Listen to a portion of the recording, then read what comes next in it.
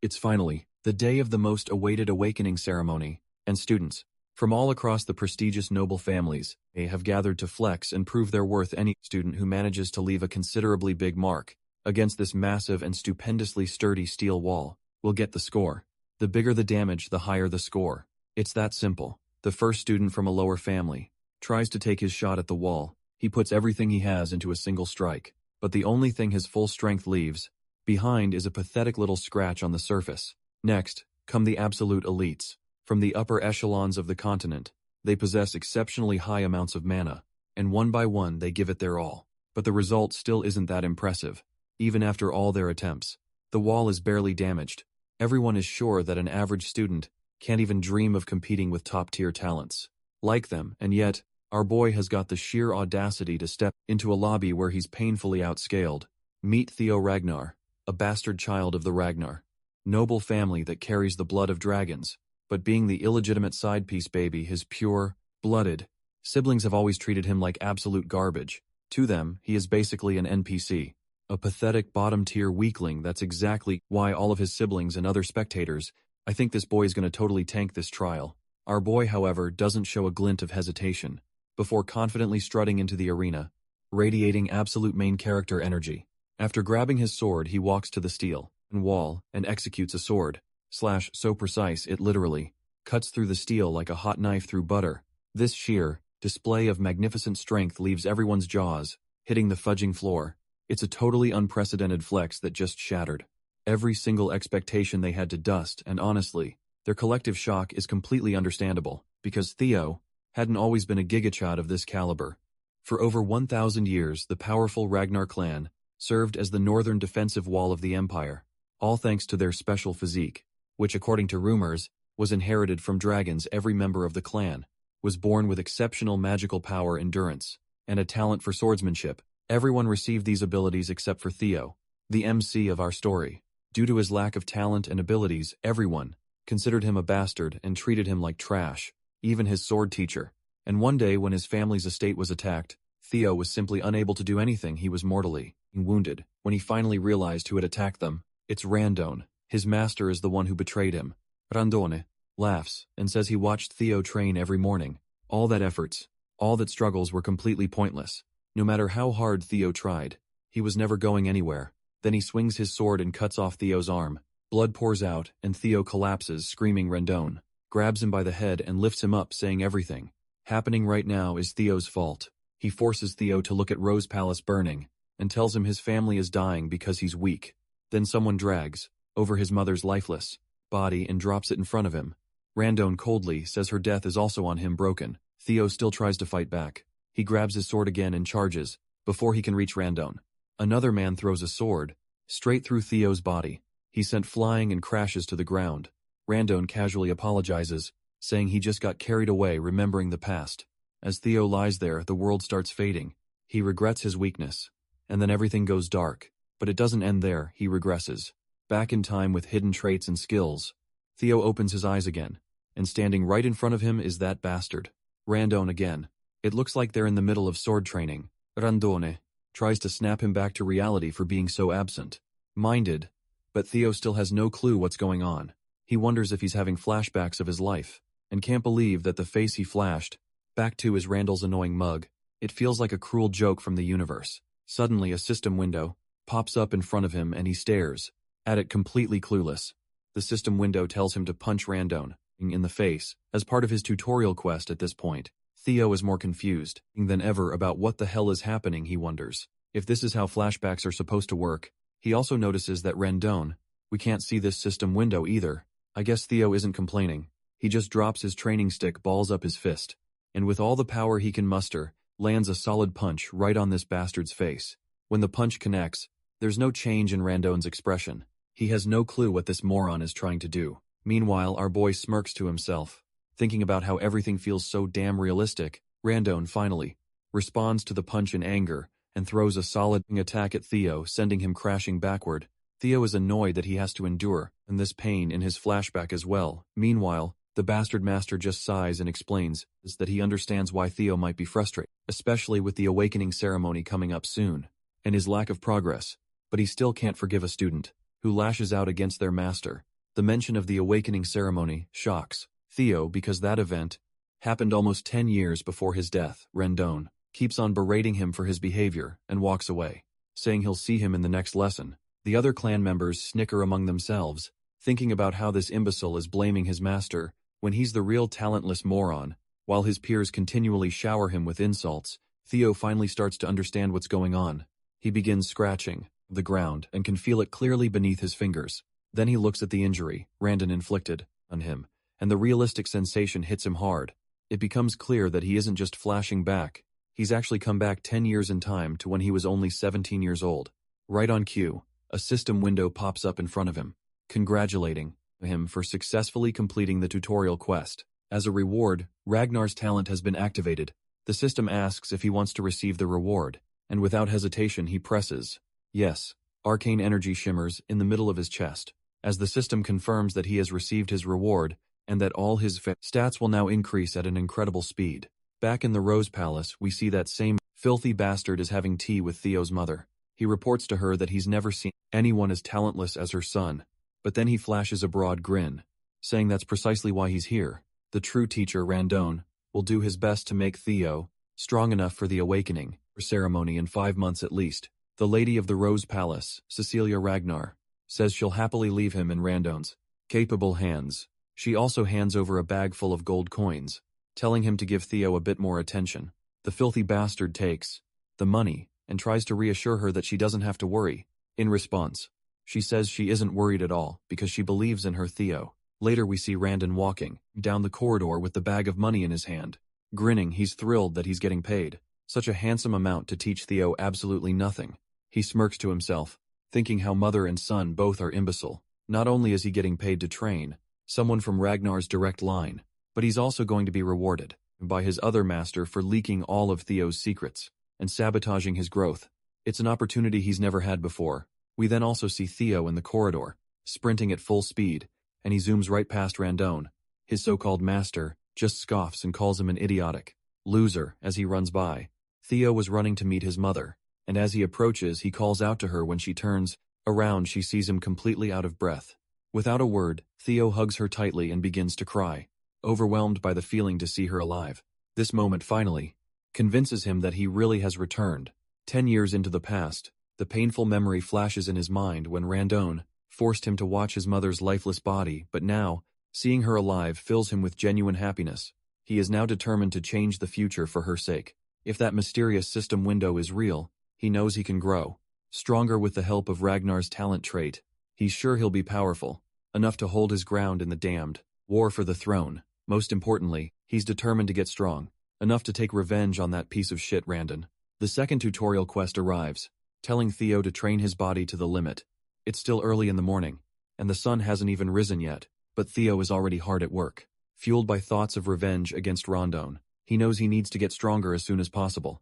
In his previous life, he was part of an intelligence agency known as Blackward, but he was relegated to the information and was never given any major role because he lacked the combat skills. He never expected he would end up using the information he gathered back then. Like this one thing he remembers is the potion that greatly empowers the body, known as the Bloody Sword Emperor Elixir. Its true worth will be revealed in the future, through the secret manuals. Most importantly, he recalls the extreme training he had given up on because of his lack of talent. But now that he has the Ragnar talent, he's sure that he can gain strength if he works hard. His face twists with happiness as he notices that his running speed is increasing, and the system window promptly shows his progress as well. Other clan members have also appeared in the training halls, and they're quite bewildered to see him running without getting tired. They wonder if he's always been this fit. Afterward, he swings his sword and can definitely see that he's swinging faster than ever before. A few days later, we find him practicing in the dead of night. It's then that we also meet the training ground manager, Evelyn Nerval, who is yawning and feeling tired. She reflects on how he's been training, without sleep for days, and she starts to wonder if he really is the talentless fool people say he is. On the other hand, Theo is so tired that he feels like he's about to collapse. But seeing that progress, bar going higher and higher, keeps his spirits up. Just last night he was totally wiped out from all the training. He had hit 90% progress, but right at that moment his percentage dropped to 89, just because he took a little time to rest. That's exactly why he's been practicing relentlessly, pushing himself Without a second thought about what speed even means, now he's hit 98%. So he picks up his speed, knowing he's almost there. After this final push, he's exhausted and can barely breathe, but there's still 1% left to achieve. Somehow he manages to push through, and finally, his sweat pays off as he sees the 3-digit number he's been craving for so long. The system promptly congratulates him for successfully completing the tutorial quest, and informs him that he has obtained the dragon heart as a reward. But before he can read all those juicy details, he just faints from exhaustion, while the system hovers over him asking if he wants to receive the reward now. His hand trembles as he tries to lift his finger, but he manages to press the yes button. As soon as he receives the reward, a blue light engulfs him, and the hall manager watches in disbelief. As he undergoes this power-up a while later, we see him in a room. As soon as he opens his eyes and looks around, Evelyn appears and reassures him that he's in the break room of Training Ground 4, and reminds him that there was no need for him to push that hard. When Theo spots her, he recognizes her right away, which surprises her that he remembers her, and goes on to introduce herself formally. As the manager of the 4th training ground, she explains that he lost consciousness while training alone earlier in the morning, so she brought him here to rest for a while. He thanks her for her kindness, and she offers him some water while reminding him that within the Ragnar clan opening, one's mana hall before the official awakening ceremony is strictly forbidden. Theo has no idea why she's bringing this up but agrees, saying he's aware of the rule. She then asks if he knows. Why did he break it? He still looks unsure and asks why she's questioning him like this. That's when she reminds him that right when he lost consciousness, there was a mana wave that perfectly matched the opening of a mana hall. With a menacing look, she demands to know if he opened his mana hall. Theo is completely clueless, odd about what she's talking about, but then he finally remembers the incident that took place before he passed out. As we know, he received the dragon heart as a reward, and as a bonus for clearing the quest early, he also gained the magic power of 10 of his past lives. When he recalls this, he's at a total loss for words, because getting a dragon heart is no walk in the park. You see, a dragon heart is special because a mana hall can be placed within it. Placing a mana hall in the heart allows it to operate more efficiently. However, humans, unlike dragons, typically place their mana halls in the lower abdomen, because the human heart can't handle that kind of power. That's why every warrior, especially those in the Ragnar clan, longs for a dragon heart, and it's the quickest way to become overwhelmingly powerful. Without placing the mana hall into the abdomen, however, humans have never been able to overcome the natural limitations of their heart, but now, with the dragon heart given to Theo as a quest reward, he's in an awkward situation. The rewards are incredible, but it's clear that this has put him in a tricky spot. On top of that, he is sitting before Evelyn Neville, a high-ranking swordswoman, who has now retired after losing her left arm, and has become the manager of the training grounds. Evelyn was the commanding officer of the white-armored dragon cavalry, and her skills were so remarkable that even the demon dragon revered her. Known for her fierce principles, she was not the type to care about status or strength. She could not tolerate dishonesty or cowardice. At one point, when she found him inflexible, she relinquished her position as his direct master. In other words, if she discovers his dragon heart and mana hole, he could very well lose his head. But he smiles because he has a plan in mind.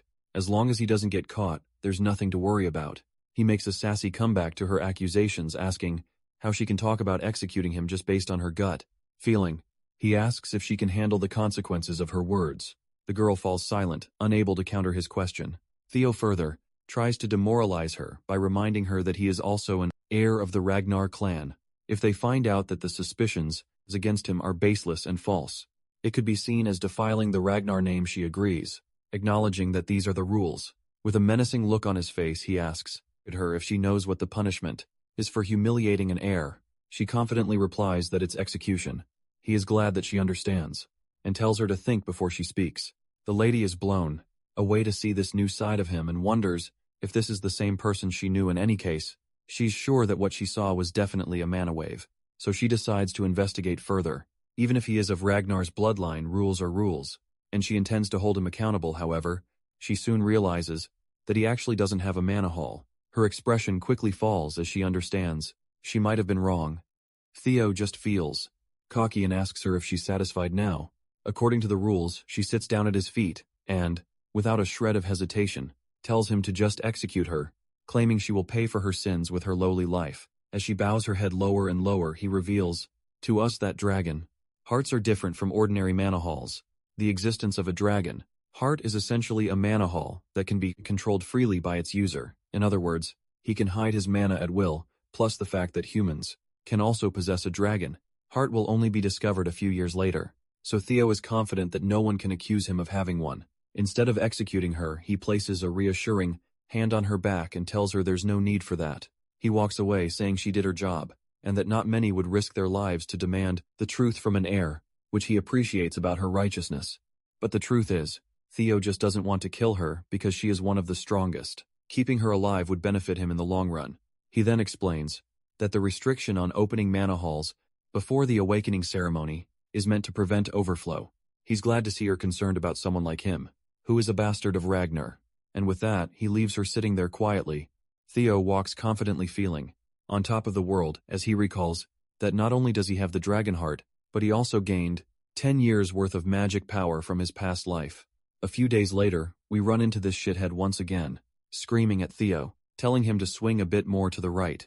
It seems like Theo is pretending to be weak, and it's getting harder to listen to Randon insult him every chance he gets. Theo can't help but notice how this bastard is suddenly but deliberately teaching him weird sword techniques. He's becoming more certain that there's a mastermind behind Randon's actions, and he's convinced that the person who gave him that final blow in his previous life must be the true mastermind. Theo decides it's time to find out who that mastermind is, and a smirk spreads across his face as he realizes what he should do next. Rando, meanwhile, keeps yelling at him, and that's when Theo snaps the stick he was holding in two.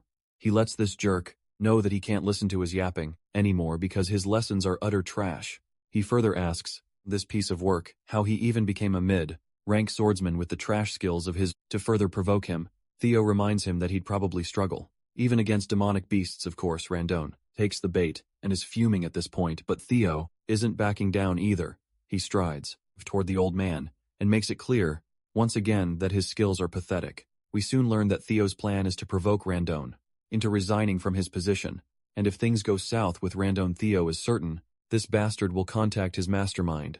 The scene then transitions to Camellia Palace, where we see a man bursting into a pub with a big grin on his face. He calls out to someone named Axion and announces to everyone that the bastard of Ragnar is going to duel his master next week.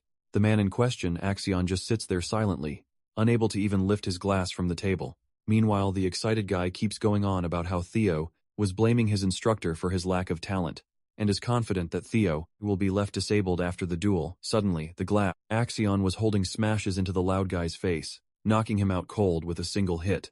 The guy is seriously pissed off, and makes it clear that he doesn't care if some bastard ends up half disabled. Of course he doesn't care after all. He's just another Ragnar, specifically the four hounds of the North Dark Tiger, Axion Ragnar. Man standing next to him is Remington Narciso, one of the four hounds of the North Silver Lion. Just then another guy makes his entrance, and this pissed off man is Ed Troy Venn, the 9 Dragon Sky Dragon. He looks particularly worried, and says that things might go wrong if they let their guard down, but Axion reassures him that this is only true for people with talent, so they don't need to worry about Theo, who is essentially a muddle-headed nobody. However, Ed points out that with the Ragnar clan, unprecedented things can happen, even from the slightest possibility. Axion responds that it's actually a good thing that Theo is trying to mess with Randon, which means that the instructor should be more than capable of handling our boy. A week later, people gather at Training Ground 4, and it's not just members of the clan. There are also other big shots in attendance. In the arena, we see Theo, who appears quite anxious. Standing under the gaze of hundreds of spectators, he curses himself, recalling how he just wanted to get this shithead fired after the humiliation. But things have spiraled out of control. However, he isn't too worried since this was supposed to happen, and he's fired up to get revenge on Rondon. System notification confirms that his third tutorial quest is to fight Randon and win. We then flash back to a moment when Theo confronted Randon about his pathetic skills, telling him that he's fired and can get lost. Randon tries to protest, claiming there's still time left on the contract, but Theo counters that since he's fired by the employer himself, there's nothing left to discuss. Theo would have loved to punch this bastard in the face, but he isn't sure about his abilities. On the other hand, Randall can't afford to get fired, since he hasn't accomplished his main goal yet. As he walks toward our boy, trying to convince him otherwise, a system window flashes right before Theo's eyes, stating that he must fight and win against Randon. This blindsides him, and at the same moment, Evelyn Neville pops into the scene encouraging Theo to resolve this matter the Ragnarok way, which is the rule of the strong.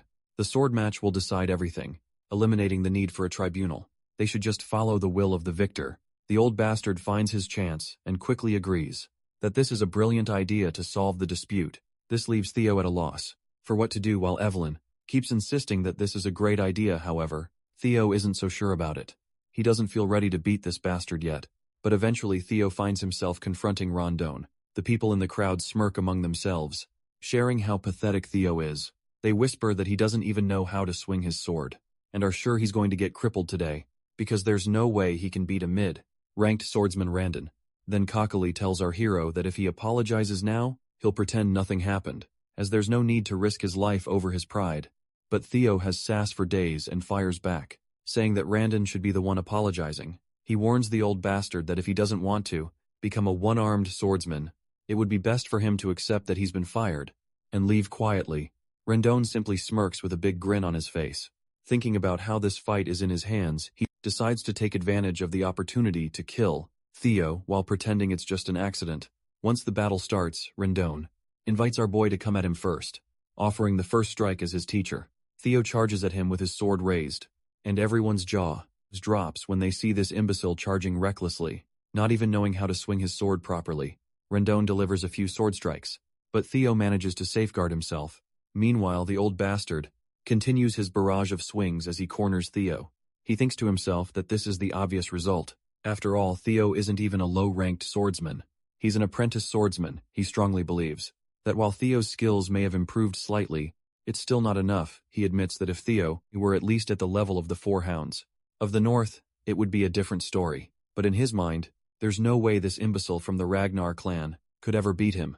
The scene then transitions to a few days earlier, where Theo turns to Evelyn and asks her what she was thinking when she suggested the match. She simply replies that she was trying to help him. If he wants to cut Rondon out, he needs to be strategic about it, as she strongly believes Rondon has someone backing him up, so just firing him won't solve the problem. Theo asks her how she knows all this, to which she responds that it was obvious since Rondon was teaching him a bizarre sword style. She had someone secretly investigate him. Theo is bewildered to hear this. Evelyn didn't bother to catch this person in his past life, but now she's making an effort to expose him just because he caught her. Interest due to the Manor Hall incident, she explains that her investigation revealed that all of Rondon's traces lead back to Camellia Palace. Well, this isn't surprising to Theo. He's more annoyed to realize that all of this is happening because of the miserable war for the throne, but then he quickly dispels his anger and annoyance, saying it's surprising she deduced this much. He explains that with his current skills, he's afraid he can't beat Rondon yet, so he asks her what she plans to do now. To this, Evelyn tells him that he can beat Rondon, and advises him to stop underestimating his own potential too much back in the fight. Rondon keeps throwing one blow after another. Theo fends off all of these attacks, as if they're no big deal this is making. Rondon wonder what happened to this brat, as he's clearly not the Theo Ragnar he knew. The tables have completely turned, and now it's Rondon who's struggling. Everyone in the crowd can feel the constipation of defeat. We also see this hoodie guy Remington, and he is also shitting his pants in some corner of the seating area, though I'm not entirely sure if he is Remington. Meanwhile, Evelyn is having the time of her life watching the fight. For some reason she's really proud of him. Then the scene shifts to the past, and we find out that in just 1 week, she's the one who personally trained him. She admits it is technically against the rules for her to do so, but since Rondon is a jerk, he doesn't deserve to be a teacher anyway. This revelation puts a smirk on our boy's face. He's feeling a mix of excitement and arousal, convinced that having Evelyn in his debt was totally worth it after all. However, there's one thing he's concerned about. He wants to know what's her real reason for going so far to help him. He asks if it's because of what happened last time. She agrees that's true to some extent, but she also mentions there's someone she knows who would like him, because that guy is obsessed with collecting talent. Back in the present, the battle rages on, and Rondon is getting more desperate by the minute. He starts to wonder if this brat has been acting like an idiot and pretending to be weak on purpose all this time. In the middle of the fight, our boy asks him who's backing him, which makes the old bastard lash out, questioning what he means by that. But Theo reminds him that he already knows he was teaching him trash lessons. On purpose, he finally gets blunt and asks if he's working with Camellia Palace. This revelation leaves the old coot stunned for a moment, and the old man's reaction confirms to Theo that it's true. With that cleared up, our guy swings his sword the very next moment, severing the old man's hand. The amputated hand flies through the air, leaving the crowd absolutely boggled. Wannabe teacher cries out in pain and starts cursing under his breath. Theo strides confidently toward this shithead, finally feeling like he's actually gotten stronger. He reminds this old bastard of the words he had said in his past life. It was his fault. Things had come to this because he had been a weak, talentless fool with a menacing swing of his sword. Theo throws those same words in the old man's face, reminding him that he is the weakest one here, he tells the old man that given Ragnar's belief in the rule of the strong, someone as weak as him shouldn't have come here. Then with one final swing the sword comes down, and this fucker's head rolls across the ground, leaving the blood splattering everywhere. The system window pops up promptly congratulating him for successfully completing tutorial quest 3. Not only did he win the fight, but he also exceeded the objective, so he's earned a bonus reward. System asks if he wants to receive the reward now, and of course we already know what his choice is. Everyone in the crowd has finally sharted their pants. It's mind-boggling to witness an apprentice swordsman just slaughter a mid-tier swordsman like that. Meanwhile, our guy is feeling like this old bastard was ridiculously weak. He's actually embarrassed that he ever suffered at the hands of someone like that in his past life. But hey, things are definitely different this time around. The system then reveals that the ability, known as observation, has been activated as a reward, and as an additional bonus, he's gained 1 year of magic power. That's when a man comes crashing down from the sky, slamming into the ground like a goddamn meteor. Before our boy can even react, this man shouts Theo's name as he grins widely. The man in question is none other than Julius Ragnar, the demon dragon, and commander of the white-armored dragon cavalry. Theo is absolutely stunned to see him. He can't believe it's really him, and starts wondering how long he's been watching this whole time. Meanwhile, the crowd starts losing their minds, because this man is the commander of the white-armored dragon cavalry, and everyone's freaking out, trying to figure out why someone of his rank is even here. I think this is the guy Evelyn was talking about, the one who likes collecting talent. We then see Evelyn herself absolutely devastated and dejected that the commander has literally destroyed the flooring with his landing. On the other hand, Julius looks like a literal beast, and his terrifying appearance leaves Theo sweating and completely unsure of what to do next. But his worries seem unwarranted as the man just laughs, flashing a big broad grin. He looks like a friendlier version of Brutus from Popeye the Sailor Man show. He gives gentle pats to our boy, which, let's be honest, are not so gentle. He continues to laugh, saying he's quite surprised to see someone carrying this much talent with him. He adds that it was a little disrespectful to kill his teacher, but he admits Randon deserved every bit of it then. He bursts into laughter again as he pats Theo over his shoulder, and then promptly invites him to join the white-armored dragon cavalry. Evelyn had already expected this much, while everyone in the crowd is left with their jaws hanging open. They're struggling to believe that the infamous Julius Ragnar has scouted someone as inexperienced as him to join the elite white-armored knights. That's when we catch a glimpse of Remington once again. He asks a guy nearby if he's ever heard of a case where an apprentice swordsman who hasn't even undergone the awakening ceremony has been scouted. The stranger looks unsure how to respond, and admits he's never heard of such an occurrence. Of course, Remington knows this too. It hasn't all happened in the entire history of their world. Meanwhile, we hear our hero's thoughts. He thinks it's impossible to gauge someone's true potential while their mana hole is closed. Even if their swordsmanship is exceptional, their magical power could be lacking. So no matter how great Julius Ragnar is, he can't be entirely sure if Theo has any potential. Still, he wonders if the demon dragon Julius can see that kind of potential in someone like him. Theo quickly declines the offer to join, doing so flatly, without a shred of hesitation or doubt on his face. Julius is left looking like he just bit into a sour lemon. The crowd is in shock as well, their jaws hanging open at how coldly Theo turned down such a prestigious man. There's a moment of silence in the entire hall, as everyone processes what just happened. As the day passes, news of the incident spreads throughout the clan. Everyone is talking about how this young master Theo, seen as an imbecile, destroyed his teacher, and when the demon dragon tried to scout him into the white-armored dragon cavalry, he turned down the opportunity. Opinions are divided on whether he's being humble or just arrogant. The scene transitions to Carmelia Palace, where we see a lady who looks pretty pissed off that Randon has been killed and everything has gone off the rails. She is actually the lady of the Carmelia Palace. Emil Ragnar, a man, steps in to assure her not to worry, reminding her that Randon was a noob, assigned only because of his terrible skills. She brushes it off, stating that his death isn't a major concern. The man speaking to her is her brother, Sky Dragon Ed Troy Ven, whom we've seen before at the pub. She explains that the demon dragon personally reached out to Theo, and what's even more troubling is that people are saying Evelyn ordered it. This means they can't interfere by assigning Theo a new master anymore. If Theo starts to stand out, it'll become much harder to take control of the Rose Palace. At that moment, Axion enters the scene. Casually asking why they're so worried, he reassures them that there's no way the clan head will take an interest in this situation, and their plan can proceed as usual. Emile asks if he understands that the best way to take control of the Rose Palace, without offending the clan leader, is for Theo to remain powerless. Her son acknowledges this and says he knows it already, adding that he's certain Theo is still powerless.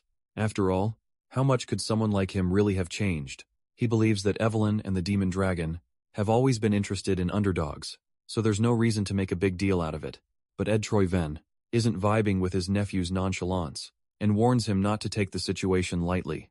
That's when Axion pulls out a letter, and with a sly grin, says that since his mother and uncle are so worried, he'll just play with Theo a little, and remind him of his place. Later, the scene transitions to the training grounds, where Evelyn is giving Theo props for his good practice session. He thanks her back, saying it's definitely different learning from a proper master like her. She then mentions that it would have been better if he had joined the white-armored dragon cavalry, and she is curious about why he declined the offer. He thinks to himself before responding. He considers how it would be a lie to say he didn't regret rejecting that juicy offer, since it was his dream in his past life. However, he just smirks, thinking that joining now would be detrimental for him. There's no reason to limit himself this early in the game, when he thinks about the privileges that will come with being at the top after the awakening ceremony. Getting into the white-armored dragon cavalry doesn't even compare, so he just smiles and says he didn't want to receive any special privileges, and that he still feels he's not ready, satisfied just training with her for the awakening ceremony. Evelyn then reminds him that the commander will probably be disappointed after being rejected. Like that, at that moment, Theo decides to use his observation skill for the first time. He reads all of her stats, and without a doubt she's a high-ranking swordswoman. He learns that she admires his humility and character, and she feels a sense of energy and purpose, teaching him, which is something she hasn't felt in a long time. We also read that she misses the white-armored dragon cavalry. Leo is thrilled to realize just how useful this observation skill is. He then squints a little and notes the last line about Evelyn missing the white-armored dragon cavalry, which he finds quite surprising. That's when a guy enters the scene introducing himself as Sibel Drea. He mentions that he's come from the Southern Inspection Post, has something he needs to discuss with Theo. Theo finds this guy a bit intimidating, and isn't sure what this discussion is going to be about. He then decides to use his observation skill again, and he learns that Sybil possesses a strong longing to spar with him. The revelation makes him sweat with anxiety, and he feels terrified at the thought of fighting someone with such a scary face right on cue. The system notification pops up, showing the 4th tutorial quest. His main goal is to discard the title of Imbecile of Ragnar, and he has already made almost 28% progress. Sybil Drea was quite frank with his intentions. He declared that he wanted to follow the young master. Theo, he even honestly confessed that he was one part of the masses that just ignored the seemingly untalented Ragnar. He used to believe that the title of Ragnar's imbecile was a perfect fit. Leo appreciated the honesty, but he could not help but feel a little pissed off. The bastard was practically bad-mouthing him without realizing what he was saying. Sybil had a change of heart when he came to learn that the young master came out every morning to train, harder than anyone else. Moreover, he was honored to see the results of such efforts in the fight against that fraud, Rendon Harvey. Sybil reveled at the sight of the instructor's head flying in the air. He was astounded to see Theo's miraculous growth firsthand. The sight of demon dragon Julius Ragnar personally inviting the young master to the white-armored dragon cavalry was etched on his mind. Sybil proclaimed that Theo had become his idol from that point on. He wanted to give up on himself after being called the idiot of the Southern Inspection Office, but that changed when Theo appeared. All he wanted was the opportunity to clash swords with his hero. The young man's frankness was quite shocking. Usually Theo would doubt anyone's true intentions, but the observation skill showed the young man's true nature. Sibel Drea held a strong respect for Theo, and all he really wanted was a spar.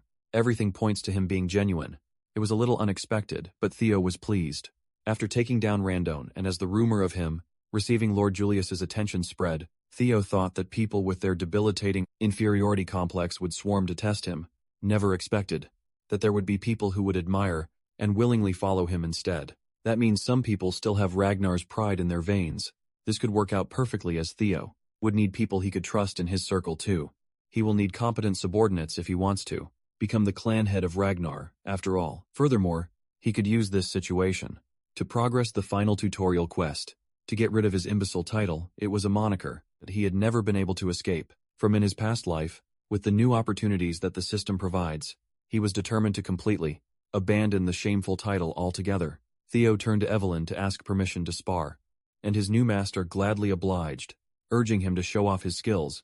With his blade and salute, he formally introduced himself as Theo Ragnar, the apprentice swordsman of the Rose Palace awaiting the awakening ceremony under the guidance of Master Evelyn Naravel. The one-armed swordmaster smiled with approval. Sibeldrea clumsily saluted back as he introduced himself. As an apprentice, swordsman of the Southern Inspection Post, he inherited the swordsmanship of the Kurai clan and focused on the quicksword finally. The sparring session started, and Sibel blasted off the ground. He looked like a madman going for the kill. Right from the get-go, Theo blocked the first attack, causing their blades to spark in the collision. The idiot of the Southern Inspection Post was undeniably quick. His speed was the one thing that he was incredibly confident about. Just from their first exchange, Sybil could already feel that the young master's skill was the real deal. Meanwhile, Theo was wondering why the kid was labeled an idiot in the first place. If he faced this guy in his previous life, he would have struggled to take even just a few hits. But of course, he had come a long way from the previous him. Theo went on the offensive and swung his blade to send Sybil flying like a rag doll, losing grip on his sword for the current Theo. This was child's play. Poor Sybil almost threw up his insides from the excessive force that hit his solar plexus. He eventually crashed against the training area's stands. Fortunately, he wasn't gravely injured. Sybil tried his best to stand up and praise young Master Theo's mastery of the sword. He immediately conceded the loss with gratitude. Theo remained graceful in victory and saluted the young man, telling him that it was a good fight. While holding his sword in salute, he stared at his reflection from the dazzling blade. An idea struck his mind. Maybe he can also use the observation skill on himself. Upon activation, he discovered that it does work. His talents included observation player Ragnar, and a bunch more beyond his current access. He's a level 1 swordsman with balanced stats and an abnormally high 190 points in magic power. Now that he has finally perceived stat points, they will be noted with numbers from now on. Under talent, his abilities were on full display. Based on the currently locked slots, he can just keep doing quests to get at least 4 more. Being able to check his own stat values anytime he wanted was also a great discovery. Theo attributed his abnormally high magic power stat to his past life's magic, and the dragon heart beating on his chest. What he did not like was his negative 49 points in luck. He wondered if he was cursed to have such an abysmal luck stat. Maybe all the misfortune he suffered in his previous life was all because of this rotten luck. He definitely needs to figure out a way to increase his luck as fast as he can. Theo was so focused on his spar and evaluating his status that he failed to notice the crowd of young men standing all around the arena. They have practically formed a circle surrounding him, their intentions unknown. He considered that no matter how weak and trashy his previous instructor was, that bastard was still a mid-rank swordsman. Since he beheaded Randone the fraud and received the approval of a respected commander, the emergence of these young swordsmen was natural. With its rule of the strong motto, there could only be 2 reactions. From the people under Ragnar's rule, it's either they become envious of Theo, or he becomes the subject of their undying admiration. As for the ones gathered in the arena, Evelyn could plainly see their stance. They belonged to the latter. They were amazed to see that the rumors regarding the young master were true. Respect and approval were evident in their eyes. Each of them imagined being in Sybil's shoes for the spar, and each one of them wondered if they could even block Theo's sword. This thought only spurred their desire to clash blades with the young master further. One of these young swordsmen was Eid Nolan Leo. Scanned the crowd and was pleased with their reaction. He singled out Eald Nolan, surprising the young man. The young master called him to come forward and have a spar. Eald Nolan stalwartly saluted and introduced himself as the third son of Viscount Nolan, specializing in the double ascension swordsmanship. Theo returned the salute and casually wished for a good fight, without wasting any more breaths with formality. The fighters assumed positions and started going at it. With each clash of their blades, Theo's basic swordsmanship proficiency steadily increased. EAD was no pushover. He was fast and clever. It was enough to sneak a slash that seemingly had no immediate counter. At that moment, Theo felt like the world slowed down. He shifted the grip on his sword and met the attack with a perfectly angled block. It was enough to make Ead's blade fly away from his hand. The crucial block increased Theo's proficiency in the changing heart swordsmanship, EAD, was stripped of his sword. It was a clear and utter defeat in the hands of the young master. The young man acknowledged his loss and gave his eternal approval to Theo. Much to Theo's surprise, gaining EOD's approval also increased his luck. Maybe luck is tied to his reputation. If that was the case, he just found a method to remedy his abysmal luck. He could just keep on fighting until he literally turns his luck around. Next on the chopping block was Bernat Ramiro. That was an easy dub with another gained approval. His luck increased by another 1 point. Then came Eric Moran. He put up a decent struggle, but it was a struggle nonetheless. Next was the approval of Manfred Nonbert. Without stopping his sparring onslaught, he wiped the floor with Manuel Noir, the thuggish-looking. Vero Peronk did not even last a whole minute. After a while, Theo was wholly immersed in battle as he continued his winning streak with Daniel Raymond. By the time he was done with most of the young swordsmen, he was itching for more. He called the next challenger, but no one was stepping up to the plate. He fought so much to the point of near exhaustion, but upon checking, his quest progressed to escape the imbecile title. It had only progressed by 1%. Maybe it's because these people have already approved of him. He might need to seek stronger foes, or show off his skills, in front of the people who still look down on him. Either way, he's going to need something different. Suddenly a man parted the crowd, telling Theo that he looked exhausted. He argued that he'll rest when the need arises, but right now he can still fight. Since he claimed that he's still in shape to fight, the armored man dubbed as the Silver Lion, Remington Narciso, formally asked for a sparring match. Leo and the crowd of young swordsmen were not expecting so esteemed to show up. Remington's one of the 4 Hounds of the North, after all. The 4 Hounds of the North consisted of Hulkus, Leica, Ray Ragnar, Remington Narcio, and finally, Camellia Palace's very own Axion Ragnar. They hold the title of the 4 strongest people within the Awakening ceremony generation under the Ragnar clan. Remington Narcio claimed to have come early to observe the swordsmanship of the young lord. Before the Awakening ceremony, saluting with a smile on his face, Remington thanked Theo for honoring his request. The Silver Lion is a talented sword genius with keen senses and an outstanding work ethic. Right now, he's just surprised at the appearance of an unexpected rival in the form of Theo. Rio Ragnar returned the salute with pride. This time he introduced himself as the 31st son of the great guardian of the North, Kyle Ragnar. He never expected to meet, let alone spar with the sword genius Remington. He respected this man in his past life. When he stated that he was honored to be able to cross swords against the famed young deputy clan head of Narciso, he meant it. Immersed in the intoxicating vibe of fighting non-stop, Theo just wanted to show Remington his skills. Both of them are looking forward to a great fight. Theo watched as the Silver Lion's aura exploded to a terrifying degree, and he wondered if his current self could actually defeat Remington. Both fighters charged forward, their blades colliding and sparks flying. How strong could one of the 4 Hounds of the North be? Each one of their clashes shook the stage fiercely. Theo kept his eyes on the prize as shards of steel flew all over the arena. Remington smiled as he did the same. One of the fighters' swords was cleanly cut after sustaining quite a bit of wear and tear. Evelyn did not let her gaze wander as she watched closely. The young swordsmen, who were defeated at the hands of Theo, were speechless. In the middle of the deathly silent arena, the broken blades clanging noise as it hit the ground reverberated. It was Theo's sword in a single clash of sheer strength. Remington sliced his blade cleanly, stopping his attack, inches away from lopping Theo's head off. To everyone who saw what happened, the result was clear. Young Master Theo Lost Sybil refused to believe that his idol would be trounced so quickly, but it was the obvious result. They resigned to the fact that no matter how much Theo had grown, it was still impossible for him to beat one of the 4 Hounds. They were the strongest of the current generation. For a reason, Sibel argued that the fighting spirit Theo demonstrated was more than enough to admire. Much to every bystander's surprise, the White Lion suddenly declared that the duel was his loss. He respectfully saluted Theo. His form was impeccable. As he humbly thanked the young lord for the duel, Remington asserted that Theo's sword was already worn out by the time they started. Not to mention the fatigue he was feeling after multiple fights. Theo insisted that on a battlefield, no one would offer such considerations, so he already accepted his defeat. The moment he lost his blade, Remington returned with an understanding smile. The White Lion and the imbecile shook hands. More profound respect for one another formed between the unlikely tandem. Remington genuinely hoped that they could have a proper duel in a more ideal setting next time, and Theo did too. Everyone watched in surprise as Theo was acknowledged by one of the 4 Hounds, thinking that the young master really was built different. The duel with Remington raised his quest progress up to 35%, a massive jump. All things considered, Evelyn sighed in relief from the sidelines. This could not have ended more perfectly. Theo finally had a gauge of just how strong the hounds were thanks to Remington's display of power. By obtaining talent and secret manuals through quests, Theo had become incomparably stronger than he was in the past. But he felt true power the moment he crossed blades with the White Lion.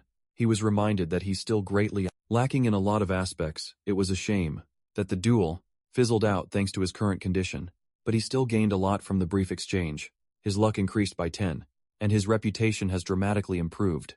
As for the quest, he's still a long way from finishing it all at once, so he might have to actively look for other methods. He needs to set a stage to gain approval. Remington confessed that he did not come to this place for a simple duel. He actually wanted to extend an important letter to Theo. It was a formal invitation to the so-called Scaled Dragon Society. Just hearing the name of the Scaled Dragon Society made all the young swordsmen's blood rush to their heads. It's a high society group, with an exhaustive selection process. Furthermore, Remington himself was inviting the young master to be invited to the Scaled Dragon Society. Was an honor for any rising star. Theo modestly asked if it would really be okay for him to be admitted to the club. The White Lion hurriedly assured him that he was more than qualified. Besides, he insisted that it was not that serious of a group in the first place. Most of the prominent members simply view it as a social group for peers, waiting for the upcoming awakening ceremony. Theo can't discern if Remington had ulterior motives for this invite, but he knows that the Scaled Dragon Society is currently centered around his half-brother Axion. It's a gathering filled with snakes who look at him with contempt and ridicule. That also made it the perfect environment for Theo to progress in his quest. In addition, it would allow him to do some recon on Axion and the Camellia Palace. Seeing no reason to refuse, Theo took the letter of invitation and formally thanked Remington for going out of his way. He promised to participate and enter the den of his enemies. Remington happily shook his hands, glad to have roped in another rising star. He also told Theo to never hesitate to ask him about anything. The meeting will be in 2 weeks, so that's all the time he has to prepare and set up a plan. Evelyn took a drag of her cigarette, seemingly worried about his new disciple. Moments later, the news of Theo getting invited to the high society gathering reached the Rose Palace. Theo's mom Cecilia burst into his room with an excited smile plastered on her face. He was just about to personally deliver the news, but that doesn't seem necessary anymore. Cecilia had already gathered the palace's Bana grooming team to his room since he had been invited to participate in something significant for the first time. His mom was naturally excited. It was a club featuring Axion, the son of that cunning Amel, and brilliant talents like Remington. The youngsters even garner attention from the council itself. Cecilia knew that everything, from how Theo dresses to how he composes himself, would be under close scrutiny. She took out a tape measure and started taking Theo's sizes. Cecilia knows that her boy would show no fault when it comes to etiquette, but attire and demeanor are different matters entirely. Fortunately, this was a facet of high society that Cecilia could personally help him with. She used to be a successful actress after all. She was just glad to be involved and to be of assistance to her dear son. Theo knows that his mother had always carried the weight of having an illegitimate child as a commoner concubine. Cecilia carried the guilt of giving her son such a shameful label, even though that was not her fault at all. In the cold Ragnar clan where strength trumps all, he could only imagine how hard it must have been for her to have such a weak child in the past life. Cecilia might be acting excited and joyful, but deep inside she was a mother, concerned about her son's well-being and nothing else. She held Theo tightly and assured him that his mother would always believe in him, that he'll be able to do anything. The warmth of his mother's embrace melted the coldness in Theo's heart. She returned the embrace and held his mother with love. This time around, he's determined to work his ass off to stop making his mom worry about him, while she was excited at the thought of her son joining the Scaled Dragon Society. All Theo could think of was pulverizing the whole damn snake's nest. 2 weeks later, the night of the society banquet arrived. Remington personally came by the Rose Palace to pick Theo up in a lavish carriage. As soon as he saw the young man, he thought he was seeing a different person.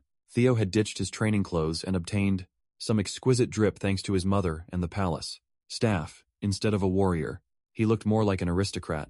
Remington commented on his new look, and Theo took it as a joke. The White Lion wasn't joking. He was genuinely impressed by the young master's transformation. Theo had to admit that his body had undergone a massive overhaul. He grew taller, His muscles developed perfectly, and all of this was a result of a mere 2 weeks of diligent training. During those 2 weeks, Remington, surprisingly, came to see him to train, together every day, and they have gotten pretty close now. He also gained quite a decent following. With Sybil and the others, Evelyn was saddled with teaching a whole battalion of Theo fanatics when she only agreed to teach the young master. For a short interim, it was a lively 2 weeks of training to say the least. Even now, Theo was still recovering from interacting with so many overeager people. Today he's headed to his first formal banquet. Remington assured him that there was no need to be nervous, but the White Lion left him with a single warning. He explained that his friend Axion can be very mischievous at times. It was actually Axion who made the invitation to Theo, saying he wanted to meet the new rising star. Moreover, this entire banquet had been prepared for Theo's sake. Getting all this information certainly changes things, not for the worst, mind you. This was actually better for Theo. He's already looking forward to being greatly insulted, left and right. At the banquet hall, the dark tiger Axiom Ragnar had already started sipping on expensive booze. He was quite excited to turn the imbecile of Ragnar into his new toy. The carriage pulled up in front of a lavish palace, signaling their arrival at the banquet's venue. Remington and Theo got out of the carriage. The young lord immediately scanned the place. He's about to enter the Camellia Palace, the home court of the scum who instigated Raindon to interfere with his growth. In the past life they consumed him, his mother, and the entirety of the Rose Palace without mercy. His thoughts of vengeance were interrupted by Remington's invitation to go in. The lively Remington had received news that Axion would personally come and greet them, and he should be waiting at the entrance by now. It was obvious why that bastard Axion invited him in the first place. The fool must be thinking that since the imbecile of Ragnar is acting up, it's up to him to stop Theo's momentum.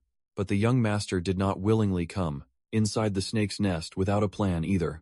He will make Axion understand just who he's trying to mess with. As they got close to the palace, Theo stopped in his tracks.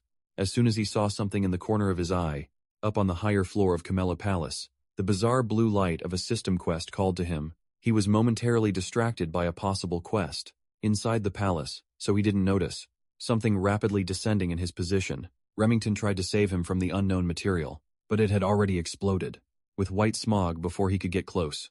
Remington panicked and hurriedly called Theo. Thankfully he was fine. It was just a sack of white flour, aimed at him and launched from up above. Remington was furious at the childish prank. Theo acknowledged that he would not have been able to dodge, and the outfit his mom painstakingly made would have been ruined. If this was his previous life, he thought Remington was in on the stunt, but that doesn't seem to be the case. The White Lion was just confused and angry at the unexpected situation. Welcoming him with flour must be the best those dumbasses up top could think of. The one stupid enough to think of something so immature must be those smug nobles watching from the windows. A familiar voice parted the nobles out of the way and asserted that this was just a little greeting between friends. A basic courtesy, if you will. Remington wasn't having any of it, though.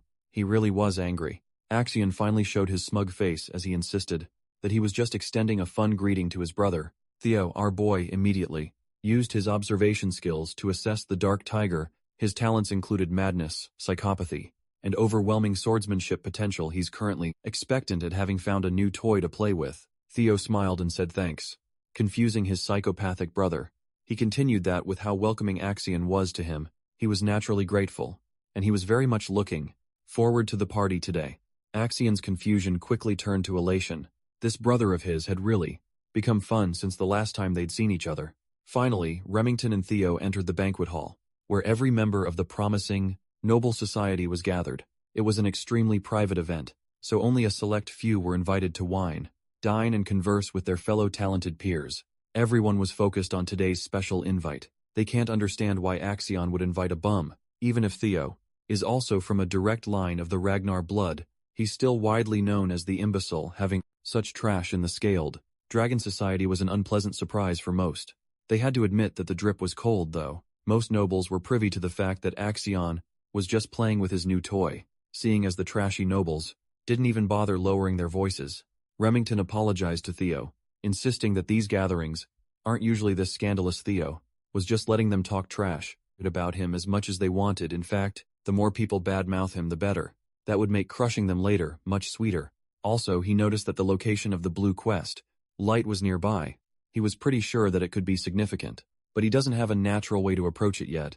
Axion, the host of the party, descended the stairs to ask his brother if he was Enjoying the party, Theo forced himself to calm down and just proceed with his plan as he mapped it out. He smiled and thanked Axion sarcastically, apologized for the flower incident a few minutes ago, playfully admitting that he went a little overboard.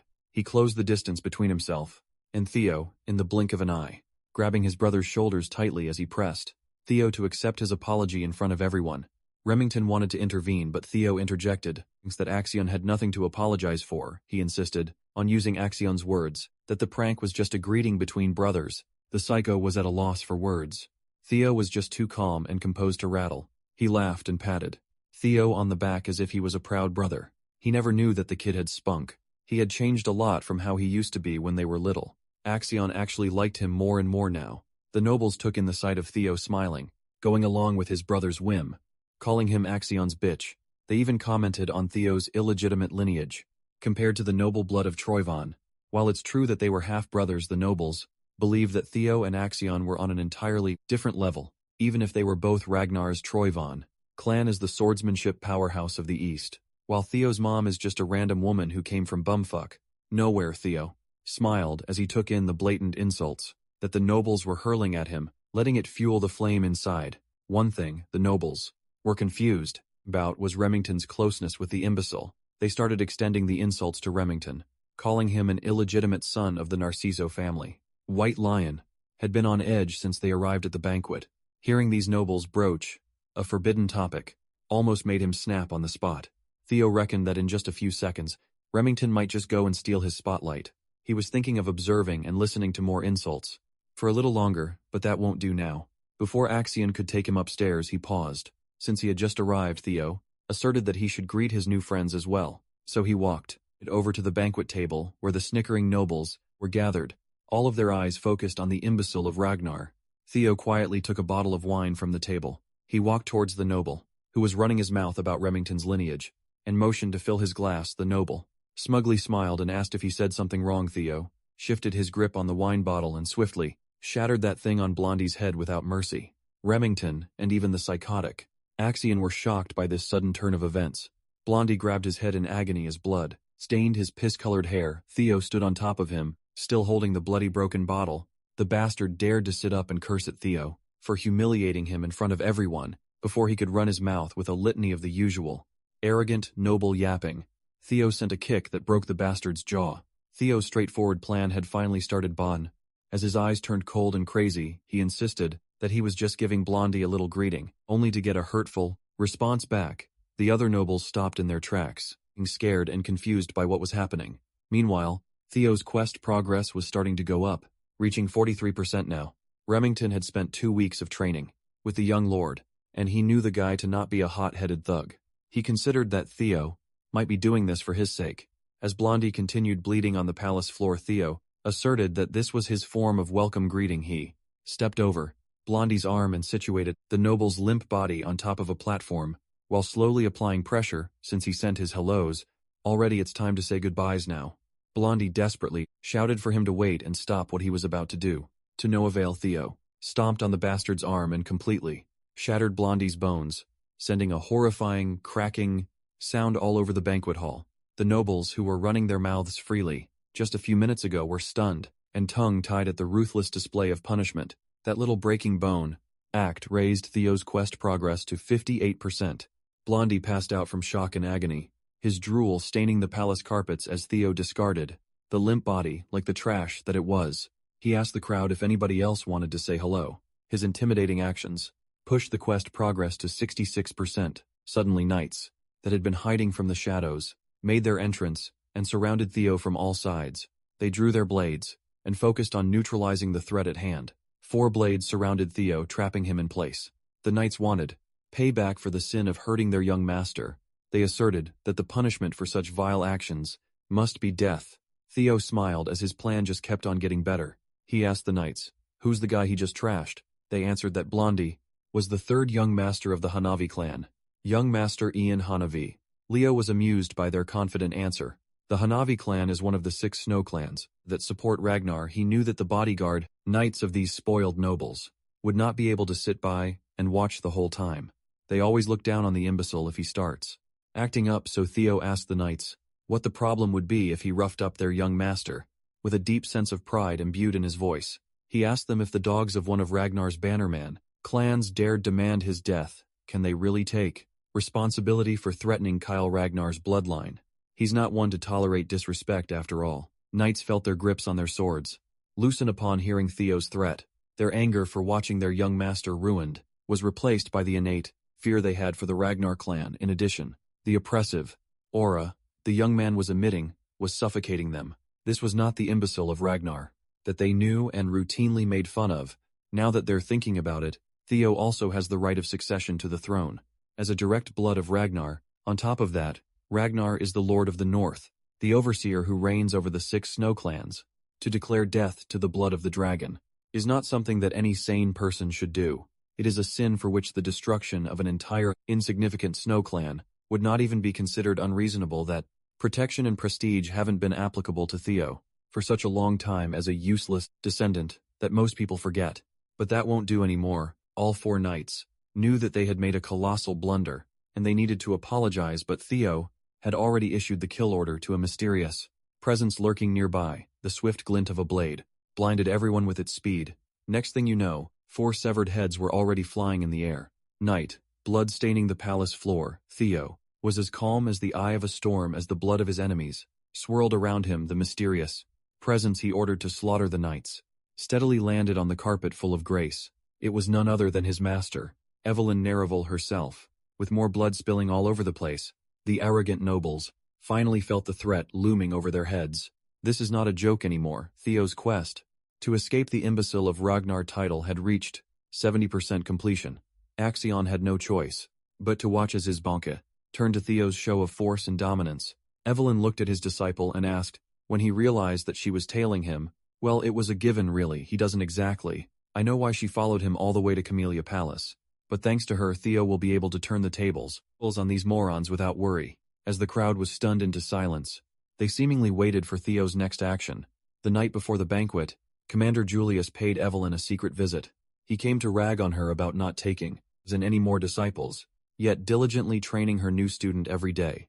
Evelyn must have gotten used to this brute sneaking into her quarters, as she didn't even want to entertain his games recently. Julius's only joy in life has been tormenting his former comrade. That includes raiding her expensive wine stash for his own enjoyment. Tonight, Commander Julius really wanted to hear just what Evelyn saw in the kid. She knew that taking the bottle away from the brute's hand was impossible. Now Evelyn answered that Theo was simply beyond expectations considering his attitude about honing his craft and talent.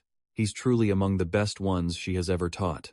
Considering that even Axion passed through her hands, that's a bold claim. Evelyn did not mince her words. Considering Theo's potential, she could confidently say that he was beyond that of even young Master Axion. She sincerely insisted that she was not just speaking empty words. Well, Julius always trusted her eyes for talent. She had 2, while he only had 1 after all. Julius reckoned that a person cannot change so drastically overnight, so the most reasonable explanation for Theo's case was that the kid hid his strength all this time for some reason. Admittedly, it was odd to believe that someone would do that for such a long time, only to start suddenly showing it off now as a trainer. Evelyn believes that being hasty in one's steps makes one bound to trip and fall, but what she saw in Theo was different. It seemed like he was being chased by something intangible, like he was pushing himself out of fear. That's also why she's worried about his attendance at the Scaled Dragon Society. Julius finished the bottle of wine and ascertained that the Axion brat really was worthy of worry. He was also the one who suggested that Evelyn should just follow the kid to be safe. Commander Julius feels like something will happen at the banquet. It might be different from what Evelyn's worried about, but something will definitely happen. Being a Ragnar himself, he knew from first-hand experience that when wolf cubs who are hungry for blood gather, they start to establish a hierarchy. The commander laid out a uniform on the table and urged Theo to join his unit once more. Not only the kid, but Julius also wanted Evelyn back in the white-armored dragon cavalry. He refused to give up on Evelyn. He doesn't want her to retire. Just because she can't ride a dragon anymore, she has to come back and take responsibility for what she started. Julius exited Evelyn's quarters, thanking her for the delicious wine. She lost an expensive bottle, but she might have just regained her purpose. Back to the present, inside the Camellia Palace. Evelyn started piecing the events together. She reckoned that Theo must have noticed her following from behind and orchestrated this situation on purpose. Maybe he joined the Scaled Dragon Society, aiming for this scenario in the first place. Her worries didn't need to begin with. She wondered at what point did he notice her presence. On the way to the palace, Theo actually sensed his master discreetly, tailing him the moment he got in the carriage. With his dragon heart he can unleash his energy, perception of his surroundings, effectively acting as a sixth sense. Anyway, what matters now is that the change has been set for his revenge. Theo turned to Evelyn and explained that most nobles in the banquet hall have shown blatant disrespect to a successor candidate of the Ragnar clan. He asked what the punishment for such a horrid crime is. The guilty nobles almost fainted on the spot. They knew exactly what the punishment was. Evelyn, ever a stickler for the rules, stated that depending on clan laws, immediate execution of the guilty parties is enforceable. Theo smiled, and he set it up. Evelyn perfectly finished it off, acting like a magnanimous man. Theo asserted that the offenders are just children, who haven't even been through their awakening ceremony, yet he would be satisfied with just taking one arm from each criminal to consider the sin forgiven. Evelyn acted quickly. She was an unstoppable slicing machine aimed at the bratty, panicking nobles of the Scaled Dragon Society. The second son of the Byron clan tried to move out of the way, only to get his right arm severed. The first son of the Red and White Mercenary Corps screamed in agony as his blood spurted from his stump. The dainty arm of the fourth daughter of the Saris Merchant Guild was not spared. The third son of the Clark clan tried to run, but outrunning Evelyn was practically impossible. When the first daughter of the Howard clan got turned into a one-armed Stumpy, Leo's quest had reached 79% completion. One of the pathetic nobles crawled towards Axion or Axe. For those close to him to beg for help, Axe just repeated his brother's words. "I can't intervene." As this was just another form of greeting, the crawling noble saw a glint of blade in his periphery, and then his arm was sliced cleanly, his blood almost staining Axion's clothes. As the first son of the parent, family twisted and turned in anguish. Axe looked at his former teacher.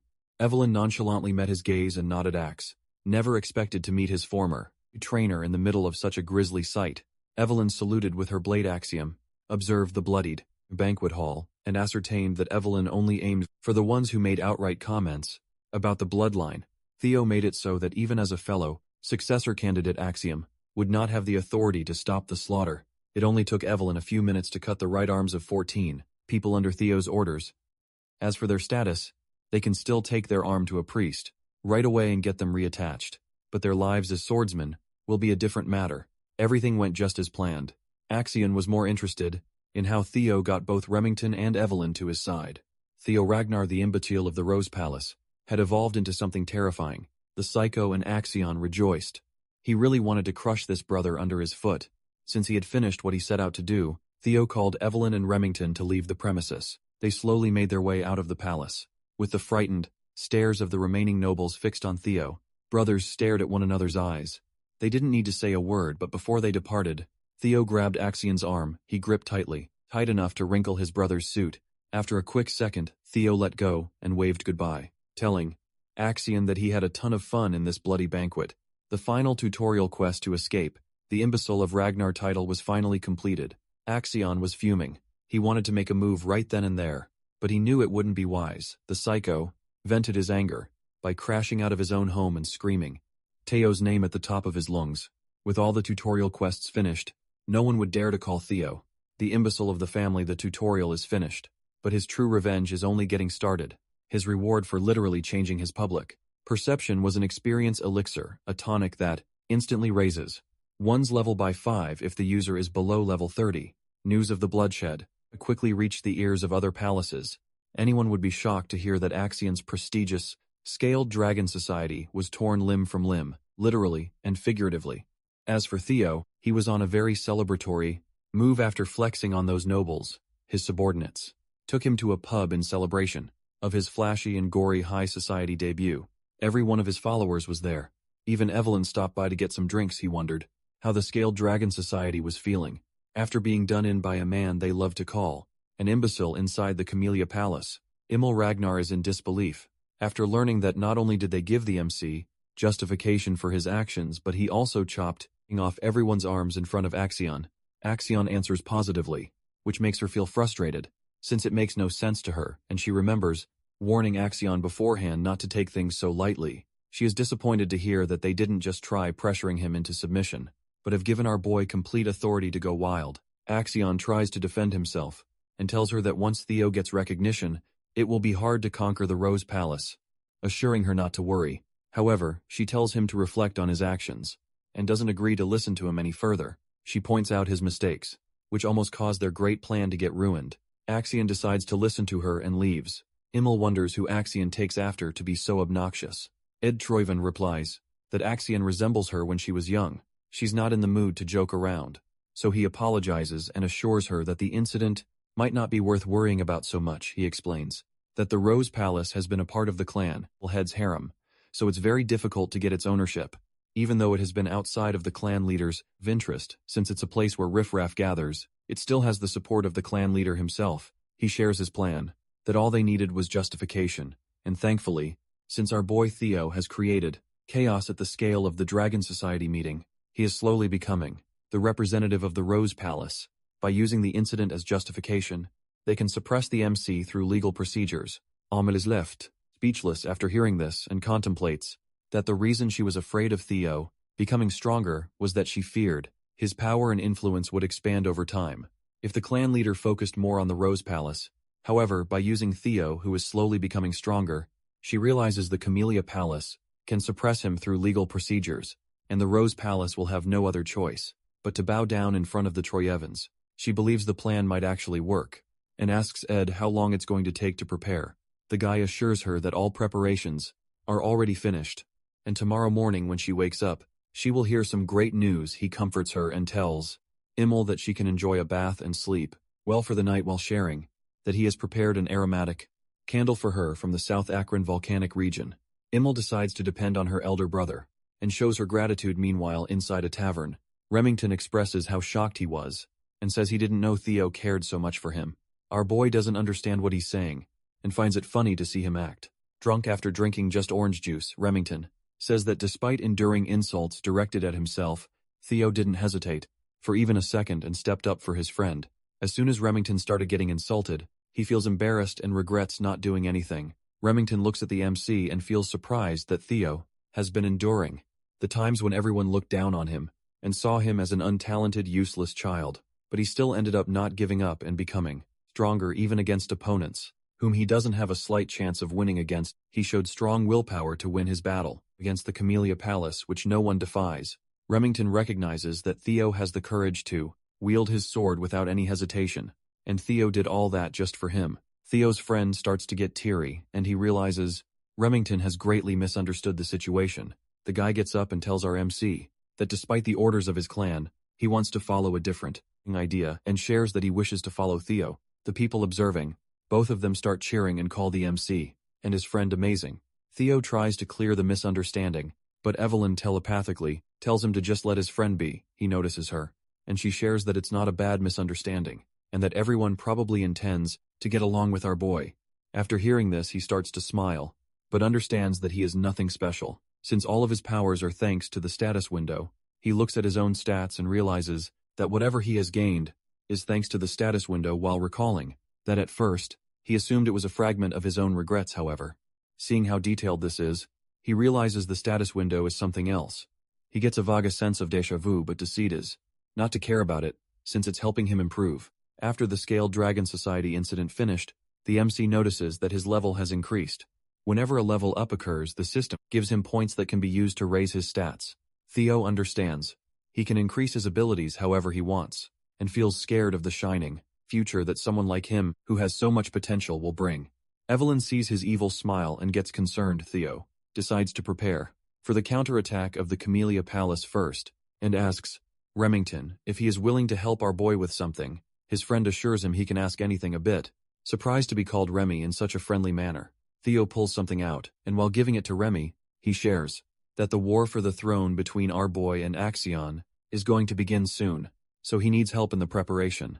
For when the time comes, Remy becomes silent, recalling that in his past life, Remington became the clan head of Narciso, and the clan's forces became powerful enough to confront the Ragnars. The MC realizes how valuable this opportunity is for him to pull Remy to his side. He gives Remington a piece of paper, and the guy assures him that since he has already pledged loyalty to our boy, he will do everything in his power to help. Theo shows his gratitude, and suddenly someone barges into the tavern while screaming Theo's name. Everyone becomes surprised as some knights barge in and announce that under the sword of law, Theo is under arrest for assault threat and intimidation. Evelyn calls it complete bullshit, but our boy tells her to calm down and moves forward to see the arrest warrant. He notices that it's real and that the ink hasn't even dried, which shows his enemies were in a rush. He decides to go without a fight, and they quickly handcuff our boy. As he is being taken away, he smiles at his friends, since he trusts them to handle everything in his absence. Remington and Evelyn are in complete shock. Remy directs his focus towards the paper Theo gave him. The news of Theo getting arrested reaches the Rose Palace, and Theo's mother, Cecilia, becomes stunned to hear that her son is being taken to the tribunal and falls down on her knees in shock. Her servant becomes concerned, but she assures him that she's fine and questions why her son was taken away. He reveals that it's because of the scaled dragon society, and her son is being accused of inciting a rebellion. She becomes surprised and questions if her son will be taken to trial. Her servant believes Theo won't easily get out of such a situation, since he destroyed the Scaled Dragon Society. Cecilia was not expecting that her son being invited would lead to such a mess, but believes that her son will definitely be able to get through this, because that's the kind of kid he is. Cecilia wishes he comes back safely. Meanwhile, inside a carriage, as the MC is being taken away to the tribunal, they reach their destination, and he remembers it's been a while since he saw this place, since Theo completely obliterated the Scaled Dragon Society. He understands that he won't get a simple punishment, and will probably have to face his trial because of his actions. He understands that since he's the successor of Ragnar, they will question his qualifications as a successor. The knights order him to get off, and as he walks, he realizes his enemies want to crush him completely. Smiles because everything is going exactly as he planned. The knights announce that the prisoner, Theo, has been escorted, and they get permission to bring him inside. The MC thinks that if he wants to take out what he has prepared, so far he wants to do it on a stage of such magnitude. He stands before some amazing figures, and becomes a bit anxious. Seeing all of them gathered in one room, he sees the demon dragon, captain of the white armored dragon cavalry, Julius Ragnar, and 4 of the 9 dragons who protect Ragnar. Sky Dragon Ed Troyven. The MC admits that he would have been extremely overwhelmed in his previous life, as he notices that the sword dragon, Lady of the Plum Blossom Palace, Osa Ragnar, and the elder dragonhead counselor, Wolfgang Ragnar, are also gathered. Wolfgang sees our boy, and the MC remembers that it has been a while. He was not expecting to see Wolfgang in this place. Our boy understands that Wolfgang values bloodlines, so to him, a half-blooded illegitimate child like our boy must seem completely disgusting, and he notices Wolfgang does not even try to hide it. The man asks our boy if he is aware of the fact that he was summoned to answer for his crimes. He continues to tell our boy that the Byron clan, the Ceres Merchant Guild, the Red and White Mercenary Corps, and even the Hanavi clan are all cutting ties with the main family because of his foolish actions. Wolfgang becomes angry and calls him a bastard, questioning if he can bear the damage he has caused. He makes it clear that our boy is going to be held accountable for dragging Ragnar's honor through the dirt. Theo agrees with him and admits that he was far too careless. Instead, he should have cut off their heads, not just their limbs. Everyone becomes shocked, but the MC continues to tell them that all the other clans are their subjects. He says the Lord has given them land and honor, and the subjects are the ones that need to offer their loyalty and lives to the Ragnar. This is the way of chivalry, and despite knowing this, they defied their lord. The MC shows in his frustration and says that if he had known about their insolent behavior, he would have severed their heads instead, and tells Wolfgang they should be punished to restore the principles of chivalry. He says he could not just sit by and watch Ragnar's honor, maintained for over centuries, get trampled on. Everyone becomes speechless, while Julius calls our boy impressive and expects he will be given a normal punishment. After the justification, Wolfgang thinks that the MC is mocking them with his sophistry, but Osa Ragnar understands his opinion and admits that Theo is correct. Wolfgang is surprised to see her take his side. OSA explains that Ragnar is strong, but it's not truly great, so they still need to listen to the voices of their vassals and knights, otherwise their clan will inevitably fall, because she thinks that they can't rule the world with power. Alone, he understands her and decides to keep that in mind. The MC observes that the first wife of the clan head, who is the best swordsman in the north, is fortunately taking his side, and is not hostile toward him. He is surprised by her actions, and doesn't understand why she is doing that. OSA hopes our boy understands that the punishment he is going to receive is justified. He asks about the punishment, and Wolfgang tells him he will get 3 months of probation. Theo shares his wish to participate in the ceremony, which angus Wolfgang as he thinks our boy is talking back, but Osa decides to take his words into consideration and allows our boy to participate in next year's awakening ceremony. Ed believes that it has already been decided that the children Theo injured will be participating next year, but thanks to the demon dragon's interference, our boy got a lighter punishment. Ed is satisfied with the results of his plans, and knows that the delay of the awakening ceremony brings dishonor within the Ragnar, and since the MC is the one representing Rose Palace, for him to carry such dishonor will allow the Camellia Palace to forward take the Rose Palace. He starts smiling, and believes that as his plan is put into motion, our boy won't be able to do anything about it, and he will have no choice but to accept defeat. Ed knows that if Theo decides to appeal, he will get killed, but Ed believes our boy is not that foolish. The MC announces that he wants to appeal, surprising not only Ed but everyone else as well. Ed tries to stop himself from smiling as he calls the MC a huge fool, since his arrogance has no limits. Ed looks happy that things are becoming easier for him. Julius question if our boy is aware of what it means to appeal. He answers positively and understands it's not something that can be resolved with just 3 months of probation, so the demon dragon definitely pulled some strings. But he decides to follow his plan, and tells them that in the strong and proud Ragnar, appealing means war. Theo is not planning on taking even a slap on his wrist, and says that in the end, only the strong speak the truth. He thinks he should be rewarded for his actions, which leaves everyone speechless. Meanwhile, at the hidden northern branch of the series, Merchant Guild, as everything is engulfed in flames, Evelyn fights off the last guy left. Remington realizes this is where they were hiding. Just as the MC said, Remy and Evelyn find something after destroying the place at the trial. Ed's eyes light up with joy as he sees the Troy and Camellia Palace is now finished. As the MC stands before all the important figures, Wolfgang questions if he wants to take an issue that can be easily resolved if he waits 3 months into a war.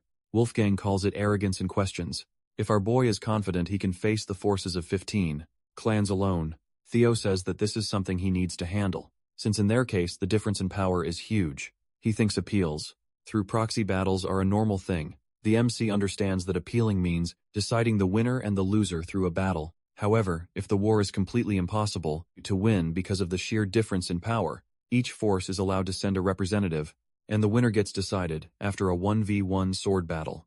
This is how a proxy battle goes, which means our boy will represent himself, while there is a high chance that the representative of the plaintiff is going to be Axion. Julius understands that if this goes on, it is guaranteed that the MC will lose. He questions if Theo has a plan in mind and thinks that if our boy believes someone will step up to be his representative, he will be disappointed. Theo requests or to have a proxy battle in a week, just as the rules say. Ed thinks he can see through our boy's plan, and understands that he is planning on having Julius or Evelyn as his representative, but no one is going to agree with him, so he will have to fight personally. Ed decides to send Axiom as his representative to make the MC understand his place by finishing him off. Ed decides to announce his representative, but suddenly all of them hear someone and become completely speechless. Someone walks in and praises Theo's clever plans, as he observes that our boy has changed a lot since he last saw him. He is the clan head Kyle Ragnar. As soon as he enters the trial room, everyone bows down to show their respects, and the MC also gets on his knees and greets the incarnation of the great dragon god. Suddenly the system window opens up, telling him to complete a new quest and to take over the Camellia Palace and uncover its hidden secrets. He notices it's his first quest after the tutorial, and questions if this is related to the blue light he saw earlier. The MC realizes he completely forgot about it because of what's been happening lately, and remembers that there was something there. He stops contemplating and decides to focus on the present as he faces his father. He needs to take care of the situation. First, since the king himself appeared, which is an insane variable that can jeopardize his plan. The MC asks the reason his father is here. Kyle tells him to stand up and says he heard about the whole situation and understands that his son is trying to make an appeal. Through a proxy battle, Theo responds positively, and his father says he recognizes it's going to be difficult for his son to enter the battle himself and questions who Theo is planning on choosing. As his representative for the proxy battle, our boy realizes his father is trying to test him and says there is no one who can stand in his place, so he is naturally thinking about stepping up himself and being his own representative for the appeal. His father believes his son will lose, but Theo thinks he shouldn't come to such a conclusion without even letting him try. The MC becomes determined to face his challenges and not bend against anyone willingly. After hearing all of this, the king bursts out in laughter and asks The other members of the trial, if they heard what his son is talking about the king, becomes impressed by our boy not lowering himself against anyone and recognizes that this is the best way to describe the Ragnars. The king praises his son for such an amazing attitude. Our boy feels grateful and starts to smile as everything is going according to his plan. He remembers the proxy battle is just bait, and since he doesn't have to fight, he feels amazing to say such words without holding back. He remembers the work he requested from his friends Remy and Evelyn, and understands that he will get his hands on the proof of Camellia Palace's treasonous conspiracy, which will make his victory absolute, without even fighting the king. Decides to give his son an opportunity, and as the master of Ragnar, Kyle says he wishes to test a single strike. Against our boy, Theo becomes shocked. As his father tells him to forget about the trial, he says if the MC can endure a single blow, he will clear all the charges without punishment. The king tells Theo to come out, but Ed starts shouting as he tries to object. He thinks that testing a single strike against our boy means the king approves of him, which means that if by any chance Theo is able to endure the single strike, he will receive the approval of the clan head himself. Ed is sure the MC won't be able to endure it, but just in case, he somehow does. Ed decides to object, and tries to stop the MC from looking favorable in the eyes of the king. He questions how the vassals and bannermen dare to comment on the blood of the clan, the leader's son, and continues to talk about the rules of the proxy battle, but Kyle Ragnar tells him to shut up, and makes it clear that if a vassal dares to speak against the Ragnars, they need to just get rid of him. Ed has no choice but to follow the clan leader, and Kyle asks if Julius has anything to say, since he has been giggling for a while. The demon dragon says he is just surprised to see the king show her interest after such a long time. Kyle Ragnar gets to the point and asks his son if he is willing to do it. Our boy understands that things have taken a huge turn, and even though he was not expecting this, he smiles and decides to accept the challenge. The MC speaks up and tells the clan leader this is too heavy for him, as it is absurd to compare a single strike from the clan leader himself with a proxy war against vassals and bannermen. The king asks if he is trying to refuse, but our MC answers negatively and says he only wishes to have a fair transfer. Since the trial has become stricter, he demands that his compensation should also be increased. With a cheeky smile on his face, Kyle Ragnar asks his wish, and the MC turns around to look towards Ed and says he wants something like Camellia Palace. Observing all of this, Ed is left speechless. Ed becomes frustrated, and Wolfgang calls it complete madness to propose such a deal with the clan leader himself. He thinks he needs to put the bastard in place. Since agreements are based on the understanding that both parties hold equal standing, Wolfgang assumes the MC will fail because of his arrogance. But to his surprise, the clan leader agrees with our boy. Kyle thinks that if the MC aims to become the successor, he needs to be at least this courageous and bold. The clan leader asks if the Sky Dragon has any objections, but the man assures him everything. He belongs to his lord Kyle, so he can't dare to comment on his decision. The lord is happy to hear this, and orders them to quickly prepare a stage, as he wants to test his son himself. Theo becomes a bit hesitant, and after a while, as he confronts his father Kyle Ragnar, the other vassals stand on the sidelines to observe. Ed is in complete frustration, since the trap he set to catch our MC has turned into a stage favoring him. Ed assures himself not to be anxious, as he thinks that even if Theo has gotten stronger now, there is no chance he can withstand even a single strike from the clan leader, a feat not even high-ranking swordsmen can easily accomplish. Ed assumes Theo is going to die here, but our boy sees through his plans and is confident he won't die.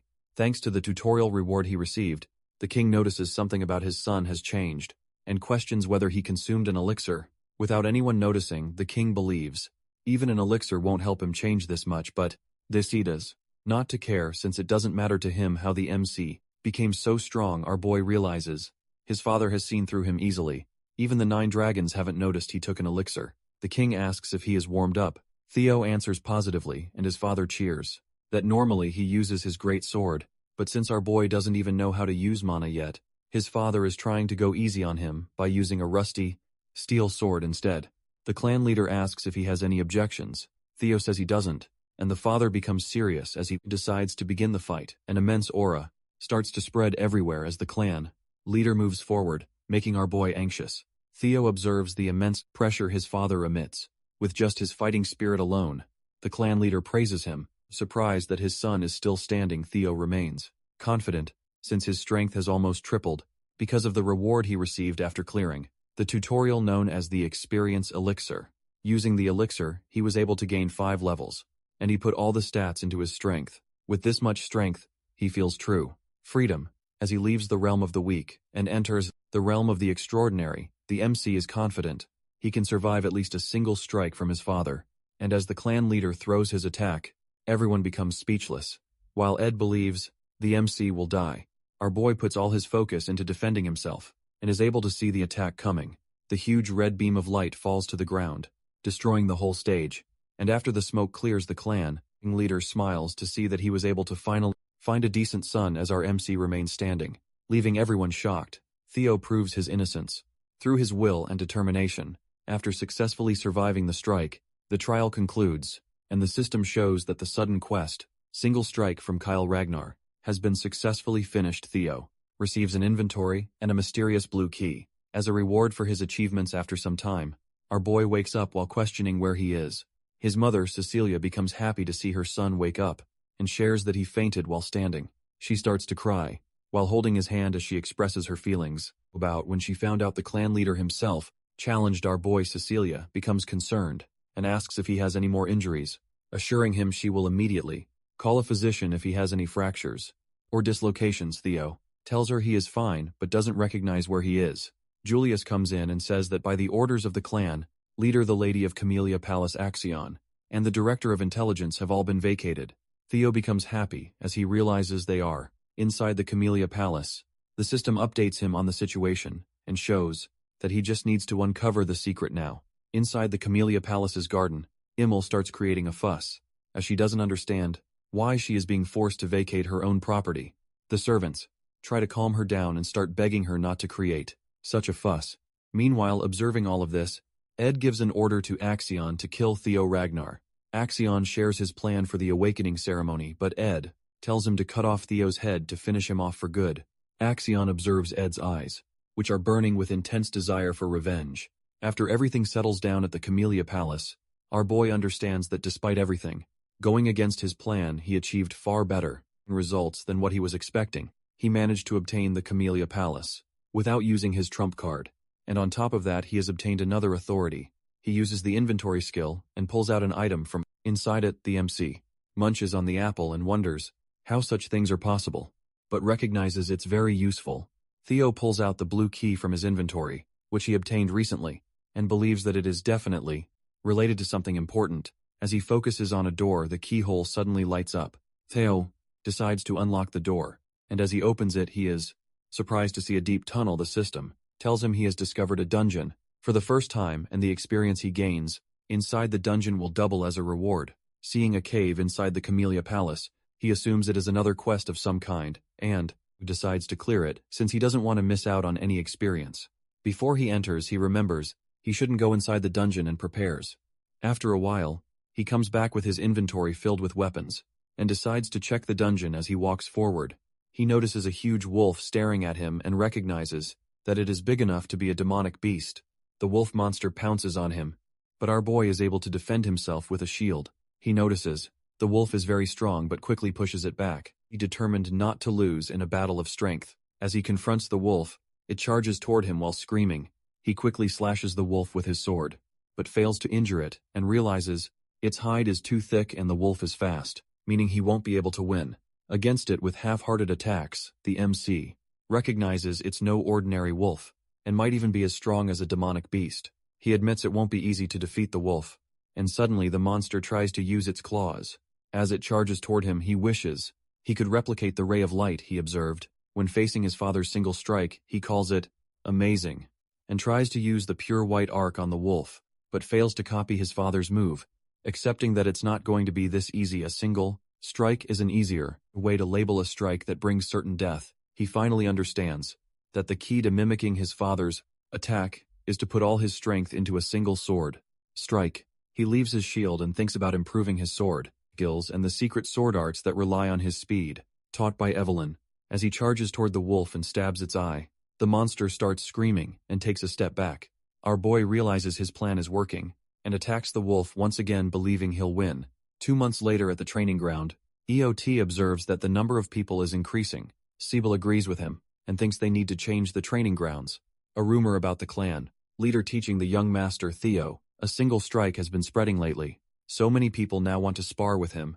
As Sibel is talking about our boy, someone comes from behind and addresses him as a lackey. It is Henry Morris from Plum Blossom Palace. Questions. When the incredible young master of theirs is coming, as it has been 2 months already, Morris is disappointed and says he assumed. The young master never missed a day of training.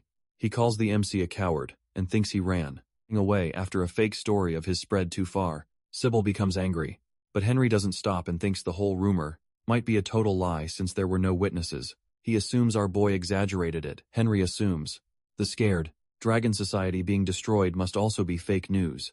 But Sibel's patience runs out, and he punches Henry with all his might, completely destroying his face.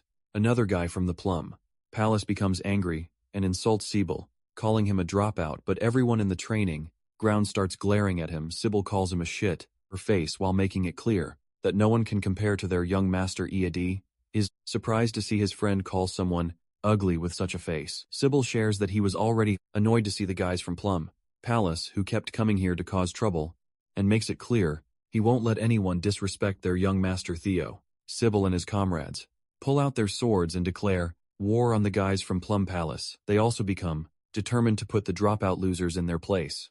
But as they are about to fight, someone comes between them and freezes all of their weapons. Instantly everyone is surprised, and Sybil recognizes it is Ray Ragnar from the Four Hounds. Someone also joins in on the fun and starts laughing.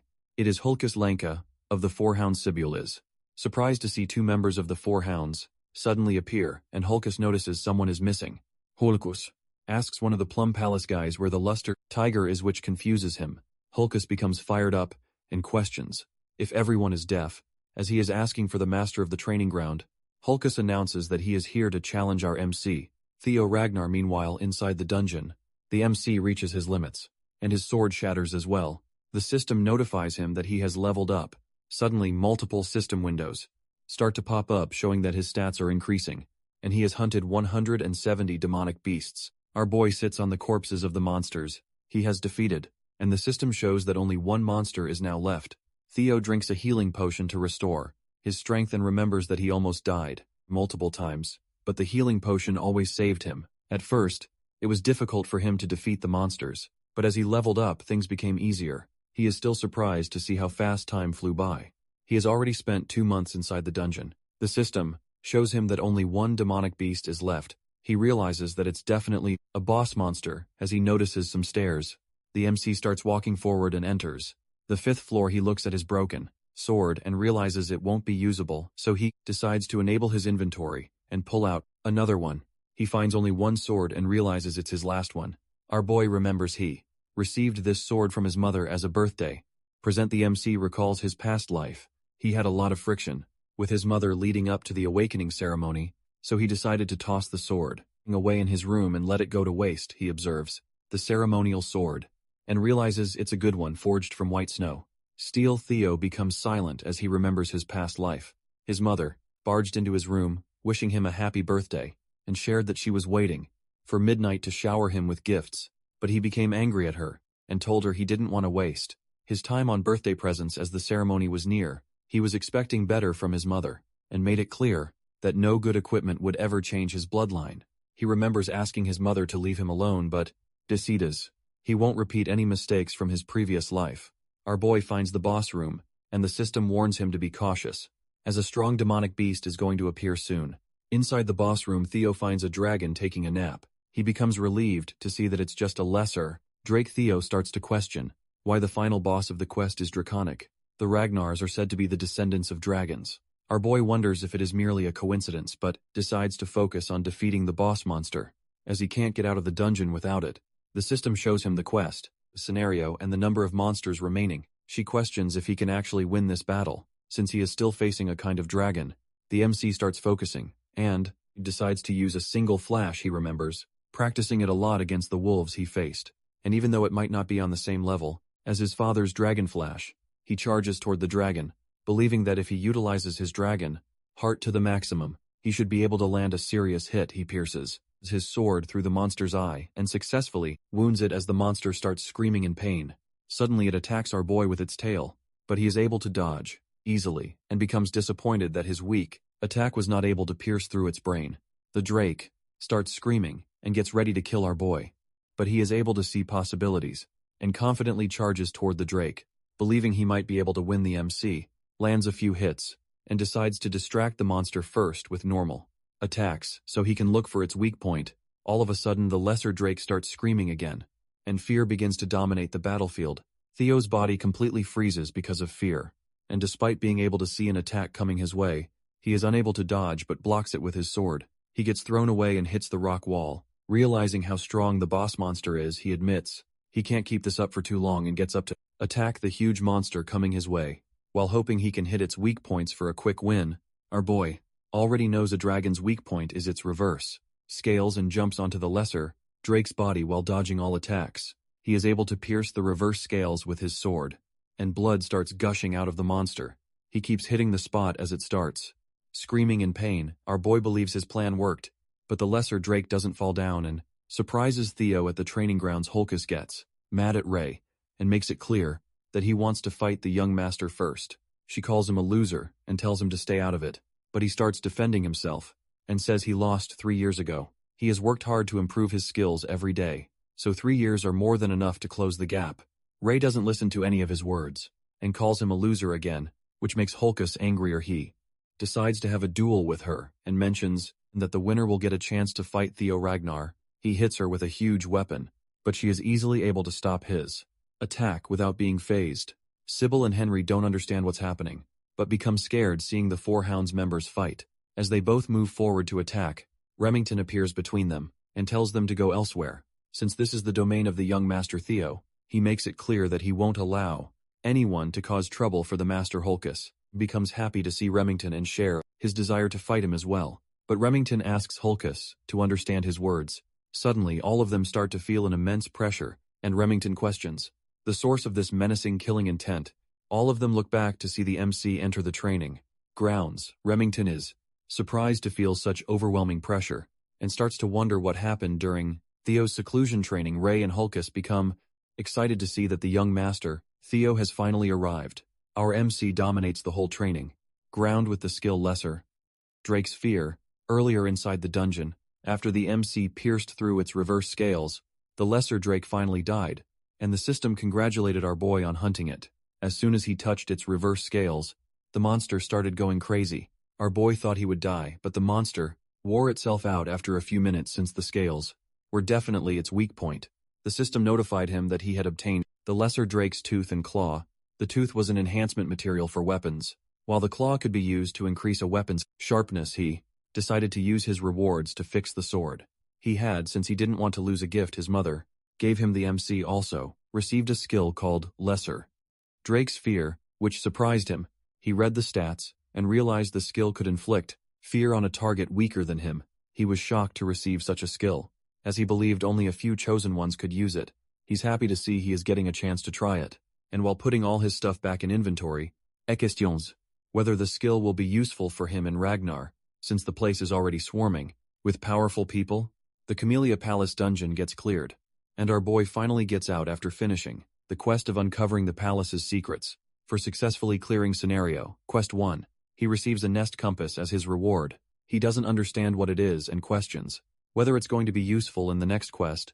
Theo puts it in his inventory and he decides to go rest in his room first, since he's completely exhausted. But suddenly a maid rushes towards our boy and informs him that he needs to take care of an urgent matter. She notices the wounds on his body, but he brushes it off and asks about the issue. The maid informs him that there's a brawl happening in training ground 4.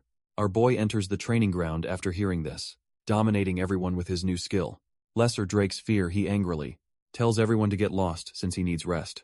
The immense aura knocks people unconscious, but Holkus becomes excited to see such overwhelming killing intent and charges toward our boy without a second thought, to see who is stronger. Holkus attacks with his sword, but the MC easily overpowers him with just one swing, leaving everyone shocked. Holkus gets knocked back and cannot believe his strike was deflected so easily. The MC is surprised by his progress after dungeon training, but Holkus doesn't back down. He has always been considered the weakest member of the Four Hounds of the North because he is very dumb and never rounds out his arsenal either. Holkus attacks Theo again, challenging him to block it. Despite being the weakest, Holkus has never once been outmatched in terms of raw strength, but now the MC is surprised to see that he is able to keep up with Hulkus, and with a single slash he counters Hulkus, and defeats him. He feels amazing after leveling up so much, and Hulkus starts coughing up blood, loses consciousness, and falls down. Theo realizes he was too careless and should have held back, but feels glad he was facing Hulkus, who is known for his toughness, and can tank such attacks. The MC notices Hulk's only fainted. Sybil becomes surprised and everyone in the training ground starts, cheering for the young master, who easily defeated the Black Bear, one of the 4 hounds with a single strike. Theo assures them Hulkus is still alive. Suddenly his sword breaks as well, which disappoints our boy since it was a gift from his mother. Everyone keeps cheering for the MC and they all praise him for breaking his sword with a single strike. He doesn't understand why they are so happy. Meanwhile, observing all of this, Ray remembers one of her past memories. When she was a little kid one day, the MC found her and questioned why she was walking all around in such cold weather, while wearing barely anything. Theo gave Ray his own scarf and thought she still looked really cold, so he decided to take her to his house and told her he would take her home once the snow finally stopped. After recalling all of this, she starts smiling and leaves the battleground. Remington is surprised to see her smile. After a while at the Camellia Palace, our boy looks embarrassed as the maids congratulate him on getting a new title, Luster Tiger. One of the maids is happy to see his hard work finally paying off and advises him to keep it up and maintain the momentum until the awakening ceremony. She believes he can do it, and suddenly, his mother appears and starts feeding him the new abalone dish forcefully. He tries to stop her, but she starts stuffing his face with more food as he begs her to stop. While eating, he remembers his past life and starts to feel grateful. He tells his mother the food is very delicious, and she notices the broken sword. She becomes shocked, and the MC starts sweating anxiously. He tells her it broke during his training, and starts apologizing since it is a precious gift she gave him on his birthday. Theo's mother becomes angry at the person who swore it wouldn't break, as it was made with white snow steel and ebony. Steel wood. He asks if she is talking about the steel wood from the southern jungle. She answers positively, and tells him it is a rare and precious material, but feels disappointed to see it was all a lie. She thinks that if the guy was telling the truth, the sword wouldn't break so easily. The MC realizes how precious the materials are, and becomes surprised, since he was not expecting it to be so valuable. He wonders how his mother found such a sword. She decides to go ask the maker for some explanation, and force him to make a better sword this time, that is perfect for her precious son. He assures her it's fine, and that he can just use another sword. But she rejects his idea and tells him people are finally coming to see his true powers, so he needs to be even more careful than before. Since the awakening ceremony is really close, she says she won't allow him to attend the ceremony. While carrying a shabby old sword, Theo is happy to see his mother care so much about him, and Cecilia decides they should get going since they are done talking. The MC is confused. She reveals that they are going to the best workshop in all of Winterra, known as the Basque Workshop. Basque Workshop is one of the top 3 manufacturing workshops of Winterra, and its fame comes from the sheer size that rivals a factory. However, the most notable thing about the workshop is its master. She is a person who falls into the category of special rank by the intelligence agency, and a blacksmith with the title of Master Craftsman, which only 2 other Ragnar artisans hold. The MC is surprised to see the elf of capitalism incarnate, the demon craftsman Kurson. He never expected to meet such a tycoon, and questions how his mother has connections with the demon craftsman. Cecilia angrily questions why her mother is still smoking. Hearing her call Kurson her mother, our boy becomes speechless. Kurson tells Cecilia not to address her as mother, since their relationship is not that of a parent and child. On the day Cecilia decided to run away, Theo was told his mother is an orphan, with no family in the world, but is surprised to see she is the daughter of the high elf Kurson. He realizes that the reason he looks so handsome is that he is also a quarter elf. Kurson asks why Cecilia unexpectedly decided to visit her. Theo's mom throws back the sword and tells her it is a defective product. Kurson doesn't believe her and becomes mad hearing her daughter call it a defective sword, even though she forged it herself. Carson pulls out the sword and realizes it's broken. Cecilia questions if that's not a defective product, and Carson becomes speechless. The high elf asks who the wielder is. Cecilia tells her Theo is the wielder of the sword. Carson asks if it's the kid behind her, and she tells her mother to watch her mouth, because the MC is a genius who will one day reign over Ragnar from here on. Theo introduces himself to the high elf and expresses his gratitude for being able to see the renowned master of Basque Workshop. Corson remembers him and praises Cecilia for raising such a child. Corson asks if he is the only one who used the sword, and the MC answers positively. Cecilia thinks the sword is defective, but Corson becomes surprised and realizes it's going to be a long conversation, so she invites them inside. As they all walk in, the MC asks if his mother is related to the demon craftsman. She says he is right, and he becomes curious if Corson is her real mother. Cecilia tells him he wouldn't. I know, since she didn't speak much about it, but even though it was for a short period, Corson took her in as a foster mother. Cecilia shares that her mother loves anything she finds beautiful, whether it is music, jewels, theater, or even people. She says that is the reason Corson took her in as a foster child. Corson tells them to stop talking about the past, calling it pointless. Cecilia thinks she is lying, and her son asks how she ended up getting out of this place. Kirsten reveals that Cecilia left because of her desire to marry the Ragnar clan's leader. Kirsten never expected her daughter to willingly go to such a miserable place, and is surprised she has survived for so long. Cecilia says she couldn't resist the manliness and handsomeness of the clan leader who loved her dearly. Kirsten is disappointed that despite running away from home, she came back last year and started begging Kirsten to forge a sword to gift Theo. Kirsten calls her shameless, but Cecilia becomes annoyed to hear her say such things in front of her son. They both start arguing, and the MC smiles, as he has never seen his mother talk like this. He remembers that in his past life, he never tried to learn anything about his mother, and was an extremely ungrateful son. He questions if he was just too obsessed with the clan, and notices that Corson cares a lot about his mother as well. He wonders why she didn't do anything in his past life. They finally reach their destination, and Corson shares that this is the room she lives in. Cecilia asks why her mother brought them so far inside, and demands her to make the best sword for Theo to make up for it. Corson suddenly tells Cecilia to wait outside as she grabs Theo and quickly closes the door, leaving Cecilia outside.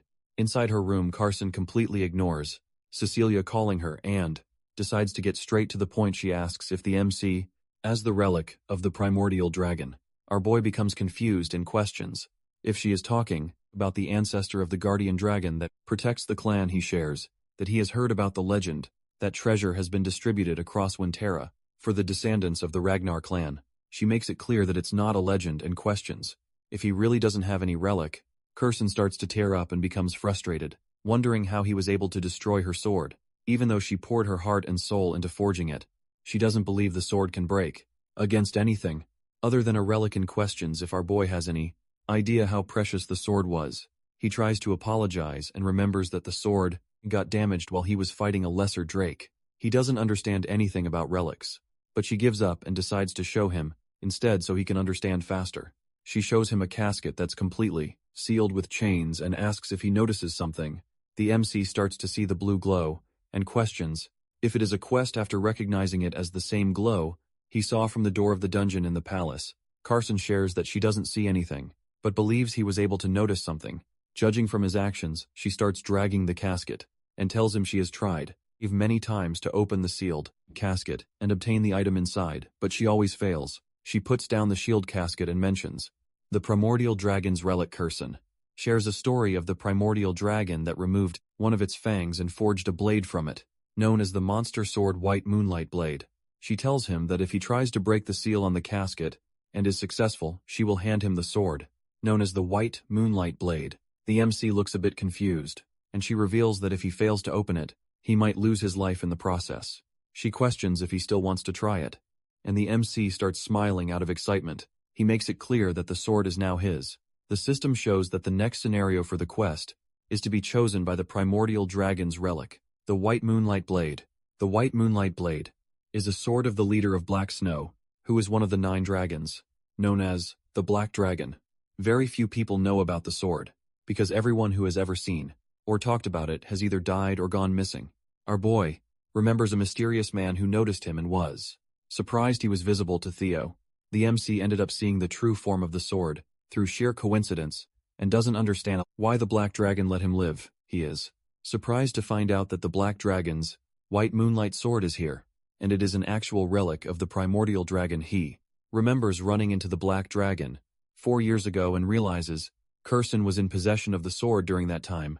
She asks if he wants to open it, and the MC starts smiling, becoming determined to obtain the sword no matter what. He tells her it's his sword now, and while observing the casket, he realizes it's very similar to the Camellia Palace. He tries to use the blue key to open the casket. Curson is confused as our boy unlocks the casket, and a weird light starts to shine suddenly. Curson becomes concerned as our boy starts getting pulled inside by a mysterious black fog.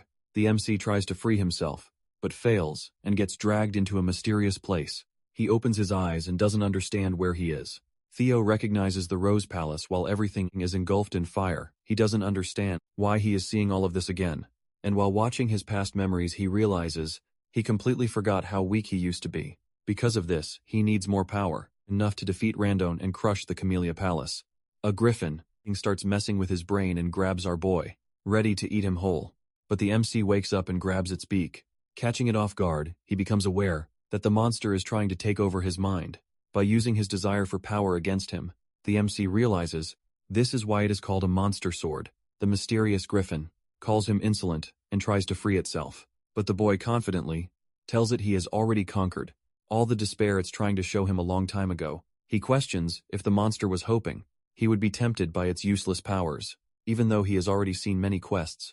The griffin becomes confused, and our MC notices it looks very different from the griffin in his memory. The monster tries to free itself, but our boy doesn't let go and remembers it was at least 10 meters tall, but right now they are both of similar heights. He questions if the griffin became smaller because it was seen for a long time.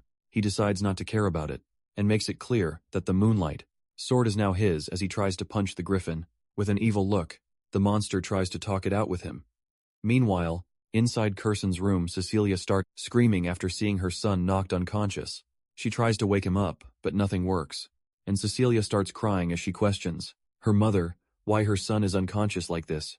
Curson becomes speechless as Cecilia cries and says she never asked her mother to do this. She just wanted a sword for her son.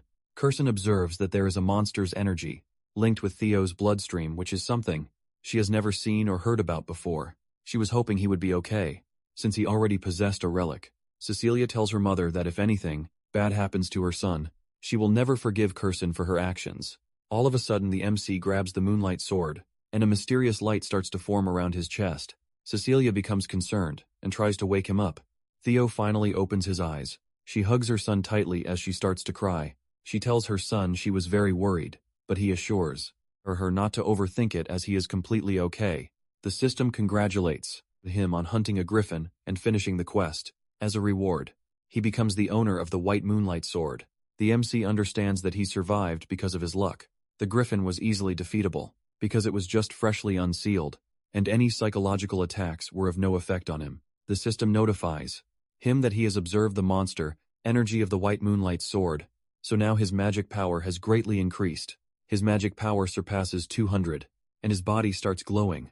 Our boy learns that his magic power has started to gain divinity, and has increased to the level of a high-ranking swordsman. He feels disappointed to know he can't use the magic power right away as he needs to hold himself back until the awakening ceremony. Curson expresses how surprised she was and congratulates him on succeeding.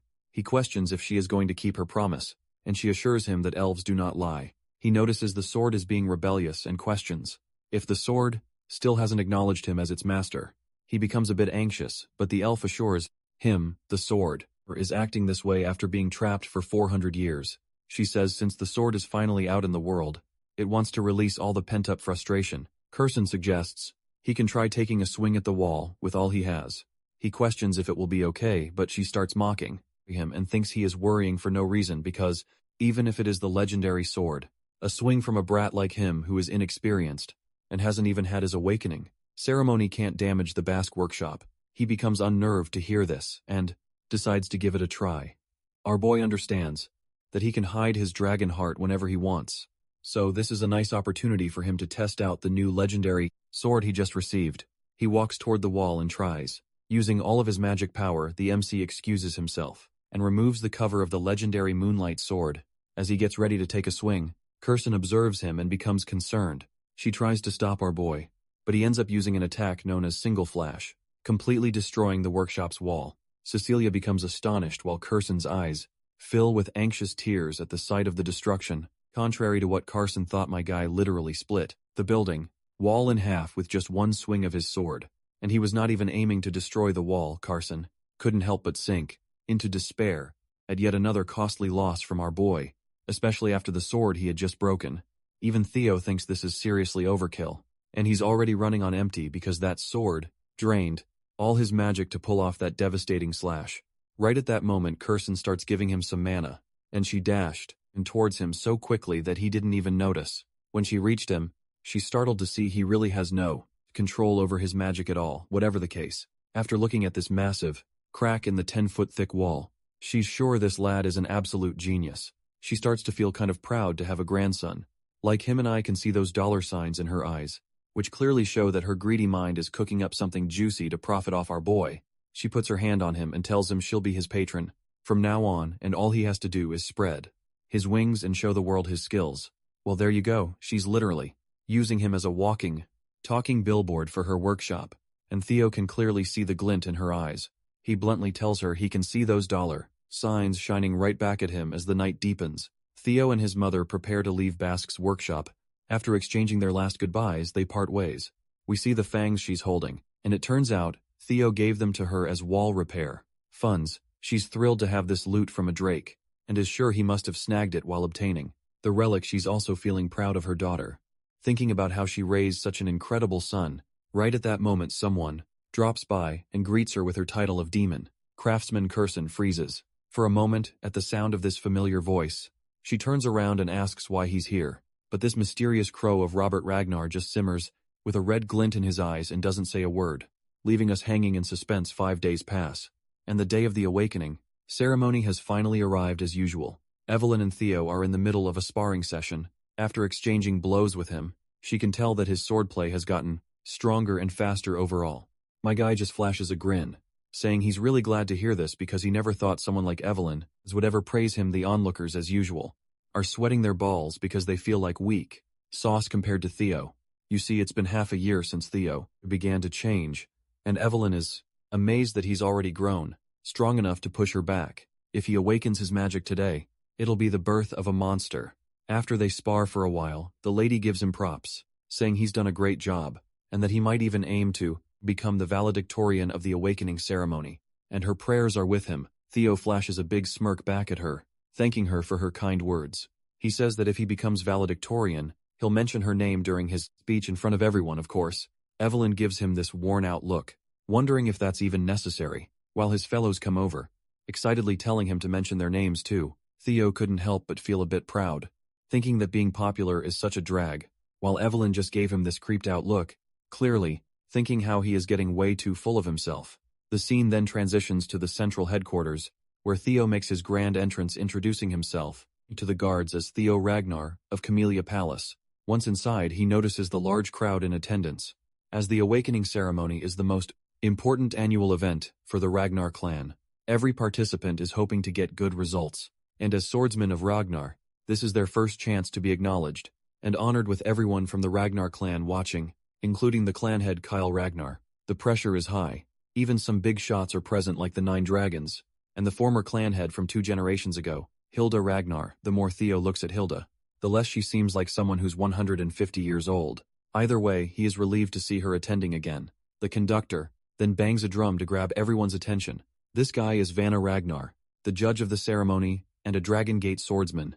He snaps everyone to attention and tells them it's time to begin the preliminary examination. The prelim involves grabbing a sword placed on the ground and leaving a mark on the steel wall on the platform. He reveals that the wall is forged with a mix of white snow steel, so ordinary steel blades won't even scratch it.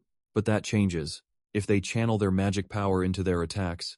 To help with that, he decides to hand out Soma to everyone. This single Soma Pil will provide the power of 10 years worth of magic, an elixir designed to help open their mana holes. He tells them to swallow the Soma and focus on opening their mana hole in the Dantian, and only then will they be able to cut through the white snow steel wall with their swords. The depth of their cut will determine their results. Vanna screams out that from now on the participants, whose names he calls, will have to step forward, grab a Soma, and get on the platform. The first participant is Theo Ragnar, and they tell him to come forth. Of course, my guy steps forward promptly, and as he's taking that pill, he reflects on how in his past life, Axion was the valedictorian. He then grabs a sword and walks toward the white wall, determined that this time won't be like the past. As he does, a system window pops up with Scenario Quest 3. You become the valedictorian of the awakening ceremony. To clear the quest, we then cut to the 150 9-year-old Hilda asking, Kyle, if this boy is the one he mentioned before. Kyle responds positively and asks if he has caught her attention too. Hilda replies that she's definitely curious after hearing so much about this boy and wants to see for herself just how competent his descendant really is. My guy stretches his shoulder muscles. While he can't help but to feel nervous, the judge, Vanna, promptly appears and reminds him to swallow the soma. Theo promptly pops the pill into his mouth, reflecting on how in his past life he had swallowed the soma but was unable to control the mana, seriously injuring his dantian. But this time, something like that won't happen. As soon as he swallows the pill, he feels a surge of power, and the mana begins to scatter around the area. Vanna finds himself bewildered to see this brat causing a mana wave of this size. He's worried Theo might not be able to properly control it. You see, when someone swallows soma, they need to handle it with care. In order for the mana hall to settle in the dantian, the more talented Ragnars who have loads of mana need to be extra cautious. If not, they can end up disabled. And Vanna is certain this brat is done for. But as surprising as it is, my guy quickly stabilizes. Theo couldn't help but feel a rush of happiness, realizing he has both a dragon heart and a mana hall. It's almost a bit disheartening how easy it feels this time, unlike in his past life. But anyway, from now on, he's officially allowed to use mana, and he won't have to hold back the vast amount stored in his dragon heart. He prepares himself and leaps into the air and just unleashes everything. A dragon manifests from his mana, soaring straight toward the wall. In a single flash, it hits the wall, creating a giant crack. Vanna is left absolutely boggled, and he announces without a doubt that Theo Ragnar has passed. The spectators are equally bamboozled by such a display of power. A system window promptly pops up before Theo, announcing that the curse of bad luck that's been in effect has ended, and his fame is beginning to spread throughout the world. A genuine joy spreads across our boy's face because he's finally reached the same starting point as the others. The system further reveals that many people have taken an interest in his impressive performance. Osa Ragnar Plunius wishes to take him in as a disciple, while Julius Ragnar is discontent with the amount of attention focused on him. Meanwhile, Robert Ragnar remains cautious about him. And lastly, Hilda Ragnar shows interest as well. My guy is thrilled that not only the Black Dragon and the Sword Dragon are paying attention to him, but the fact that he's also caught Hilda's eye makes him especially happy.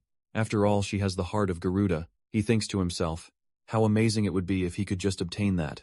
The other contestants also try their luck with the white wall. One of them manages to leave only a tiny scratch, as thin as a hair. He cries out to see that he has a long way to go to even come closer to master. Theo Ray Ragnar gives it a shot, and so does Holkus Lanka and Remington Nacrio. They all do their best, but none come anywhere close to the massive cut my guy left in the wall. This poor guy is absolutely devastated that all 4 hounds of the north had monstrous results, yet not a single one of them made a mark as great as the young master. Theo, it's finally Axion Ragnar's turn, and as he walks forward, people start murmuring among themselves. Some say that at this rate it's a contest between the Luster Tiger and the Dark Tiger, while others doubt even Axion can match that level. The fact that people are talking about Theo like this only angers Axion beyond belief. He strides toward the wall with his sword in hand, and once he swallows the soma pill, he's fired up. The mana crackles around him and out pops a giant red dragon that slashes directly at the wall. The sheer power of it leaves Vanna utterly speechless, because this is the first time he's been surprised so many times in one day. The crack in the wall is massive, and Vanna promptly announces that Axion Ragnar has passed as well. The crowd goes absolutely bonkers, because Axion has left a crack just as big as Theo's. Now everyone is on edge, knowing that the precision grading will be the deciding factor in who comes out on top. As dusk begins to settle in, Vanna announces that with this, the first stage of the awakening ceremony is officially over this year. He's particularly satisfied to see so many people significantly increase their scores. He says that those who passed should prepare for the second stage of the awakening ceremony in 4 days. Finally, the rankings that everyone has been waiting for will be announced, including the valedictorian. For the first stage of the awakening ceremony, everyone in the arena held their breaths in anticipation as the valedictorian for the first stage of the awakening ceremony was announced. The clear frontrunners, Axion and Theo, were locked in, as they both hoped to hear their names called.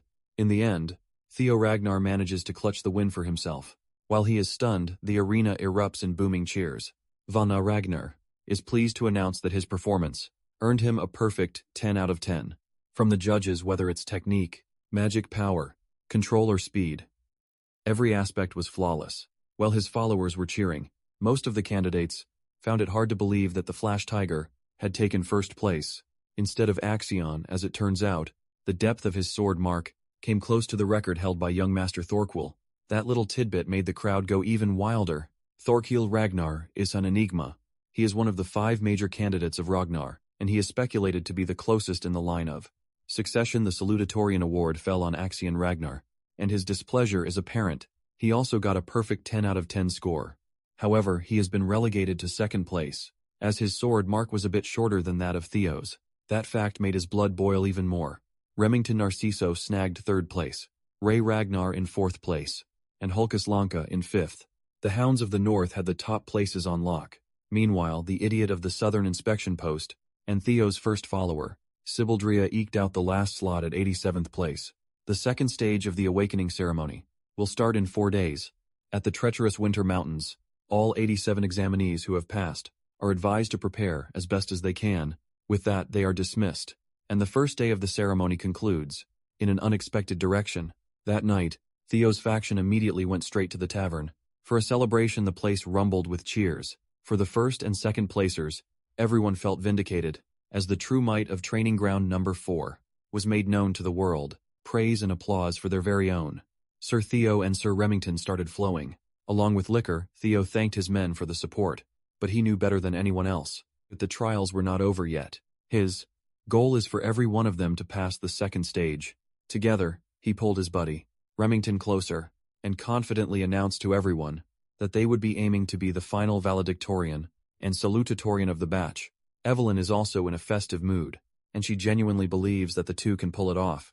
Somehow, Remington personally congratulated the young master for such a splendid display of power earlier. Seeing Theo's hard work bear fruit filled everyone with pride, but at the same time, Remington cannot help but feel ashamed of himself for falling so far behind. His friend Theo smiled at Remy, assuring him that he just got a little lucky this time. Also, ranks and such things should not matter between friends. Right, hearing that cleared Remington's mind of useless anxieties. They made a toast with their orange juice glasses and promised to try their best. In the upcoming second stage, sometime later, Theo found himself roaming the nearby snowy mountains. Finally away from the crowd, he processed what it really meant to snag first place in the awakening ceremony. It is an achievement that he would not even dare dream of in his past life. Though it might not have been a real fight, he defeated Axion fair and square. He can hardly believe how far he has gone in such a short time. Clenching his fists in anticipation, Theo proclaimed that this was only the beginning of his story. Defeating and decapitating that traitorous fraud, Randone is far from enough. That guy is just a lackey to the actual players. Theo's true enemies are the psychotic Axion and the tricky Sky Dragon. Backing him up, Theo is willing to use everything at his disposal to get his ultimate revenge. Down the line for now, he has another matter of great importance to take care of. Concerning the nest compass he got as a reward, the mysterious artifact is actually pointing toward the Winter Mountains, the venue of the next trial. In the second stage, he will have the chance to find out what the compass is steering him into. While he was lost in his own thoughts, he sensed something fishy nearby. His instincts immediately kicked in, ready to defend himself from whatever was hiding nearby. Someone has been tailing him, and Theo hates surveillance. The hooded spy watched in surprise as his target vanished out of thin air, only to feel the cold glint of a blade aimed at his neck. From behind, Theo demanded to know who the spy was, and the dude tried his best to convince Theo that he was not Zeus. He introduced himself as Gatsby Yotan, of the renowned Gale Sword Platoon. Gatsby insisted that his captain sent him. After witnessing such a splendid performance, at the first test of the awakening ceremony, Theo had an unreadable poker face as he stared into the man's soul. It seems like the scouting offers are arriving sooner than he expected. Gatsby elaborated that their captain is offering Theo an opportunity to take an admittance qualification test. This offer flabbergasted him. He is offended that the Gale Sword Platoon wanted him to take some useless test, rather than a full-on invitation. Gatsby bragged about the illustrious reputation of his platoon, asserting that even a chance to take the test is hard to come by. Before the dude could spout any more bullshit, a fiery voice cut him off, calling the Gale Platoon a bunch of morons. A woman carrying a great sword on her back addressed Theo as a young master and offered a far better deal than the morons of Gale Sword Platoon. This feisty girl is Ian Sosoli, also known as the Fire Goblin, and vice commander of the Black Iron Cavalry. She personally came to extend a direct Invitation for Theo to join their ranks. Gatsby stumbled on his words. As soon as he saw who had just come through, those that recognized the fire goblin's name, I know not to piss her off. But before Ion can get close to Theo, multiple scouts from different factions come out of hiding in fear that such a promising candidate might get signed before they can extend their offer. They all ran in shouting their ridiculous proposals. The Black Sword Platoon is willing to promote him to squad leader. Within 3 years, the Swords of Law and the Security Bureau also threw their eager hats in the ring. Annoyed at the bidding war unfolding, the fire goblin snapped in anger. The scouts were supposed to entice the young master with promises of assisting and advancing his career, only to fight and bicker amongst themselves. Theo just watched from the sidelines. As the idiots cursed and jabbed at one another, he figured that he should just quietly slip away before they pester him even more. But his exit plan might have to wait. Pink plum petals slowly filled the area, dancing in the air. A sultry voice silenced everyone with sheer aura. Even though she knows she will be criticized for being too greedy, the newcomer just can't help herself slightly sullying. Her sterling reputation is nothing if it means gaining an exceptionally talented individual to her side. Lady of the Plum Blossom Palace, the sword dragon herself, Osa Ragnar Plunis, has joined the scouting war, shocking everyone into silence. Ayan was the only one who dared to question what business the clan head's first wife had in this place.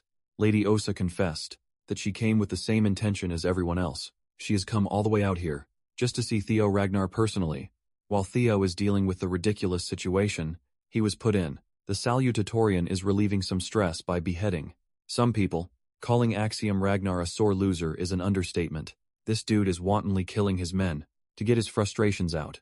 Lest he explodes, he weaved, maneuvered, and slashed his way through a number of young swordsmen, treating them like training dummies. As he snuffed their lives out one by one, Axion Ragnar is hungry for blood, and blood he shall get with every dash and slash. He remembers Theo's smug face after leaving a bloody, armless mess back in the Scaled Dragon Society banquet. The image of Theo unleashing so much draconic aura when he took the first slash in the trial has been etched deep into Axion's disturbed mind. Losing by a few inches made the defeat even more infuriating. The only thing running in his mind is the thought of killing and gutting Theo Ragnar. For now, killing his own men will do. By the end of his rampage, he had completely abandoned his blade in favor of using a much more hands-on and brutal approach to venting his anger.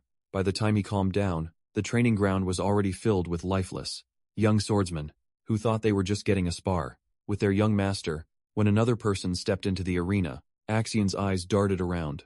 Without even looking at who just arrived, he picked his sword back up and motioned to attack. He threw the whole blade with pinpoint accuracy, aiming for the intruder's head. But for someone like the Sky Dragon, stopping such an elementary outburst is simple. He just grabbed the sword's tip out of the air. Ed Troy. Ven cursed his nephew out for being so pathetic. When releasing his rage on random people won't change a thing. When Axion got a good look at his uncle, he calmed down a little. The Sky Dragon advised that at times like this, Axion needs to cool his head and come up with a proper plan.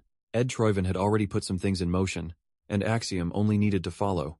The nefarious uncle and nephew duo are hell-bent on turning the second stage of the awakening ceremony into Theo Ragnar's funeral. Back in the snowy woods, the scouts made way for Lady Plumblossom. Out of fear and respect, they knew that whatever they tried to offer, Theo would be insignificant if she was in the competition, just as they were about to appeal. How unfair that would be. The space between Theo and Lady Osa was severed from the outside world, locking them in her personal domain.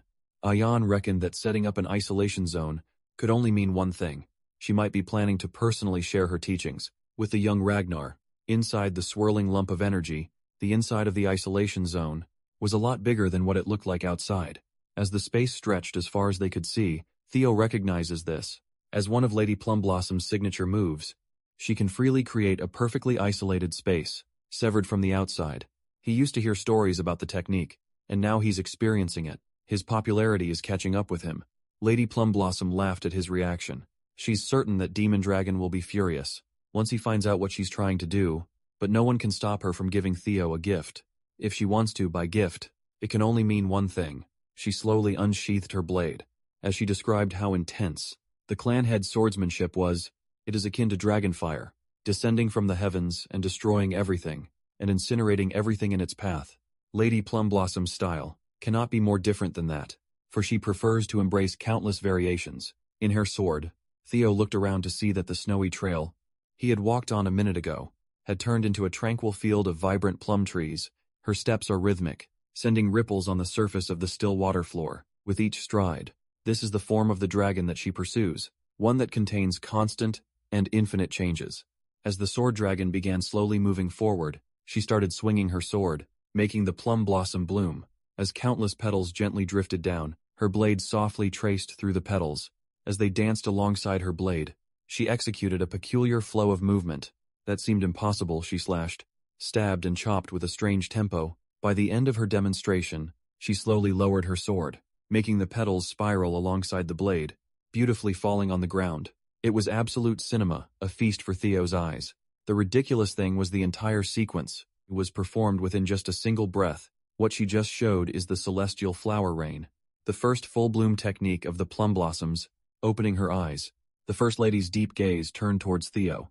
The young man was speechless. As he felt his heart pound loudly, he just witnessed something truly awe-inspiring. Within a single continuous movement, he counted 120 circles and variations. It gave credence to the claims that, in terms of pure swordsmanship, she is above even the clan head. If Theo could absorb and apply even a little bit of what he had just seen into his single flash, his power would undoubtedly skyrocket. He humbly asked her if he's really deserving of such a gift. She laughed lightly and assured him that it was fine, as long as he enjoyed watching it. Finally, Lady Plumblossom dissolved the isolation zone, the tranquil field of plum trees vanished, and the snowy woods returned.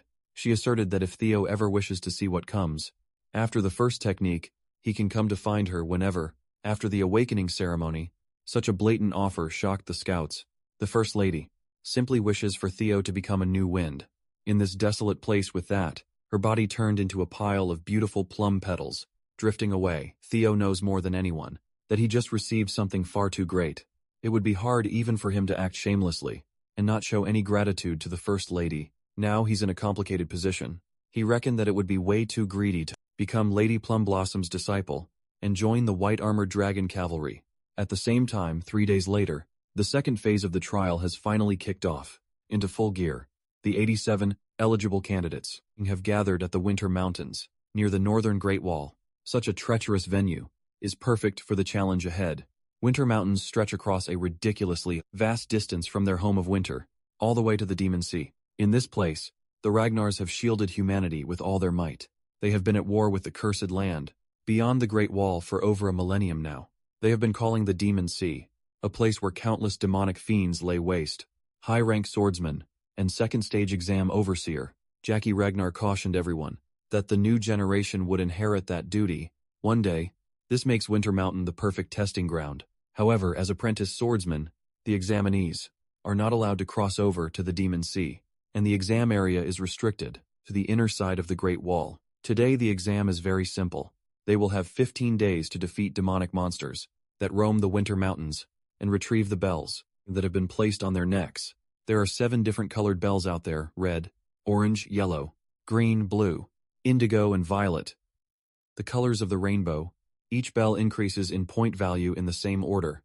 Naturally, higher points mean confronting a more powerful, demonic fiend. Overseer Jackie emphasized the danger of violet bell fiends. Those abominations are at a level that no apprentice swordsman can touch, let alone defeat, yet they are worth a ton of points. The hunting method will be left entirely up to the examinees. Whatever method they choose to use doesn't matter. All they have to do is bring back the bells, to be tallied before the exam ends. Everyone picked up on what the overseer implied. Since they can use whatever method they want, snatching someone else's prey or bells is allowed. No, it is encouraged.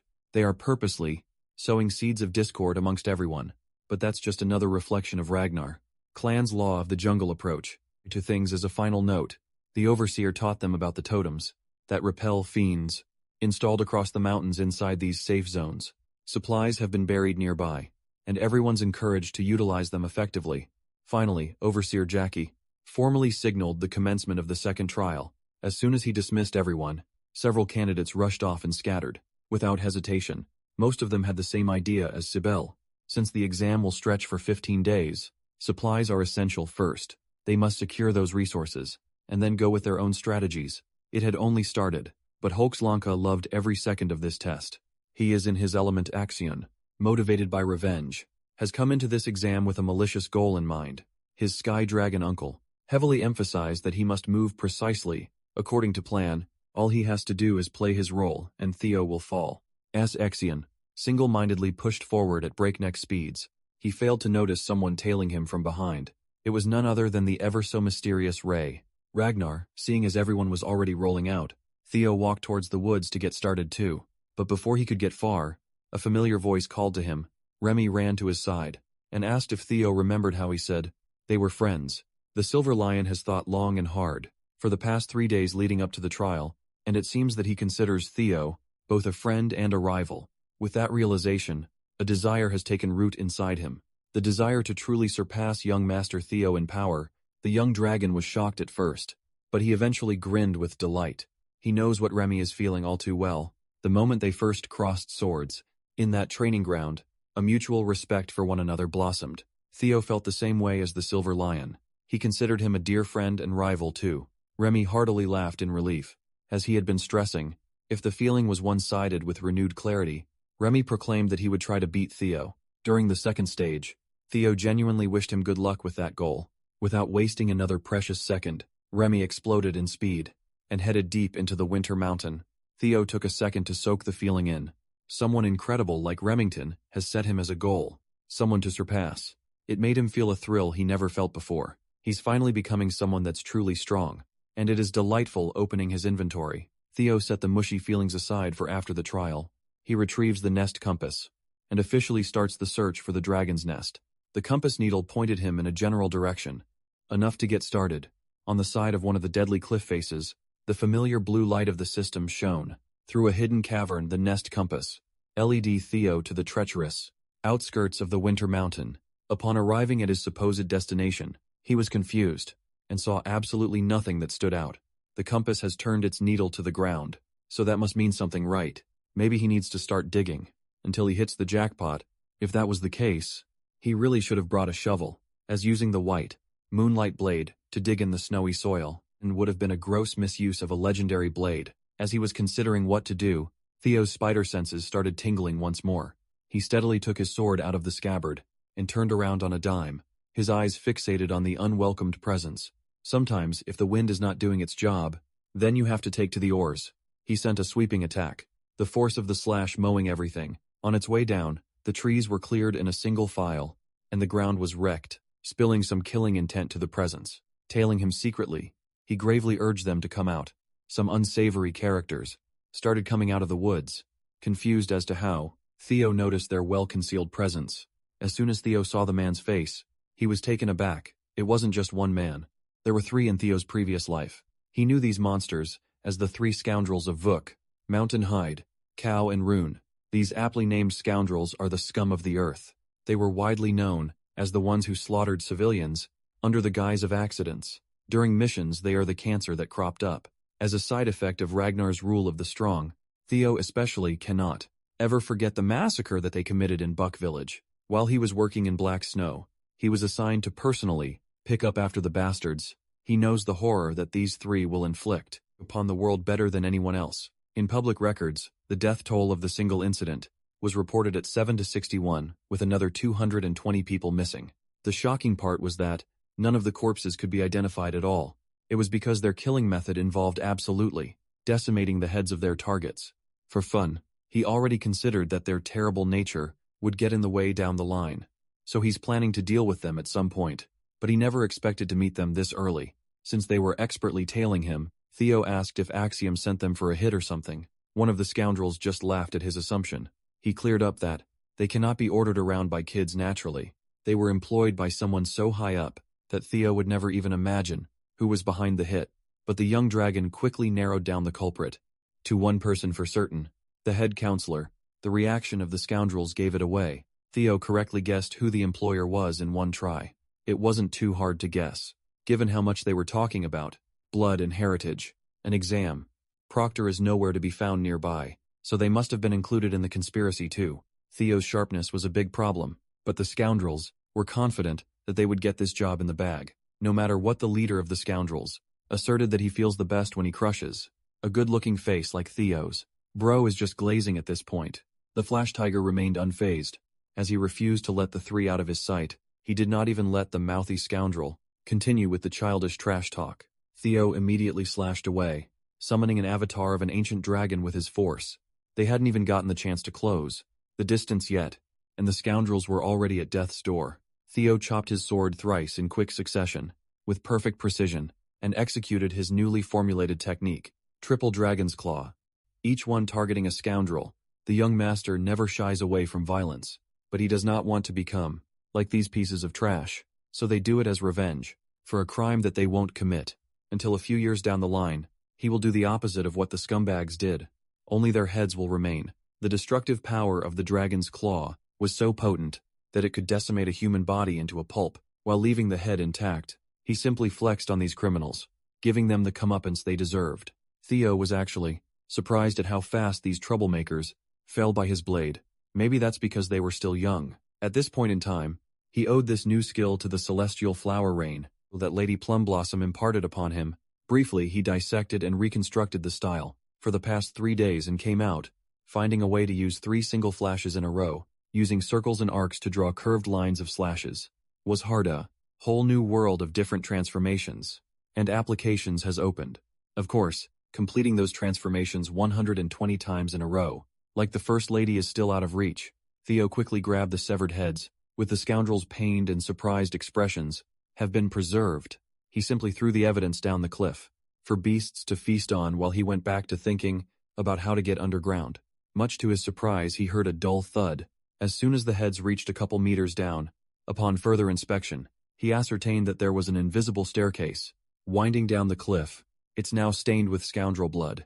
The hidden quest to find the unseen stairs and explore the blue cave has officially started. Theo excitedly jumped down from the cliff to head for his treasure. Unbeknownst to him, a strange bird has been keeping an eye from afar. Back in the palace, the officials posted that they were receiving the test's initial results. For the first few hours currently, Axion Ragnar holds the first position, with 41 demon bells collected, as he tears through the exam with 20 of his men.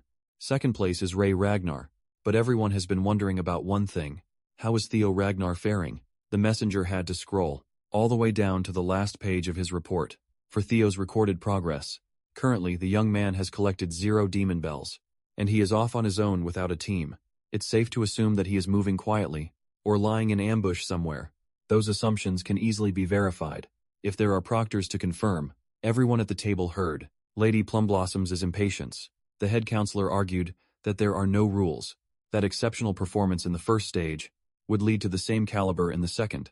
He even proposed that the kid's heart might not be prepared for real battles, especially considering that he is a so-called natural child and not a pure Ragnar. The head counselor assumed that his goons must have taken care of business quickly, doing their job better than expected. Suddenly, the old councilman received a telephonic transmission from Ed Troy Venn, asking him if he did anything behind the scenes.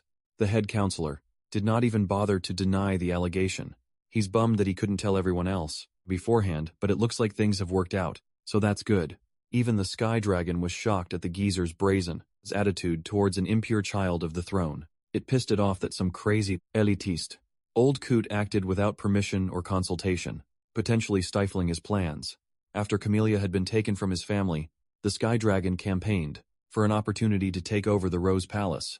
However, he could not find the primordial dragon's relic anywhere. Ed Troy Venn has come to a hypothesis, stating that Theo must hold a clue about Rose Palace's relic.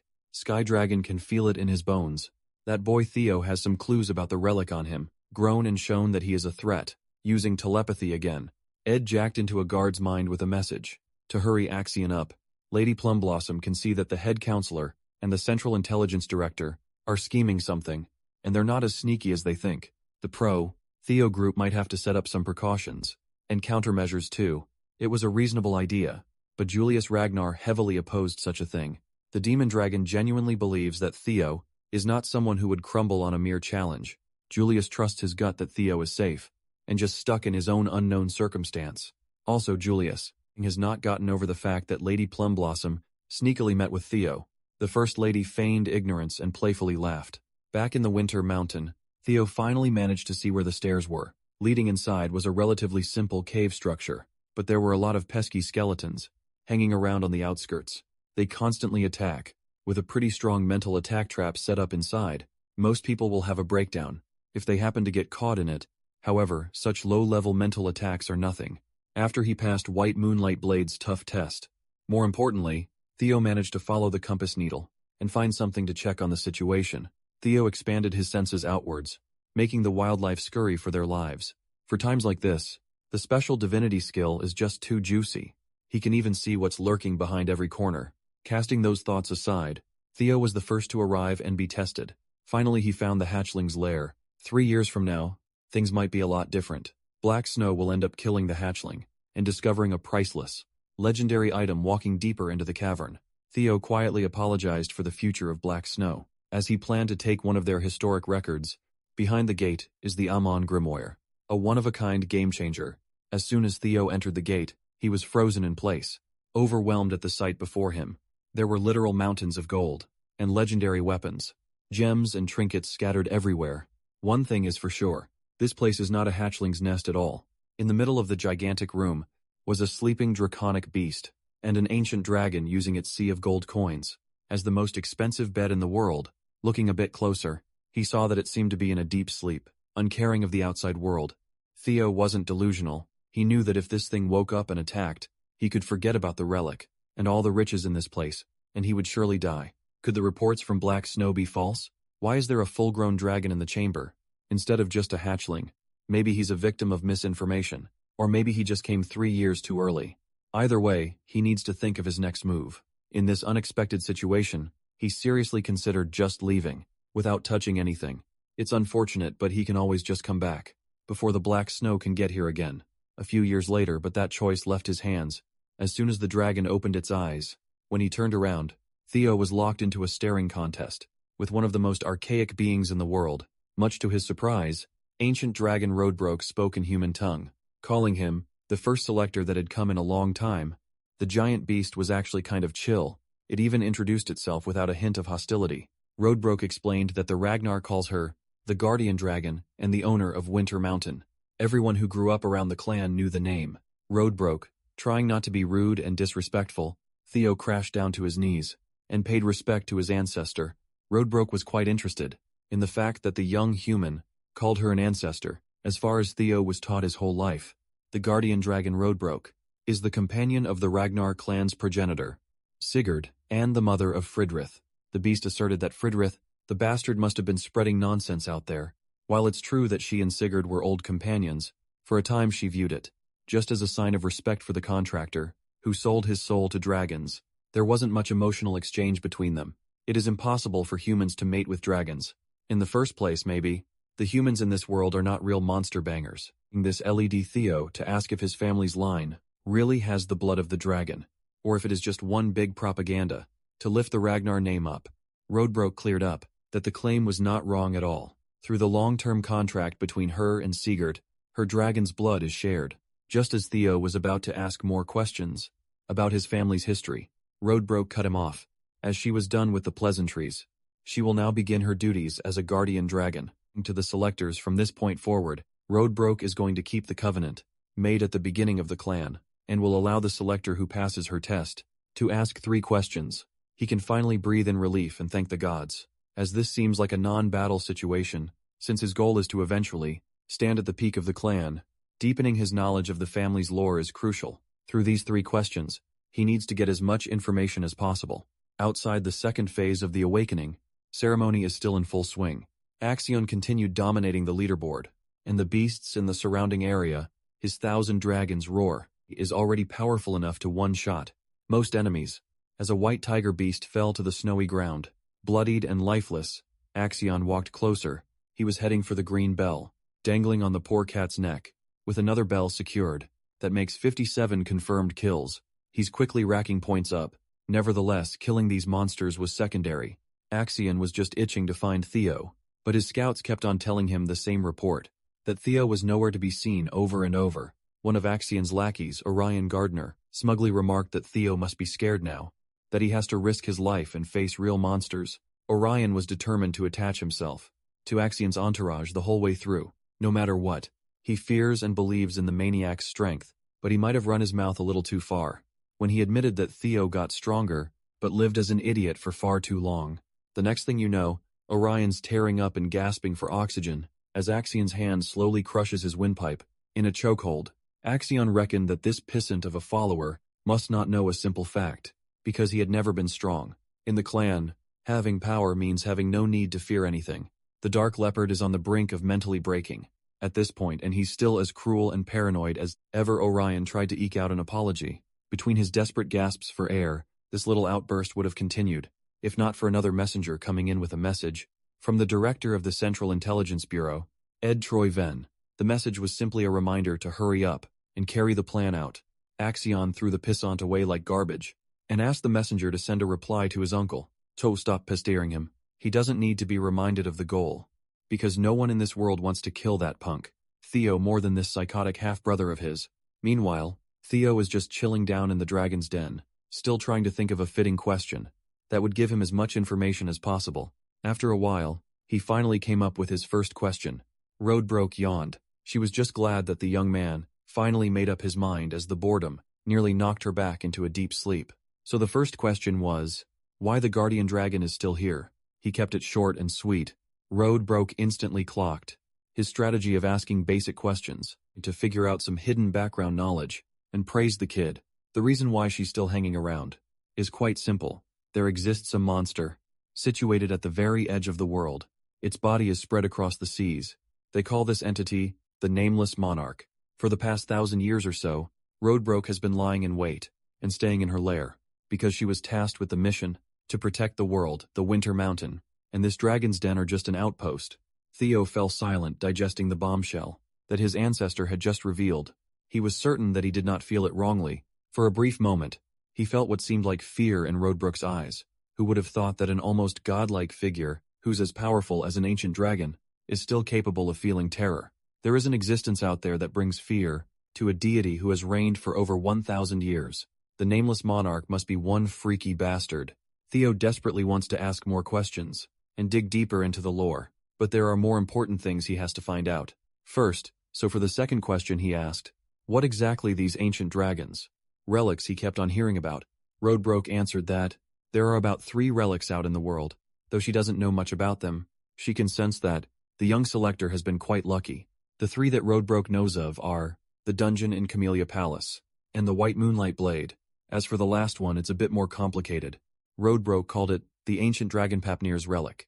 It is a result of a great ancien dragon soul, fragmenting into 31 different pieces. These pieces were then bestowed upon humans, in hopes of protecting humanity and resisting the Nameless Monarch. The form of these ancient dragon relics is not limited. Some could be an item, some could take the form of an experience, and a rare few even turned into intangible, yet strange phenomena. Hearing that last part made the gears in Theo's head turn. He can finally see that he always had the last relic in him. Everything he experienced after regressing in time flashed before his eyes. Going through 20 years of life and being brought back in time to the brink of death is the strangest phenomenon one can ever go through.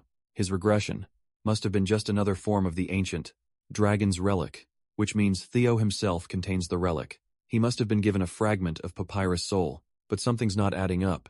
There's always a dragon protecting the relics, but there was no such thing in his regression. Realizing something, Theo came up with the third and final question.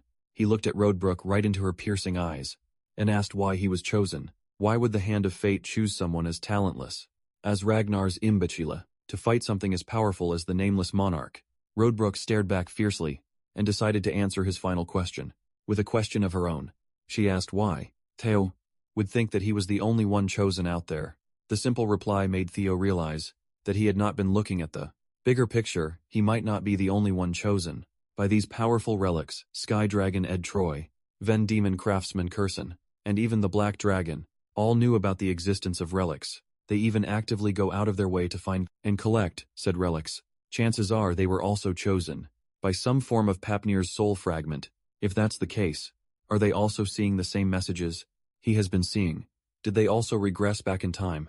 While these series of questions led Theo one step closer to uncovering the world's truth, it also made things a lot more complicated. To summarize, there is a nameless monarch lurking at the fringes of the planet that even the ancient dragon fears, and it is entirely possible that there are more regressors apart from Theo. Now that Roadbroke has answered his 3 questions, the quest is complete, and Theo will be given his reward. The young man was so engrossed in all the implications of what he just found out, that he almost forgot that he came to obtain Amen's grimoire, but now that his horizons have expanded, he had changed his mind.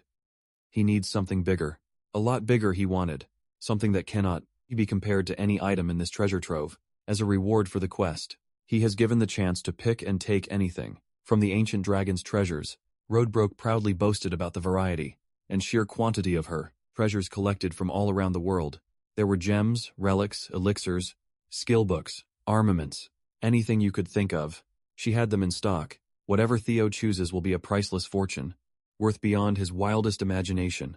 Roadbrook urged him to pick wisely, and she said she would deliver. Theo's lips slowly twisted into a sly smile. When prompted by the ancient dragon to state his desire, Theo Ragnar proudly proclaimed that he wanted to have Roadbrook herself. That answer was definitely out of her expectations. Theo's remark comes across as a joke to the ancient dragon queen, who responds accordingly. However, she's done with kidding around, and wants the Ragnar descendant to speak his real choice, standing resolute on his words. Theo declares that he just told her what he wanted. First, the dragon pauses, and then asks to confirm if he's really serious. After receiving confirmation, the dragon exerts its menacing aura that makes the ground rumble beneath Theo's feet. Using the tantalizing dragon fear attack, the ancient dragon deems his words disrespectful and lashes at him for overstepping his boundaries. Feeling the sheer weight of the dragon fear attack, Theo does his best to stand his ground. That mere roar of the dragon is powerful, enough to make blood come out of every crevice of his face. In response, he counters the roar with a lesser drake's fear. Of his own, of course. It's a pointless attack in every sense of the word. Even Lodrok thinks he's an idiot for challenging an ancient dragon's roar with an incompetent one determined on his feet. Theo shouts his request, reminding the guardian dragon that he was told to select any treasure from its nest. According to his own words, there wasn't a condition preventing him from selecting the guardian dragon, Lodbrok, as his desired treasure. He may be speaking confidently, but even Theo thinks this is a huge risk he's taking, one that he's willing to put his life on the line for. This beast, the guardian dragon, Lodbrok has firmly established the Ragnar clan. With the help of the progenitor Sigurd becoming her partner, all will mean for Theo to have proven himself as a legitimate warrior of the Ragnar clan. In order to prevent the atrocities of the dark past, he's willing to cast his life away for this opportunity. Theo demands the guardian dragon to surrender herself. As she promised with her own words, the warrior begs for her aid with his aching voice. Just then, the guardian dragon sees a shadow of the legend of Sigurd, seeing his image trailing Theo. Lodbrok releases her roar and accepts his request. Much to Theo's shock, seconds later, the dragon materializes into a smaller and more human-like state, her sharp golden eyes peering him down. Lodrok has been impressed, so she's willing to give him a shot. She stands before him in her majestic beauty, causing him to go speechless for a few seconds. Lodbrok reminds him that she's over 2 millennia old, so there's no point thinking about those thoughts. Addressing the guardian dragon, Theo points to her chest, and he's not talking about the pair of personalities that you horn dogs are probably thinking about. He's referring to the hole, which was a result of a battle 50 years ago. Lodbrok lost her heart, and ever since then awaited her death. She's only got 3 more years in her before she dies. That's why she also can't leave her nest, which means she won't be of his aid in a direct manner. That's why, extending her offer again, she wants to know if he's really in it, to select her as the desired treasure. This simpleton smiles, and confirms that he hasn't changed his mind, and that he would like to select her as his desired reward. You know, guys, under different circumstances, this would sound horrible. The system confirms the selection of the guardian dragon as his reward. Lodbrok deems it a foolish choice, but thinks it's just one of his qualities. As the chosen one, the system has granted him the title of the guardian dragon's significant other, as well as the descendant of the progenitor of the clan, promising to become even stronger and reach greater heights. Theo confesses that he will obtain the rest of the relics of the primordial dragon Fafnir. A soul link between the guardian dragon and the warrior is established as Theo promises to find something that could very well substitute Lodbrok's heart. After all, among the relics of the all-powerful primordial dragon, he believes there has to be something miraculous to help her out. He also levels up after gaining the experience points. Azahizut. Theo thinks it's only right for him to do that much, in order to claim the title of the guardian dragon's significant other. You guys see what I'm talking about, right? She gives him a smirk, and hopes to be in good care of her new partner. Yeah, this is going on Santa's naughty list. Lodbrok reminds him that she's still incapable of leaving the domain, so he's gonna have to find a solution for himself.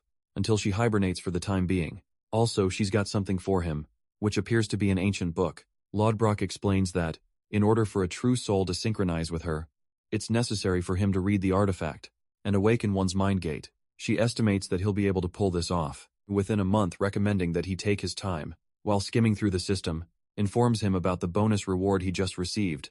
It's a grimoire called Amon. Inspecting its properties, Theo was impressed to find that it contains magical principles that date back to the beginning of time. It's a special book, containing rich knowledge of everything in the universe. Theo is glad that he was able to get his hands on this baby, but his real concern is the duration she just mentioned.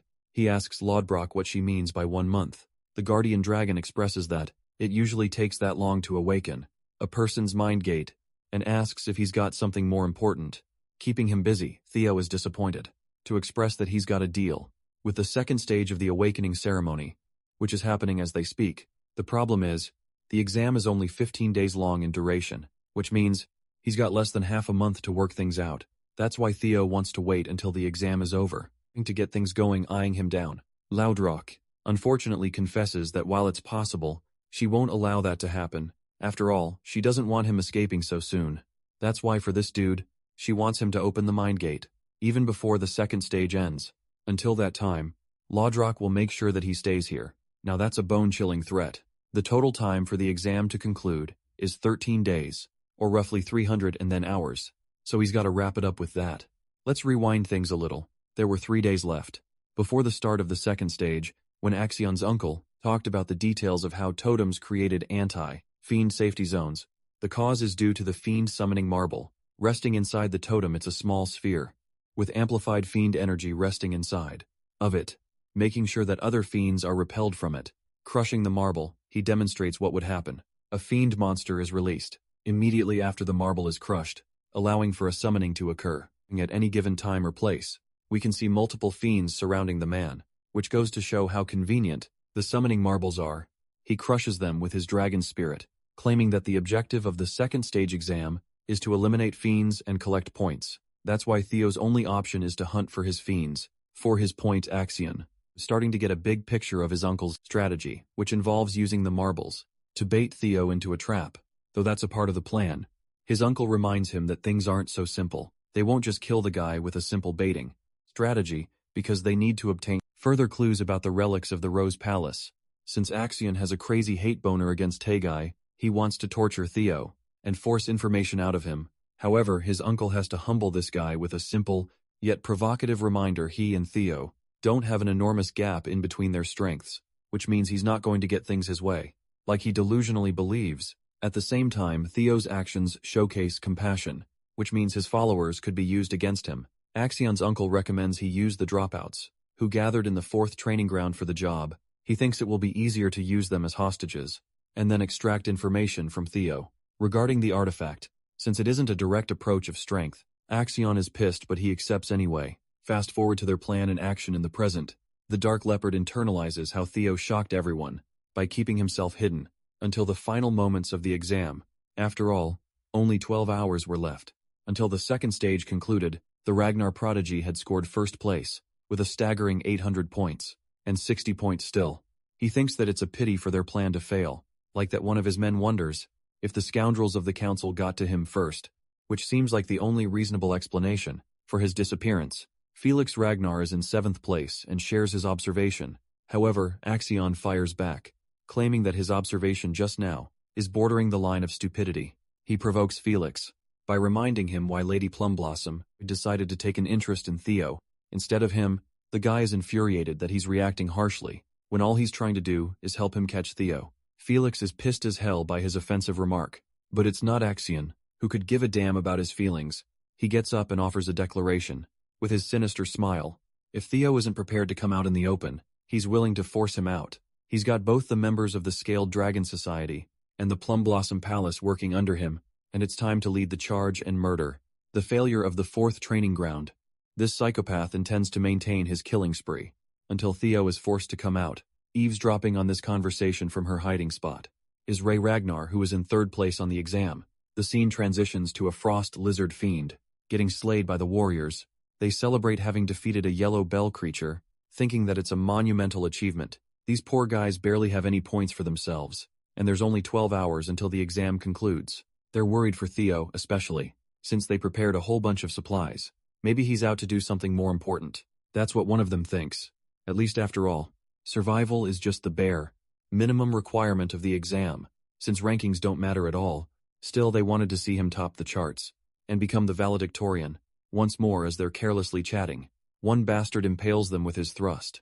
Orion Gardner has just killed Sybil in cold blood, while the rest of his friends question the actions of the Scaled Dragon Society. They're scared to learn that they've become the targets, and for the day, in order to bring out Theo. These poor guys are going to eat shit for literally just existing during the same time. We revisit Lodbrok's nest of gold and treasures. The guardian dragon is fervently impressed by Theo's remarkable ability to open his mind's gate in less than half a month. The system confirms his initial grasp on the magical principles. This is all thanks to what he heard in his previous life before regressing. The key factor in learning the Amon Grimoire is the quantity and quality of the magic power.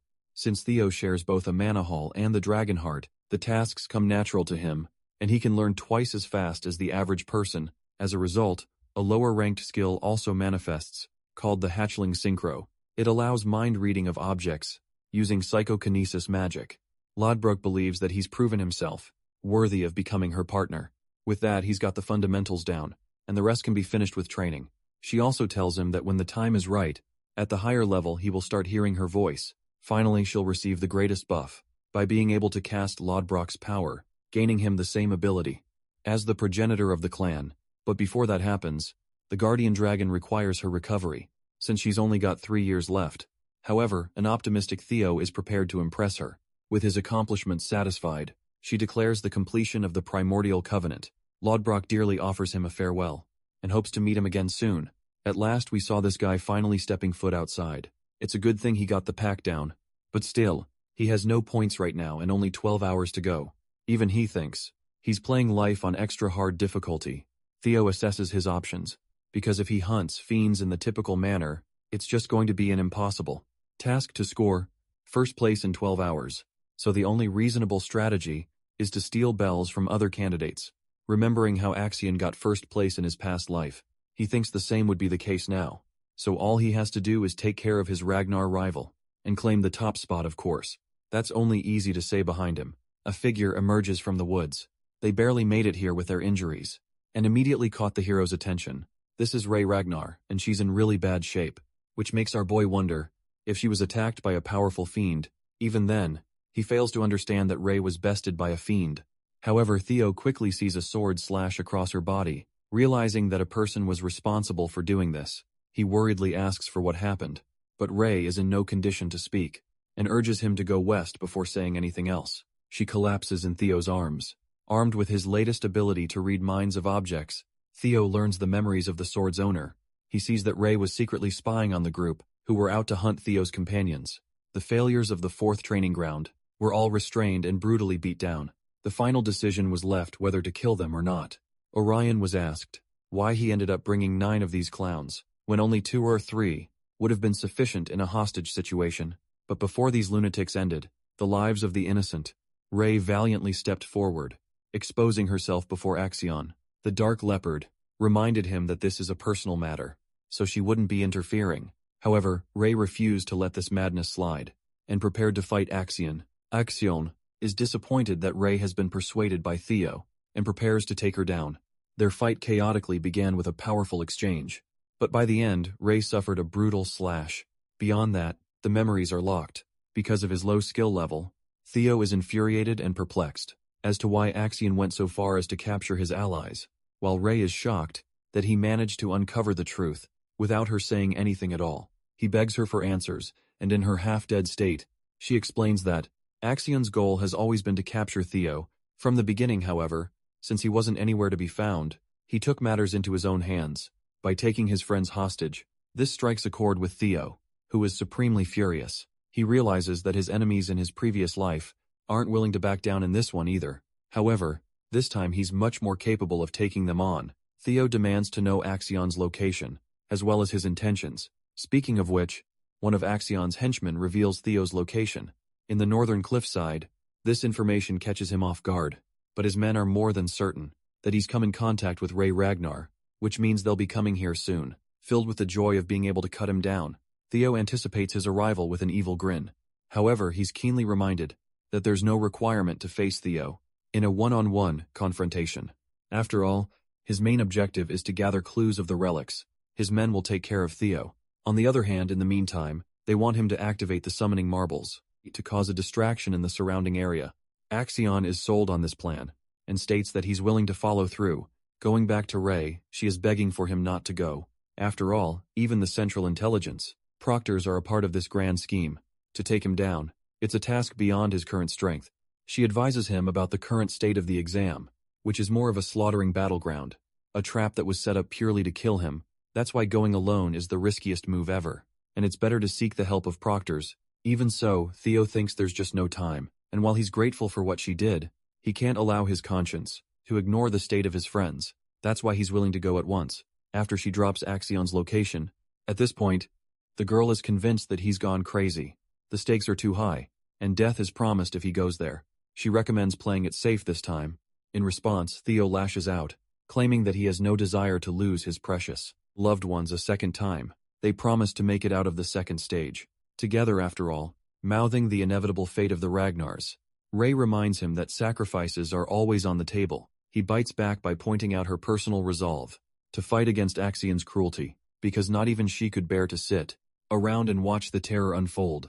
The scene makes him relive the memories of his original life, where everything he knew went up in flames, all because he was weak, in a clan that was meant to foster the strongest. Theo is done with always losing people and being played for a fiddle. He emphasizes how he doesn't want to relive the mistakes of his past. Fueled with his anger and determination, Theo demands to know Axion's location. The scene transitions to Remington, Narcio's side of things, who has just come across the abandoned supplies, dropped by Sybil and the rest of his friends. There's blood indicating that something is wrong. He turns to confront the two warriors standing in the distance, Hulkus Lanka, who is in 5th place, and then Erica Lanka in 4th place. Finally, Remington Narciso is revealed to be trailing behind Axion. As the second placer, going back to Theo's side of things, he's out here fighting a snow fiend. The first few attacks he manages to dodge, before quickly finishing the fight in one move, prioritizing other pressing matters. Theo runs in the direction of Axion, hoping that some of his friends are still alive, and well, he knows for a fact that Ed is playing with Axion's feelings, and making sure that Theo is taken out, without much outcry from the clan. There's the fact that the Intelligence Bureau proctors are siding with Axion, which is the greatest piece of evidence available. Theo cuts down the creatures with his triple dragon's claw strike, reflecting that the proctors, who are supposed to kill him, will likely suppress Axion from lashing out. Still, he prioritizes his speed, knowing how Axion is just easy to provoke and impulsive in his actions, lunging for an aerial strike against the fiend. Theo thinks that he could very well manipulate this nature of his. In his favor, the sword pierces the creature's head, releasing a pool of blood. Let's see how Ray's doing. She collects her thoughts, remembering how Theo has never once changed from when he was a child despite her injured state. She wishes to help him out. This time the hostages are getting brutally smacked around under Axion's heel, who is prepared to cut them down for even making the slightest noise. Again, he's reminded by the proctors not to act on his own, to cause unnecessary conflicts.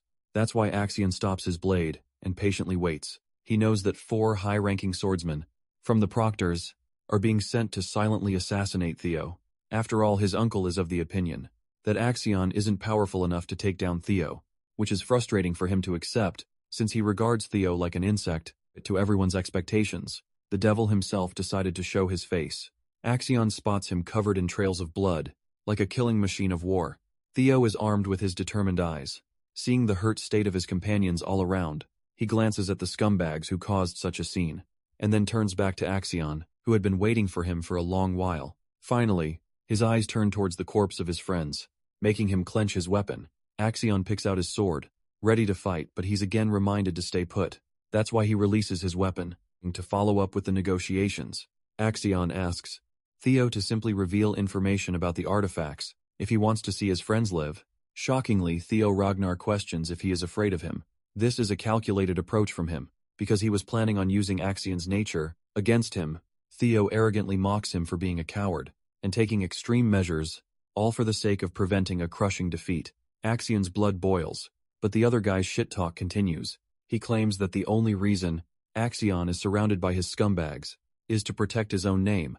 Then there's the hostage game going on to Theo. He thinks it's just an all-out effort to prevent a defeat. As a man unworthy of the title of the Four Hounds, Axion is now royally pissed, which is exactly what Theo wants, as he keeps egging him on, challenging him to a duel like a real Ragnar would, unless he wants to back out like the coward he is. As Theo puts it, this is the final push for Axion, who can't contain himself anymore. Theo lays out the conditions for the fight. If he loses, he'll give up the information and his life. But if he wins, he will walk away with his friends. The Black Leopard has lost himself to his madness, and arrogantly reminds the imbecile of the Ragnar of his place in the clan. He laughs before peering at him with a murderous glare, mocking his understanding of the situation. The CBI tries to intervene, even though they know he's trying to stir up Axion. With his words, they urge him to follow the plan, but this guy is done playing around. He accepts Theo's challenge, and walks forward to take him on. Just like our boy wanted the proctors watching, the scene realize that things are going the opposite way of what they intended. They're prepared to act accordingly as planned. If Axion is nearing a crushing defeat, the brutal warrior reminds his group not to step in and to carry out the tradition of honor in a Ragnar duel. He also doesn't want anyone to hurt the hostages. For the time being, their fight begins, with Theo taking the first slash and surprising his opponent. With that settled, it's time to get serious. As both swordsmen clash on equal grounds, Axion talks down to his opponent and goes on the heavy attacks. He wants to show Theo the difference between their strengths by releasing a Heaven Dragon's shout. This roaring attack even has Theo concerned for his life. In response, he prepares a charged slash of his own and responds with the Triple Dragon's Claw, severing Axion's attack and surprising him greatly. Standing before him is a confident man who can challenge the best of his attacks. Theo returns the trash talk and wonders if his opponent is really on his level. To be lecturing him, seeing this clash go down, Orion is sweating bullets. After the aftermath of Theo's recent attack, at first he was doubtful of the warrior's abilities, but now even he's starting to believe in the imbecile's real strength. The situation seems tense, and suddenly Axion is the one who might lose the fight, concerned for his own life. Orion wonders if he should switch sides. When there's still time, he also believes that Axion greatly underestimated his opponent. Ultimately, Orion decides against betraying Axion. As the bastard proctors of the Intelligence Bureau are sharply watching, he thinks they'll still take down Theo regardless. Commanding the rest of his men, Orion tells them to scatter and search for the remaining proctors. They want to avoid getting caught up in their battle. The story explores Axion's past, who was expected to seize the throne of their clan. At a young age, both his mother and uncle sought his success for their prosperity. The Ragnar name is nothing more than a cover, because underneath they regarded the boy as a Troy Van. Axion can't help but praise his opponent's performance. He lunges forth to strike down Theo. However, his attack is unsurprisingly blocked. With a confident smile, he's acting just like Theo intended for him to act. Breaking away from their fight and back at the council, they talk about Theo's resurgence and news of his contact with Axion. His supporters are pumped that he survived, safe and sound, while his haters are shocked. He wasn't done away with by the scoundrels.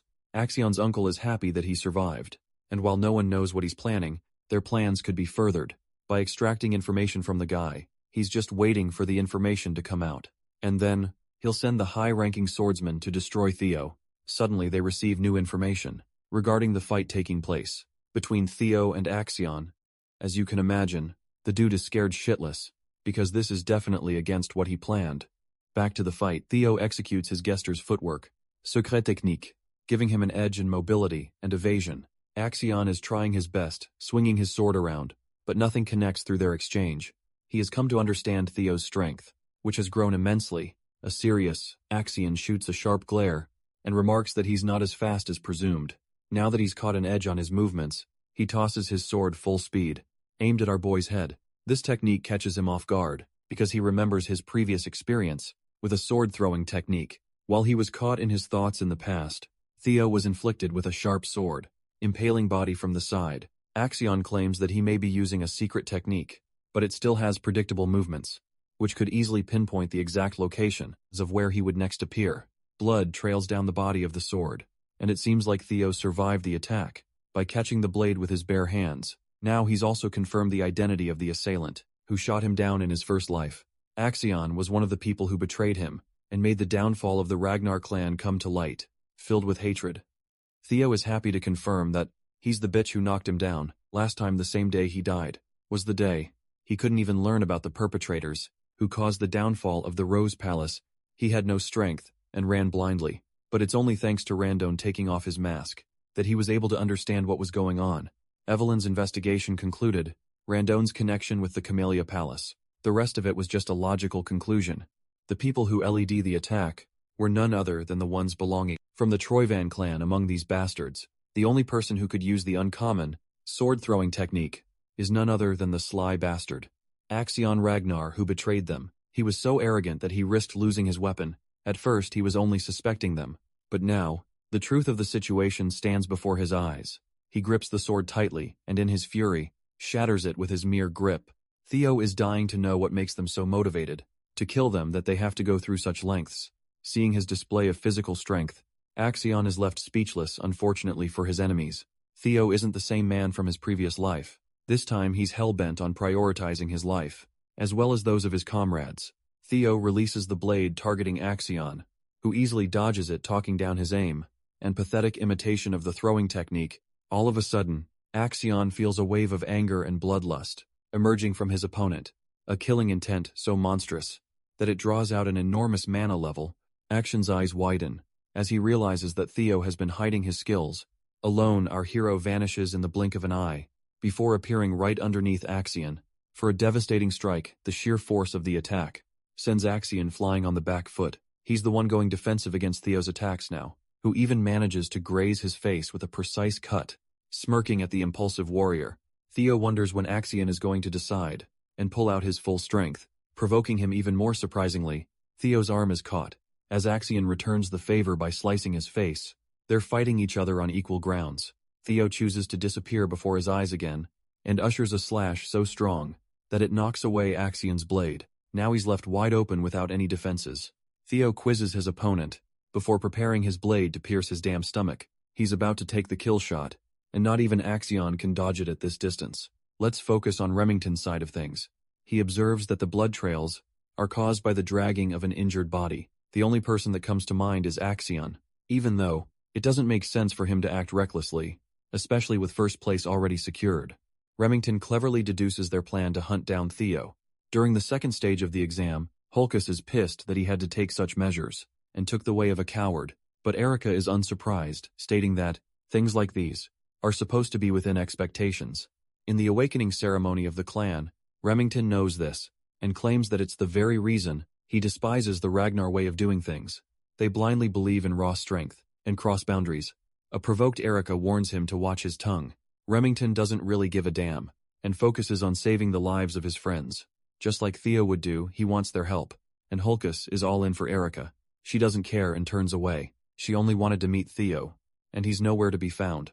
She has no interest in saving weak men, which prompts her brother to ask if she's really that much of an asshole. Remington understands her intrigue to meet Theo, and he advises her that by helping him now would serve her benefits in the long run. The three warriors bounce to uncover the hostages' location. Remington is hoping they are safe and sound.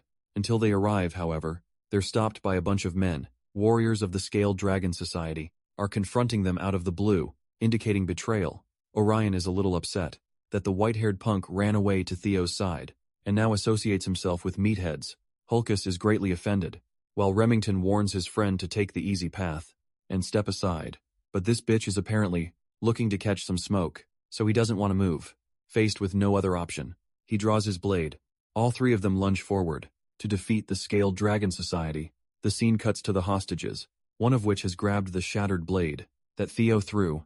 The purpose of the blade wasn't to attack Axion, but to land right next to the hostage. It's an opportunity to escape using the blade, their only chance of doing so. The man wriggles his knees in an effort to cut the rope. Zooming in on the battle, it turns out that Axion's life was saved at the last second by one of the higher-ranking swordsmen. They finally decided to show up. After acknowledging the situation, this man is Liam Troyven, and he's even prepared to accept punishment. For his intervention, Liam breaks their clash and suggests his men to take care of Axion.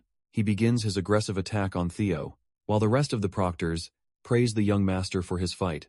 They even return him his blade. Axion doesn't seem to be furious or anything, just disappointed. Liam's ferocious slashes are really giving our boy a tough time out here. But still, Theo is managing to respond well, In a near-equal exchange, Liam launches a forward strike, which Theo blocks handily. From this short encounter, the high-ranking swordsman is rather impressed by his defenses against both Axion and him. Despite this, it's clear as day that he's no match for Liam's sword skill. There aren't any proctors nearby to monitor the fight, making it the best opportunity to kill the swordsman and prodigy. So for the sake of the Troyven clan, he takes an aerial strike to finish Theo Ragnar. In this one attack time for a plot twist, it's not Theo who gets impaled, but rather Liam out of nowhere.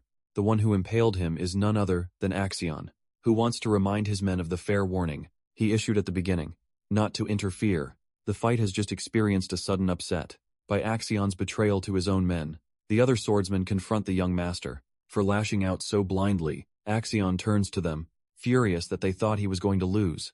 He deems it a mockery of his skills as the heir. Theo acknowledges that he's gone completely mad. As for Axion, he finally recognizes the man's skill as Ragnar. His uncle fed the boy the delusions of grandeur from a young age, goading him to climb to the top and sit on the Ragnar throne. Axion claims that while Theo is stronger, he's weaker in comparison to him. He declares himself as the man who is destined to become the strongest warrior, to claim the throne, so there's just no shot of him being beaten here. In this fight, Axion is prepared to cut down anyone who stands in the way of his ambitions, and lunges to initiate a slash. But this sword slash just doesn't catch Theo, who has used his speed to soar to the skies. He manages to shock Axion with an attack that actually connects. Also turns out Liam is still alive, just gravely injured. He tells his men to go and help Axion, no matter the cost. They need to kill Theo while they still have the chance. However, the high-ranking swordsmen are against the idea, seeing how it led to Liam's downfall. Liam doesn't care and orders them to go, since they'll all die. If the young master doesn't make it out of the fight, Axion is seriously on the back foot, completely baffled that he's being outclassed right now. He remembers his uncle's words, who told him that the Ragnar clan is a realm of unpredictable outcomes. Anything could overturn the impossible odds. Axion is in denial, inches away from defeat. He always looked down on this guy, called him a worm, an insect, and even an imbecile who didn't know his place. But it turns out, his uncle was right about their skill gaps. Still believing in the delusions of his own strength, Axion lashes out despite being brutally injured. He is now blind in his advances, as he spouts maniacal beliefs of his destiny and fate. However, Theo thinks very little of such things. He thinks his ambitions led to the very demise of the ones he cherished. That's why if Axion isn't willing to concede, he's going to forcefully subdue him, saying that Theo channels his powers, casting a beautiful blue dragon one last time. He roars triple dragon's claw, declaring, and becomes strong enough to slay anyone in his path. His attack pierces Axion clean. We get a beautiful frame of his body rupturing apart. When the smoke settles, a corpse hits the ground, its head severed from its body. Axion's head descends from the air and plummets to become a paste. Blood trickles down, but nothing can be done now. The victor of this long fight is Theo Ragnar, who stands firmly after exacting his revenge. Lastly, Liam is left dazed at the sight of the young master's headless state, a fitting death for an arrogant man, knowing his fate. If news of this blunder reached the Sky Dragon's ear, Liam spurred his remaining men to at least kill Theo. In retaliation, as high-ranking swordsmen, the Troyvan protectors snapped out of their daze and charged forth. Theo stood tall. A satisfied but wry smile was etched on his face. He is in grave trouble, even if he was in tip-top condition, trading blows and surviving against a coordinated attack of 4 senior proctors would be improbable with his current condition. It's even more hopeless. His stamina had reached the limit, and his mana pool had run dry from killing Axion. All he could realistically do was buy some more time. With what little he had left in the tank, by his estimation, help should be coming any time now. The proctors finally got in range for one final effort to avenge the young master. Thankfully, the valiant Remington, Narciso, and the lanky siblings pulled together and arrived just in time. They surrounded Theo, forming a formidable wall of defense to shield against the proctors. From Remington's perspective, it's only natural that comrades should have each other's backs in times of need.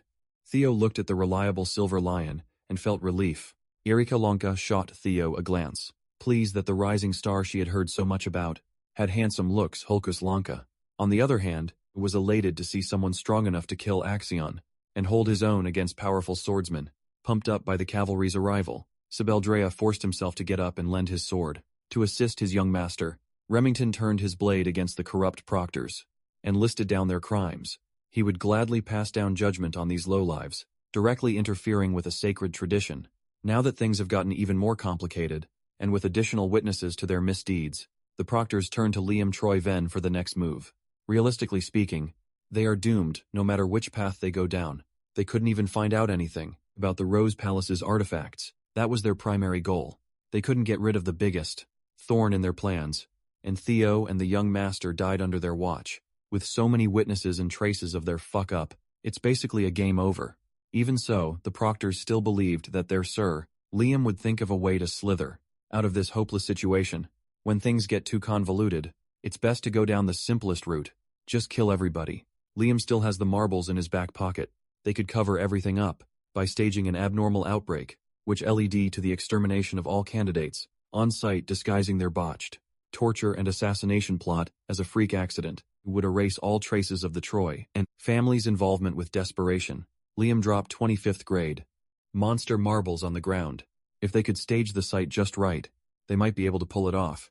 Even in the face of destruction, the proctors chose to put the interest of the family on top of everything before the marbles and could materialize into their true forms. Liam felt a sharp pain in his stomach. For the second time tonight, the poor guy got a second round of back shots. For the night this time, the man holding the blade was the White Dragon Clan's supervisor, Selford Gardner, alongside another supervisor, Aaron Bacchus. Aside from the White Dragons, the Plum Blossom Palace and Daffodil Palace also pulled up with two supervisors, Natasha Koppel and Sally Gardner respectively. Liam, the crafty son of a bitch, finally fell on the cold hard ground. Supervisor Selford urged the remaining traitors to drop in their weapons unless they wanted to die on the spot. Troy and proctors were stuck between a rock and a hard place. Behind was the most promising young Ragnar talent. Up front were battle-tested veterans. When Theo saw that safety was finally guaranteed, the last embers of strength faded away. Breaking his fall was the woman who warned him not to go. Just a few minutes ago, Ray Ragnar. Before completely passing out, he thanked her for the heads up. While the criminals were being taken away into custody, Remington finally dropped the heroic act, running to his comrade with utmost concern. The Lanka siblings butted in. Erica wanted to make sure that Theo remembers her, and Holkus just wanted to schedule another duel, pushing them to the background. The rest of the training ground, 4 boys came pouring in to wholeheartedly express their gratitude to the young master. All of them were crying their eyes out, hearing and feeling all the care and concern of his people. Theo Ragnar smiled. This is the type of strength he had been longing for. Ray of all people understood his very nature. As the last embers of his consciousness fade, Theo requested some bells. He would be good with just enough to get first place. Moments after the arrest of the traitorous proctors, news arrived at Ragnar HQ. Of course, Ed, Troy Venn, could not believe the words coming out of the messenger's mouth. The round table of Ragnar's big shots remained silent as the messenger repeated the report. Axiom Ragnar's death sent a thunderbolt of disbelief across the room, hearing that his nephew died in some test, where he arranged for another fledgling's assassination, nearly made the Sky Dragon crash out on the spot. While Uncle Ed was trying hard not to go feral, the announcement of the second round blooming ceremony commenced. Gathered at the starting point, the survivors of the grueling test looked visibly worn, stepping up to the front and demanding everyone's attention. An old man praised everyone for their hard work. Announcing the official conclusion of the ceremony was one of the 9 dragons, the Zenith Dragon Pharaoh Ragnar. Everyone in the family knew who the Zenith Dragon was, so the new generation was absolutely starstruck. The geezer rarely even shows up at formal events. Reading out the results, old man Pharaoh declared that 45 out of 87 candidates passed. It might sound bad, but the survival rate is actually above average. This year, that's indicative of this year's talent pool. It might be a contender for best batch of all time. Furthermore, even in a stacked batch, the highest scoring candidate stood out, brighter than ever. Can you guess who that top scorer is? Everyone was made aware that passing the second would result in an automatic promotion from apprentice to entry level. At this stage, they are allowed to feel proud of themselves. Those who passed are now qualified to work as Ragnar's inspectors under one of the many factions to add to the hype. The Zenith Dragon moved on to the announcement of scores. First place, as expected, was Theo Ragnar with a whopping 1,121 points. Who would have thought that the guy who had 0 until the final minutes would shoot up to the pinnacle? Well, knowing that he took Axion's head makes it make sense. In second place was Remington Narciso with 926 points. Erica Lanky went third with 843 points. Ray Ragnar placed fourth with 789 points. and Hulkus eked out a 5th. The old man listed down the results, until the passing cut off at the 45th place. These outstanding candidates are practically guaranteed prestigious jobs, but the blooming ceremony is not over yet. There is a third round that only the cream of the crop would qualify for, when those who collected enough bells to enter the secret ceremony were called to raise their hands. Usual suspects proudly answered the call. Only the top 4 were beast enough to enter the final trial. The hidden piece of the ceremony involves the quality breathing method. After collecting enough bells, one could learn from the inscriptions written within. It might sound simple enough, but gleaning insights, reading, and understanding the etchings require a high level of discernment. Those who are good enough to master these insights can attribute their visions to their arsenal, giving them the qualification to participate in one last assessment in Theo's past life. He lucked out and got 1 bell, but he couldn't even understand a lick of the hidden message. Now he has hatchling synchronization, an ability that could peer through the thoughts of things, basically allowed him to see the essence of the encrypted words as pictures and experiences. In his head he watched countless scenes of the past, heroes and warriors honing their craft, infusing Theo with a profound understanding of the hidden truth in a short amount of time. Normally, it is rare to see even one person qualify for the last test, yet they have 4 this year. As far as Theo could recall, Ray and Remington weren't supposed to comprehend the quality breathing method tonight. Perhaps his actions affected their progress too. With the icy floor open, old man Pharaoh invited the top 4 to show him what they had going. By the count, Theo Ragnar took to the stage. With Axion out of the picture, a lot of things will change fast. Instead of dreading the future, Theo felt serene and centered. Now he has all the tools to create a better future. Walking towards the center of the clearing, sparks crackled around his feet. The sparks quickly grew fiercer, turning into full-blown thunder. After sifting through a ton of bells, he finally became attuned to his natural attribute. To showcase his comprehension, he entered the first stage, granting his mana with the roaring thunder attribute. Second stage of comprehension involves expression, manifesting the thunderous mana. Seeing their boss looking like the god of thunder, the training ground boys were hyped. Usually outstanding candidates could stop here, and they would be hailed as true geniuses. But Theo Ragnar is built different. They haven't even invented a word that could encompass his talent using the dragon heart beating in his chest. He demonstrated the third level of comprehension, complete and absolute control. In the crowd, Erika Lanka is drooling at the sight of the strongest man in her generation, while her brother looks like a kid watching Dragon Ball. Even the Zenith Dragon admitted that he never expected such a high level of comprehension in such a short amount of time. Everyone thought this would be the end. Control is practically the ceiling for most prodigies at this stage, but no. Theo Ragnar wants to hog all the spotlight for himself. After showing his impeccable control, his thunderous mana soared to an even higher level. The entire field lit up with a golden yellow light, like a Super Saiyan is about to pop off. He sharply opened his eyes and swiftly drew his blade. As wild bolts crackled, he swung the sword and launched a lightning strike in the form of a blade. Wind, he finally has a ranged attack. The attack seemingly gained a life of its own, manifesting the visage of a ravenous thunder dragon. Out of the 5 stages of comprehension, this is the 4th level expansion. This time the other candidates couldn't say a word. All their jaws were clamped open in astonishment. Theo Ragnar aimed his new technique directly at Old Man Pharaoh, of course. The old man simply chuckled in amusement. He was pleased to witness a generational talent show. At this level of expansion, before the Thunder Dragon could reach him, the geezer calmly raised his hand, summoning dewdrops out of thin air. Those little drops compressed themselves to the highest degree and blocked a whole-ass Thunder Dragon. The Zenith Dragon wasn't offended that a candidate dared to test him. In fact, he was glad to find such an interesting gem. In this year's ceremony, the audience was speechless. Is that guy really their peer? Seemingly in a better and livelier mood, Old Man Pharaoh awarded Theo with an additional 1,000 points for a bold display of mastery. Of course, Theo already took the old man's fondness for truly outstanding candidates into account. When he pulled the last stunt, after his demonstration, Theo shot up to 2,121 points. 1,000 points is realistically unattainable for everyone else. Yet this dude doubled that. Theo's performance could only be compared with the infamous Lord Thorak.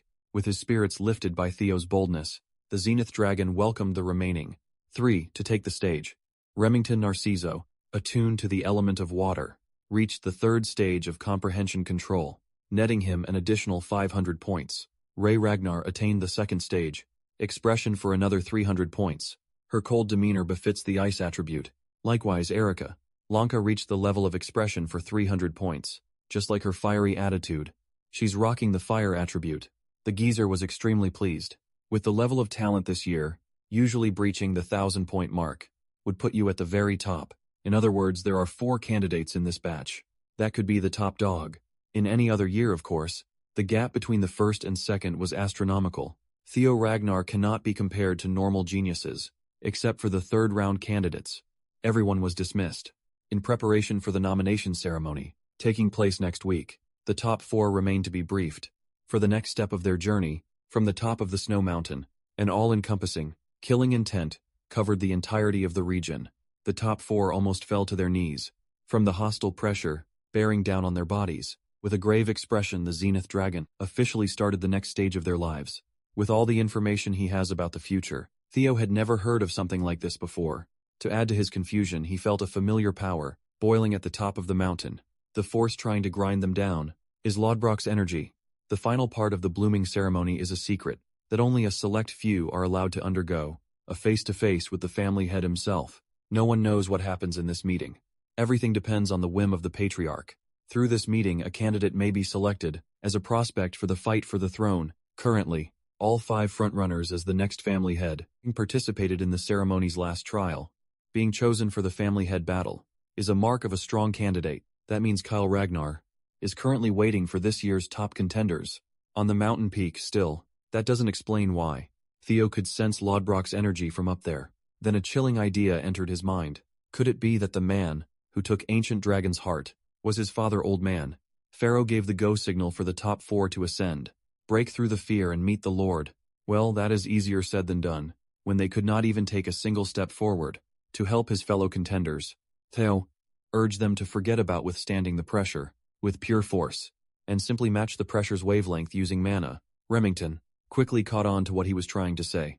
It will be difficult, but creating an anti-phase wave to neutralize the mounting pressure could theoretically work. This test is basically a way of culling candidates who can't properly control the magic power. Erica listened on the sidelines, confused as to what the nerds were trying to say. Remington gladly elaborated and blabbered about the vibrational properties of mana. Erica just stared at him like an alien speaking an unknown language. In essence, they just have to project mana power with properties that are opposite to the pressure. Erica scolded Remington Goody Two-Shoes for using complicated terms when the solution was so straightforward. While the others were arguing, Theo, with his eyes closed, was already close to developing his countermeasure. A few seconds later, he exhibited a thick and rich aura and steadily neutralized the pressure, preventing him from moving a muscle. When asked how he solved the puzzle so quickly, he confidently answered that this feat was to be expected of the next clan head. His fellow candidates were taken aback by his brazen words, while the Zenith Dragon remained sternly stoic, leaving his fellow contenders in the dust. Theo ran straight to the snowy woods. Old Man Pharaoh warned the rest to pick up the slack, since points for this stage will be granted based on the order of arrival at the top. Those words certainly lit fires under their individual asses. When the last one left the starting point of the race, the Zenith Dragon turned contemplative. He chuckled to himself in his old age. He never wanted to make a youngling his disciple. This bad back in the Camellia Palace, a certain elf just burst through the gate, with roaring laughter, eagerly looking for her daughter. The demon craftsman Cursum is banging and opening every door in the palace. In search of Cecilia, the reaction of the maids makes it seem like she's been visiting the palace every day since young master Theo became a rising star in the family. Interrupting an important meeting, Cursum pushed the right door open and cheered. Upon seeing her daughter for the nth time, Cecilia warned her mother about maintaining decorum within palace grounds.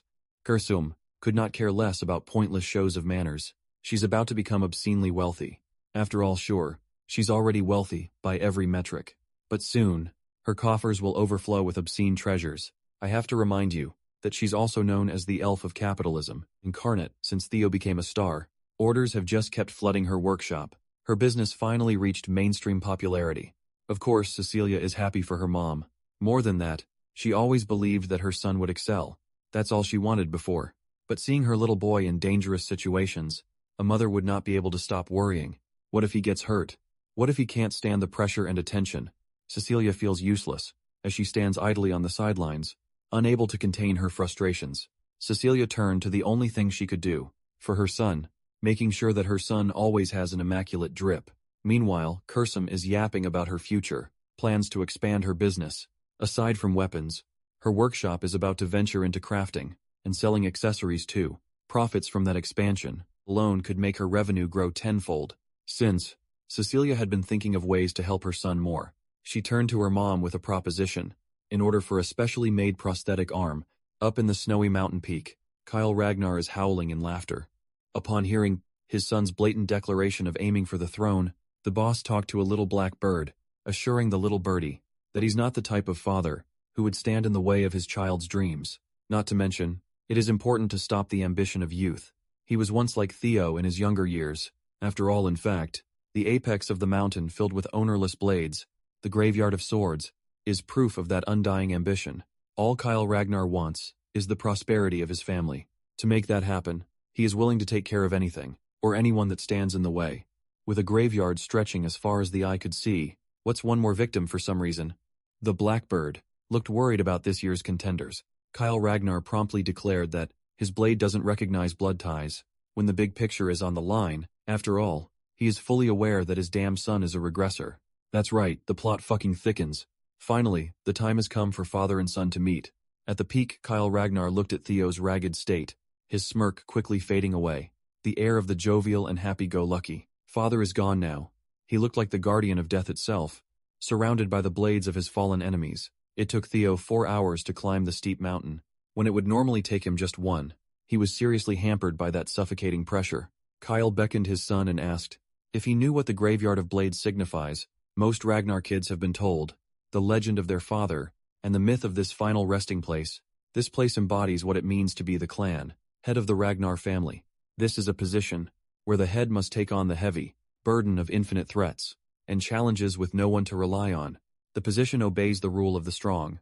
A clan head must stand tall above every mortal. When asked if he has what it takes to seize such a position, Theo answered with a resoundingly confident yes. His father warned him not to give such a definitive answer. So lightly in Kyle's journey to the top, he had to send thousands upon thousands of souls to the afterlife.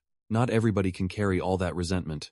In this place, Kyle is reminded of his bloody warpath. He can still hear his victims' curses and threats of revenge beyond the land of the living. Even so, Theo's resolve remains unyielding. The kid knows what he wants to be. As for his reason, everything goes back to his past life and thirst for vengeance. If he can seize the throne, he can finally bring an end to the damned bloodshed inside the clan. Achieving that mission is the top priority. Of course, he can't give that kind of answer to his father. So in true Ragnar fashion, he elected to answer the loaded question with his sword. Kyle Ragnar grinned. His boy definitely knows what to say in situations like this. Since he chose to answer with his blade, he shall no longer be treated as a son, but as a challenger instead. Kyle is also itching to see what this brat learned from a special someone. Theo was certain that his dad was referring to Lodbrok.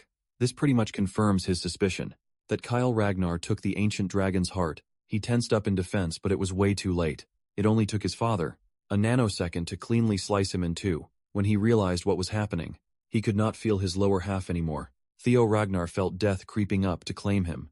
Once more, cleanly sliced like a piece of meat, he slowly lost hold of life. Kyle Ragnar wasn't fucking around. This is one of his terrifying techniques.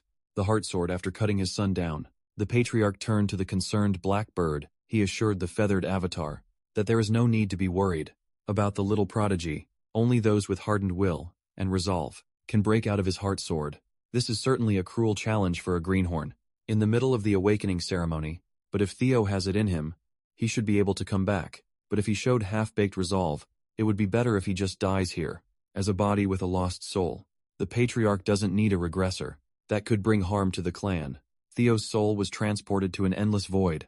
At the boundary of life and death, he could feel the familiar sensation of death, grinding his remaining essence into nothing. He quickly came to terms with his cause of death. Not everybody could survive an attack from a demigod. After all, Theo reflected on his accomplishments in this life, and tried to convince himself that he did all he could. He stole the Camellia Palace from the Trojans. He killed Rendon and that rabbit dog Axion, the bastards who cut his previous life short. Everything else, aside from that, would just be a stroke of luck. Compared to his first go-around, he lived a happier, albeit shorter life. This time perhaps, it would be fine if he just lets go and rest peacefully for good. As his will waned, accepting his untimely demise, the last bit of his soul evaporated like a dewdrop before the last droplets of his being were erased from existence. The griffin residing with his sword interfered. The giant bird forced himself into the infinite void to reprimand his boss.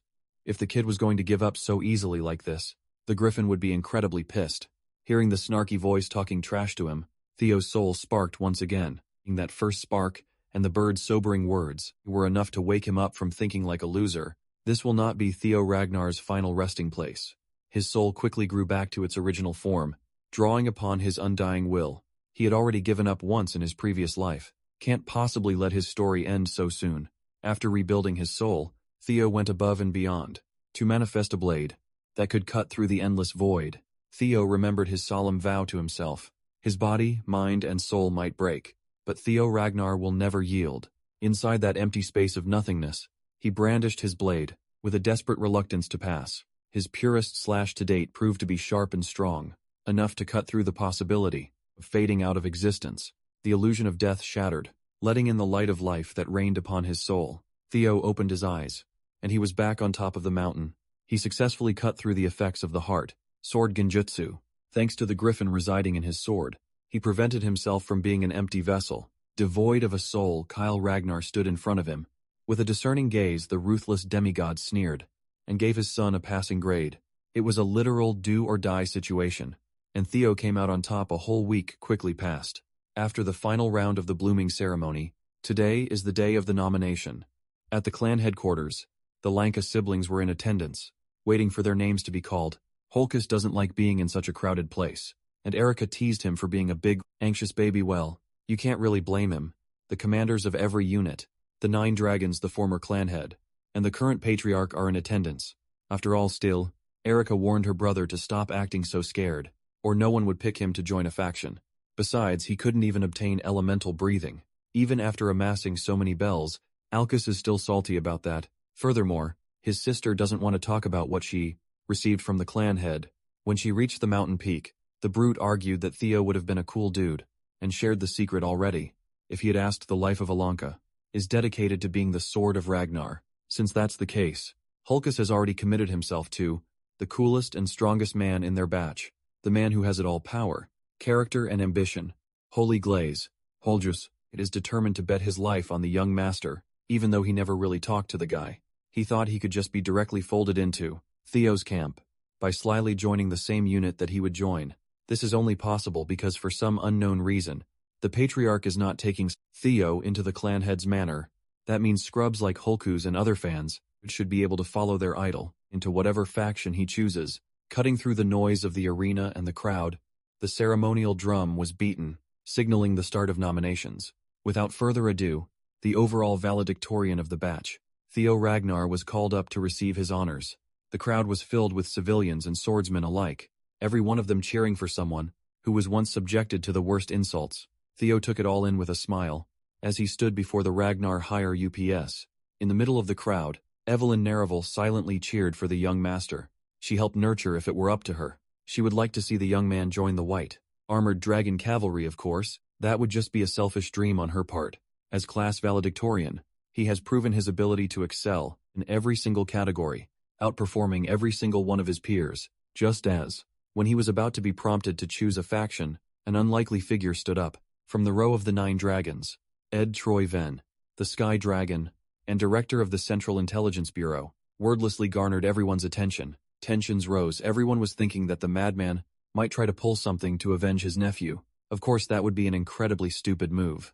Considering the other big shots in attendance, the announcer pushed back and firmly asked the Sky Dragon to sit back down. Theo reckoned that this man is likely still in shock over the death of Axion, but he doesn't feel too threatened, considering where he's standing.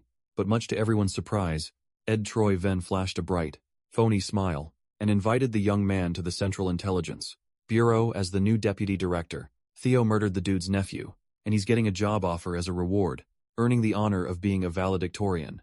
In the Ragnar clan holds a special meaning. Theo used to belong to the lowest position in the succession ladder. Now he had finally hatched to rise up and take flight. A word about his accomplishments quickly spread around the clan. News about him killing Axion and going toe-to-toe with a proctor was all everyone could talk about. His story of starting from the bottom and rising to the top resonated with the hearts of many apprentice swordsmen. Now more people look up to him than ever. The perception of the general public quickly changed from disdain to admiration. The imbecile of Ragnar no longer exists. What took his place was a generational genius, with monstrous potential. As he stood in the middle of the stage, the system rang out the third scenario. Quest has been successfully cleared as a reward. He obtained an ether core. Thea was pleasantly surprised. He spent so long without hearing from the system that he forgot about his quest. Considering how long the quest took to complete, this ether core thing should be something really nice. Right, he couldn't even enjoy his reward without a two-faced asshole offering him a deputy director seat into one of the family's most integral factions. Using observation on Ed Troyvon, he discerned that this asshole is aiming to take him under his wing, to be used as a pawn in order to uncover the secrets of the primordial dragon relics. They knew that already, but it's nice to have confirmation. The Sky Dragon probably suspects that he already has one of the relics. Unfortunately for Ed, Theo would never prostrate himself to a Troyvon. It is his life's mission to crush that cursed family. With his bare hands, a demon dragon. Julius immediately protested about Ed's thinly veiled coercion. Julius didn't hold back in calling the snake out for trying to scheme his way to vengeance. The Sky Dragon dismissed the allegations with mocking laughter. He admitted that he holds some resentment as an uncle, but as the central director, he only wishes to recruit the best man for the job. Julius clicked his tongue.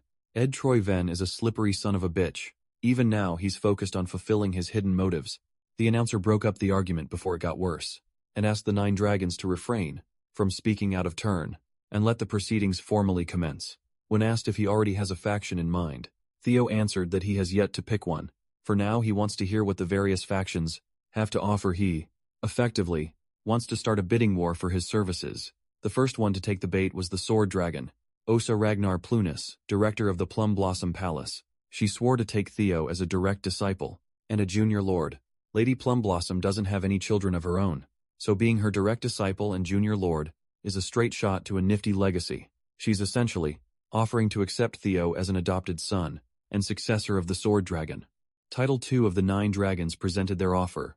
As expected of a hot commodity like Theo, with such lucrative offers on the table, most commanders and directors won't be able to compete at all. Despite the intense bidding war, another prominent figure wanted to throw his hat into the ring. He made a flashy and thunderous entrance, a bird crashing down from the skies, covered and masked up with bandages. Robert Ragnar, head of the Black Snow, also known as the Black Dragon, has joined the bidding war for Theo. The audience was aghast.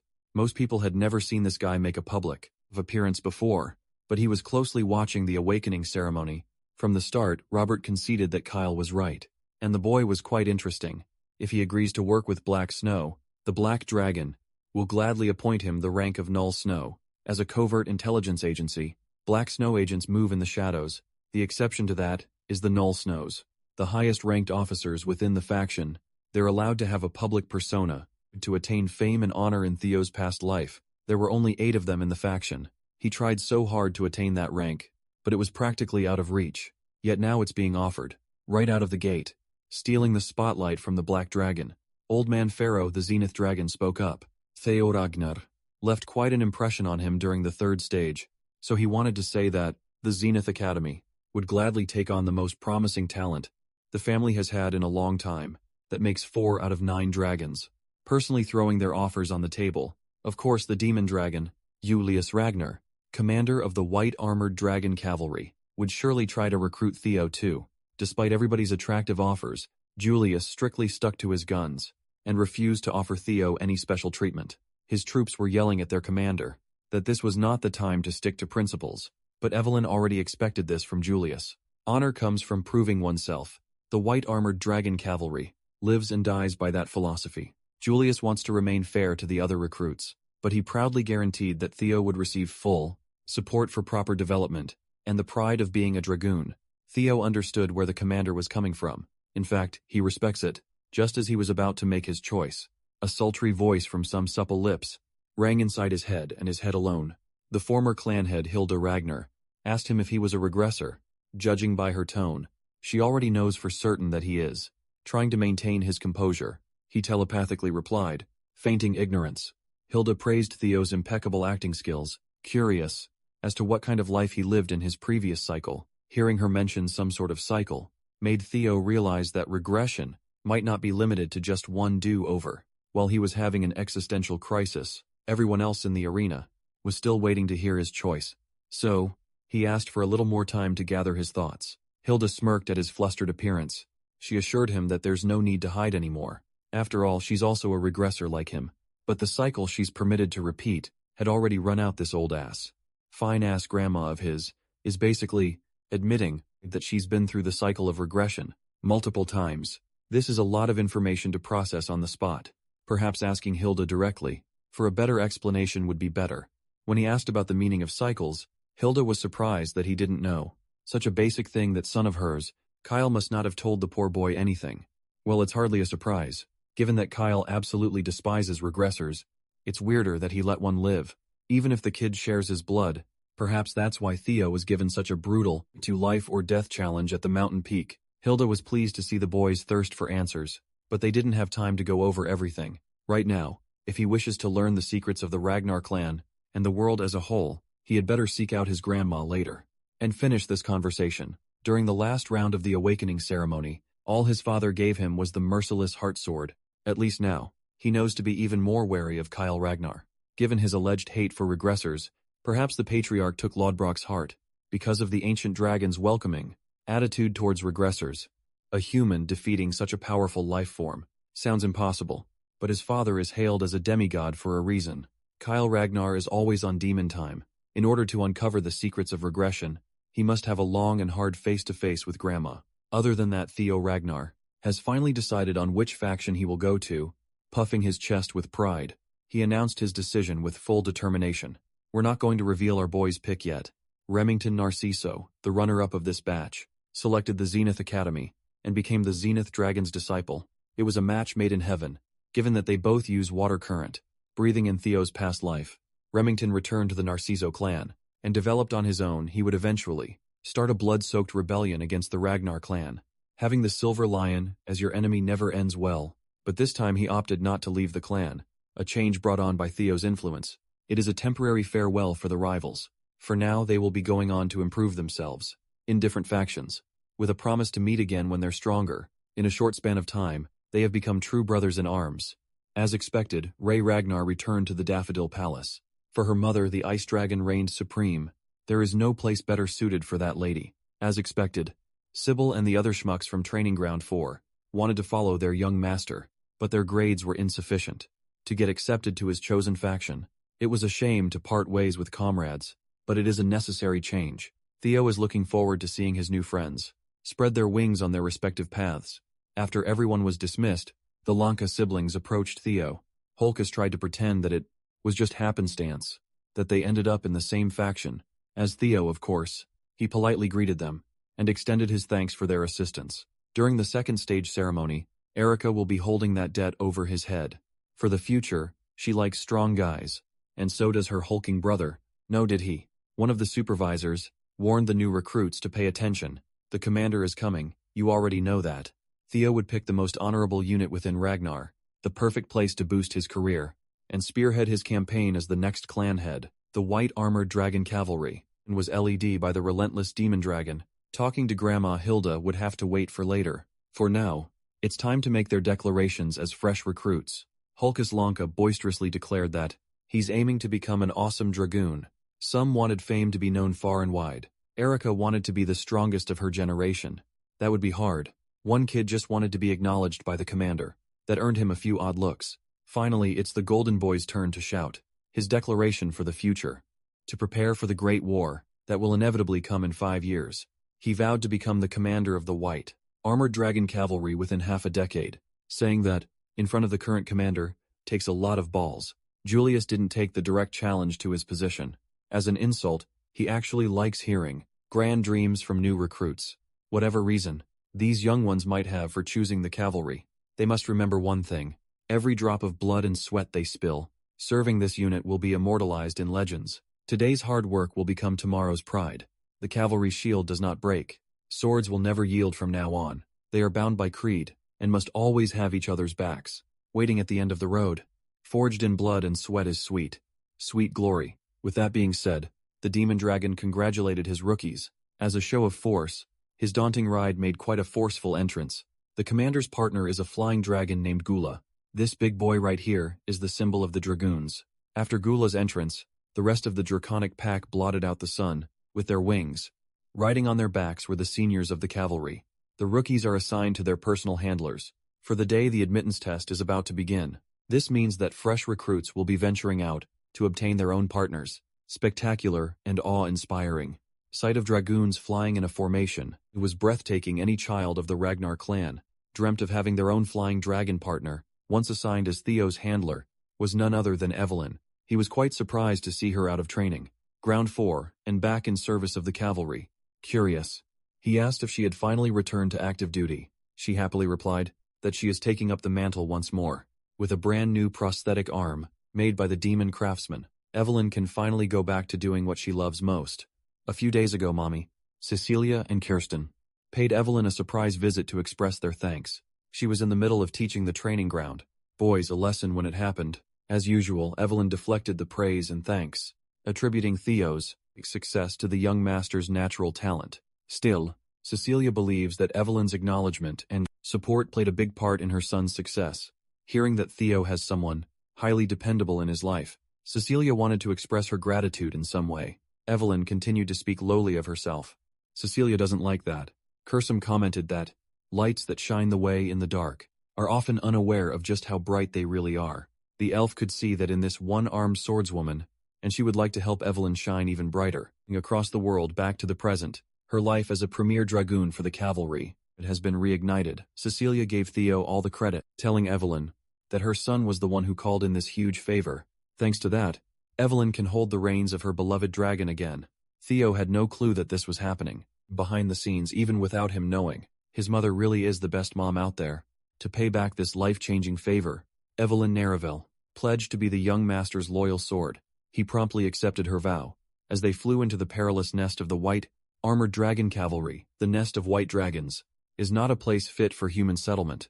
At all, the name is a bit misleading, since it's mostly home for the flying wyverns. This place is also where the cavalry holds the admittance test, although failing to find a fitting partner would result in failure to be inducted into the cavalry. Failures rarely happen.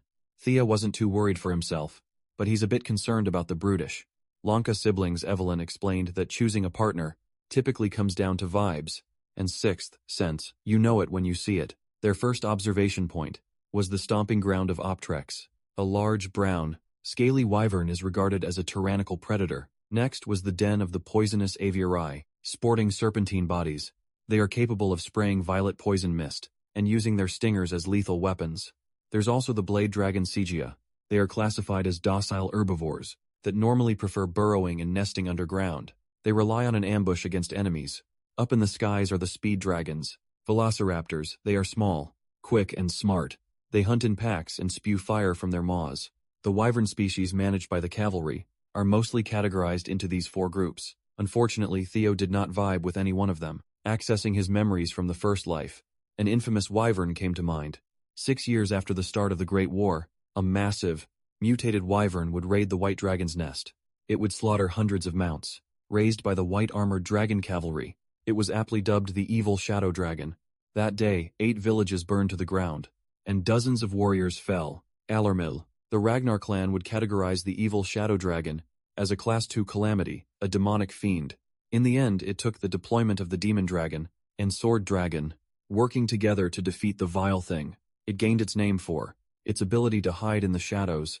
This is just how to train your dragon with blood. Theo would love to pair up with that anomaly. As far as he could remember, the beast was characterized by something obvious. After flying around for some time, he luckily spotted the glaring distinction. While the rookies are doing their best to secure a partner, the commander is chilling on the deadly cliffs, with Gula interrupting his peaceful delight. The sword dragon entered his territory today. He doesn't mind interruptions. He just secured the most talented prospect in the clan's history. A dragon he wasn't anticipating fell within his grasp. Well, that's actually what brings OSA here. She knows that Commander Julius is planning on establishing Theo as a pillar of the cavalry sooner rather than later, of course. He refrained from denying or confirming Osa's claims. Running one's mouth is many men's downfall. After all, the sword dragon could just tell that this man is painting a bigger picture than she originally thought, even though he hasn't said a single incriminating word. Well, OSA didn't come here to cause trouble. On the contrary, she just wanted to put forth a proposal. For the sake of the golden boy, Julius kept his reply curt. He already has Theo in his faction. Changing teams to the Plum Blossom Palace is out of the question. What kind of proposal could this plump woman have? Not mincing her words at all, she suggested joint mentorship for the rising star. This is an unprecedented idea. Factions within the clan never mix and bend traditions for a single prospect. Back to the action. Theo and Evelyn flew closer to the corner. He had spotted from afar in there. 4 rascals are ganging up on a single wyvern with bluish-white scales.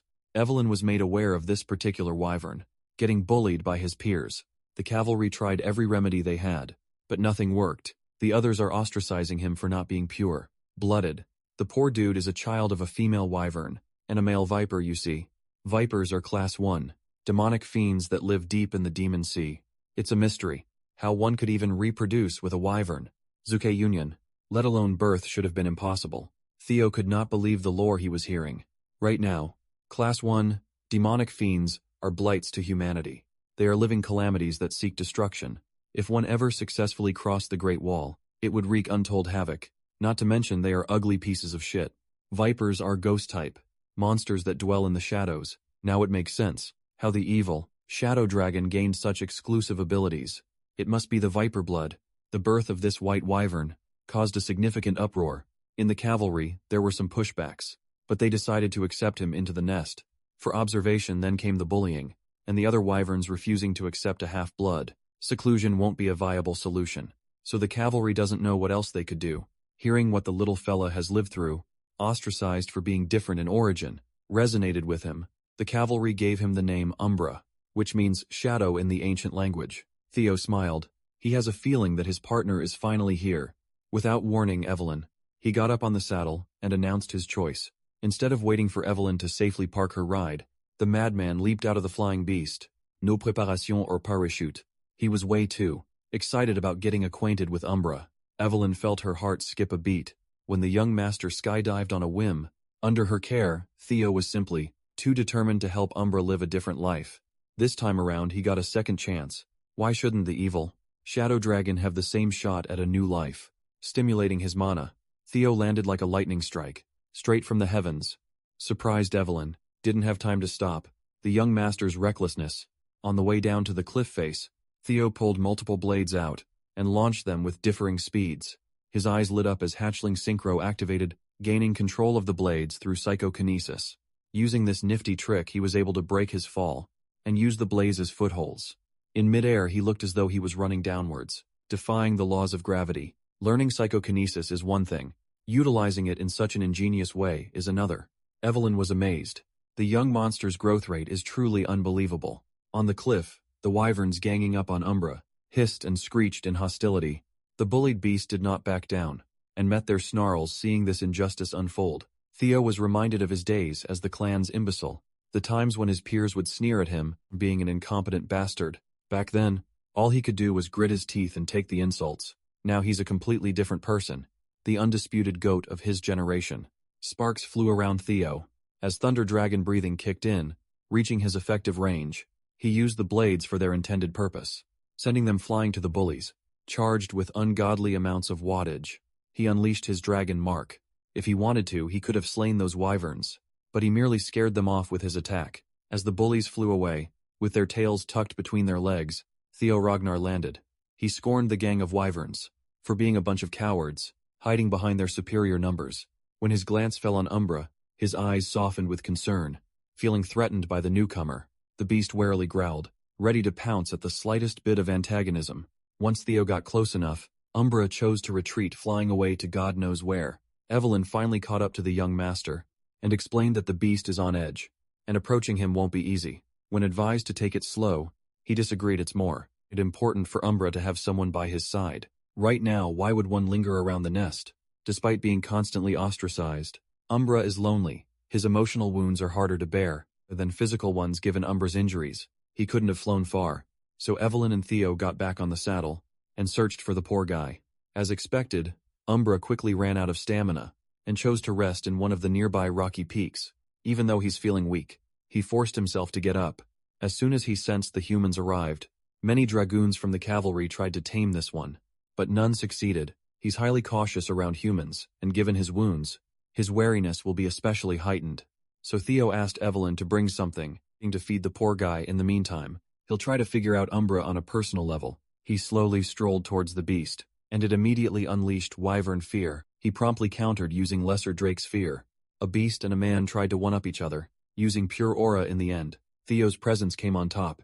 As he steadily overwhelmed Umbra, the beast expected harm to come his way, but was cured instead, as Theo poured a healing potion on its wounds.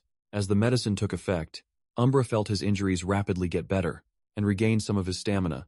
After dealing with the egregious wounds, Theo pets the poor wyvern hybrid gently. Umbra was confused in his entire life. All he ever experienced was pain, suffering and alienation. Now there's a human standing beside him, showing kindness due to Theo's dragon heart. He felt Umbra's emotions upon getting close enough. He could sense Umbra's red, hot rage towards the herd that cast him out. The conflicting sadness is due to the desire to be part of the group. Most apparent of all was the long and painful loneliness, deep in the lonely wyvern's core. Furthermore, Umbra's feelings towards Theo also present a contradiction. He's wary of the man, who appeared out of nowhere to provide warmth, but he hopes that the warmth will last a little longer, that the man won't leave. So Theo solemnly vowed to Umbra that he would never turn his back on him. To seal the deal, Theo retrieved the gem he got from the previous mission and gifted it to his new friend. Seeing the shiny gem sparkling with a beautiful luster, Umbra was mesmerized still. The wyvern was a Sundari and tried to resist temptation. There's not much he can do. When Theo puts the gem around his scaly neck, Theo promised that if Umbra follows him from now on, they'll get plenty more shiny things. It was an offer, and that was borderline impossible to refuse. To sweeten the pot even more, Theo proposed that they make reins and saddles, encrusted with invaluable gems. It will be super flashy and pretty. They might need to rob someone's grandma to make that, though that grandma in question is his own. Far away in his workshop, Kursum felt a foreboding feeling that she was about to lose a ton of money. With all the promises of companionship and opulence, Umbra roared with elation. Theo Ragnar has been successfully recognized as the Viper, Wyvern's master. With this, he also unlocked the Wyvern taming skill. It would grant him a higher master, proportional to his partner's trust. It also gives a 10% power boost to both rider and mount. A few minutes later, Evelyn came back. She's dragged 2 bulls by the horns. As her wyvern catches its breath, the beast that no dragoon in the cavalry could tame, and was now cuddling with the young master. They gave the bulls to Umbra, and he happily munched on a hefty lunch. When Evelyn curiously asked how he pulled this off, Theo simply explained that he looked after Umbra's wounded heart. After doing so, the present easily sealed the deal. The once aggressive outcast now looks like a cute puppy, offering his master some of the bull meat. At this point, Evelyn has just accepted that Theo is a charmer, whether it comes to people or beasts. Seeing Umbra offer his neck and back to Theo, as a sign of trust, Evelyn congratulated the young master for officially passing the test. Then she realized that Theo wasn't planning on just ceremoniously riding on his new mount's back. Evelyn panicked. He has yet to receive any sort of flight training. Furthermore, riding a wyvern without a rein in saddle is just asking for a gruesome accident. Theo grinned and assured Lady Evelyn that he'd be fine. With wyvern training, he can compensate for his insufficient riding skills, and so the partners took off. Evelyn was left to watch on the ground. Seeing Umbra so excited to take flight, Theo figured that he must be itching to show his new master something. For the first time in his miserable life, Umbra looked happy, seeing his partner fly. With childlike wonder, he wondered how a pure-hearted creature like this turned into such a terrible, demonic fiend that earned the evil shadow dragon name. After traversing the entirety of the nest, they arrived at the precipice of a giant, cascading waterfall. Umbra phased through the heavy downpour of water, heading straight into a hidden cave, obscured by the flow. Theo thought he knew the layout of the entire winter mountains given his experience in the black snow, but he never knew that a crystal cave was hidden behind the waterfall. Given how shiny this place is, it makes sense why Umbra loves it. Looking around, Theo found the reason why Umbra eventually became the evil shadow dragon. He's been eating the many ghost spirit flowers growing around the crystal cave. These things normally grow in the deepest reaches of the demon sea. By consuming pure demonic energy, dragons and demons supposedly possess opposing energies, so it's a mystery how Umbra survived on such a diet. Whatever the case, burning these flowers is a must. Umbra was opposed to the idea, but Theo promised not to mess with the crystals. Deep in the cavern, another surprising sight revealed itself, an emaciated and rotting corpse chained up on a wall. By Theo's estimation, this guy has been dead for at least a decade, with oddly minimal rot. The coldness of the cave played a part, but this is also a sign of tremendous magical power. This man must have been a high-level martial expert. In his heyday, Theo must come back. Another time for a proper investigation. When he turned his back on the corpse, it seemingly regained its life. With a resentful glare, it started screaming the current clan head's name, Kyle. Umbra quickly responded to the threat, and pinned the corpse deep into the wall. He roared at the enemy that exhibited hostility to his master. The corpse continued spouting Kyle's name, and Theo sensed that his new friend was in grave danger. Mr. Corpse tried to take a bite out of Umbra's feet, but Theo sacrificed his arm to block the rotting teeth. It refused to let go of Theo's arm, as it cursed Kyle and Robert Ragnar. From beyond the grave, Theo's father and the black dragon must be connected to this random, chained-up dead body at that moment. Evelyn came to the rescue, utilizing the white-armored dragon, cavalry's shared technique, blade barrage through innumerable stabs. She effectively deleted the corpse's head, and Theo was freed. He hobbled down to his knees and apologized for messing up. Traveling from the bite, an unbearable pain shot all throughout his body. The bite was infused with a toxin, comprised of demonic energy. Without an antidote, Theo might succumb to an extremely agonizing death. Evain panically tried to lift him up for transport to the HQ. Umbra was opposed to the idea, pushing her out of the way. He continued to nudge Evelyn away from the young master, seemingly trying to tell her something. Sensing this, Theo asked his partner if there was a solution. Without hesitation, he put his complete trust in Umbra. Theo grinned, and left his life in the Viper Wyvern's hands. Evelyn immediately opposed such a ridiculous idea. Akopstoxine, mixed with demonic energy, is a death sentence. If left untreated, as far as Theo knows, he has less than a 30% survival rate, even with conventional treatment, so he wants to gamble it all on Umbra's method. This beast evolved into a Class 2 demonic fiend. By eating ghost spirit flowers, he must have tangled with a corpse before, and learned how to subdue demonic energy and corpse toxins before losing consciousness. He asked Evelyn to please follow Umbra's lead. Looking around the cave, the Viper Wyvern worked fast to harvest a bunch of ghost spirit flowers and broke some of the crystals off. He handed the smattering of materials to Evelyn, asking her to blend and feed the mixture to the young master. She clenched her teeth and followed Theo's request. Evelyn grabbed the crystals and flowers. Using her mana, she forcefully crushed and mixed them together. It resulted in a dark, purple mixture that she dripped through Theo's mouth. The loyal soldier and the concerned beast held their breaths, waiting for the concoction to take effect. When the mixture reached Theo's chest, his dragon heart loudly thrummed. With his heart as the engine, Theo started visibly recovering. His mana overflowed from his body, eventually taking on his natural electric affinity. Slowly, his lightning became infused with the extracted corpse poison color of his magic. Power attribute is changing to black. Once the transformation was complete, the black lightning re-entered his body, restarting his system.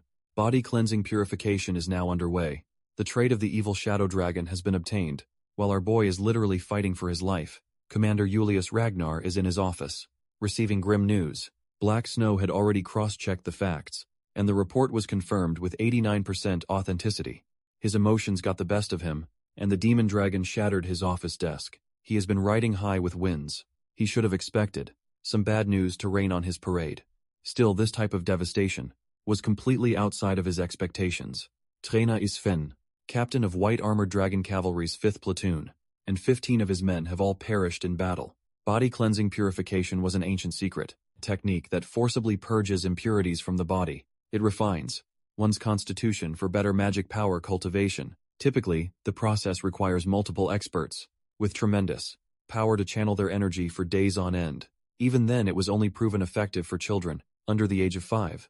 For Theo to experience this invaluable process, multiple coincidences were required to overlap. The extreme corpse toxin running through his veins, Contin, an incredible amount of concentrated magic power, infused with demonic essence from feeding on ghost spirit flowers. Then Umbra's antidote served as a stabilizing agent. These unfortunate events eventually created the perfect balance where, instead of being overrun or cured from the demon shadow toxin, he was able to absorb its uninterrupted power instead.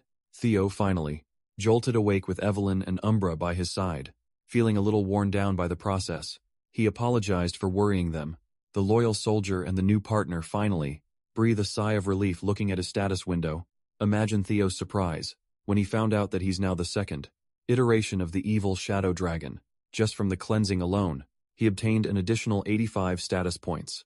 It's a tremendous amount, Now he's certain that the crystals inside this cavern are a condensation of pure energy. That pureness diluted the toxicity of the flowers, turning it into potent medicine. He couldn't be happier that he trusted Umbra with his life. A Ragnar's body can already be considered perfect. Now that he had undergone body-cleansing purification and had become the evil shadow dragon, he was on pace to reach the absolute pinnacle. The big question now is who this corpse was prior to becoming just a vengeful spirit. Taking a closer look, Evelyn noticed something fascinating about the writing. On the wall, riddled throughout the surface, was a journal, cleanly inscribed by a high-level martial master. It chronicled the man's experience hiding in this cave. After his defeat at the hands of Kyle and Robert Ragnar, he planned to bide in his time and plot his revenge before his body gave in. His frame, degraded due to Robert Ragnar injuring his mana hole, and his demise was hastened by the ghost. Spirit flowers. He's been consuming to survive. Eventually his sanity slipped away without enacting his revenge plan. He was forced to accept the reality that he would die with this undying grievance. The man eventually chose to leave everything behind, binding himself by melting his precious emerald serpent sword, hoping that someone would eventually discover this place in the future and fulfill his dying wish. The man left his legacy. The next section detailed the flying sword technique of the god of tempest. This corpse must be the legendary swordsman said to have freely wielded the wind, a tragic hero who fell into the hands of Kyle Ragnar in the battle for the throne 40 years ago. The Wind Baron Hector Ragnar. Tales of his legend ended in that final battle. In reality, he survived and died a miserable and lonely death in some cave, never the loyal sword of Ragnar. Evelyn Nereville got on her knees with utmost respect. Though the Wind Baron lost to the clan head, he was still a Ragnar with the right succession in the previous generation. As a vassal, Evelyn harmed a potential successor, a capital crime deserving of summary execution. Theo dismissed her extreme pleas. What she killed was not a Ragnar but a madman besides. She did what she had to do to save the current successor pulling his weight. Theo ordered Evelyn to forget everything that happened in this cave, but if she still wasn't satisfied, he proposed that she take the secret techniques of the Wind Baron for herself. Naturally, she argued that she is not worthy of power, rivaling even the techniques of the 9 dragons.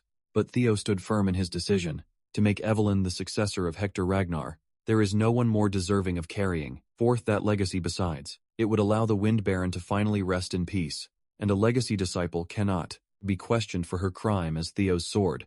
This is the right path forward. Moved by the young master's words, Evelyn Nereville, a high-rank swordsman of Ragnar, bowed to Theo with utmost reverence. She pledged her undying loyalty as a faithful vassal, and humbly asked for her oath to be accepted. Theo smirked. This girl has always been uptight, and by the book, indulging her desire for proper acceptance. Theo drew his blade. He gracefully knighted Evelyn, accepting her oath of loyalty, and engraving it upon his heart and soul. She is now the esteemed lord's first sword. With Umbra as witness to this pact, the vassal-master relationship between the two has been solidified and formalized by sundown. Most of the rookies have returned to the white-armored Dragon Cavalry headquarters. Hulkus feels proud of himself. After seeing that he got back faster than Theo, he and his frog-like mount were shocked to see the last rookie land. Theo Ragnar brought back the most unique partner out of everyone in here. Some of the cavalry veterans immediately recognized Umbra, the disobedient brat. Seeing that Theo was the one who tamed the untamable, they just chalked it up to him being the Millennium's greatest prodigy. Poor Hulkus had his confidence crushed. Evelyn submitted their formal report for the complete aptitude test and asked where the commander was. Other dragoons just saw their boss rush off to the office a moment ago after receiving some urgent message. Speaking of the devil, the demon dragon and his intimidating partner reappeared on the field. With a heavy and serious landing, Julius Ragnar apologized for relaying some bad news right after the admittance test. Everyone present here, veterans and rookies alike, will be deployed to Fort Blanky immediately. This announcement sent confusion and worry around the HQ. Theo was the only one who had an idea of what was about to happen. The series Merchant Guild hostage incident at Fort Blanky is finally underway. They are about to meddle with a plan to obtain the Dragon Slayer sword, Balmung, for the upcoming coup. A plan orchestrated by the hateful Sky Dragon, Ed Troyven. One of the dragoons asked for more information. They can't just deploy new recruits, who have yet to receive proper training after all. Julius gave it to them bluntly. Trainer Isvin, captain of the 5th platoon, and his troops have gone missing. Everyone knows Captain Isvin. He's the oldest knight in the white-armored dragon cavalry. He's not one to go down so easily. This might be another butterfly effect Theo is directly responsible for. Black snow set the certainty of their death at 89%. Even if they survived, they would be in no state to continue their mission, so all currently available troops will temporarily take over the 5th Platoon's name and carry out the objective. Evelyn Narraville was assigned as captain. Deployment will be in 3 days, so rookies must cram all the basic training by then. Julius refuses to believe that old Isban would fall so easily. Nevertheless, he is thirsty for vengeance. With that being said, he made his forceful exit. This all started with the Black Skull Bandits kidnapping a Sierra's Guild merchant representative. It was supposed to end with no casualties, with the cavalry's involvement, but the real objective of the incident lay elsewhere. All these smokescreens are to make the theft and transport of the dragon Slayer sword Balmung. When Ed Troy Venn gets his hands on that blade, the coup will start. It looks like things are taking a different turn compared to Theo's previous life. If this is his fault, he needs to see it through firsthand. The hidden quest to obtain the Dragon Slayer sword has officially commenced. 3 grueling days of basic training passed.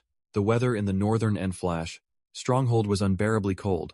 The Soul Bandit, watchdog manning the tower, suddenly saw something blotting out the moon from afar. Then he realized that it was a battalion of wyverns from the white-armored dragon cavalry. Before the alarms were rung, the watchtower was decimated by an explosion. Evelyn gave the order to hurl bombs down to the stronghold. The wyverns looked like World War II bomber planes. The coordinated bombing of the stronghold was carried out masterfully, bringing about destruction with laser precision. The bandits tried to hide inside the castle to avoid getting blown up. They were too late. The dragoons had descended from their mounts to cut down any and all stragglers. Evelyn seamlessly directed her troops to slaughter every bandit in sight. This is the price of messing with the white-armored dragon cavalry. The man tasked with smuggling the legendary sword was thanking his lucky stars for getting out of the stronghold before the attacks. If he can deliver the blade, all that's left for him is to collect the generous payment kickback and enjoy the rest of his life with his riches. Unfortunately for this dude, he was set up to fail from the start. His greed resulted in his uneventful beheading by a hooded figure. Once Balmung was smuggled out of the stronghold, the hooded figures could finally take over. With the primary objective secured, the next stage of their nefarious plan can start wheeling out their long-range cannons. It's time to exterminate the wyvern riding pests.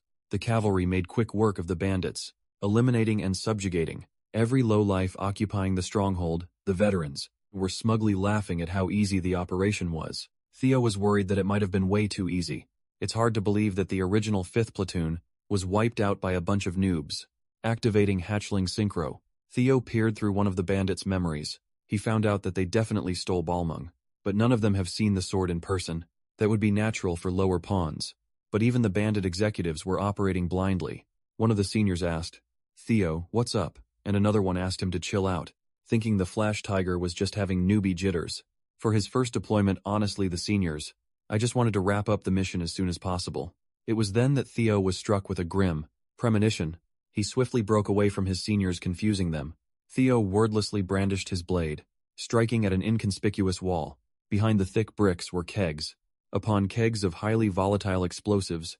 This operation was a trap from the jump. Theo took over and urged everyone to escape and commence evacuations. Then the sound of cannonballs whistled closer and closer. Leo screamed at his comrades, but his warning was drowned out by the booming sounds of explosions. The first round of detonations hit the bullseye. It's time to reload those mysterious hooded figures. Continued pelting the explosive-ridden stronghold with cannonballs from all angles. They are under direct orders to exterminate the new 5th platoon. Not a single ant must be left alive. Meanwhile, the person who ordered the hit is currently sitting alone in a room basking in moonlight. Lady Amal Ragnar, former mistress of the Camellia Palace, is holding the headless corpse of her psychotic son, Axion. The woman had finally lost it. She wants the Orignar's head at all costs. Taking advantage of the chaos brought by the explosions, the bandits tried to free themselves and flee. Evelyn wasn't going to let that happen, so she ordered an execution spree. The dragoons got to work on the criminals.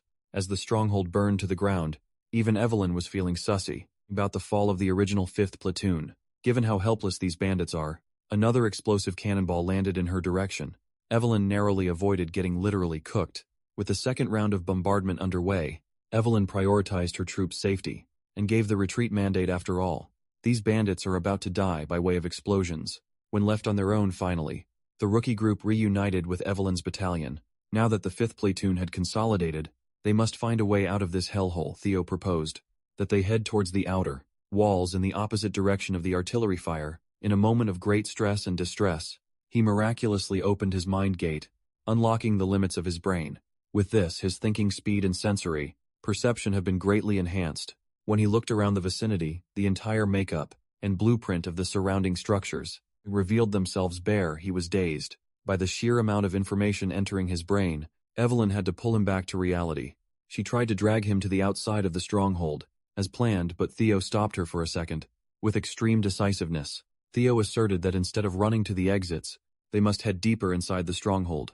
Evelyn wholeheartedly believed her master's decision, and ordered the rest of the troops to follow suit. There are 21 lives on the line here. All of them are relying on the Golden Boy to lead them to safety. With his enhanced perception, he could tell that the only thing waiting at the exit was more artillery and a coordinated ambush. That's the final trap set using his unlocked mind gate in conjunction with hatchling synchro. Theo could read the memories of each building. He was seeing the fucking Matrix. The enemies have assumed that surviving inside the castle is impossible, but with his enhanced vision of the stronghold's layout, he can find a way. To the left are more hidden explosives. To the right is an upcoming round of artillery. Bombardment, the only safe path, is the central stairs heading downwards. So Theo led his comrades down the central stairs, everyone sprinting for their lives. Evelyn made sure to stay at the tail end of the line, to make sure that none of her troops were left behind. Their hopes of survival evaporated. Upon running into a dead end, everyone panicked, and they all turned to Theo for whatever genius plan he had in mind. They can't exactly go back the way they came from. To make matters worse, the roof is finally collapsing from the blasts upstairs. Large chunks of debris started falling, threatening to bury the new 5th platoon alive. Outside the hooded Troy Ven, agents reveled at their fiery stunt. They have finally exhausted every artillery shell in their arsenal. This will serve as revenge, and for their young master Axion with blades drawn. The Troyven agents plan to enter the stronghold. Even if they have to piece Theo's corpse together, they'll rummage through gore to get proof of the kill. Well, that won't be happening soon though. The new 5th platoon narrowly avoided death. When the roof and ceiling collapsed, so did the floor they were standing on after Theo's desperate slash at the last second. The gang fell into a secret underground lair, and they met some more hostile bandits. Theo only directed everyone in this direction, because he noticed an open space, deeper beneath the hallway. Looking past the bandits, he saw an underground prison inlaid with steel bars. Among the prisoners was Captain Trainer Isvan, of course. Evelyn's troops easily dispatched the remaining pair of bandit jailers. Hell Hocus did it himself. Evain got the rundown of what happened from Captain Isvan, who would have thought that the Central Intelligence Bureau was the one behind this whole master plan. The original 5th platoon was freed from their shackles, but they weren't too enthusiastic. All of them have lost limbs, including the old man himself. Evelyn suspected that Ed Troy Ven must have a hand in this treachery, but she never expected an internal collusion of this magnitude. Those bastards actually raised their swords against fellow clansmen. This is treason, and treason must be penalized by the harshest punishment. Captain Isvan understands the young'uns, but he warned them to be careful in their response. The enemies are not stupid. They have planned this through and through. Facing them with limited manpower would be difficult. For now, they must find a way to notify the Black Snow stationed nearby. Theo posited that the fact that no one had come to their aid yet indicates that the enemy had already taken out the Black Snow agents hidden nearby. It might seem hopeless, but the Rising Star has a plan. The agents of Troy Van have tried to bury even their disposable pawns. In the bombardment, they are aiming for a perfect cover-up. That means they will come to confirm the deaths of their primary targets. They'll be reveling in victory while they search through corpses. The cavalry can use this to its advantage by planning an ambush of its own and hiding in the rubble upstairs. Only then will they have a chance at turning the tables. Captain Isvan carefully sized up the young man. He could tell that Theo had recently opened his mind gate, an astonishing achievement at such a young age. He lamented that he's getting old. He had given up prematurely. In the face of such a small crisis, it's a good thing the new generation has good heads on their shoulders. As if the fire in him was rekindled, Captain Isvan stood up on his remaining leg and roused his troops up with pure will. The white-armored Dragon Cavalry's original and new 5th platoons shall move forward with the plan. As Theo laid out, an all-out death match between two of Ragnar's factions is about to go down. Troyven agents swarmed the stronghold in search of dead bodies. They had to literally turn over every stone and debris to identify their victims. Those who were still alive were promptly dealt with inhumanely. It's been a minute since they started. and they haven't found any remains of the cavalry. The western side was devoid of corpses, and the eastern side wasn't looking too good either. The ambush team reported no sightings of the dragoons going out through the exit either. All they could see spread across the burning, flattened stronghold were the remains of Black Skull bandits. Sensing something fishy going down the operations, leader stopped his men from the futile search. Then blood spilled when the hidden cavalry finally showed themselves for an ambush of their own. The traitorous leader almost got his head pierced by Evelyn's blade. Two captains of the opposing factions are about to have a showdown. Troyvan tried to play dirty to trip her up, but Evelyn is way too skilled to fall for petty tricks. She acrobatically got out of the way to reset the fight. Captain Troyvan screamed, warning his men of the ambush, but was way too late. He ordered a change in formation, but his boys had already stopped breathing, cut down by the skilled dragoons. With this treasonous operation exposed, Evelyn became the arbiter of Ragnar law. She hereby sentences them to death. The Troyvan captain refused to go down without a fight. He exchanged blow for blow with Evelyn. He kept her in check and even launched some decent counterattacks inwardly. He can't make sense of how these wyvern-riding bastards survived the total bombardment. His confusion distracted him for a moment, giving Evelyn enough opening to exploit. She went for the killing blow, and narrowly missed beheading the turncoat. Evelyn continued hounding the rat, piercing through his flesh bit by bit, making him bleed. She warned the remnants of the Central Intelligence Bureau to surrender. Resistance is futile at this point. The moment the ambush succeeded, it was a checkmate. Those who willingly surrender will keep their lives to await a proper trial. Before his men could be tempted by survival, the Troyvan captain loudly permitted the usage of their secret technique. Every dragoon was taken aback. It sounds like the Troyvans have a final gambit hidden up their sleeves. One of the many Troyvans agents turned feral and pounced at Theo. He felt a significant and unnatural jump in terms of offensive power. These madmen actually used the reverse blood surge technique, a forbidden power that rapidly drains the user's life force. As strong as Theo was, he still had a tough time keeping up with an agent. Under the influence of forbidden tech, one was bad enough, but the rest of the bastards had seemingly flocked around him, eager to lop his head off. Seeing him in the line of fire, one of the injured officers from the old 5th platoon blocked the crazed blades with his body. Before succumbing to death, the officer peacefully asked Theo to run. Seeing a good man put his life on the line for his sake awakened something primal and wrathful in Theo.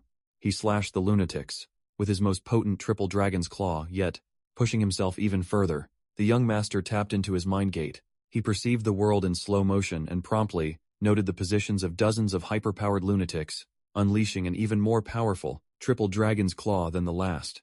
His blade surged forth in intricate directions, avoiding his comrades and absolutely destroying their foes.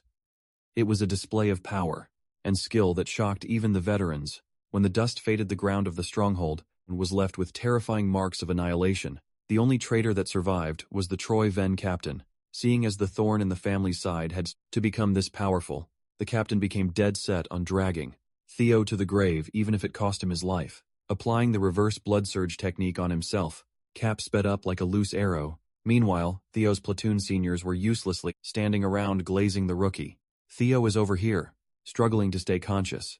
After overdrafting his mind gate, unleashing this level of power and intricacy is still way too impractical for him to utilize effectively. To make matters worse, the remaining lunatic is about to descend like a very angry meteor, burning his life force by the second. As a loyal Troyvan vassal, he will drag the young man to hell if that's what it takes. Theo tried to prepare a defensive maneuver, but his mana hall had become twisted from his last attack. This loyalist is showing signs of mana hall detonation. He's about to sacrifice himself and blow the whole area up. Thankfully, Theo's official first sword is here to defend her master. For the first time ever, Evelyn used the God of Tempest technique, sending the suicide bomber up to the stratosphere with Squall. After juggling the rat up in the air, Evelyn followed suit, gathered the pure power of wind in her fingertips, and pushed it out to create a maelstrom. Theo watched in awe as Evelyn's power whisked around the traitors' mana hall to forcibly stop the suicidal explosion. From there, sending the Troyvan captain hurling back to the ground was easy. With the last rat neatly dealt with, Theo finally felt exhaustion catch up to him. Hulkus, Erica and his seniors came running in his direction, eternally grateful to the young master for saving everyone's lives. The sun finally rose, its glorious rays illuminating Theo's contented smile. The standouts in this operation were undoubtedly Theo and Evelyn. They practically carried everyone to victory with their overwhelming skills. Everyone finally felt relaxed as the atmosphere became jovial and festive. The long night has passed, and a bright new dawn LED by a resplendent leader of the new generation has come. Inside the miserable walls of the Rose Palace lady, Amal Ragnar is crashing the fuck out like a lunatic. Ed Troy Ven has her in a deadly chokehold, while hurling curses at her. It seems like she acted on her own, and orchestrated some unnecessary moves in that stronghold operation. She actually stole the Sky Dragon seal to forge official orders, the killing of the entire white-armored dragon cavalry, and the illegitimate child of Ragnar wasn't supposed to go down this soon. Now the Troy Vans are in hot water. A crazy bitch ruined Ed Troy Van's decades of planning. Lady Amal growled that she wanted revenge. For her poor little Axion, she wants to tear up that Theo bastard and everyone he has a connection to so her son could finally rest in peace. Ed found it unforgivable that this woman would forget her duty to the family just because of the death of one lousy child. Out of rage, he stomped out Axion's rotting, headless corpse. They lost the Dragon Slayer's sword, the most crucial part of the plan. From now on, Emil will be cast out as a daughter of the Troy Vans. Looking at her brother's eyes, felt like she was being looked down upon by their haughty father. Before leaving, the Sky Dragon ordered the palace attendants to lock Emil up, never to be seen again. They can't have any information leaks, so the pests must be dealt with too. Realizing that she's about to be sealed and forgotten, Emil came to her senses and begged for mercy. Ed Troy Ven easily wiped out every single attendant present in the palace just to vent his frustration. Now that the coup he painstakingly planned has been ruined, if you think about it, the root cause of his recent failures is one single bastard, Theo Ragnar. The Sky Dragon is itching to get his hands bloody with that boy's organs. With his first mission being a success, Theo finally has some downtime to check on his spoils. In the chaos, he picked up the Dragonslayer sword Balmung and found that it was currently sealed. He tried to hold and get a feel for the blade, but it immediately rejected his hands. Theo was forced to drop the thing when he felt a strong zap. It's not called a Dragonslayer for nothing. Its properties are the polar opposite of Ragnar's blood. If he could unravel the mystic's secrets, he might be able to wield them. Mystics are legacies from the primordial mythic age. They are akin to mirages, rarely falling into someone's hands. When obtained and unlocked, the wielder would obtain, quite literally, a mystical power like the heroes of old. They are legendary, items that could change the course of history. In Theo's previous life, Ed Troyvon would figure out the secrets of the mystic Balmung. Thinking back to his movements at the time, Theo has a pretty good idea as to where the Sky Dragon truly ascended. Until he can go to that place to solve the mystery, Balmung will just have to rot in the inventory. A knock on his door interrupted Theo's musings. It was Evelyn. It's late into the night, but she brings an urgent request. The commander wishes to see Theo as soon as possible. In Julius Ragnar's office, the atmosphere felt heavy despite the pleasantries. Sitting opposite him was Captain Trainer Ivan, bringing up the idea of retirement. The old man is ashamed to even say it, but losing his leg and his wyvern Rocinante during the last mission felt like a pretty solid reason to call it quits on the cavalry. He has gotten old, and he's not as strong as he used to be. With his remaining years, he'd like to return to his hometown and mourn the countless comrades he outlived. Julius could tell that there was nothing that could change the stubborn mind of the old geezer, so he approved of Captain Isvin's retirement. As he sips his tea, the old man brings up the topic of that brilliant rookie, Theo Ragnar. He relayed how the kid had already opened his mind gate. Julius was obviously pleased to hear that his rising star had surpassed the wall that divides normal humans from superhumans. Ivan is certain that the boy wasn't one of those naturally gifted geniuses who were born with an open mind gate. There are strong indications that Theo forcefully opened that bottleneck through his own efforts. That means his power vessel is about to undergo a massive expansion, perhaps indescribably larger than what he could even fathom. Julius is hyped to fill that bigger vessel up to continue Theo's rapid development. That's it for Ivan's final report. A word from an old man to his junior. The future of the cavalry and the clan is now up for Julius to hone and mold tonight. The Demon Dragon met with Theo in the HQ training. Ground Commander Julius praised the boy for his accomplishments during the last deployment, and Theo humbly attributed his success to his comrades. Then the commander asked him about the advancement of his martial theory. Theo misconstrued martial theory for combat prowess, and answered based on that. Julius immediately stopped him. He's not simply referring to the level of combat techniques that is some surface-level stuff. Martial theory refers to what kind of world his sword is painting. When phrased like that, Theo wasn't so sure how to answer anymore. He's been solely focused on striving for the clan head sword which he witnessed firsthand. Julius already expected as much. Everyone is like that at first. To expand the boy's horizon, the demon dragon drew his blade and showed Theo a different way of looking at the art of the sword. As soon as he willed it, Julius Ragnar turned the entire arena into the demon dragon's isolation zone, a diabolical hellscape of his own, making it a far cry from the sword dragon's vigorous and beautiful isolation zone. This is the world painted by the commander's martial theory. It's basically a domain expansion. Julius Ragnar explained that his sword is demonic by nature. Just looking at it and feeling its pressure was suffocating for Theo. Then the commander took a stance and started fluidly going through the heavy motions of his attack sequence. It consisted of heavy weight slashes, deadly blade spins, forceful stabs, and various killing blows. Theo felt a mixture of awe and fear at the sight of the commander's skill and power. After storing enough momentum, Julius Ragnar shattered his own world and made a crimson tidal wave rise. It surrounded Theo, making him feel trapped and helpless, consumed by something incomprehensible. Julius Ragnar finished his sequence, letting the tidal wave dissipate, and asked Theo what he gleaned from the demon dragon's martial theory. The only words Theo could use to describe that experience were strength and destruction. He wasn't far off. In fact, he hit the nail on the head. Strength and destruction are the essence of demonics. The concepts are direct and intuitive, even if it means breaking. The blade cuts in a direct line, hungry to break through anything in its path. An explosion of destructive strength. That is the foundation of the commander's swordsmanship. He embodies death itself. In contrast, Julius asked what Theo gleaned from the plum blossom sword. He defined it as flashy and beautiful. Julius found the answer satisfactory. Lady Plum Blossom's sword holds the essence of life after all. She goes through the process of a seed, germinating and growing into a flower. The purest depiction of life. It is slow and gentle, filled with infinite variations. It turns, bends, and adapts to the situation. It does not stop spreading out until it blooms. 2 of the 9 dragons showed Theo such widely different interpretations of martial theory, seeing him deep in thought. Julius asked if life and death are separate interpretations, with completely polar opposite definitions. One would assume that they are, but the commander hinted that this might not be the case. However, it wouldn't be fun if he just spoon-fed Theo the real answer. He dispelled his isolation zone and walked away.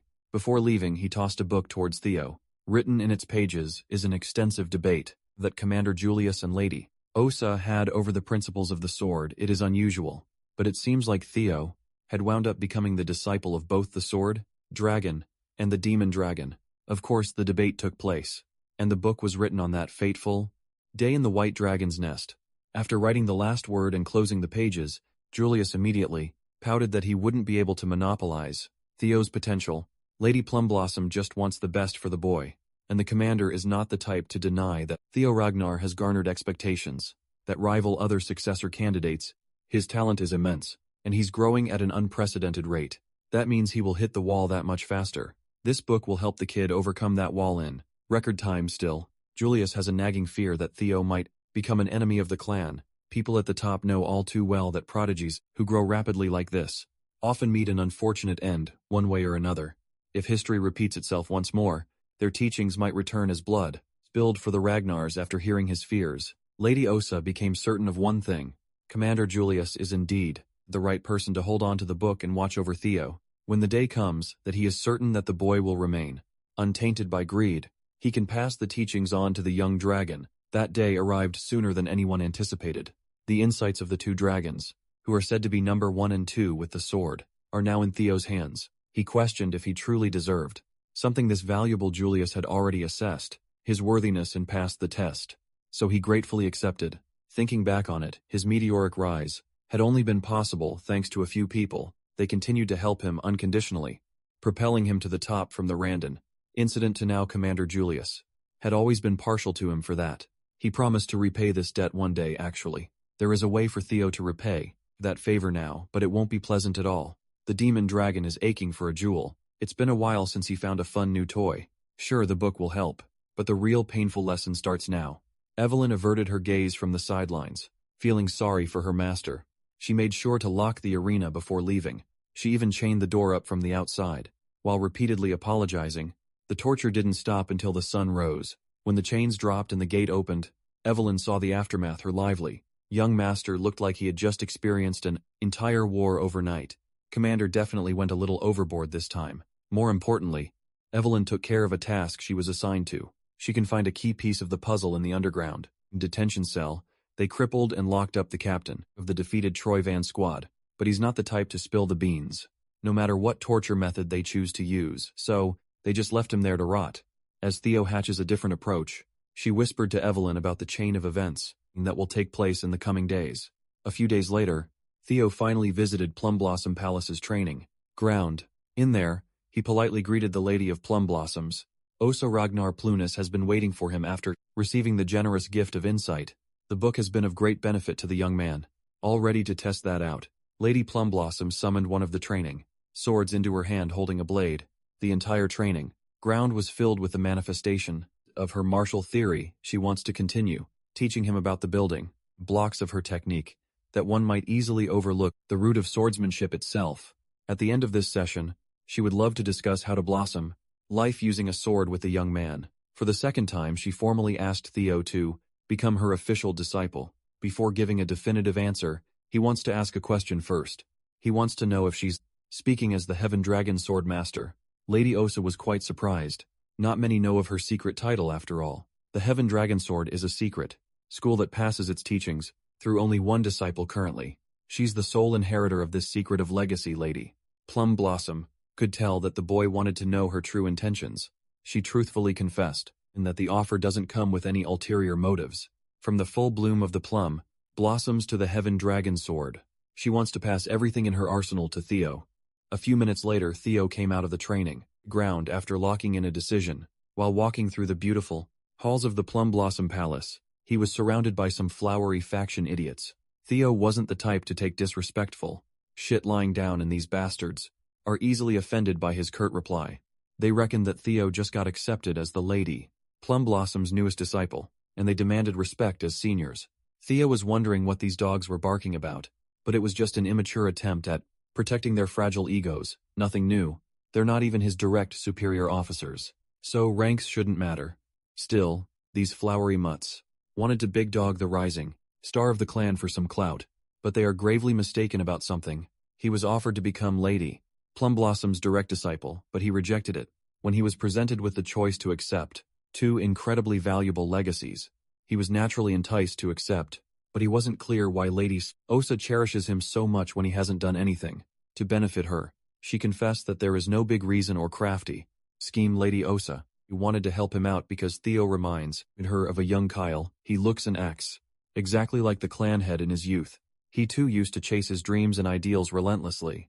Perhaps that man is still dreaming and chasing to this day. He was not allowed to despair. He worked hard to break through any trials and challenges on his own. Every day was an unending hardship. Despite that, Kyle Ragnar never once yielded or bent his principles. When Lady Osa sees Theo, she's reminded of the Kyle that she fell in love with. How can she stand by and remain still? Stepmom here can get it. Since she truthfully laid out her reasons, it's time for Theo to decide. Though it is an attractive offer, he chose to decline. Currently, he has too many teachers guiding him, including Lady Plum Blossom herself.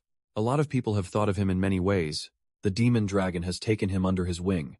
His senior dragoons, Evelyn, Selford, and Aaron, continue guiding him every day. Even his friends and comrades, Remington Holkus, Erica, and the boys from Training Ground 4, made him the man that he is today. Hell, he would even add Axion and Ed Troyvon to the list of his teachers. Lady Osa wasn't expecting that last bit in particular.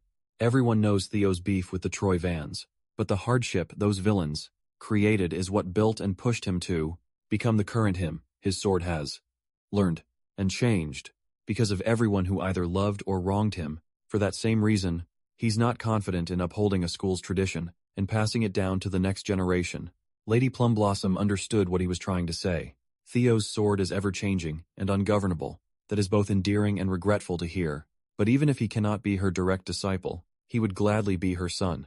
Lady Plum Blossom was moved by that sentiment. After he left, Osa Ragnar Plunis retreated to her leisurely wine time. She looked happier than ever. Her attendant noticed the significant improvement in her mood. The heavens decided that she would never bear a child of her own, and yet a boy like Theo promised to be her son. How could she not be delighted? Her attendant is happy just knowing that her master is happy. Lady Osa wants to thank Theo for finally making her a mother, so she intends to send a letter to her husband, She wants to advance Theo's promotion exam soon. Hearing this, the attendant advised her to pump the brakes a little. Theo is a rookie who just finished the awakening ceremony, garnering even more attention at such a young age might expose him to more danger than he already is.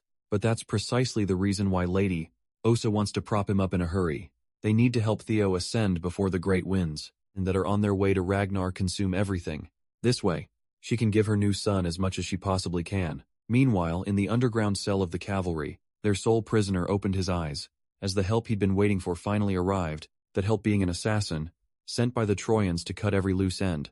The captain willingly presented his neck, ready to finally die as his final service to the family. Before the blades of the assassin could draw his last breath, a harsh sword wind interrupted Evelyn, burst through the ceiling to apprehend the assailant.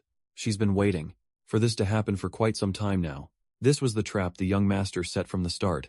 With Evelyn's blade mastery, a lone assassin without the element of surprise was no match. The Trojans never listed her down as a skilled threat, and they're about to pay for that, though. It's a shame that Captain Sidra cannot be taken out. Things will become worse if the cleanup guy is also caught. The assassin racked his brain for an escape plan, but Evelyn won't just let him waltz out of this dungeon so easily. Executing the secret technique of the god of tempest, she summoned whirling squall, trapping the assailant. Within the limited walls of the dungeon, there wasn't much room to maneuver out of the way. At his wit's end, the assassin chose to just get rid of the evidence by detonating his manhole as a last resort. Evelyn continued being a nuisance, not letting him get a sly technique off. She'd already seen this stunt once. It didn't work then, and it certainly won't work now. She handily subjugated the cleanup guy of the Troyven family. In the middle of an unknown woods was a secluded black site. Inside, operatives are discussing Evelyn's capture of the assassin, who sneaked into the underground dungeon. They confirmed that he was affiliated with Serpent Season, a sub-organization of the Eastern Elite clan. The Troyvan family present in this discussion were Theo, Evelyn, Commander Julius, and a Black Snow operative.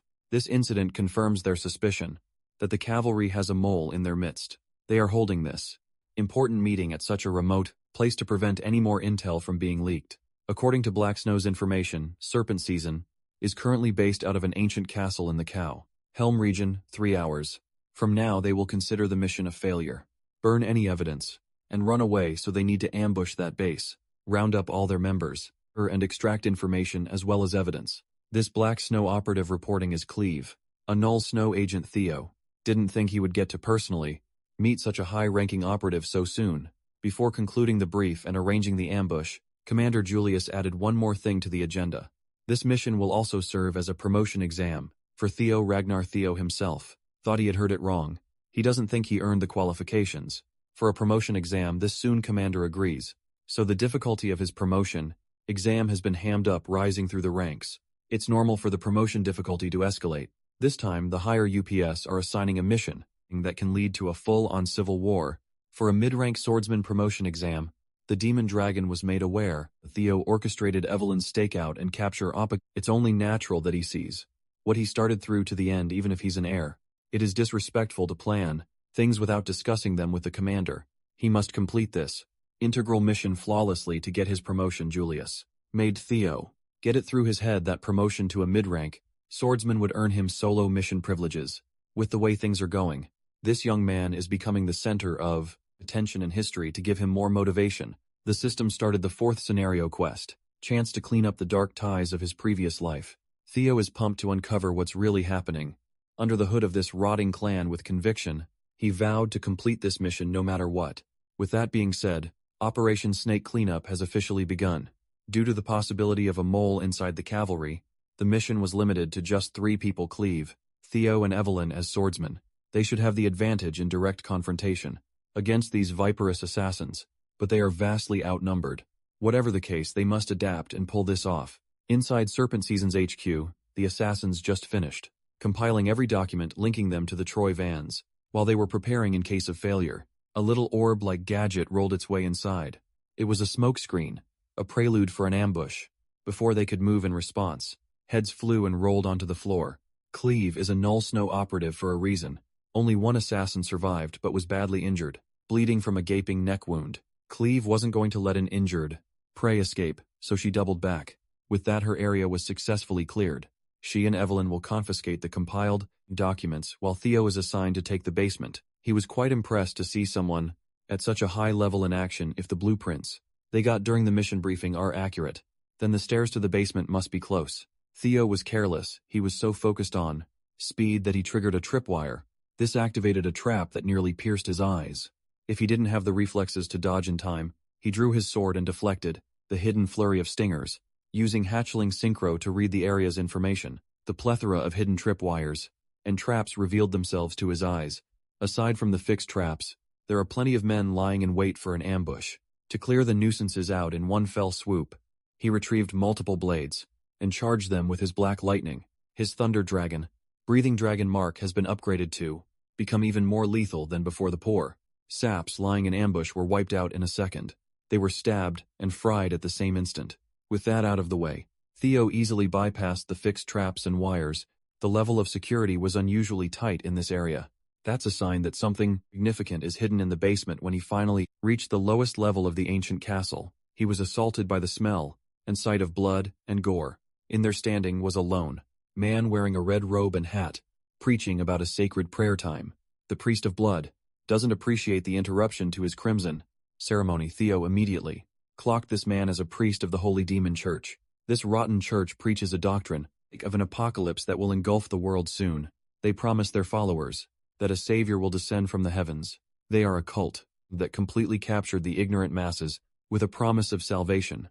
In a few years they will spark the Great War. That would mark the empire's collapse. With his guard up, Theo used hatchling synchro on the unsettling priest. I saw a bloody aura fueled by a mysterious mana that doesn't follow the basic rules of the world, flowing through a broken mind gate. This might be the so-called grace, referred to by blood priests. Theo is considered a non-believer, and for that, he shall be given the honor of becoming a sacrifice for the one and only God. The blood priest closed the distance, trying to grab Theo with his blood-stained hands. He managed to parry the grab, but the unbelievable hardness of the priest's flesh was out of the ordinary. They exchanged more blows. Each of Theo's attacks was rendered useless. He could feel the weight behind every movement. One successful grapple, and he's done for. Finally, his sword was caught by the blood priest's bare hand. A full-powered swing was stopped so easily. With his blade out of the picture, the priest sent him careening towards the basement walls. Blood priests are supposed to be part of the bottom rung of the Holy Demon Church, yet they're already this powerful. Theo's options are limited. If he uses Tripe Dragon's Claw in this confined space, he'd get buried alive. But his mana-infused attacks are not working. What can he even do with his sword right now? Time slowed down, and he remembered what the demon dragon taught him: explosive and destructive, strength signifying death itself. The sword dragon, on the other hand, taught him the beating root of swordsmanship. Life and death should not be interpreted as polar opposites. The crazy priest charged at him again, ready to bash his head and spill his blood. Theo clumsily got out of the way in the last second. He persistently avoided death blow after death blow, annoying the priest. It was then that he made a breakthrough in his martial theory. Life and death don't oppose each other. They are a natural cycle. Death awaits the end of life, and life blossoms using death as a catalyst. They might seem like two completely different powers, but they are one. Theo was so focused on applying his power too widely when attacking, gathering it into a single flash of light, he would be far more refined and devastating. Confident in his invulnerable skin, the priest took on Theo's next attack without fear. Theo tested his theory on the spot and learned Dragon Flash as a result. The priest chortled, unbothered by the louder sound the blade made. Then he started panicking. When the skin he was so confident in was shredded to bits, the technique moved like it had a life of its own as it rampaged throughout the priest's body. It is Theo's turn to send the pale ass bastard crashing towards the walls. The priest called him a seed of evil for attaining a breakthrough during slaughter, an existence that cannot be allowed to exist. Leo doesn't give a crap about his ominous yapping. He wants to throw hands. Gripping the blood priest's face tightly, he used hatchling synchro to peer through the lunatic's memories. This is his chance to figure out the source of this strange power that the Holy Demon Church wields. Theo felt his world swirl as his consciousness was sucked into another dimension. It was a familiar feeling, his soul floating through a vast expanse of infinite space. This is a completely different experience compared to the other times he tried reading memories. Then his system sent him a glitched-out message, a completely garbled mess of characters, as if it were overloading. It warned him that he was about to encounter an enemy who was at a far higher level. The user is strongly advised to run for his life. But where will he run? There is nothing but darkness in every direction. Then he heard a primal voice that shook his very being. The voice demanded to know who and what he was. Zooming out the infinite darkness, surrounding him was just a tiny part of an eye that belonged to a being beyond human comprehension. Theo was fucked. He just disturbed the sweet, sweet slumber of this universe's final boss. The god that the holy demon church worships finally knows of his existence. Growing irritated by his lack of response, the god demanded an answer, forced to confront the grace that the cultists keep on raving about. Theo was completely paralyzed. It was as if seeing through his very being, that God had uttered his name Theo Ragnar. In fact, this existence has been searching for him, for he is considered a blight. To this plane of existence, the being's infinitely stretching body wriggled and reformed. Surrounding Theo's soul, it bent, twisted and squirmed into incomprehensible forms. As Theo's soul was being consumed, a golden light shone to shield him. An avatar of the ancient dragon Lodbrok tore through the fleshy form of the primordial god to break him out. Theo reveled at the sight of two beings, far beyond his level, facing off. Lodbrok sweetly referred to him as a significant other, and gave him a stern warning that this thing is not a being he can face. Just yet, even if he can reach Sigurd Ragnar's level, victory won't be guaranteed for now. Lodbrok will take care of this cosmic disturbance, tail slapping Theo's soul back to reality. He has many unanswered questions, but Theo was forced back to the bloody basement. The young man is still shivering from the ancient terror that tried to consume him. Lodbrok has been standing up against a thing like that for aeons all by herself. While he was trying to process what he just experienced, the blood priest was crashing out. How could a non-believer like Theo be graced by the Lord's presence when someone like him, who dedicated a whole lifetime of devotion, has never received recognition? Theo finally finished the job and beheaded the bald bastard. That thing might be referred to as a god, but that's not his god. More importantly, he's now certain that the holy demon church worships the nameless sovereign that Lodbrok once hinted at. Protecting the world from that presence had been her duty for a long time. Without her heart, Lodbrok won't last for more than 3 years, and in 5 years the Great War will break out. The death of the Guardian Dragon will be the beginning of the end. The rise of the holy demon cult, spearheaded by Ed Troiven's rebellion. It's all connected. It makes sense now, Theo stumbled. His mind still scrambled from the out-of-body experience. Thankfully, Evelyn was there to lend her shoulder cleave, was thoroughly impressed to find that the young master had taken out a blood priest on his own. With that achievement alone, he has proven himself enough to pass the promotion exam. After cleaning out every hostile threat in the castle, the trio was free to investigate the damning documents. Unfortunately, everything in writing can only be considered circumstantial evidence. Nothing works as a smoking gun to prosecute, so Theo brought out a familiar box he allegedly found tucked away in the basement. Evelyn immediately recognized it as the object she and Remington were tasked to collect before the awakening ceremony. Inside were secret trade logs between the Ceres Merchants Guild and the Troy Vans. She was impressed by her master's foresight to see this far out, revealing his cards at the perfect time. Cleve parsed through the logs and found formal trades with Ed Troyven, complete with official seals. With this, they can prove the Sky Dragon's treasonous machinations and the involvement of the Holy Demon Church. They now have sufficient evidence to take action against that bastard Ed.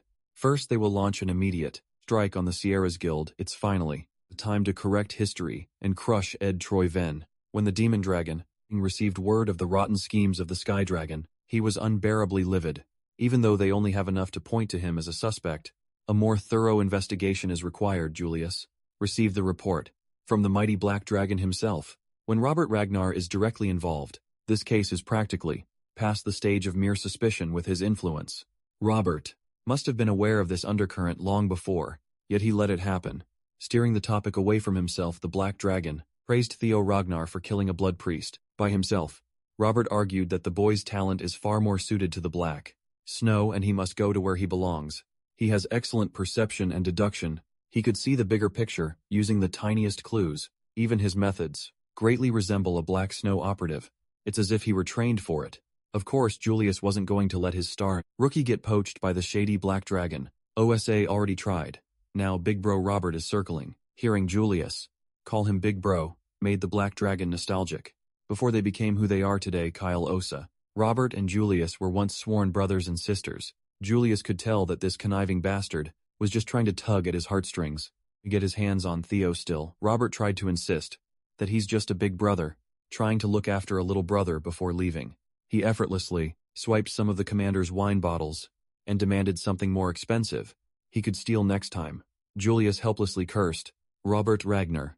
As he cheerily skipped his way into the shadows. The Black Dragon also came by to see if there was a mole in the cavalry. He's quite relieved to find that this place managed to stay free of the Sky Dragon's clutches.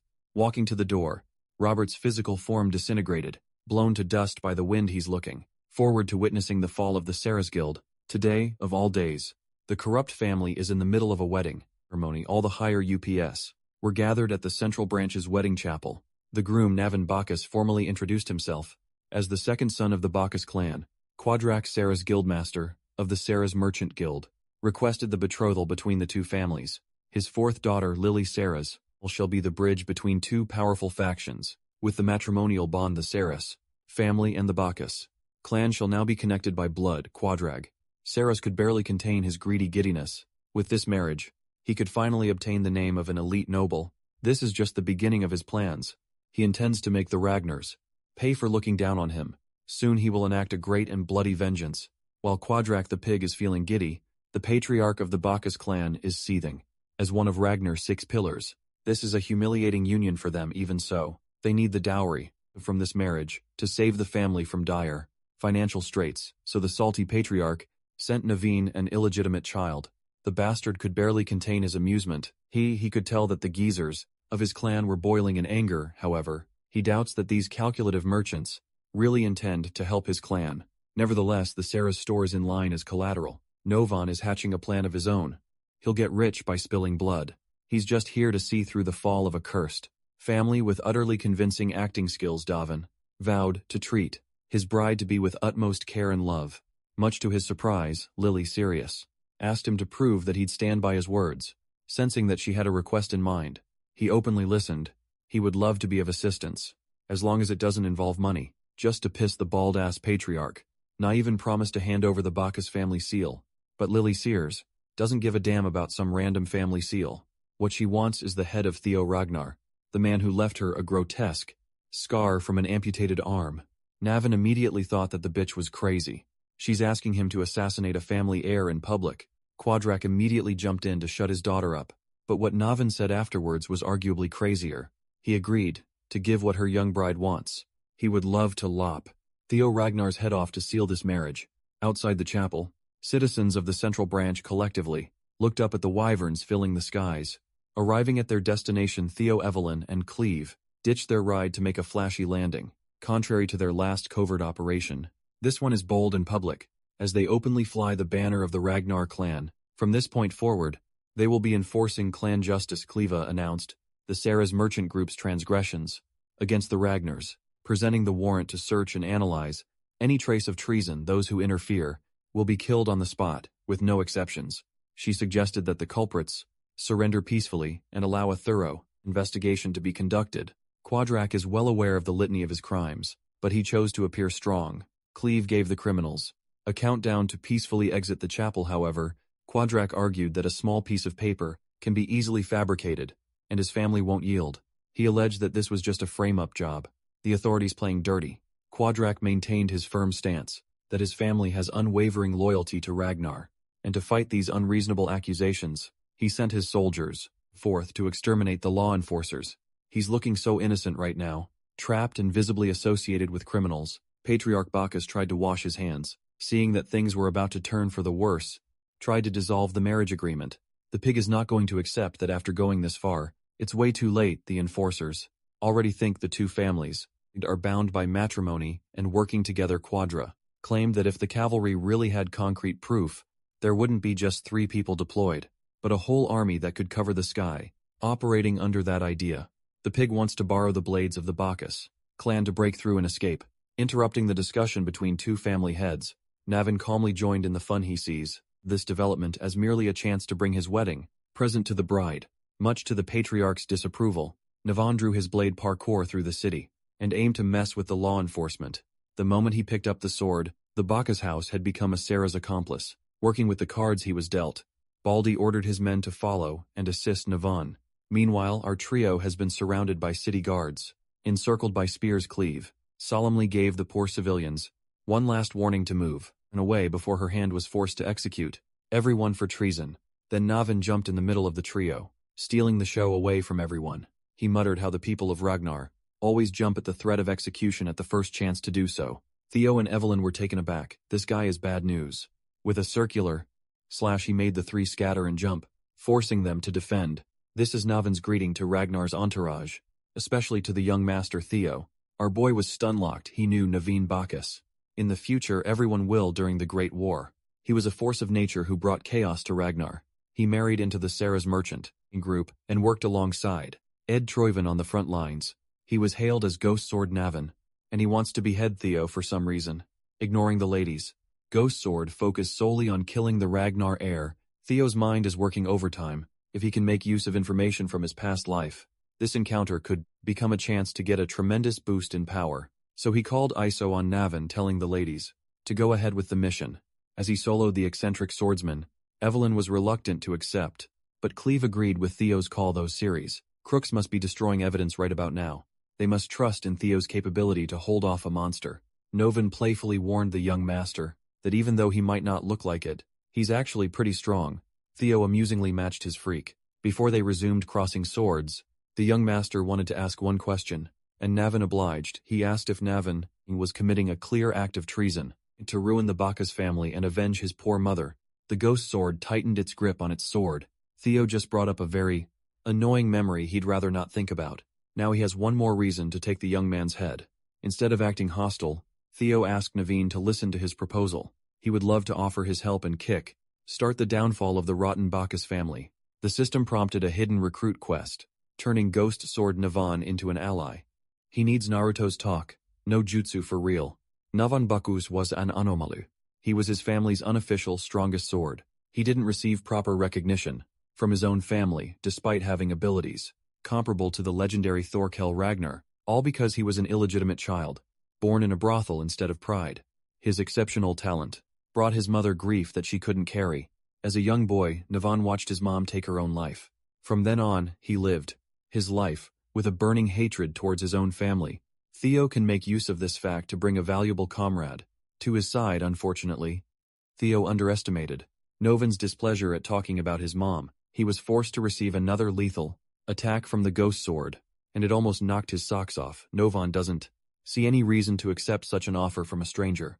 He believes at the back his family is going on a downward trajectory, even without working with some hotshot punk. That might be true, but going down the route of inaction will result in Navin going down with the family he loathes so much.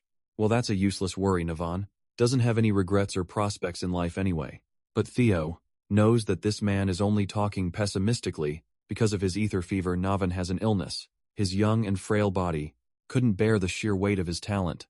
Of course, ether fever could be cured with intensive treatment in the early stages. Navin already missed that critical window, and he is living on borrowed time. His dumbass family just did him dirty since day one.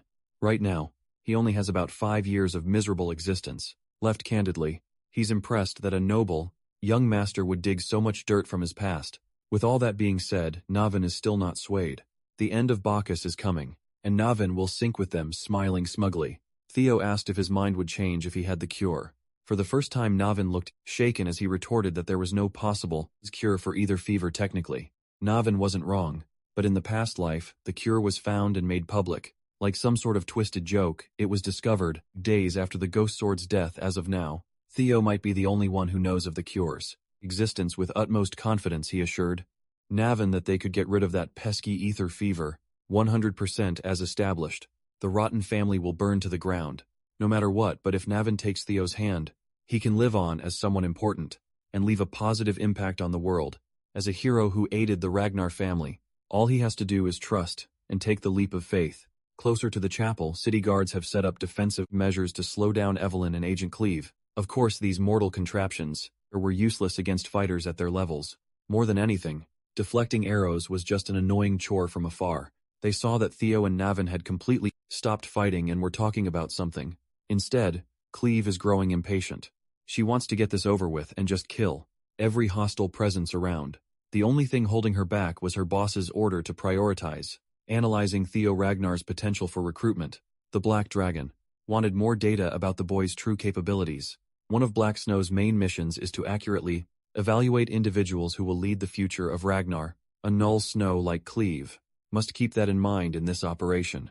Before heading out, she wanted to know at what point she could finally lift the limit. Since the demonic cult has been added to the mix, Cleve shall be unleashed. If someone at the level of bishop and above appears, like a good soldier, Cleve behaved and limited her involvement, albeit begrudgingly. Her only worry about this setup is the delay. If the mission stretches too long, she will be forced to work unpaid overtime. While she was lost in thought, Naveen Bacchus surprisingly jumped to their side. Evelyn looked around, worried that young Master Theo had fallen. She was mistaken, of course. Navan and Theo are buddies now after that brief conversation in the middle of clashing blades. Navan Bacchus had switched sides. It's a lot more reassuring to have him as a friend, instead of a faux hell. He even apologized to the ladies for his discourtesy earlier. After all, they'll be advancing on the same side, and they shouldn't harbor ill will towards each other. Theo's hidden quest had been successfully cleared. Navan immediately proved himself useful to the cause as he went on demon time. Untouched by ordinary defensive measures, he took to the skies with a single leap, and the poor soldiers, I thought he'd be vulnerable in midair. Annoyed by their silly wooden contraptions, Naveen sliced through rows of anti-siege equipment like a breeze. Those who dared to stand near the contraptions were also punished with a gruesome death. While Navin was going on a bloody rampage, the bald patriarch reprimanded the illegitimate sword for turning the blade on his own family. Naveen scoffed at the mention of family. Hearing it from this asshole's mouth makes his blood boil. He finally did what he's been wanting to do all these years, and cut the blathering patriarch in half, cracking that bald head like fresh fruit. Evelyn was in awe. That man really lives up to his reputation of being equal to young Lord Thorak. Theo urged the ladies to capitalize on Novin's rampage and push forward. Now they have a clear path to capture that pig. Quadrak series, speaking of the devil, Quadrak is stressed the fuck out upon hearing reports of their defenses being rendered useless. Now he's finally considering getting rid of documents that could be used as evidence against his guild. One of his attendants advised him to start by burning papers related to the Troy vans. The pig crazily opposed the idea. No one is touching those documents, but him, the scared attendant, is just trying to think rationally and reduce unnecessary casualties in the future. Quadraxis doesn't want to hear rational voices. If the Troy van link burns, how will he get the money he invested in them?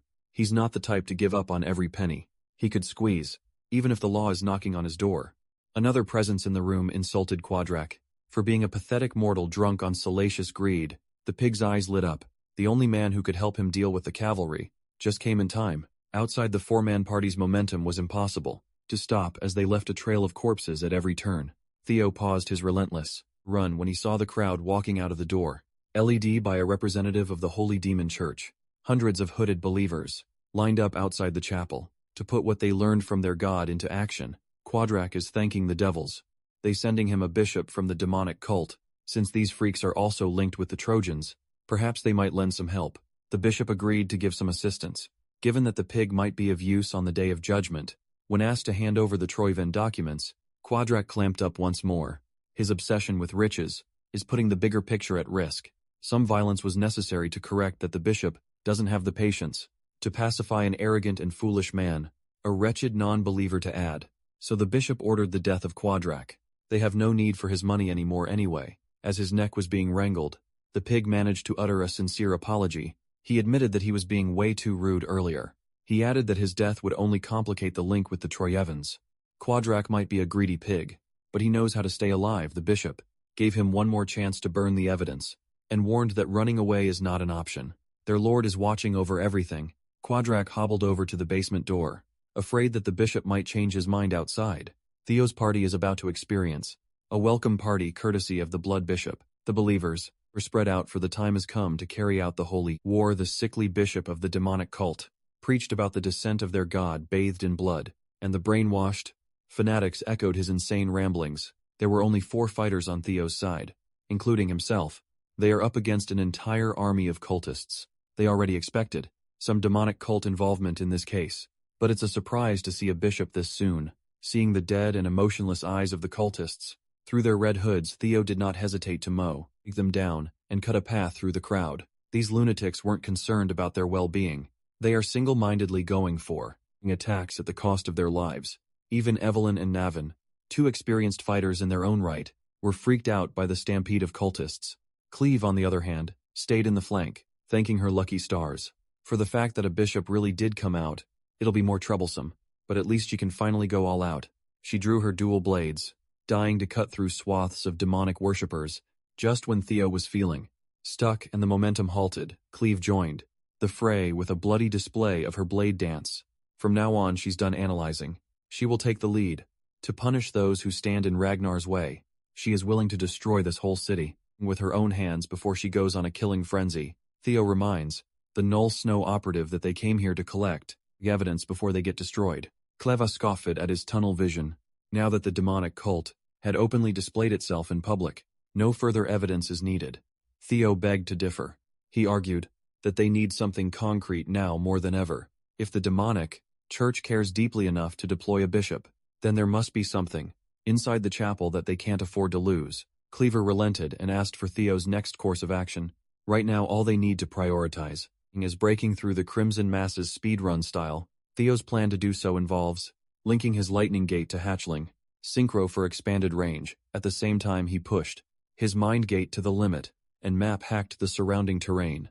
Cleva was curious to see what Theo would do, so she took a step back, seeing her slow down a little. A blood priest jumped into action with a sneak attack attempt. Cleva swiftly turned around and turned the pathetic, muscly preacher into minced meat. Theo will now secure the evidence, while the rest of the gang takes care of the cultists. After mapping the terrain, the young master figured out the optimal route into the chapel. He tried crowd surfing through the sea of fanatics, and felt as though there was no end to their numbers. A tidal wave of brainwashed believers awaits. Directly assisting him and wiping out the dirt from his optimal path, Evelyn and Navin worked in conjunction with each other to clear the way. Hearing Navin sucking up to her lord, Evelyn's competitive spirit was stoked. Theo never stopped his advance. Now he's using the lightning daggers as a foothold. Through expert usage of psychokinesis, he named the technique Lightning Dragon Rapid Protection Dragon Gate. Theo reckoned that the task of destroying evidence must have been entrusted to the High Commander, Quadrax Ceres. After a cursory sweep through the walls of the chapel, he easily pinpointed the pig's location.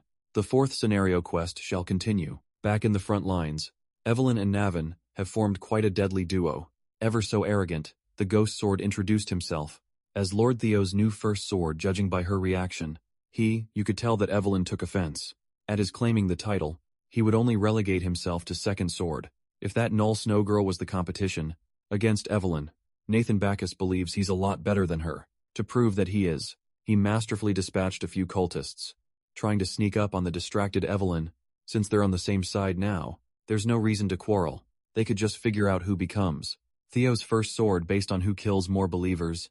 Evelyn is a by-the-book kind of gal, so she refused to participate in trivial competitions. When Navin called her a scaredy cat afraid to lose, she almost erupted in response to Navin's challenge. Evain forcefully stole a kill from the ghost sword's grasp. Evelyn's method was brutal and decisive. Navin realized that he might have bitten off more than he could chew. Equipped with the Tempest God's legacy, Evelyn is determined to prove her worth as Theo Ragnar's first sword. Nevon was quite nice, excited to have found a suitable competitor. In the middle of a bloody battlefield inside the chapel, the pig is hobbling his way deeper and deeper, down to the lowest underground floor. He grabbed torches and broke some locks, before arriving at the most secure room in the place. In the middle was a chest containing documents that could bring down empires. Quadrac only sees them as paperwork to score more Troyvon money.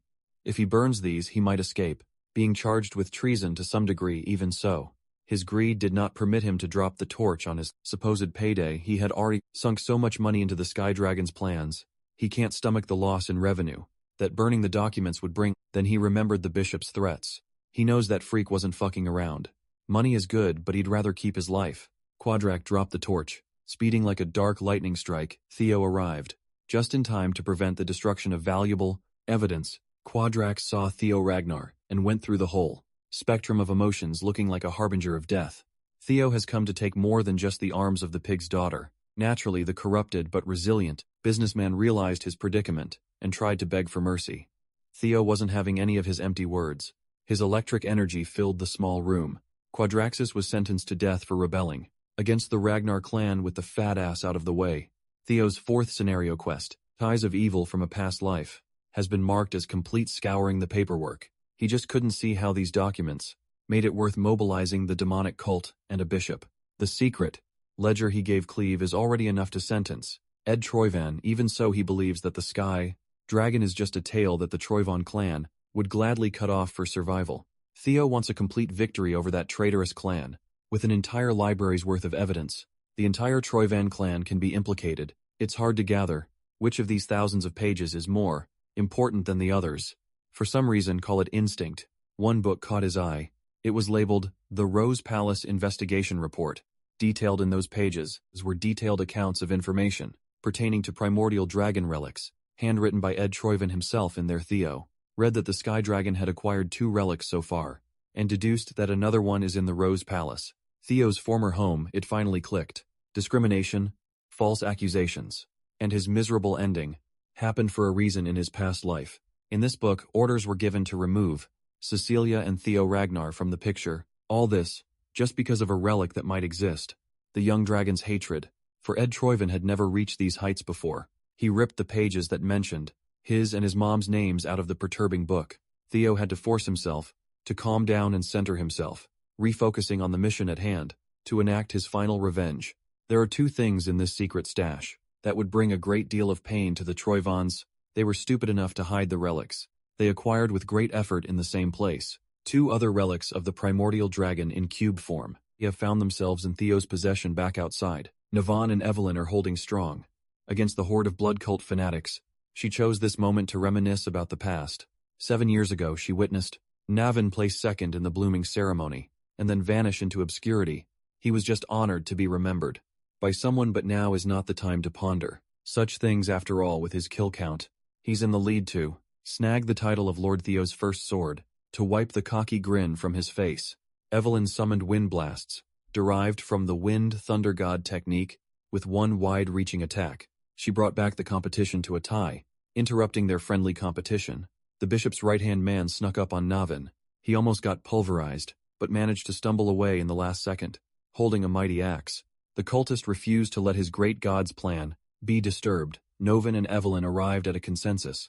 The winner of their competition shall be decided by who kills this freak. Evelyn, empowered by the Wind Baron's legacy, and Novan, the forgotten genius, greedily went in for the instant kill. Before a winner could be crowned, Selford and his wyvern partner crashed into the party by crushing the enemy. Under the tight grip of a giant wyvern, Mr. Right-Hand Man growled in agony. Selford was extremely pleased with his badass entrance. Instead of praise, he only garnered hostile looks from Evelyn and Navan. With their prey stolen, the 2 monsters erupted in anger. Following Selford was the rest of the white-armored Dragon Cavalry's 5th platoon. They were notified of the collaboration between the demonic cult and the Sire's Merchant Guild, and were hastily deployed. The central square of the series territory turned into a war zone between dragoons and cultists. With the involvement of bloodthirsty wyverns, the numerical advantage of the fanatics was rendered useless. While his people were dying by the dozens, the bishop was praying for the new sun to rise in the blood-red sky and for the end of times to come. The freak preached his twisted gospel while Cleve sat nearby to catch her breath. She deserved to have a little break. After going all out for once, the Null Snow operative completely crippled the bishop while no one was watching, driving the fool to insanity. With the cavalry's arrival, it only took a few hours to clear out the gunk and restore peace in the region. Now, everyone, including Evelyn, was relegated to doing the paperwork for the citizens who were affected by the short-lived war. The dragoons, who were heroically cleaving cultists down just a moment ago, would rather go back to killing. Instead of doing this mind-numbing desk job, everyone felt like they were being tortured, except for Erica Lanka.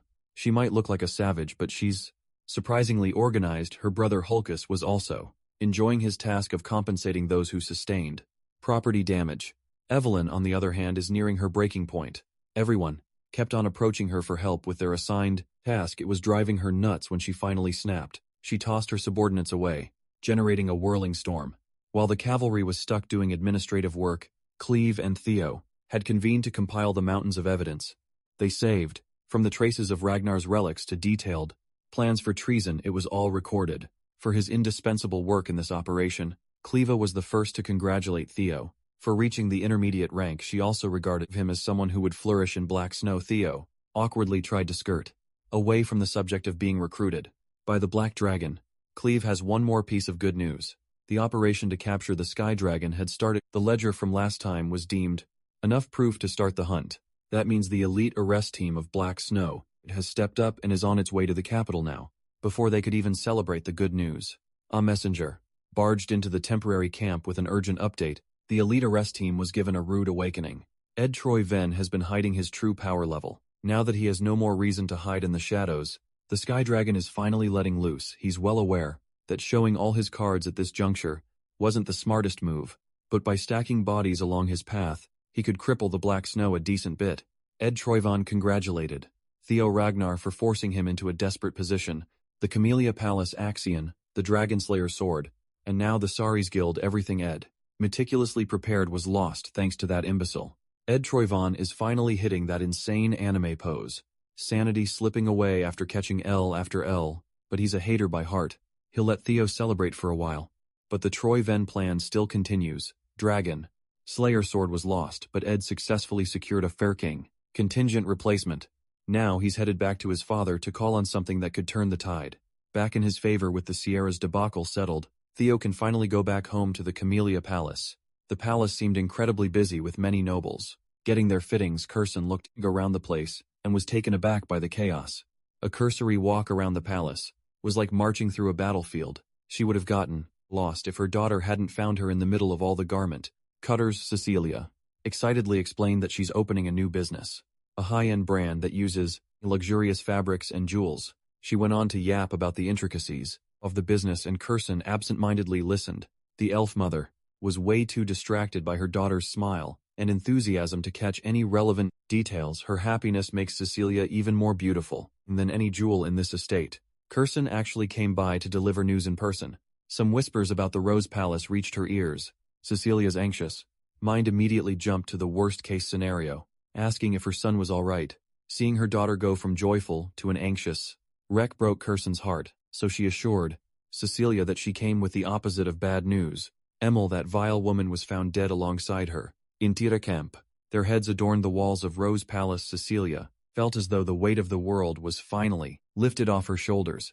She's more than relieved to know that it's finally over. All this time she never showed it, but every waking moment felt like walking on top of knives.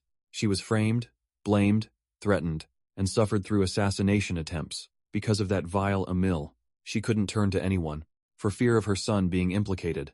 With the death of that rotten mistress, her suffering is finally over. While Theo Ragnar was in recovery, the political landscape of the world had undergone a drastic change. It was a change paved by blood and death. Heads rolled and strongholds were painted crimson. The Troyvon family refused to respond to the Draker family's summons and appeal within a set period of time. It was a declaration of war tonight. The Nine Dragons Council Chamber convened for an emergency meeting. They underestimated Ed Troyvon's cunning. That man has been working on his master plan for quite a while now. They think the suspicious movements of the warlords reigning over the northern continent must be connected. Some of the more traditional chamber members refuse to engage in the Troyvon issue. They think the warlord gathering up north is nothing to worry about. They were more concerned with filling up the empty seat left by the Sky Dragon. Although the family head is keeping silent for now, some of the elders are itching to discuss the matter of succession that has been dragging on for far too long. Surprisingly, the Black Dragon asserted that this is the perfect time to seriously consider who their next leader will be. If conflict breaks out among the heirs right before a full-blown war, it would be disastrous. He's trying to minimize the variables that may come with war, but the old heads called him blasphemous. Thankfully, one of the Nine Dragons commanded the room to calm down. He believes that a proper gathering of all parties concerned is needed, and he'll work on it immediately. He already has an upcoming suitable event lined up to explore this idea a little. They can decide what issue to focus on after seeing it for themselves. Meanwhile, Theo had been cooped up in Lodbrok's lair. He's been recovering from being dog-walked by his father nicely. Void of any outside influences, he sharpens his blade. The scars of the Patriarch's wrath were still fresh and visible, but he's in the best shape he's ever been in. His movements were crisp and quick with precise attacks. He extinguished the neatly arranged formation of candlesticks. Physically, he was as sharp as his relic blade. Mentally, he was struggling the voices that drove his grandfather mad kept on intruding into his mind. They maliciously filled his head with thoughts of killing everyone and taking everything. The voices are pushing him to follow his basest desires and to cleave down whoever stands in the way. After his schizophrenic workout, this dude had the audacity to flex his perfect physique. He's built like a dragon-slaying supermodel. After putting his sword down, a familiar voice asked if the voices were weighing him down. Guardian Dragon Lodbrok popped out to muse. about the lingering grudge of the mad Dragon Emperor. Knowing that he can trust Dragon Mommy, he admitted that the voices have been bothersome, even though quite some time had already passed. Since he received the half-sword, the lingering grudge is persistent with its interferences. It's not at an unbearable level yet, but the fact that it belonged to the mad Dragon Emperor is a real cause for concern, but it's not all bad. Thanks to it, he was able to glimpse into the Emperor's realm. Lord Brock understands what he's going through. She could never forget that man's name if she wanted to. He was the one who stole her heart after all. She had told Theo this story before. That's also why he's even more conflicted. It's a mystery why his dad spared his life and bestowed him a weapon. Sensing that Theo was getting ahead of himself again, Lodrock reminded him to be patient. If they rush too much, he'll just face something beyond his ability. Like last time, they have time. Thanks to the High Priest who treated Theo immediately, his severed arm was put back in place without any problem, just to make sure that it was done right. Lloyd Brock gave him an up-close and personal checkup. Once she was satisfied with the in-depth checkup, she shooed Theo away for the day. She sensed that someone else was looking for him. Before going, Lodrock gave him a stern warning to stop messing up her nest. Every time he came over to swing his blade, one makes the mess. Another has to clean. That had been their routine. As soon as he returned to Camellia Palace, he was greeted by a familiar face he hadn't seen in a while. The one looking for him was one of his fanboys. Sybil Dreyer, he excitedly hand-delivered an important message for his young lord. An invitation, as the letter states, the Daffodil Palace kindly invites Theo Ragnar to a banquet in celebration of Lady Ray Ragnar's 18th birthday. Sybil admonished that this was an odd event. A banquet for Lady Ray's birthday, with war at their doorstep, seems out of touch. Judging by the murmurs around the event, it's going to be a grand affair too. Theo sees it differently. This event must be grand, precisely because they are in tumultuous times.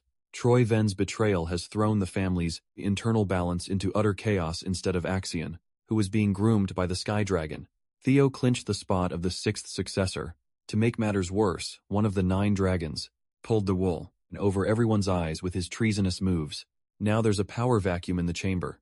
The upcoming banquet is not a simple birthday party full of merriment. It is a performance to show outside powers that the Ragnar clan still stands strong and unbothered. It's also a platform for the successors and their backers to size each other up. Sybil was amazed at his young lord's discernment. He was hyped to hear that his idol was about to take center stage in such an important affair. If those old heads are so eager to see what he's made of, Theo would gladly put on a show. The Daffodil Palace is coldly beautiful. At this time of the year, inside the giant palace was a spacious banquet hall that hosted every affluent family connected to Ragnar in some way. The nobles drank their expensive wine, ate their fancy food, and mingled with their peers. When the new heir walked in, everyone stopped sipping, chewing, and gossiping. All eyes were on the newly minted succession candidate. Young Lord Theo Ragnar commanded everyone's attention with his dark winter gear and sharp gaze. The drip was simply immaculate. He scanned the banquet hall and made sure that everyone was paying attention. Naturally, everyone was aware that the birthday celebration was just a pretext.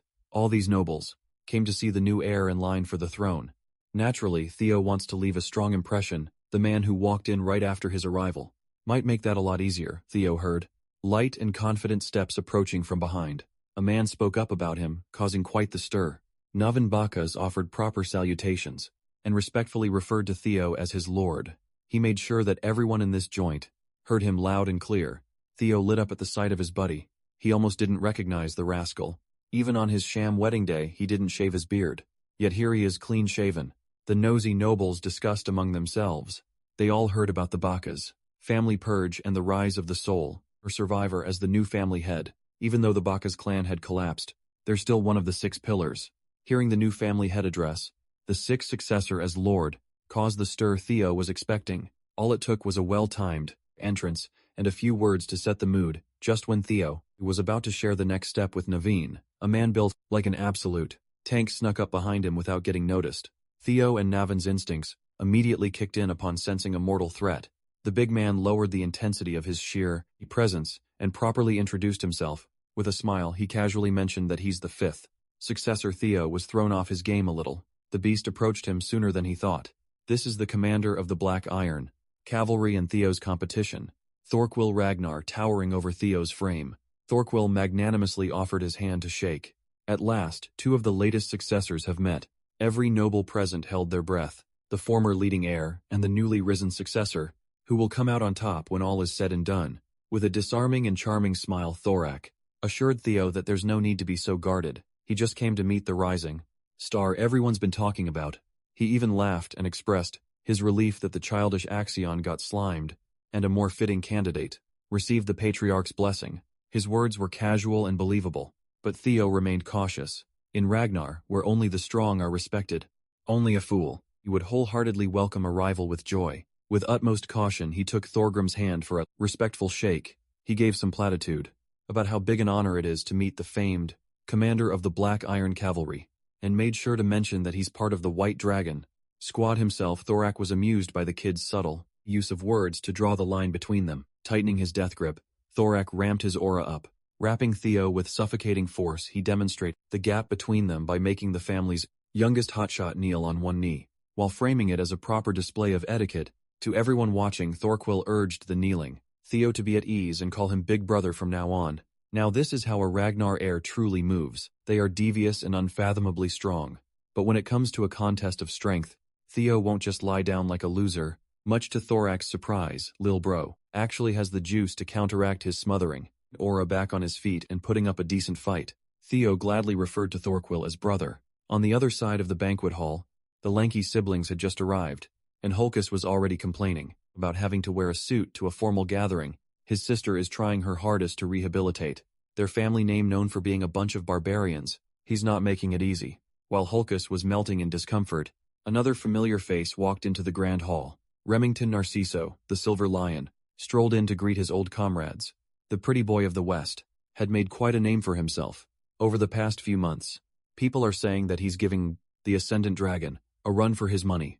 Remington has not changed at all. He is still the humble knight. He just made the trip all the way up north to catch up with Lord Theo, and to ask about how the white-armored dragon cavalry is doing. Imagine how awkward he felt when the birthday girl happened to overhear his words. The Silver Lion looked like a guilty kitty as he profusely apologized to Lady Ray. She just laughed it off.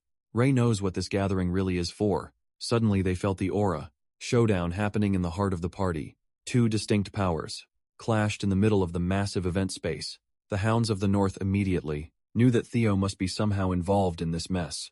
There's no one better when it comes to causing a scene than that guy on the surface. Theo and Thorak were just sizing each other up with a polite handshake, but no one dared to get too close. Their auras swirled around and vied for supremacy, while the guests maintained their distance. Eventually, Thorak pulled his hand away and laughed. He jokingly admitted that he's no match for his little bro, and surrendered, matching his casual attitude. Theo insisted that he only won because Big Bro let him. Thorak mused that too much modesty can be seen as somewhat insulting to an opponent, but his surrender just now was sincere. He reckoned that if they faced each other at the same age, it would be a one-sided contest. Theo recognized the high praise coming from the most decorated young genius in the clan's recent history. Seeing such an interesting, magnificent little brother genuinely fills Thorquil with joy. He turned to the nobles, cautiously watching from a distance, and urged everyone to raise a glass to the newly rising star of Ragnar. With the merriment resumed, Thorak asked his little bro if the debut for the new successor he set up was satisfactory. Theo gave his thanks. He swiftly picked up that Thorak was not only strong, but he was also a shrewd one. The praises and the lackadaisical attitude are just a front. By showcasing his martial prowess, he solidifies his own position. By acknowledging the newly minted rival, he wins the favor of the crowd because of that. In the atmosphere Theo was trying to go for with Navin was overshadowed by a bigger stunt. He easily shifted the public's opinion to his side. Thorquil Ragnar might look like a roided-up bodybuilder and with a sociable exterior, but he is a ruthless opponent who can see the race to the throne through multiple angles. After that pissing contest with his big brother, Theo was surrounded by his batchmates. They shared wine and laughed the night away. Unbeknownst to him, a lot of eligible noblewomen had just placed him on top of their bachelor list to go for. While everyone was having fun and socializing, there was a boomer seething while watching from upstairs. The elder dragon thought he could use a half-breed's plank's foul behavior to kick him out of this place. If that clueless fool Thorquil hadn't interrupted, he could have made this party, and all about his old ass and his agenda. He cannot stomach the fact that a mere bastard is running around and stirring up the hierarchy, and the family's affairs all willy-nilly. Since he could not go after the big fish, he looked for something to mess with. This fossil is just bored, he saw Captain Evelyn Naravel having fun and drinking with her peers, and the elder dragon's hateful gaze lingered. He thinks it's up to him to judge whether people should be allowed in this place or not.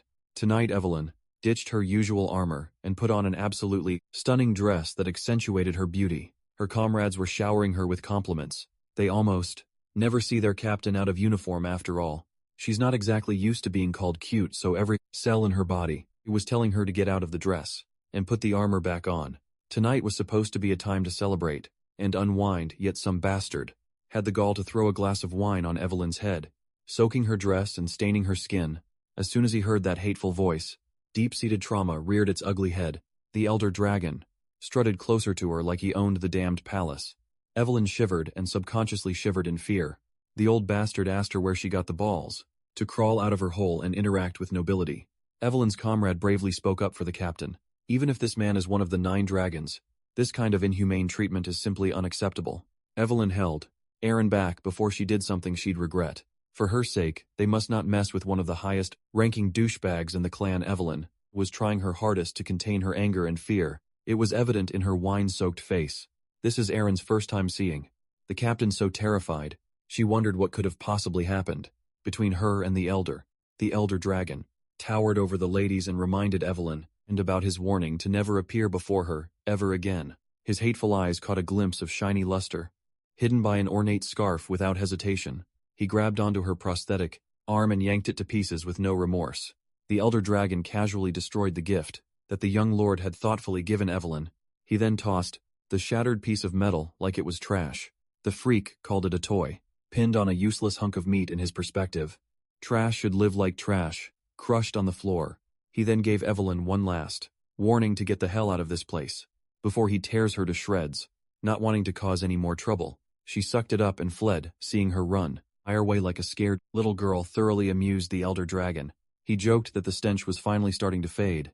Aaron threatened to report this unjust incident to the office of the law, and the old fart just looked at her like a crazy person. If she really wants to snitch, she can do as she pleases. He's bound to realize what Ragnar's survival of the fittest truly means.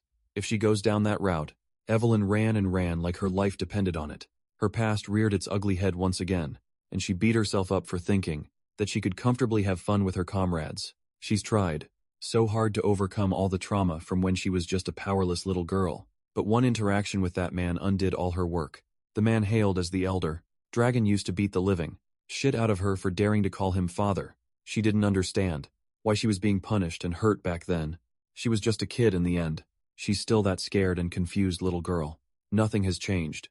Evelyn was running so fast with tears clogging up her vision that she failed to notice that someone was standing in her way. The demon dragon was puzzled to see her running off in the opposite direction from the banquet hall. Seeing a familiar face finally made her stop and break down. Back in the banquet hall, Theo and the others were still drinking and sharing stories, completely oblivious that Evelyn had just been woefully disrespected.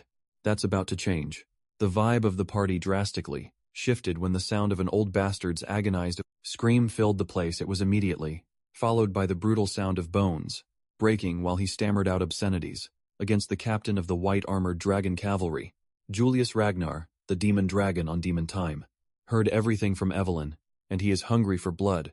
When he let go of that broken arm, the elder dragon hurriedly stepped back as his security team pulled up. Julius already warned the old fart that whatever happens to Evelyn will be done to him as well. The old bastard framed this attack as a betrayal of the Ragnar name and labeled Julius a dangerous criminal who must be apprehended at once. The demon dragon stood still while the security team surrounded him from all sides. With the law council's involvement, even the leader of the white-armored dragon cavalry would be threatened, right? They calmly stated his crime of injuring the elder dragon's head counselor and threatened him with jail time. They would prefer to go about this arrest with cooperation, but Julius is not in the mood to play along. Seeing the smoldering rage in his eyes, the leader of the law council felt cold sweat running down his spine. Julius quoted the written oath sworn upon the sword in Ragnar's autumn 4 years ago. He swore upon his sword before those old men, sitting on their antiquated laurels. They came to an agreement that Evelyn is untouchable. If the elder dragon doesn't want to respect that oath, it's fair game to seek revenge. Like everyone else in the banquet hall, Theo moved closer to the commotion and overheard what had just transpired. This event never happened in his previous life. He's changed way too many variables as far as he knows. Evelyn Narival was born an illegitimate child of Wolfgang Ragnar. Such a cool name was wasted on a piece of shit. Wolfgang valued pure blood above everything. He couldn't keep his dragon in his pants. The mere existence of Evelyn contradicts everything he stands for. She was a disgrace. He desperately wanted to hide away from the public eye. He planned to cast her out of the family for good. But Julius stepped up, seeing the kid's potential. He brought her into the white-armored dragon cavalry, and Wolfgang's nefarious plan fell apart. She blossomed into a competent fighter and capable leader, quickly climbing through the cavalry's ranks. When she rose to prominence as a young captain of her own unit, Wolfgang's fear of being exposed as a freak flared up, ignoring the possible consequences. He tried to kill his own daughter under the guise of a mistake. He missed the kill shot and ended up severing her left arm cleanly. She barely survived the attack, but the loss of one of her limbs made it impossible to hold the reins of her mount. Evelyn was forced into an untimely retirement. After that, she spent her life managing the 4th training hall, never to be involved in noble business ever again. Upon meeting Theo Ragnar, her life was redirected back to glory. One can say that the chain of events leading to this commotion was a direct result of Theo's actions after regression. If so, it's only right that he set things straight himself. It would be hard to prevent the situation from deteriorating even further. Given the demon dragon's killing intent, Wolfgang turned to the nobles and tried to get them on his side. He admonished Julius for showing contempt for an elder who had safeguarded Ragnar for decades. He accused the demon dragon of using the authority of the 9 dragons to threaten his own kin, a behavior that is akin to outright treason. Hearing the old fart cry about abusive authority enraged Julius even further. The situation could have been disastrous if Theo had not stepped up to mediate. He reminded both parties that this day is supposed to be a joyful celebration of his dear friend's birth. This is not the time to freak everyone out. Julius respects and listens to the young lord, so he reined his temper, and Wolfgang, on the other hand, looked annoyed that his rage bait was neutralized. Since 2 high-ranking members of the family want to tear each other apart, Theo proposed that they should settle the beef with Ragnar's long-standing tradition, instead of killing each other on the dance the floor of a birthday party. They should just engage in a proper duel trial. Wolfgang immediately rejected the proposal. He claimed that he was the clear victim in this case. There's no need for a trial when he didn't do anything wrong. Theo remained centered and urged the old fart to just accept it for the sake of stopping this disturbance from growing any larger. He noticed that the Lord of the Daffodil Palace had made her appearance, and she looked pissed that her daughter's event was marred by 2 meatheads. Every step caused the temperature to significantly drop and the floor to freeze. Neil Ragnarton, also known as the Ice Dragon, is not someone you want as your opponent as usual. Wolfgang tried to play the victim card, but Neil just told him to shut his bitch ass up. She does not want to hear excuses, and she cares nothing for petty squabbles. For the sake of her daughter, she strongly urged both parties to follow Theo's suggestion. That is the final mercy that her steadily dwindling patience will allow. The nobles quietly murmured amongst themselves. They all reckoned that Wolfgang and his fellow elders would surely come out on top even in retirement. They're all high-ranking inspectors after all. Wolfgang was thinking along the same line of thought. He trusts his men to dog-walk whoever Julius sends out. The dual trial rule states that the plaintiff and defendant must face off in the final round. All the first 2 duels must be fought by chosen representatives. Looking around the room, Julius only has a 1-armed cripple and a wretched bastard child on his corner. By his estimation, he won't even have to lift a finger. His boy should win with a clean 2-0. He acted reluctantly, but Wolfgang eventually agreed to a pure contest of the blade to decide who was right and wrong. All the guests filtered out of the banquet hall to watch the duel trial. They all speculated on what the results would be. Amongst the crowd, Thorak watched with an amused smile plastered on his face while drinking wine. Admittedly, he did not expect his little bro to step up like this. Knowing the demon dragon's infamously short temper, this was bound to spiral out of control. If Theo had not stepped in, the rage-baiting dragon would have crushed Julius. Using the corrupt legal system, he would have been ruined politically. In that fleeting moment, the young man managed to find a solution that would defuse the ticking bomb within agreeable terms for both sides. Thorak could tell that whatever happens after will be an entertaining watch. Everyone gathered outside the Daffodil Palace and sat their asses down on a snow-plowed arena. From this moment, under the supervision of the Law Council, the dual trial will begin. To ensure fairness, mana use is banned. Everything that occurs within the trial shall be protected by Ragnar's laws. Both parties shall solemnly swear that revenge after the fact, regardless of the results, will be punished. Lingering resentment is prohibited. Julius and Wolfgang verbally agreed to the terms and conditions, while eyeing each other up. With the formalities out of the way, The first combatants were asked to step forward, much to everyone's surprise. The rising star Theo Ragnar confidently drew his blade, basking in the bright moonlight. His peers know that Theo is a beast, but they are still worried for their boy. The other side's lead-off combatant doesn't seem like an easy one at all. Remington recognized Theo's opponent, the Elder Dragon's aide Gale Sword Beta. Among high-ranked inspectors, he is among the best in terms of skill and combat prowess. Before stepping into the arena, Wolfgang gave Beta an unsettling pep talk. He gave his loyal aide the green light to go for a killing blow without holding back. Beta was reasonably reluctant to cleave down a successor candidate for the patriarch position, but the old fart assured him that any accidents that happened inside the ring would be absolved via the dual trial rule. If he cannot snuff the life out of the young man, Wolfgang wants at least an arm as a souvenir. While the other corner was making some nefarious coaching calls, Theo calmly stood on his side of the arena. Julius had calmed down considerably and was stressing over implicating such a promising young man in his mess. Earlier he apologized to Theo for his reckless actions, kept on asking the young lord if this was really the right way. With utmost confidence, Theo just asked him to trust in the process. Through this duel, what he really intends to do is to resolve a long-standing grievance, while hogging the spotlight for himself, just a little bit. Once both combatants were in position, the Law Council referee blew the whistle. Beta decided to play it slowly with a stationary defensive stance at first. On the contrary, Theo pushed the pace and went with a flashy charge. Upon seeing the incoming youngster, Beta matched the push. Their first collision looked roughly equal in strength. With mana used banned, they can only rely on their physicality. Sparks flew as the clash sent both of them flying in opposite directions as soon as they regained their footholds. Both combatants flashed, stepped for another round. What followed was countless collisions that would be hard to keep up with using the naked eye. All the audience could see was the light produced by steel crashing against steel. Beta might have an unfortunate name, but he is a competent swordsman. He was practically neck and neck against Theo's raw strength. The Elder Dragon's aide was more surprised that he couldn't seem to find an opening he could exploit. Even though they're only exchanging probing blows, it's still hard to believe that a youngster could keep up with a veteran. Theo is certainly a successor caliber fighter, but with age comes experience. One of the tricks Beta has up his sleeve is the use of terrain, kicking up loose dirt and stones. He cleverly obscured the young lord's vision. A split second of distraction was all he needed to deliver a fatal blow. Beta felt proud of himself for leaning on his real combat experience to pay respects to a successor's dignity.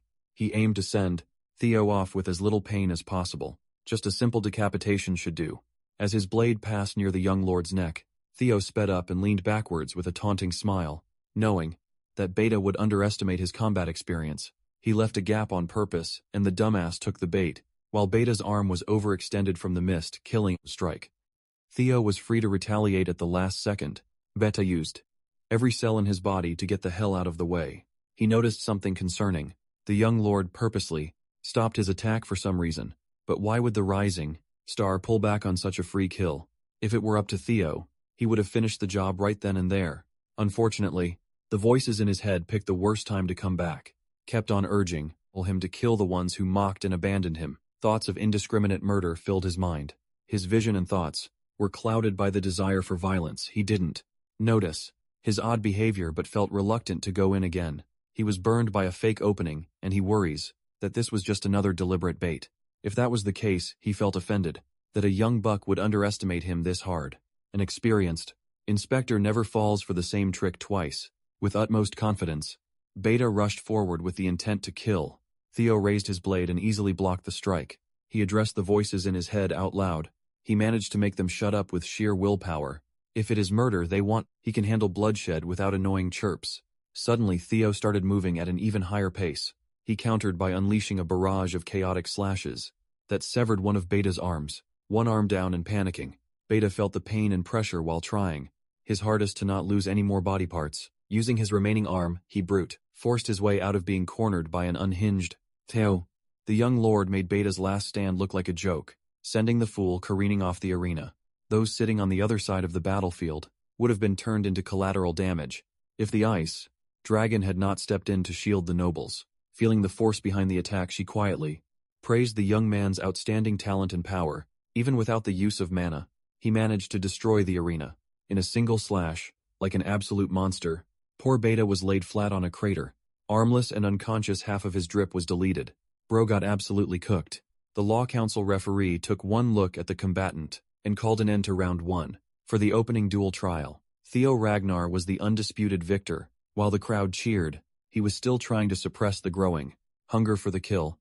Thankfully, he regained enough control over the maddening urges in time. The level of grudges he felt today was a lot different than usual. It was a strange feeling, as though something bigger was guiding him towards God knows what. He only managed to unleash untold levels of power when he willingly entrusted himself to that odd sensation. Trusting himself to the grudges of the past is certainly a slippery slope. The danger is real, but if he can control it properly, it will be a huge boon to his combat power. Hell, he could become twice as strong with a flip of a switch. After clearing out the debris and patching up the ruined arena, the second round commenced.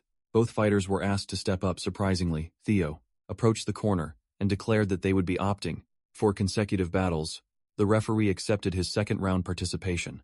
As the defense's representative, it didn't sit well with Wolfgang at all. He found this decision utterly arrogant, so he sent out his most trusted fighter, the Sword of Mystics and former Dragon Gate sword, Master Page Grayson.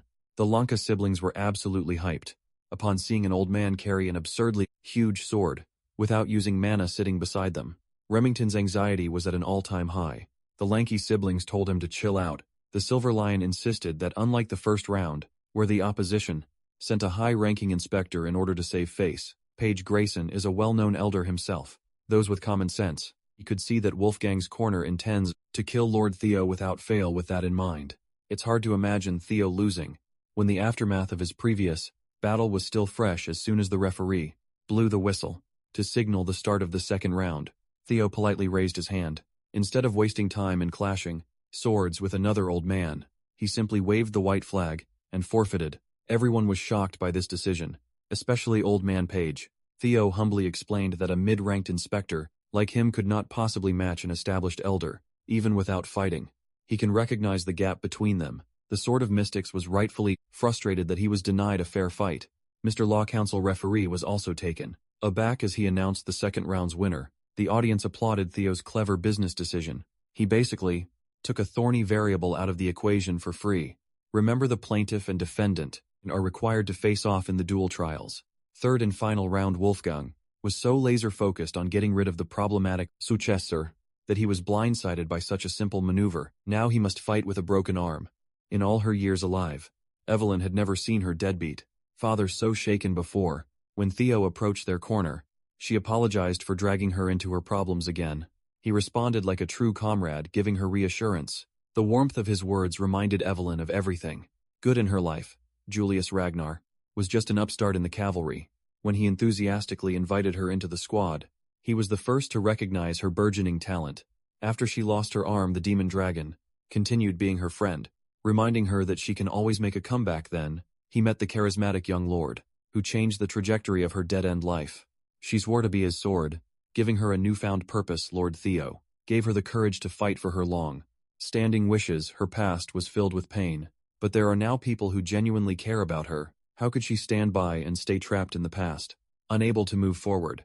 When these great people believe in her so much, perhaps it's time to slay the villain before Julius could step into the arena as the final participant. Evelyn spoke up. She's tired of being the victim. It's time to seize her fate with her own hands, even if she only has one. For the final round of the duel trial, the Law Council referee promptly asked the plaintiff and defendant to step forward. Even with a sling carrying his broken arm, Wolfgang Ragnar still looked menacing. As he strutted into the ring on the inside, he's still cursing that wily successor for pushing him into a corner. With no reputation left to salvage, he's already come to terms with the fact that Julius would probably kill him, but he's determined to take at least an arm. He loves chopping arms off. After some discussion with the referee, the defense's request to change their third-round fighter was accepted. Wearing her form-fitting dress with a blade in hand, one-armed captain confidently walked into the arena. As soon as he saw his crippled, unlawful daughter come in, Wolfgang burst into mocking laughter. He asked if she's going to beg for mercy one last time. His weak-ass trash talk was entirely ineffective. Evelyn brandished her rapier and kept her eyes on her disgusting target. She only needed to utter a single word to drive Wolfgang mad. This bum absolutely hates being called father. The audience was floored upon hearing her utter the forbidden word. They had no idea about the connection Between the elder dragon and Evelyn Naravel, they all heard rumors about an illegitimate child, but they never paid that much attention to hearsay. Desperate and panicked, Wolfgang tried to paint Evelyn as a crazy person spouting nonsense. If she knew that she could get this reaction from him, she would have done it sooner. She mercilessly aired out all the abuse she suffered in the hands of this son of a biscuit. He recounted how he nearly beat her to death, once when she was just a little girl, and even tried to end her. Again when she climbed the ranks of the white-armored dragon cavalry just to protect his image. Enraged, Wolfgang's true colors finally surfaced. He asserted that, as an esteemed elder of House Ragnar, he was well within his rights to clear his history. He was rage-baited, so hard that he practically confessed to his lowly crimes. The nobles watching felt bad for Evelyn, and disgusted with the old fart.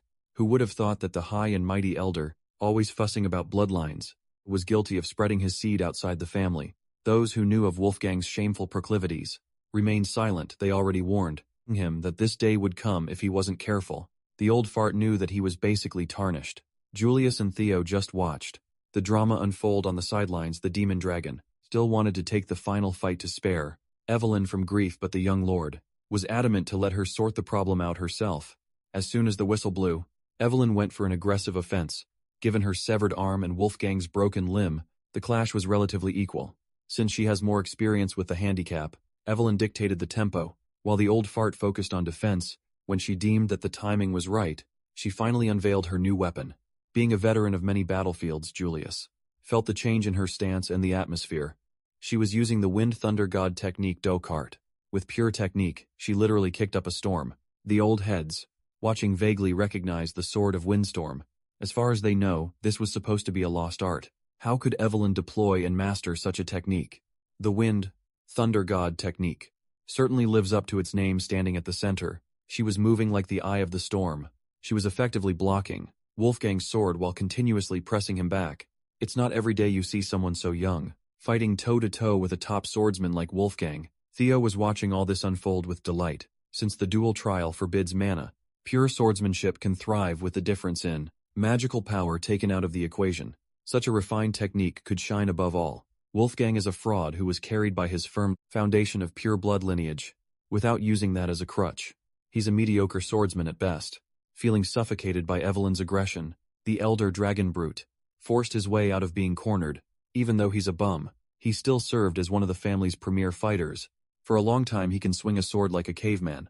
After creating an opening, he rushed Evelyn with overwhelming force. Upon overcoming her initial showing, he regained his confidence and continued talking trash. He swore to beat her until she begs for mercy and comes to her senses. Evelyn has had enough of his hateful rhetoric. She now has the strength to fight back. Since the old fart wanted a contest of strength, she would gladly beat him at his own game. When she was young, she viewed her horrible father as her entire world. She feared him more than anything. But now that she has good people by her side, people she can trust, and people who believe in her wholeheartedly, those useless thoughts have been discarded. She is no longer the little girl who would cling to a horrible parent. She is a grown woman in full control of her life. She has the strength to finally cut the bastard who made her life hell. The weak child who was abused and scorned is now a warrior who can take down the monster who shared her blood. Those nobles watching such a cathartic beatdown were moved by Evelyn Niravel's resolve. The bout has ended, and she was pronounced the winner of the final round of the duel trial. She finally got her revenge by severing one of the scumbag's arms. After being beaten fair and square, Wolfgang still refused to accept defeat. He motioned to come after her with full force, but was detained by ice restraints. Thankfully, Lady Neil, the ice dragon, sprang into action quickly. She berated him for disgracing the name of the 9 dragons and acting out of line. When her name was called by the referee, reality finally set in for Evelyn.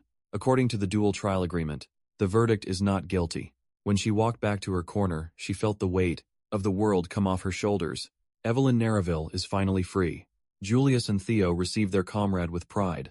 Finally she can flourish without the fear that has been holding her back for so long. She attributed this W to her lord and the cavalry's captain.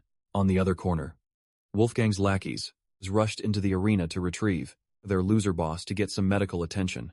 They recovered his sword, and he did not appreciate the sight of a failure being reflected on his blade.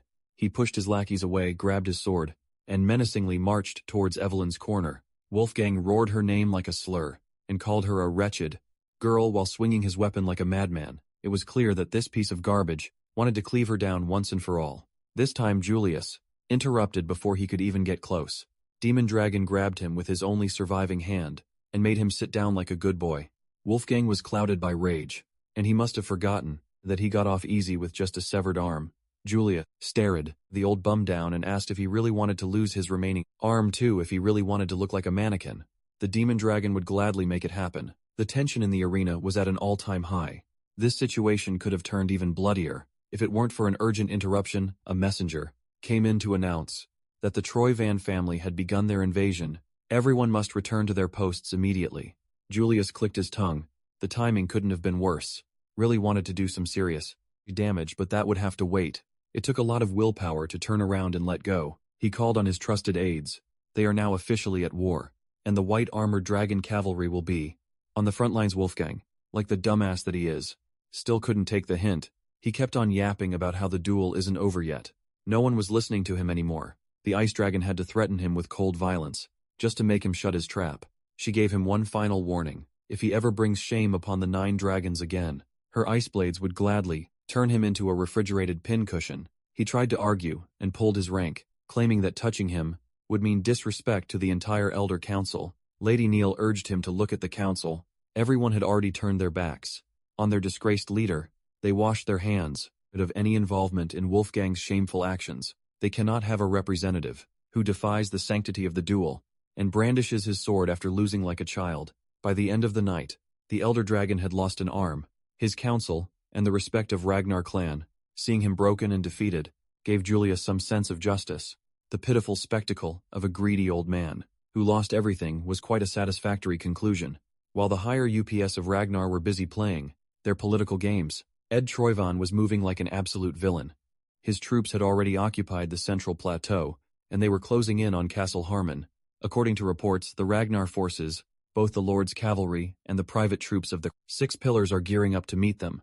At the central plateau, Ed Troyvan laughed to himself. Those dumb, old dragons are moving exactly as he expected. It's about time to make them realize that this war is just one piece of a far greater plan, because the one piece is real. While they focus their forces on the plateau, Troyvan will freely devour the real prize. All pieces are in place for his wicked takeover. On the other side of the map, the Bacchus family territory seemed oddly quiet. One of the 6 Pillars had undergone a drastic change. After the Sarah's Guild debacle, guards manning the walls couldn't help but gossip about the new head of the house. Since taking over, Lord Navin has done nothing but lock himself away and drink all day.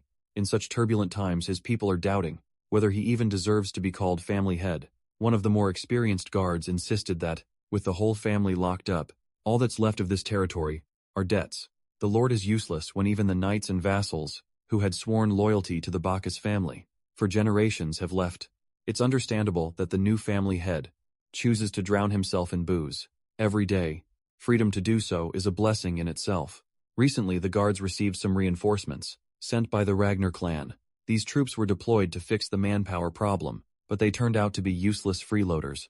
Just like the family head, all they do is drink the days away. The captain of the Ragnar reinforcements just happened to be Cybele Drea, along with Eadnaran and other Theo fanboys. They were supposed to be the night watch, but every single night, they're just drunkenly passed out in the streets. Their deployment is like the main family's way of saying, get lost.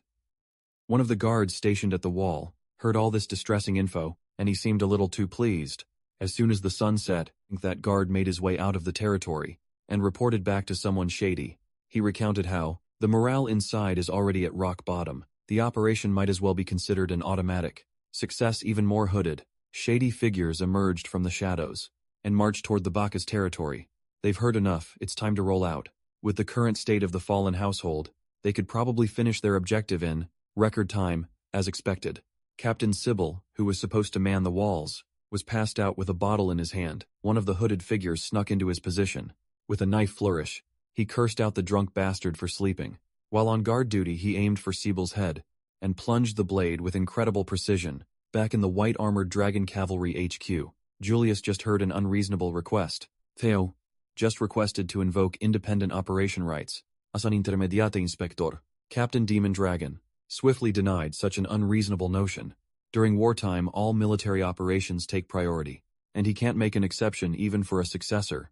Theo asserted that His request is very much related to the war effort. He has the documents to back it up.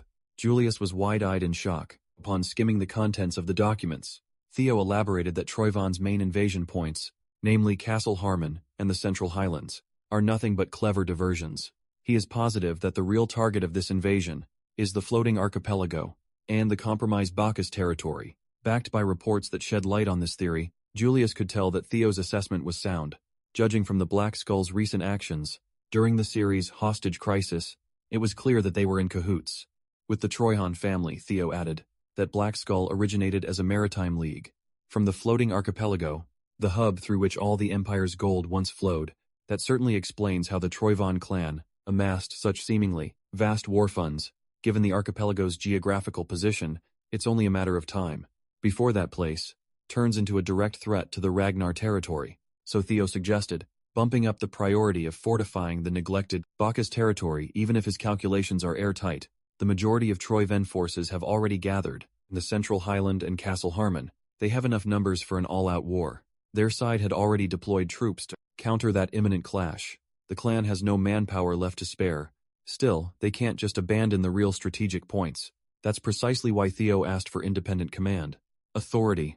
He will oversee the reinforcement of Bacchus territory and the archipelago investigation. In doing so, they can shine a light on Troyven's financial artery. Given some hand-picked troops and a little bit of time, he's confident that he can make a more direct impact on this war. Julius was astounded by the young man's clever thinking. How can he not approve of such a bold plan? This is a matter tied to the war. They must pull out all stops available. Even so, he reminded Theo to never overextend. When the young lord left the HQ, the demon dragon was left to ponder how the kid pieced everything together. By himself, he somehow got his hands on highly classified information. He would have been better off sharing this precious intel with an intelligence expert like Black Dragon, but he chose to report to his captain. That means Theo wants to keep this operation under wraps so he can move freely on his own. Julius could tell that the kid asked for permission. As a mere formality, by Julius's estimation, Theo had already made his move long before he entered the HQ, and he was absolutely correct. Theo already placed his troops inside the Bacchus territory. Tonight, they shed their drunken camouflage to deal with invaders. Captain Sibel dropped the drunkard act and decimated the hooded invader by surprise. When the bottle of booze was flung into the air, its contents spilled out, and the hooded figure caught a whiff of orange juice. Sybil is sober and awake. He doesn't even drink at all. After days of pretending to be an intoxicated fool, he can finally stretch his limbs and swing his sword, without restraint, without the element of surprise. A Troyjan operative is no match for a swordsman, who used to train with Lord Theo. Sybil's troops easily cleared out the vanguard. The next step is lighting up the beacon. None of them expected that their first real assignment would be killing Troyvan operatives. They never could have imagined it. Back at the blooming ceremony, while Sybil was trying to spark up the signal, the sneaky operative he just gutted sprang into action. After biting his time face down on the floor, Sybil's squad was caught lacking, and Sybil was nearly killed. Thankfully, someone came out of nowhere to cleanly decapitate the deceptive operative. It was none other than Naven. Naturally, he admonished the boys for letting their guard down if any of them got hurt. How could he ever face Lord Theo? Realizing that he had messed up, Sybil stood up straight and paid respects to the head of the Bacchus family. Navan told him to be at ease and just relax. Though if they really want to relax for real, they need to take care of the Lord's orders first. With a smile, Sybil resumed his task of lighting up the beacon. Novan liked having these boys in his territory. They match his vibe. Once the walls of the Novan territory were lit, crossbowmen lined the rampart, waiting for the next wave of invaders. Novan casually monitored the situation from the highest point of the castle. Just as his lord predicted, enemies will come crawling tonight. How could Theo even see through the Troyvon's plan of attack to such a terrifying extent? He's really just built different. With the Troyvan rats exposed by the fire, Sybil roared the mandate to defend the Bacchus castle at all costs. While the hooded invaders were crawling up the tall walls, thousands of arrows pelted them from above. It was a bloodbath. By the time Theo reached the castle aboard his Viper, Wyvern Umbra, the battle had already broken out. He arrived just in time to watch his boys in action. He sped up in excitement. He's eager to see some familiar faces once more. When the sun rose over Bacchus castle, the land outside the wall was littered with corpses of Troyvan operatives. As Lord Theo commanded, the mission to defend the territory has been completed. Sibel was rightfully proud of his work. Theo knew that the boy could be loud sometimes, but his report was extra rowdy this time. Must be the adrenaline. from slaughtering an entire battalion. Of course, the exceptional defense of Bacchus territory was worthy of praise. A single compliment and acknowledgement drove good old Sybil to tears. His comrades were so damn jealous of their captain. Naveen didn't expect Theo to drop by in person, but it was a nice surprise. Thankfully, Theo didn't need to interfere at all. Thanks to the reinforcement squad, the operation went smoothly, and even Navin was surprised. Theo scooped up all his fanboys and recruited them to join the Camellia Palace Guards. He was delighted to see them progress so quickly. He could see that they even wowed Navin. The family head didn't expect much at first. They were intermediate inspectors, with little to no experience under their belt, yet they clutched up when it mattered. Though their skills are still on the rougher side, they are good people who can be trusted. Hearing Navin sing his boys such high praises made Theo feel like a proud big brother. Since Navin liked Sybil and the boys so much, Theo suggested that they should fill the Bacchus family's vacant night order. If Ghost Sword Navan handles their training to become a proper night order, Sybil and the others could really flourish. He seemed receptive to that idea. It's been a long time since he felt some semblance of anticipation. Theo was glad that his subordinates found a great home to stay together and help with his agenda. Since he's no longer needed in this territory, Lord Theo bade his farewells. He's seen what he came to see, so it's time to go to his next destination. He's bound for the floating archipelago to conduct a thorough investigation. Navan thought he'd be used to his lord's boldness by now, but Theo still catches him off guard sometimes. The archipelago is notorious for its hostility. Towards outsiders, it's hard to even get in. Luckily, Theo has his ways. After a few days of smooth sailing, he arrived at the port city of Dion. Donning his hood to avoid standing out, he went straight for the pub. Right away, he was met with trouble. A man twice his size deliberately bumped into him on the way in. The big man was quite aggressive, but Theo kept his cool and backhandedly insulted the brute. He then swiftly grabbed a pint of booze and smashed it against the troublemaker's head. The whole pub erupted upon hearing the commotion. They all wanted to see a fight. Based on how the pub service continued undeterred, despite the fight happening at the doorstep, trouble seemed quite commonplace in this area. On the other side of the door, at the end of the pub hallway, was a neatly maintained office. The man in charge of the establishment is listening to a report by his subordinate. Recently, they have been under pressure to regularly supply the Trojans with gunpowder and steel. All of these goods shall count as the rental fee for the dragon-slaying sword. Spinola family's next patriarch, Antonio Spinola, was rightfully pissed. The Troyevans worded the letter as a request, but it's really a bloody threat. They stole the dragon-slaying sword, and now they're trying to lend it to the original owners in exchange for precious resources. Antonio doesn't even want to acknowledge the report, but at the end of the day, they have no choice in the matter. Without the dragon-slaying sword, the floating archipelago will sink. If they hadn't lost the legendary blade, they wouldn't be at the mercy of exploitative overlords. He's trying to wrestle with the thought that there might be no hope left for the archipelago. Right then and there, the sounds of a rowdy mess leaked through the closed door. Already pissed that he's being ripped off, Antonio kicked his office door open to stop the noise. If his customers want a drink, they should drink a little quietly. Under the hood, Theo smirked. The man he wanted to see finally showed himself. He just needed a little encouragement to get out of that office. Antonio Spinola will be instrumental for the next phase of his plans. After being escorted down the pub's liquor storage for causing a scene upstairs, Theo immediately shared his desire to go to the floating archipelago. He wants to tag along with Antonio's ship. As a combatant, he asserted that sea monsters have been appearing more often on the route lately, so he wanted to lend his sword. He already demonstrated his skill from the brawl upstairs, and he heard that the Spinola family is short on manpower these days. It's a win-win. Antonio acknowledged that. Everything he said has some truth to it. They are looking for crew members still. He refused to let this shady young man on his ship for an alleged mercenary looking for work. His gear is way too clean. Not a single sign of wear can be seen. He walked into the pub, caused trouble, and he just happened to know that a ship was bound for the archipelago soon. Antonio would not let an unknown variable like that into his boat. Theo chuckled. He would have been disappointed if Antonio hadn't seen through his sloppy ruse. Now that he knows that the man is not an idiot, they can finally talk business. He slid a coin onto the table and mentioned the armed resistance fighting for the liberation of the floating archipelago. The Black Skull. He came all the way to this port city to make a deal with the resistance leader, Antonio Spinola himself. Antonio felt threatened by how much the young man knows, but that's not important now. This is not about how he knows, but about what he knows. For example, he's aware that Antonio is stressing about the dragon slaying sword. As soon as Theo uttered the name of that blade, Antonio immediately accused him of being a Troy and dog. Theo just laughed and reminded the businessman to conduct himself with composure. Antonio checked himself and reined in the hostility. The security detail checked on them upon hearing the noise, and he waved them off. Theo hinted that he's got the dragon slaying sword in his possession. Antonio called him ridiculous. As far as he knows, those Troyvan dogs have it under lock and key. But Theo poked a hole in Antonio's belief. Those Troyvan dogs probably just claimed they had the sword. There's no concrete evidence that they really have it.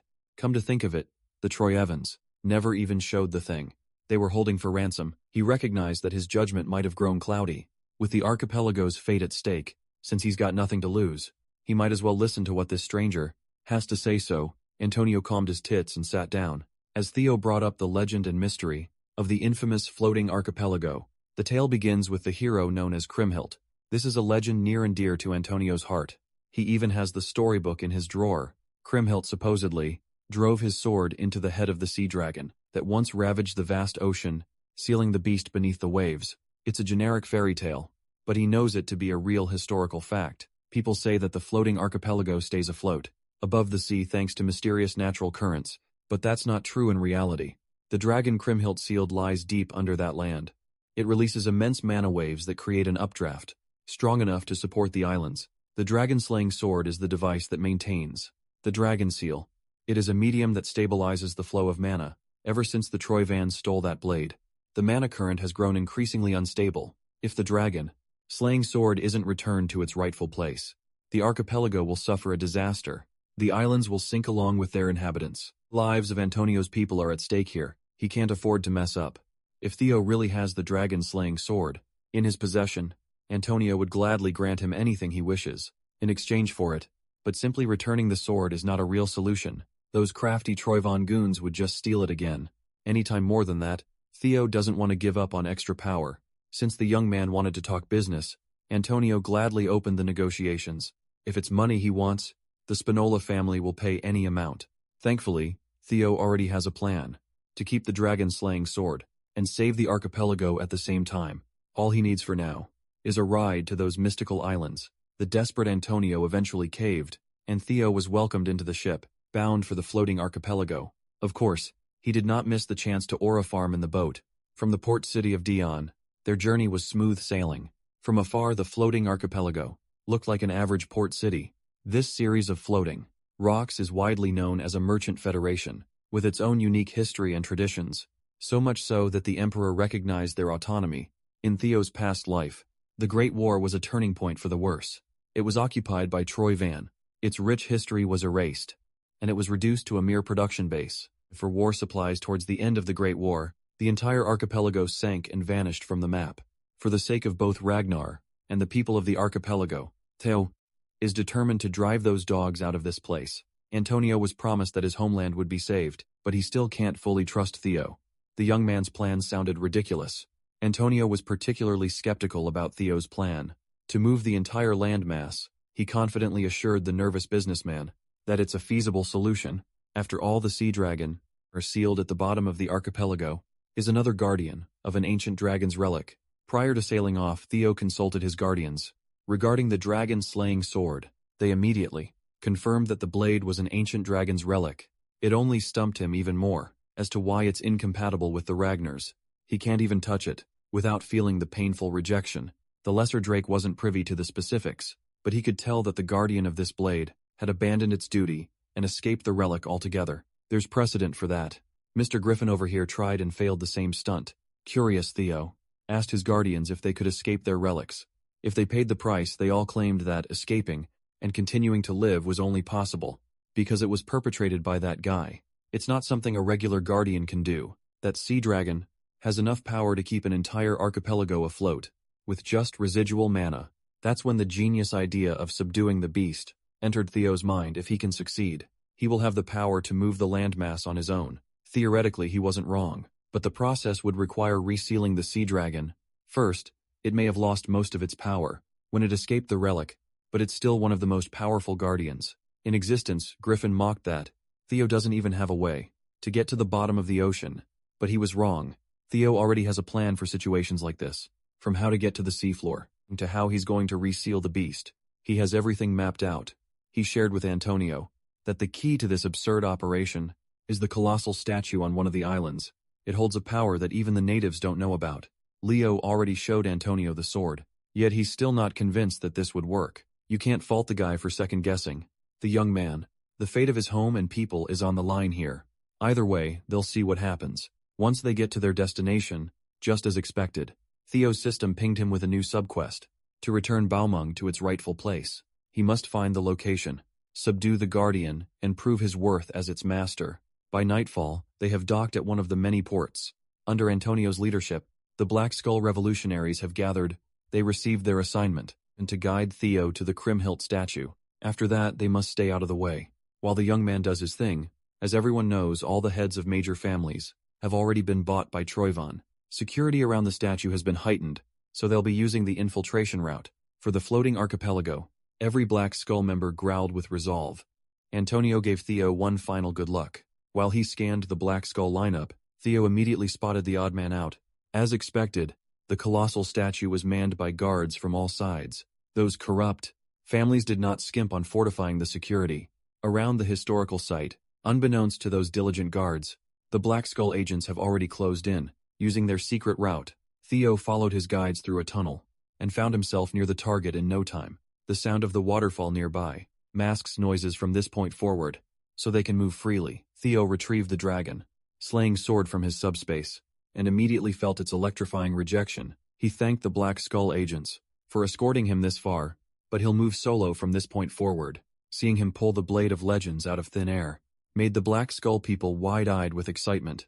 Theo noticed that the negative reaction is getting stronger the closer he gets to the statue. All he has to do is climb the winding image of the sea dragon to get this over with. With his masterful footwork and agility, he scaled the stone statue without any problems. The Black Skull agents still couldn't believe that the blade they've been trying so hard to retrieve is in the hands of some stranger. Those who believe in the revolution felt as though there was hope for the floating archipelago again. Unfortunately, the odd man out finally had enough of watching and sprang into action by killing his fellow Black Skull agents. As it turns out, the armed resistance is already infested with spies. With Balmung in sight, they finally dropped the act and made their move. Meanwhile, Theo had finally reached the top of the statue's head, where Kriemhild's sculpture can be found, plunging his blade into the monster's head. Balmung's reaction had reached its peak, but Theo had no idea what to do next. For starters, he tried to emulate Kriemhild's figure and plunged the blade into the colossal statue's head. Unfortunately, it didn't result in any reaction. While drinking some potion to heal his burned-up hand, Theo pondered any clues from the system message.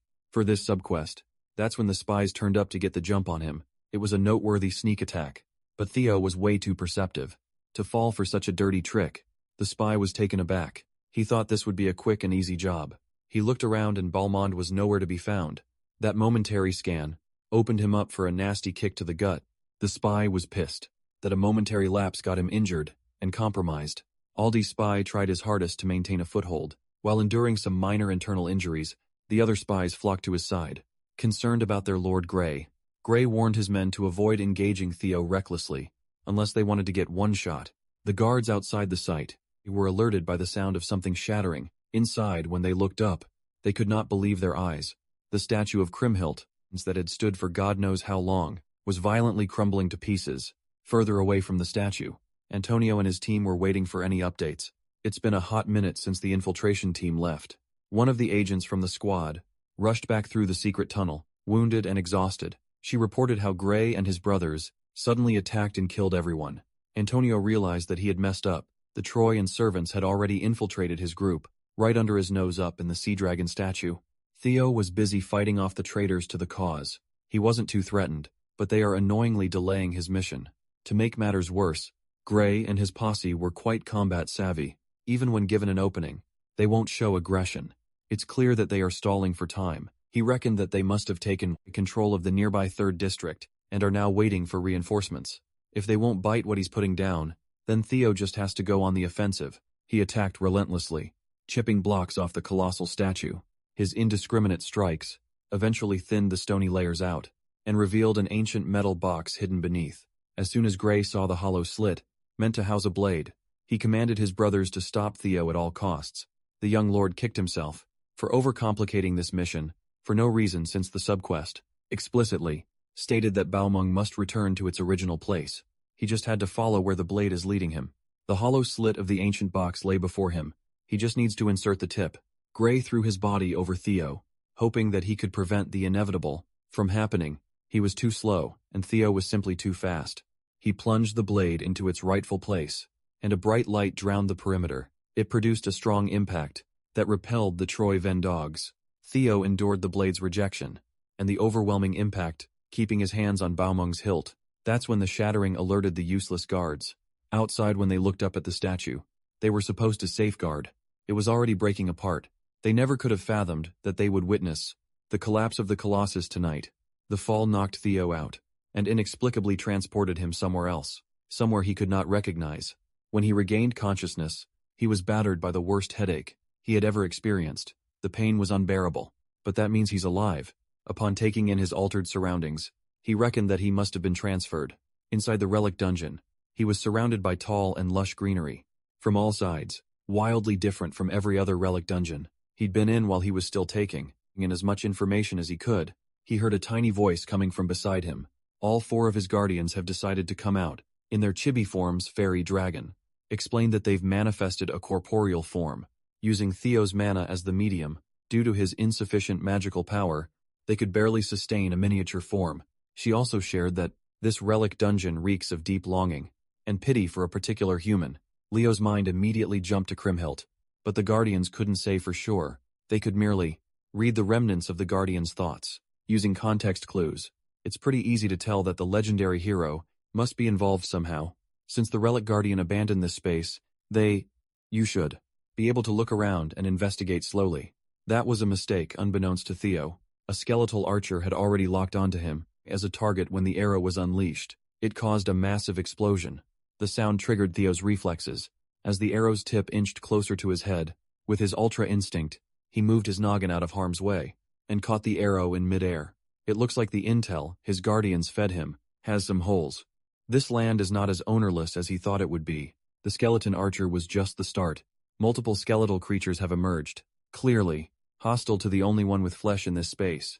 They all see Theo as an intruder, a threat that must be deleted from the dungeon. The bony inhabitants of this odd dimension chanted Kriemhild's name with veneration and respect. Little Griffin asserted that the original guardian must have manifested these beings just to protect ownership for the human. Called Kriemhild. More arrows came flying in, and the little birdie almost got hit. Leo easily deflected the incoming threat, redirecting its trajectory to crush a skeleton swordsman's skull.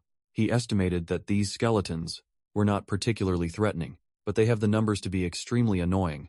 If he could just take them out en masse, clearing the dungeon would be simple enough, but it won't be that easy. Fairy Dragon could tell that these beings were no ordinary skeletons. They are undying soldiers that won't stop until they fulfill their duty. They are dragon fangs.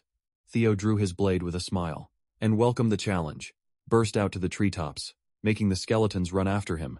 After spending precious energy on trying to cut as many regenerating dragon fangs as he could, he had decided to back away. Since he was struggling quite a bit, Little Griffin reluctantly gave him a piece of advice and reminded Theo that the Kriemhild fellow was just a human. Like him, if he could get that man to surrender ownership of the dungeon, this whole mess would be wrapped up in a few seconds. Theo snapped upon hearing such useless advice. If that man is still alive, after who knows how many aeons have passed, he'd be far from human. Little Griffin sulked and regretted giving valuable advice to an idiot. While he was trying to formulate a way out of this predicament, a system message popped up. To focus on reading what it entails, he forcefully closed Little Griffin's beak. It stated that the dungeon is the final gift, the Leviathan left behind for the hero Kriemhild. Now he must retrieve ownership of this gift from its landlord. Reading between the lines, Theo admitted that his annoying bird might actually be right. Thankfully, the dragon fangs weren't fast enough to catch him, no matter how coordinated they were, using vines to always be on the move. He pondered how he could wrestle ownership from a dead man. To maximize the variables he could process, he activated hatchling synchronization. His vision turned superhuman, processing everything around him at superhuman levels. If his hunch is correct, he must be missing one more crucial piece of information. To beat this dungeon through hatchling synchronization, he spotted a lone dragon fang, hanging back away from the aggressive pack. It had a different aura than the run-of-the-mill skeleton nightmares. When all the Dragon Fang's bum rushed him, he noticed one of them turn its back and run away. Now he's more certain that he just needs to hunt that odd one out. With his ridiculous speed, he easily caught up to the anomalous Fang. He deployed his fastest attack, the Lightning Dragon Flash technique, to close the gap in the blink of an eye. His black lightning caged the lone Dragon Fang, leaving it with nowhere to go. The cage sparked a massive lightning explosion, pulverizing everything within its effective range. Lightning Needle is not only fast, but also supremely destructive. Killing the oddball Dragon Fang caused a system notification to pop up. He must gather 206 pieces of Kriemhildt's remains, and he only got one after expending so much effort. The number he must meet was way too high, but at least he's got a proper objective now. This particular Dragon Fang dropped Kriemhildt's third cervical bone, with a clear direction to follow. Theo just needs to collect a dead man's bones, and he'll be out of this place in no time. Back in the real world, a sailing fleet just docked on the floating archipelago, port in the middle of a raging storm. Porters flocked to the ship, while an attendant approached.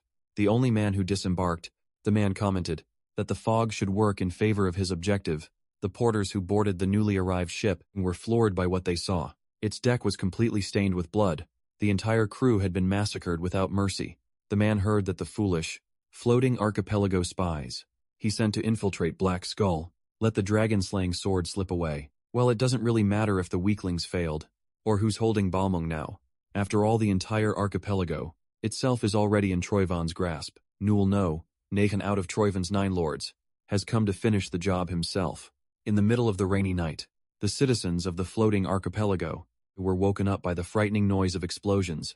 They watched as the great merchant, who protected the archipelago for hundreds of years, fell back inside the relic dungeon. Theo just finished his bone hunting speedrun, fulfilling the quota of recovering all 206 of Kriemhildt's remains. The system prompted him to view the memories engraved into the hero's remnants. As the surroundings blurred, he wondered what the real hero of legend looked like. Suddenly Theo's consciousness was transported to a snapshot of Kriemhildt's life. At this point in time, a kid would regularly traverse an island, excited to visit his friend Levi. She would trek across the tropical island to reach a giant cavern bearing food. The Dragonslayer sword found itself strewn around the nondescript cave. The child excitedly tapped Balmond, urging Levi to wake up. Slumbering inside the ancient relic was its guardian, the Leviathan Levi, for short. Levi was a bit of a haughty beast. He kept on telling the young human that he must be addressed by his full title, Leviathan Guardian of the Primordial Dragon's Relic. Even the Ragnars wouldn't dare to address him as familiarly as Levi. The kid didn't mind his rough edges. Too hard to pronounce his whole title, and Levi works just as well. At some point the Guardian gave up and accepted that the child wouldn't learn how to pay proper respect to his name. Talking to a foolish child makes his jaw ache. Conserve energy. He would often go into his miniature form to break bread with the cheerful girl. They would often hang out until the sun comes down. As she yaps about her day-to-day life, Levi had gotten used to her ceaseless rambling, but he was forced to sit down and listen. In exchange for bread time passed, he found comfort in listening to her colorful and animated stories. Every day he watched her grow up. As the years went by, he heard every story she had to share, stuck inside the Dragonslayer sword. The only thing keeping him engaged was the girl's daily visits. Through the years, Levi maintained his aloof attitude, but it's apparent that he's just a Sonderai. As soon as he heard footsteps entering the cave, he quietly looked forward to whatever story the girl would share this time. His hidden anticipation was broken. Upon catching a whiff of fresh blood, upon suffering a fatal wound, it took all she had in the tank to run towards her friend. For help, the man who cut her up was in pursuit. She cried that strange people suddenly showed up and attacked her village, killing indiscriminately. Before she could get closer to Levi, one of the soldiers dragged her by the hair and stabbed her without mercy. The soldier dug the blade deeper into her body, viewing the girl as nothing but a savage. They are moving under the mandate of the Empire's emperor. This is their way of showing compassion to such a rural, backwater island. Since the opportunity had presented itself, he wanted to have some disgusting fun too. While he was salaciously coiling around the dying girl, Levi's rage had reached its zenith. The guardian of the ancient relic sprang into action, disregarding his restraints. Blinded by wrath, he pulverized the cave that served as his home. For years, Kriemhildt's village had been fully taken over by the Empire's dogs. They threatened the citizens with death by fire. If they refused to cooperate, this inhumane invasion would have continued. If a towering beast had not flown in, for the sake of vengeance, Levi roared and launched an attack that eradicated every single Empire soldier in the vicinity. Sitting on top of Leviathan's head was a person. Thankfully, Kriemhild survived her horrible encounter with the disgusting Dog of the Empire. That day, she unlocked the strength to carry the Dragon Slayer sword. As soon as the remaining soldiers spotted her, sitting on top of the dragon's head, they focused their efforts on sniping the girl. No matter how hard they tried, they were no match against such a devastating force of nature. While the Empire dogs fell one by one, the villagers were protected by barrier spells. When all was said and done, the forces of the Empire had been wiped out, and the village had burned to the ground. Kriemhild profusely apologized to Levi for picking up the sword. She believes that she messed things up by not waiting for the Chosen One to claim the blade. Levi comforted her, assuring Kriemhild that things actually turned out pretty well. He surrounded her with the same barrier that protected the villagers, and gently presented the hero to her people. Everyone chanted her name, and sang her praises, for saving them from the clutches of the Empire's greed. Levi admitted that he might have forsaken his sacred duty, and yet he feels at peace with his decision. For the first time in his long life, he acted by his own will, not that of the primordial dragon, just to protect Kriemhild's bright smile. Levi would gladly disobey his creator. At that time, news of the mighty Empire army's defeat, at the hands of a savage girl, who commands a sea dragon, reached the ears of bigger threats. The Emperor refused to have an L in his record, so he dispatched his royal guards to reclaim his land. At once, the Empire's royal guards miraculously pulled off the impossible. They managed to wound and restrain the Leviathan. They had to resort to dirty tactics in doing so. They kidnapped the villagers and threatened to kill every single one of them. If Levi continued to resist, the royal dogs singled out Kriemhild, pressing her to spill the secret, to finally kill the beast. Levi urged her to save herself and confess. He is a guardian, an undying entity. Death simply means falling into a deeper slumber. For him, the magic left within the Dragon Slayer's sword, when he emerged, should be enough to put him to sleep. For the sake of Kriemhild and the villagers, Levi would gladly take the fall. Relative to his years alive, the time they shared together was rather short. Still, he had never felt more connected with anyone. Kriemhild climbed on top of her best friend's head and wielded Balmung, using water to forcibly move her limbs. Levi forced the hero to do something so cruel. He reckoned that the moment he escaped his fate, this ending was destined to happen. Levi urged her to never feel guilty for protecting her people. This is the last time he'll be able to help her. The last few years had been the best time of his life, but it had to end in the most heartbreaking fashion. The sea dragon killed himself to spare the hero and her people from the Empire's wrath. The royal guards watched as the beast fell, without them lifting a finger. The man in charge of this perverse operation laughed his ass off upon seeing the dramatic ending. His laughter ceased when a massive storm started brewing right above their heads. As one final act of defiance, Levi unleashed a tidal wave that would swallow the entire army. They screamed and begged for mercy as they drowned. The frightening waves coiled away from the villagers, sparing them from the cold clutches of death. The land they were standing on was ripped from the seafloor and raised to the surface. Theo finally had the full picture of how the floating archipelago was formed. As it turned out, Grimhild wasn't the valiant hero, as the tall tales told. She was simply a victim of cruelty, an unfortunate girl who formed an unlikely bond and friendship with a relic guardian, still stuck in the vision of the past. The image of Kriemhild approached Theo, calling him the Chosen One. Levi was waiting for. Even in the afterlife, Kriemhild still felt guilty for preventing Levi from fulfilling his sacred duty. Now she has the opportunity to fix that. She finally relinquished ownership of the Dragon Slayer sword and gifted the relic to Theo. She hoped he could make the stubborn beast happy, accepting the relic with gratitude. He assured Kriemhild's soul that Levi already had enough happiness in his life. Thanks to her, hearing such a sincere assurance put her mind at ease. Back in the real world, the useless guards surrounded the ruins of the Colossus, assessing the damage and minimizing the risk of additional collapse. Out of nowhere, a figure emerged on top of the shattered stone pile. The dark clouds parted, letting the sun peer through after a violent storm. Guards saw a figure holding a familiar blade and were reminded of Kriemhild's visage.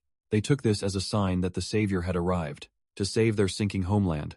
Meanwhile, the richest people in control of the floating archipelago have gathered for an underground meeting to figure out their next move. Troy Ven's ninth dragon Noel was pleased to see these leeches come together so quickly. One of the old heads asserted that this is not the time for relaxation, given that there's a massive disruption in their plans. As far as the islanders know, the dragon-slaying sword was supposed to be in Troy Von's safekeeping, yet a foreigner just emerged from the colossal rubble, wielding the blade because of him. The residents have rallied around a new hero, dubbing him Kriemhildt's second coming. At this rate, the power of the 3 shipping clans will fall into the foreigners' hands. They did not sign up for this. When they got in bed with the Troyevans, they handed Balmung themselves, in exchange, for the preservation of their comfortable positions. After all, Noel dismissed their concerns as nothing but a trivial matter. In fact, just hearing all this commotion displeases him. One of the moguls dared to push Noel back, being offended that a Troyvan representative was looking down on the 3 shipping clans. It was a big mistake. Noel raised his hand and turned the fool into a fine mist of blood and guts. He did not come here to cuddle greedy pigs. The civilians are of no consequence too. They are merely insects that can be crushed at any time. Frankly, Noel is disgusted by these business moguls. They are traitors, willing to sell their homeland for their own gain. If they simply followed orders right to the letter, none of this mess would have happened. With their dominance over the sinking archipelago, slipping, they are panicking. One of the moguls bravely called Noel's hypocrisy out. They know how much the traitorous Troyvan family relies on the archipelago's resources. The 9th dragon got all up in his face, intimidating the old for stating facts. Noel simplified everyone's directive. Shut up and follow orders. If they wish to live, the 3 clans must work together to retrieve the dragon-slaying sword. With utmost respect, one of Noel soldiers asked if it would be a wise move to entrust such an important job to the incompetent merchant clans. He recognized the soldier's concern. Noel would also prefer to act personally, but the current situation does not allow him to make a move yet. He just received word that one of Ragnar's 9 dragons, the hegemony dragon, is on the way to this very archipelago. Restraining such a threat is the highest priority. Back outside, almost every archipelago citizen has gathered to catch a glimpse of their new hero. They chanted Kriemhildt's name with utmost admiration, just like how their ancestors did. Theo knew that Kriemhild was revered like a deity over the years, but he didn't expect this level of fanaticism. Perhaps he's the only one who knows the real Kriemhild anymore. She was neither a god nor a hero. She was just a kind and ordinary girl, thrust into a cruel destiny. Moreover, the dragon-slaying sword was an artifact of the primordial dragon, meant to be wielded by a Ragnar. From the crowd, one of the disgruntled citizens yelled a request. Everyone knows that the arrival of the Troyvan scoundrels led to the slow sinking of their land. To make matters worse, they are being barred from leaving. All they ask is for the hero's second coming, to save the floating archipelago, deciding to play into the misunderstanding. To set the mood a little, Theo raised the legendary blade and addressed the people. He solemnly swore to save them in their home. His sword shall bring salvation. After sneaking out of the rowdy district, Theo was welcomed by an odd fella, with a bunch of priestesses backing him up. The femboy introduced himself as Marty, the priest overseeing Kriemhildt's temple. From here on out they will serve Theo wholeheartedly. Following Marty's lead, Theo made a pilgrimage to the said temple. The crowd followed them all the way to the bridge, connecting to the sacred ground. Marty dismissed everyone else, and walked with Theo alone. He explained that Theo's coming had long since been prophesied. The temple had been maintained for generations. For this very day along the halls of the sacred ground, Marty introduced a necklace, once worn by Kriemhild hundreds of years ago. The system tagged it as a magical, enchanted accessory and a gate connection key. This would be an essential item for reaching the sea dragon slumbering in the depths. Seeing how the femboy priest was giving him the VIP treatment, befitting of a hero, Theo decided to confess to his lie. Marty assured him that he's well aware of Lord Theo, Ragnar's true identity. That really caught Theo off guard. The priest explained that he knows about Balmung's origin as a primordial dragon artifact. He's privy to the fact that such a relic would only awaken at the hands of a Ragnar. Yet even after knowing everything, Marty still continues, calling him the reincarnation of Kriemhild. Going into further detail, Marty asserted that those who guarded this place for generations know the hero's real story. They know the sorrow of having no other choice but to harm a friend. Since Theo had been acknowledged by their reluctant savior, the temple deemed him deserving of befitting treatment and respect. At the end of the temple halls, they have arrived. At the top of seemingly endless stairs leading to the bottom of the archipelago, Marty instructed Theo to throw the necklace below, and a gate leading to the sea dragon will open. Carrying the artifact will also allow him to move freely underwater. The femboy priest placed all his hopes in Theo's hand, and the Ragnar Lord promised to deliver. Outside the temple, the citizens huddled together to pray for their salvation. They pleaded for Kriemhild's well-being and the archipelago's safety. The solemn vigil was interrupted by the threat of aggression. The 3 clans have arrived, and they aim to make the crowd disperse. They announced that they conducted an investigation and found that the man falsely claiming to be the hero was a terrorist. This three-clan coalition is hell-bent on pinning the crime of stealing the Dragonslayer sword on the alleged terrorist. Citizens were strongly urged to disperse immediately. Umberto Spinola, the head of the Spinola family shipping clan, reaffirms that his judgment is correct. Antonio might share the same last name as this bug, but they could not be any more different. Umberto expects some damage to his reputation, but his life is on the line. If he fails to recover the blade, you can forget about reputation and prestige. He doesn't want to die at the hands of that cruel Noil. Even if he must kill everyone here, he would gladly trade their lives for his own. So he commanded his kill squad to cut down anyone who didn't comply. While a slaughterfest was happening upstairs, Theo was cautiously descending to the depths. After what felt like forever, he felt water touch his foot. He's finally reached the end of the descent. This tranquil space must be the place where the gate must be unlocked. He retrieved Kriemhildt's necklace and gently threw it into the water, causing a soft ripple to form. The ripple eventually turned into a bubbling whirlpool as immense power surfaced from below, accepting the necklace key. The current formed a swirling door right in front of Theo without hesitation. He jumped right into the water, letting his body relax and enter an unfamiliar place. Immediately, he found himself drifting at the bottom of the sea. A diverse selection of sea life surrounded Theo. Lurking below, something vicious and hungry awaits. He scanned the area with Balmung in hand. He knows he's near the slumbering guardian. He just doesn't know which direction to search in first. Unfortunately, reaching his objective won't be smooth sailing. This time around, Theo sensed killing intent circling him. Something has locked onto him as prey.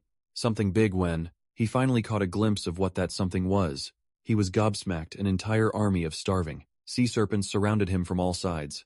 All of them were looking at him, like the last slice of pizza in the box.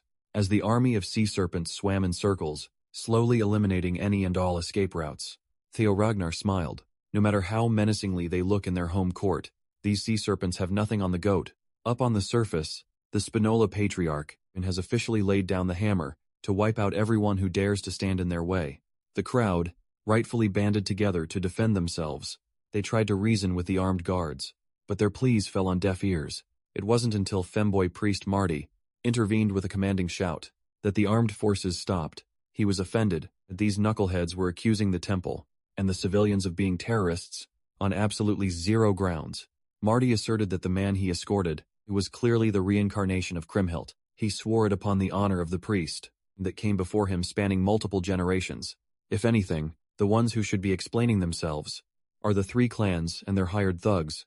Marty exposed the shameless Spinola Patriarch and for employing and bringing Troivan mercenaries into the archipelago's religious sanctuary. Upon hearing that, the same people who stole the dragon-slaying sword are now trying to cause mayhem once more. The masses were enraged. Their rage escalated the situation from mere confrontation to an all-out brawl. Their wrath and dissatisfaction were justified. The devout believers of the temple formed a barricade, putting their bodies on the line to protect their hero. Umberto thought he could bulldoze through the masses, and without much struggle. But he underestimated their faith. Even some of the people in his camp tried to convince him to stop being so cringe. They should just retreat and plan their next move more extensively.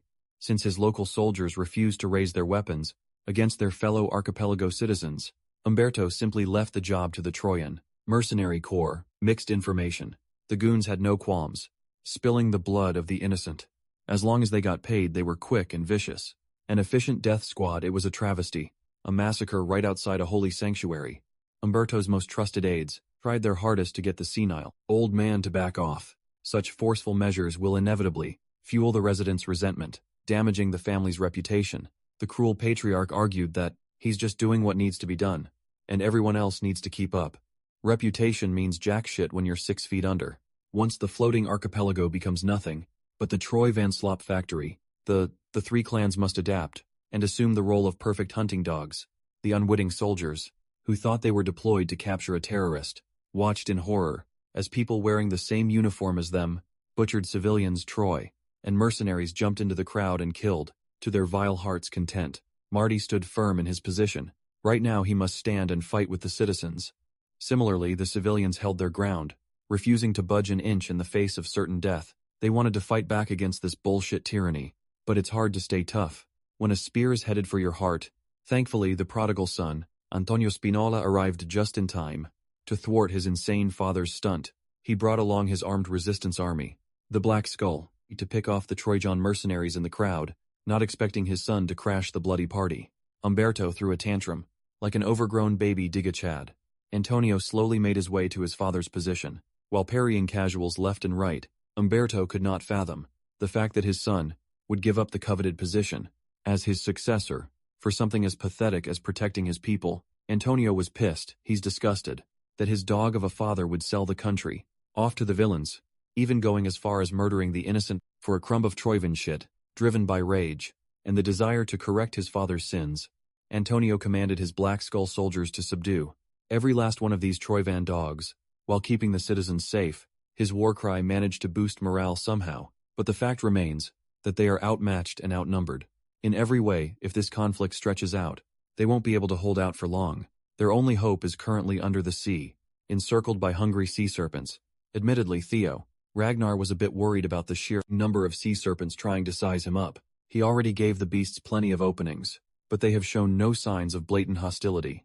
It was almost like they just wanted to watch him. He reckoned that the Leviathan's aura, sealed within the dragon, slaying sword, must be keeping them subdued. If that's the case, he followed his gut and reached for one of the serpents, gently petting its snout. The system immediately notified him that the sea serpents had recognized him as their master. Who would have thought that his wyvern taming skill would be applicable to draconic creatures? Underwater, he felt a similar sensation to when he tamed Umbra.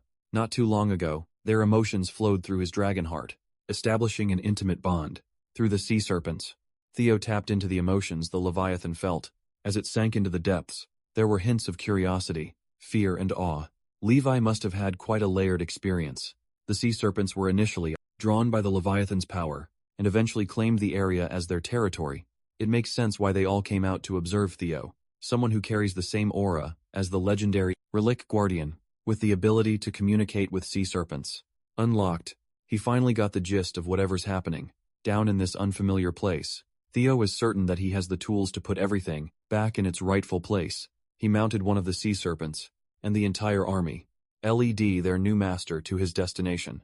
Leo found that the deeper they go, the stronger the currents become. It would have been impossible to navigate these waters on its own, due to the twisting and turning caused by warped mana, to make sure that he doesn't miss any details. In the dark, he activated hatchling synchronization. Once they were deep enough, the abnormally strong currents died down. Theo finally laid eyes upon one of the strongest relic guardians in existence, the Leviathan, as expected. It was resting at the bottom of the deep sea. Even when in deep slumber, its overwhelming mana and gargantuan size were simply absurd. But contrary to the other guardians' purity, the mana flow of the Leviathan seemed strange. This must be due to the issue the sea serpents told him about. Griffin came out of hiding and cringed at the rotten state of their fellow guardian.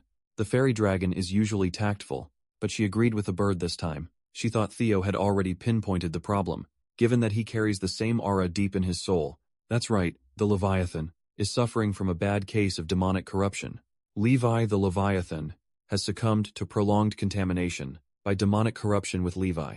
The Leviathan compromised. Wild currents underneath the archipelago were producing massive waves at the coast. In a home of worship somewhere in the many islands, a wicked meeting was taking place. Noel, the 9th vassal of Troyan, entered the premises to confront someone about the ongoing war between two humongous powers. Even though they were on opposite sides, they had much to discuss privately. His co-conspirator, Barian, replied with an unserious smile. It's been a while since Noel and this jacked, homeless guy who doesn't believe in shoes has gotten together to talk shop. Seeing that ridiculous grin, Noel's annoyance rose up.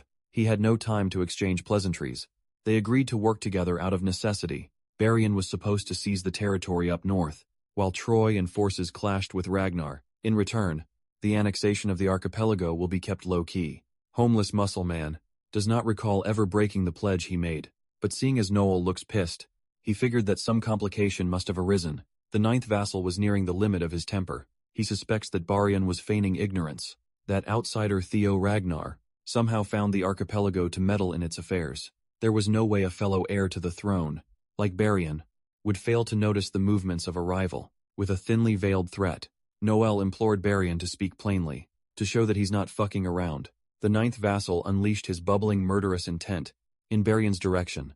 Since the mischievous heir would like to dance around, playing stupid, Noel made a judgment call to end their little arrangement. Under the sea, Theo Ragnar was grappling with the implications of the Leviathan's current condition. The seemingly indomitable guardian was infected with demonic sea poison. Its whole body is on the brink of utter contamination by such a vile toxin based on its subdued savagery. It was highly likely that its reasoning had completely eroded. He might not have proof yet, but Theo reckoned that the Troyvan bastards might have a hand in this poisoning.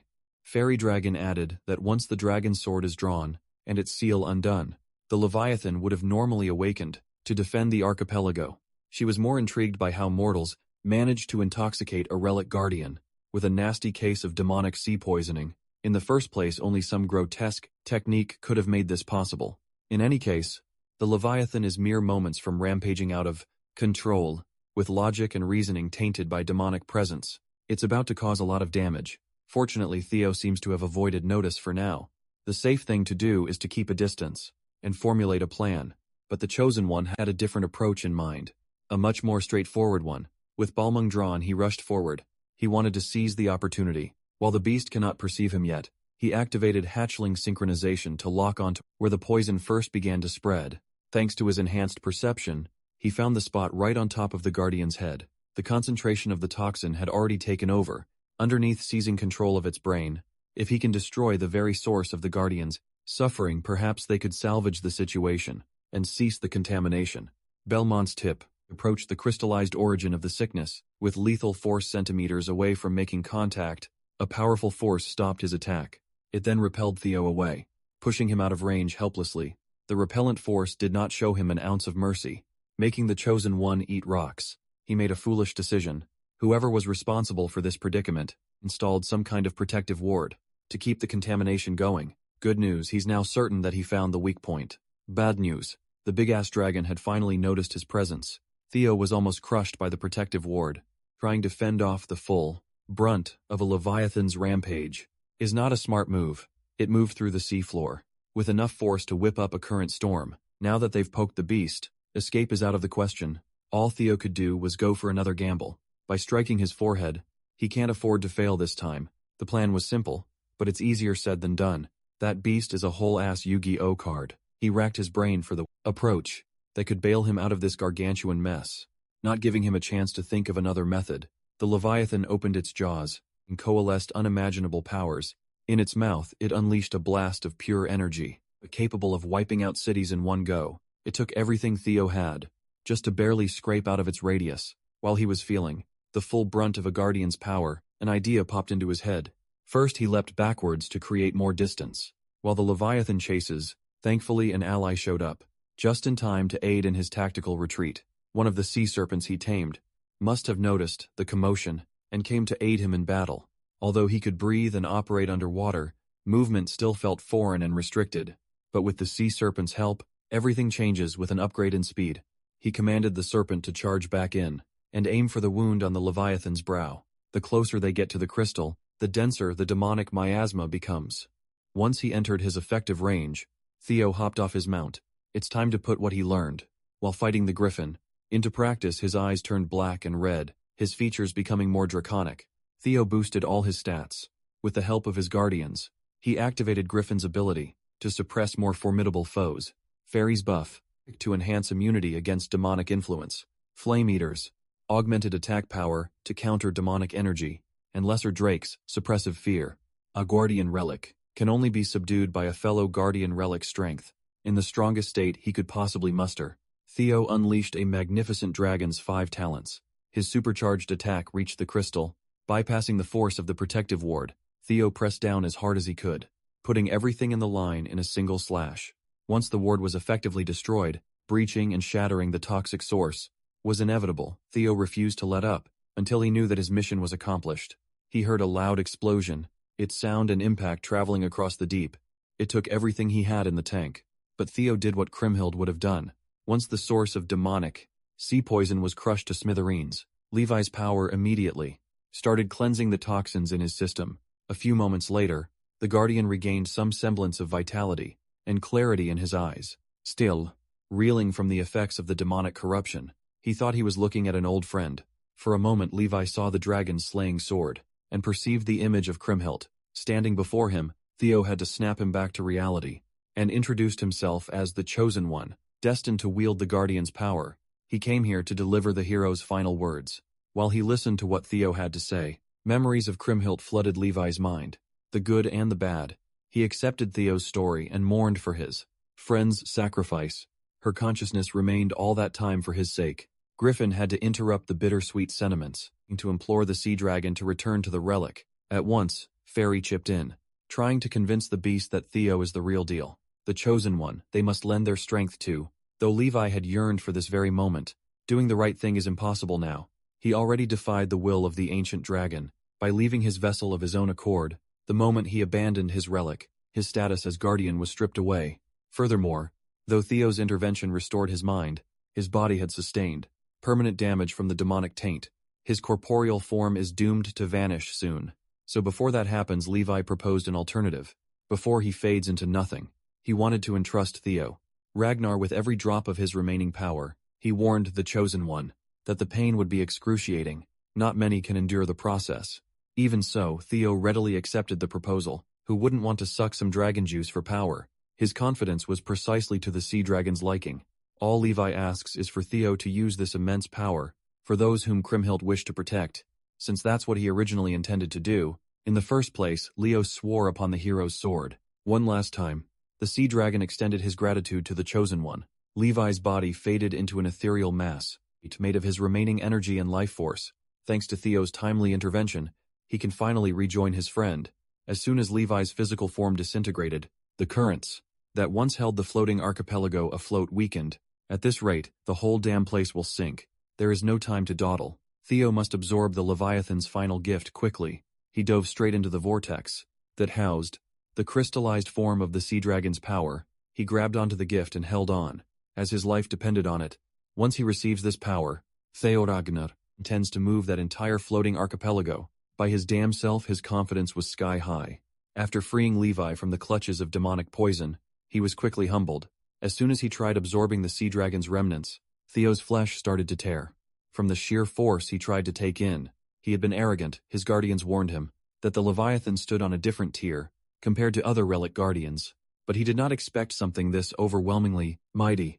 The vortex produced by Levi's power dwarfed his body. At the rate he's going now, he could not possibly absorb all of it. His body will give in before he can house a fraction of it. Suddenly Levi's thunderous voice echoed in his head. With a tip to use the sword, he drew Balmung and used the blade instead of Ra, dogging the absorption process. Because of the inherent link between the sea dragon and the relic, it dampened the damage in Theo's body. This time the giant vortex of pure power seemed a little more manageable. Theo held his position and slurped it all up. The griffin reluctantly praised its master for using his head. For once, Fairy concurred. By passing the overwhelming force through the dragon slaying sword, the strain on the flesh was heavily reduced. Even in death, the Leviathan still rendered assistance. At the final moment, after what felt like forever, Theo finally seized the sea dragon's gift completely. He sensed an overwhelming mana coursing through his veins, as if the Leviathan itself was within his grasp. The initial pain and hardship were definitely worth it. Fairy had to rain on his parade though. This is not the moment to relax. If he wishes to move the archipelago to safety, now is the chance to do so. While he has a firm grasp on the sea dragon's power, in its entirety following her advice, Theo commanded the sea itself to move. According to his will, he tamed the wild currents and made them lift the massive landmass up above. Theo had already decided upon a destination. There is no location more perfectly suited than the one he had picked. The floating archipelago must return to the northeastern region of Ragnar, the very place where it once rested, with the power of a dragon, as god and anime by his side. He made the sea his servant in front of the hero temple. The war between the three clans, Army and the Black Skull, was still raging on. The fighting only ceased when gigantic tidal waves started crashing into the bloodbath. The citizens who were caught in the crossfire looked and prayed to their hero, afraid that their homeland would sink into oblivion, no matter which side they were on. Everyone in the archipelago was struck with the same fear. Finally, one of the soldiers noticed that, instead of sinking, the coastline was actually moving. With the help of the tidal waves, the entire landmass was inching away from the position it held for all their lives. The mountains, cities, and everything within were being transported to the northeastern region. As the archipelago moved, the dilapidated place of worship, housing Noel and Barian, had started crumbling. The ninth vassal felt the movement under his feet and was plunged into confusion. He reckoned that the outsider had finally absorbed the power of the dragon, slaying sword.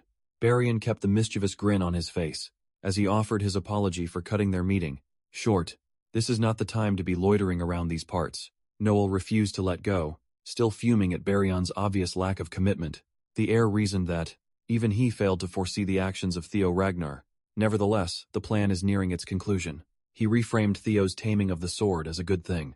A convenient thing with Balmung unlocked. All they have to do is kill the guy and reclaim the blade. In essence, Barian wants to use Noel to eliminate a rising political adversary.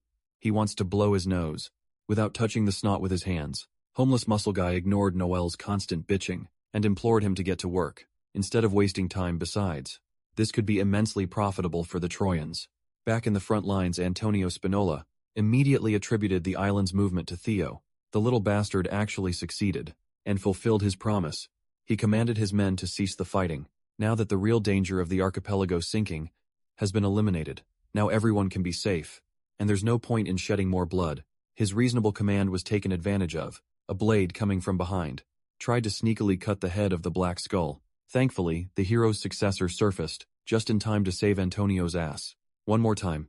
As for the soldier who tried to kill the man, trying to end the war, Theo didn't have any love for the guy. He cut that bastard cleanly in half with his shiny new sword. The believers rejoiced that Kriemhild had returned to stand with them. After sealing the sea dragon and saving their homeland, Antonio confirmed if the issue was dealt with, if the archipelago and his people are safe now. Once Theo gave him the word, the weight on his shoulders was lifted. He wholeheartedly thanked the unlikely savior, before shamelessly asking for one more favor. Theo didn't even wait to hear him out.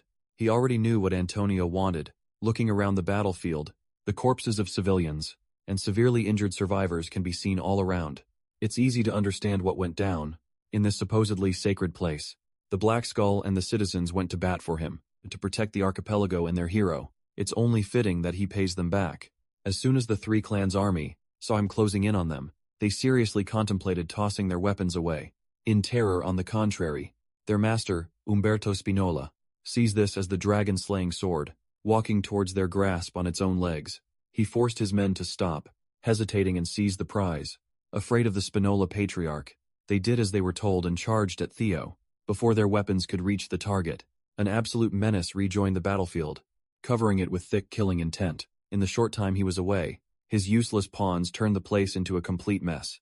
Leo's instincts gave him a jolt. Someone monstrous just joined the fray.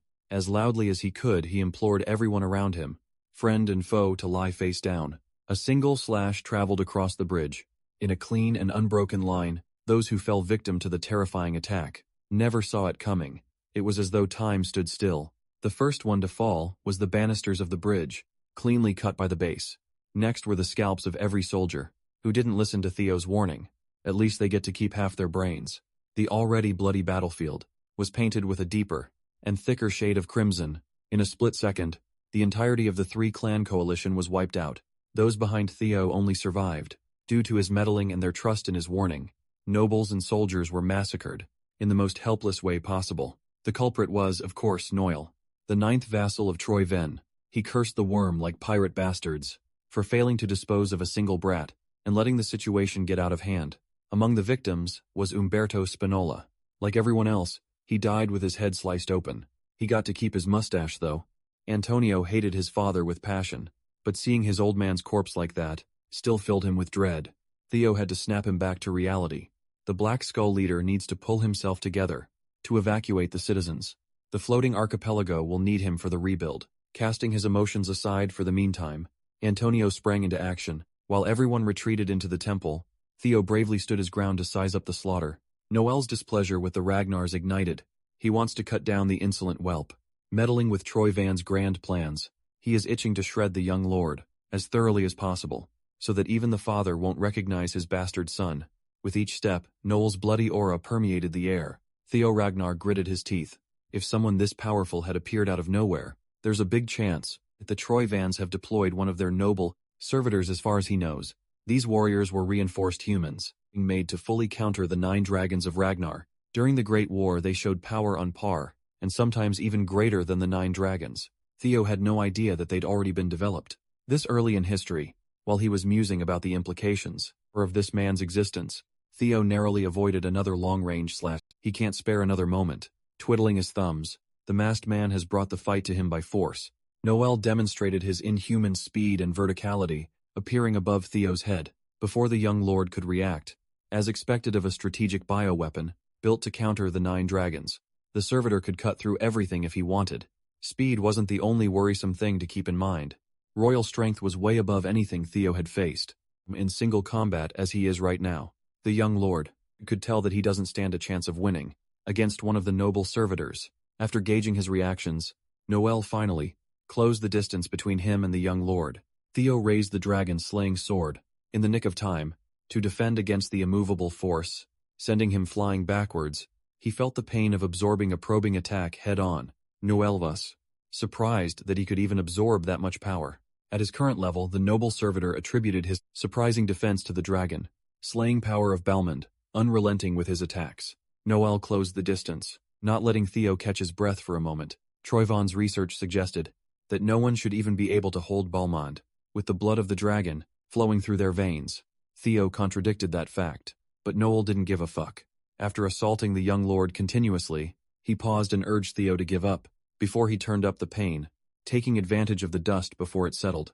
Theo sent some blades, infused with thunder towards his assailant. Noel saw through the trick, and caught the thunderous blades in midair, killing their momentum. He mocked Theo for relying on petty tricks, but the hidden blades were merely distractions. To close the gap, unfortunately, Noel's perception followed Theo's veiled sneak attack. With a scoff, their eyes briefly met, and alarm bells rang inside Theo's head.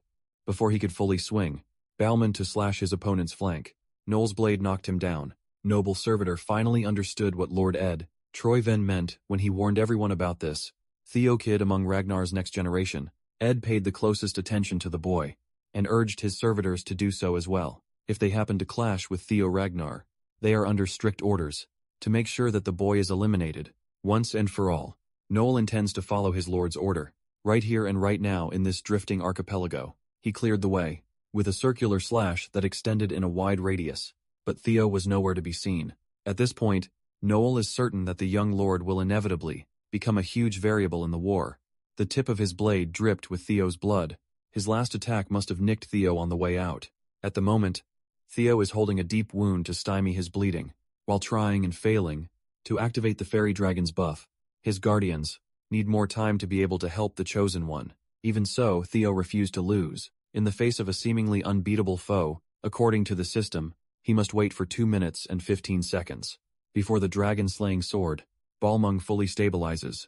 If he can survive for that long, he could borrow Leviathan's power once more. But Noel wasn't going to give him any chances to stall for time. Looking at his reflection in the water, he saw the noble servitor lock into his location. From above, the empty port of the floating archipelago stood for hundreds of years, without experiencing conflict. That same port was destroyed to bits. With a single attack by Noel, Theo sustained more injuries that worsened his blood loss, but he survived with some crafty maneuvering. He kept his eyes wide open for more lightning. Quick attacks as expected. Noel caused even more destruction, in hopes of chopping his head off. This time, he flexibly bent his body backwards, to barely avoid a clean cut that cleaved the buildings behind him. Paying close attention to his surroundings, Theo acrobatically entered the sliced building, quickly grabbed a chair. On his way out to the other side, he flung the chair towards Noel, as an annoying distraction. While he flew backwards to create more separation, Theo delayed the servitor enough to use the inevitable building crash to his advantage. Obscured by the debris, he charged an immense amount of mana into the dragon-slaying sword. He unleashed a resplendent blade attack that tore through everything in its way, disregarding the destruction it wrought. He had hoped that this would be enough to bury Noel in chaos, but it looked like he was mistaken. The servitor stood strong, completely unharmed by his all-out attack. His blade glowed with a crimson light. Noel suddenly vanished from the little bit of land that survived. Theo's resplendent strike escaping the young lord's perception, the servitor reappeared right above him. With a relentless assault of destructive swordsmanship, Theo had his hands full, defending the barrage of deadly attacks. If his focus wavered for a split second, he would undoubtedly be cleaved in half. Like the port buildings, his defenses barely helped in dampening the force behind those strikes, sending him bouncing on the water like a skipping stone. As soon as he dropped down into the sea, Noel followed with frightening precision. Using his verticality, The servitor rained down countless aura blades. The blades crisscrossed and covered the wide breadth of the sea, making them nearly impossible to avoid. At this point the port looked nothing like a port. Debris filled the water, and the young lord was nowhere to be seen. A few moments after the attacks halted, Theo jumped back onto the surface, without any additional injuries. He miraculously avoided the crisscrossing aura blades, underwater nevertheless. It took everything he had to evade such a vicious combo. He was completely gassed, thankfully. His defensive maneuvers bought him close to 2 minutes. According to the system, Balmung will stabilize in precisely 17 seconds. Unfortunately for him, Noel had grown bored and irritated with his slippery way of fighting, aiming to end the fight once and for all. He felt the servitor gather a dangerous amount of energy in his blade. Theo cannot fall now. He just needs a few more seconds of distraction. To unlock his full power, the only idea he could come up with was to entice the servitor with Balmond itself. Since Noel was probably deployed to retrieve the blade, Theo threw Balmond away with all his might, making the Troyvan dog play fetch. Before the servitor could get his hands on the dragon, slaying blade, Theo used his newly contracted sea serpents to catch it. Noel was visibly enraged by such childish trickery, while Theo wore a shit-eating grin on his face. Behind Theo, the rest of the sea serpent pack emerged. Each of them would ride or die for their new boss. In their mouths, the concentrated power of water coalesced. Noel could not believe his eyes. He was miles ahead in strength, but the boy kept on pulling more tricks up his sleeve. To prolong the fight finally, the sea serpents unleashed their attack from afar. Individually, it shouldn't be able to harm someone like Noel, but when pulled together it packs quite a punch. The servitor had to focus all his attention on defending against the combo. He was annoyed that the brat would think a few fish would deter him from his mission. He swung his blade with impressive force and erased the concerted attack of the sea serpents. Theo had been running around the whole time, but now he's coming in hot. Without any regard for defense, Noel couldn't decipher what the young lord was scheming, but he welcomed the challenge with open arms, and Aura unleashed daring Theo to give it his best shot. Halfway through the clash, Theo's timer finally hit 0. The dragon-slaying sword Balmung has been stabilized. Time stood still for a moment, and he heard the Leviathan's voice in his head. Levi thanked the Chosen One, and hoped that the remnants of his power would be used to protect Theo. For the first time since the fight started, Noel felt threatened. The young lord finally acquired the skill Nibelung. Embedded in the blade, he intuitively activated the embedded skill, and Nibelung took the form of a dragon, resembling the raging Leviathan. The monstrous, draconic construct tore through Noel and his blade, ripping it apart. With the crushing pressure of the depths, it blasted Noel off his feet, sending him flying towards the open water. Theo's plan worked. He stalled for time and unlocked a new, devastating weapon for his growing arsenal. Nibelung is a force of nature. The attack infused with a guardian's will, tore Noel apart, breaking his bones and wounding him severely. He fell into the sea, and the water seemed to push him to the bottom. Theo landed back down at the port, or at least what's left of it, with Balmung in hand. As an artificially enhanced warrior, Noel was incredibly durable. After tanking the direct hit, he managed to hold on to dear life, and swam up against the vortex, keeping him down the breath of fresh air. He mockingly laughed at Theo for failing to take him out. With a final trump card, the servitor's mask was destroyed, exposing a grotesque body and face, and full of side effects from human experimentation. Fortunately, Theo wasn't dumb enough to assume that the last attack would take out an enhanced monster for good. No matter how deformed he looked, Noel is still a noble servitor who rivals the 9 dragons. They are quite notorious for their resilience and durability still. Theo was confident that his newly acquired power could tear through human intervention. Using the sea as his conduit, he reshaped Nibelung into the form of a giant hand behind Noel if he can't destroy the artificially enhanced body of a monster. Then he'll just sink it to the sea floor.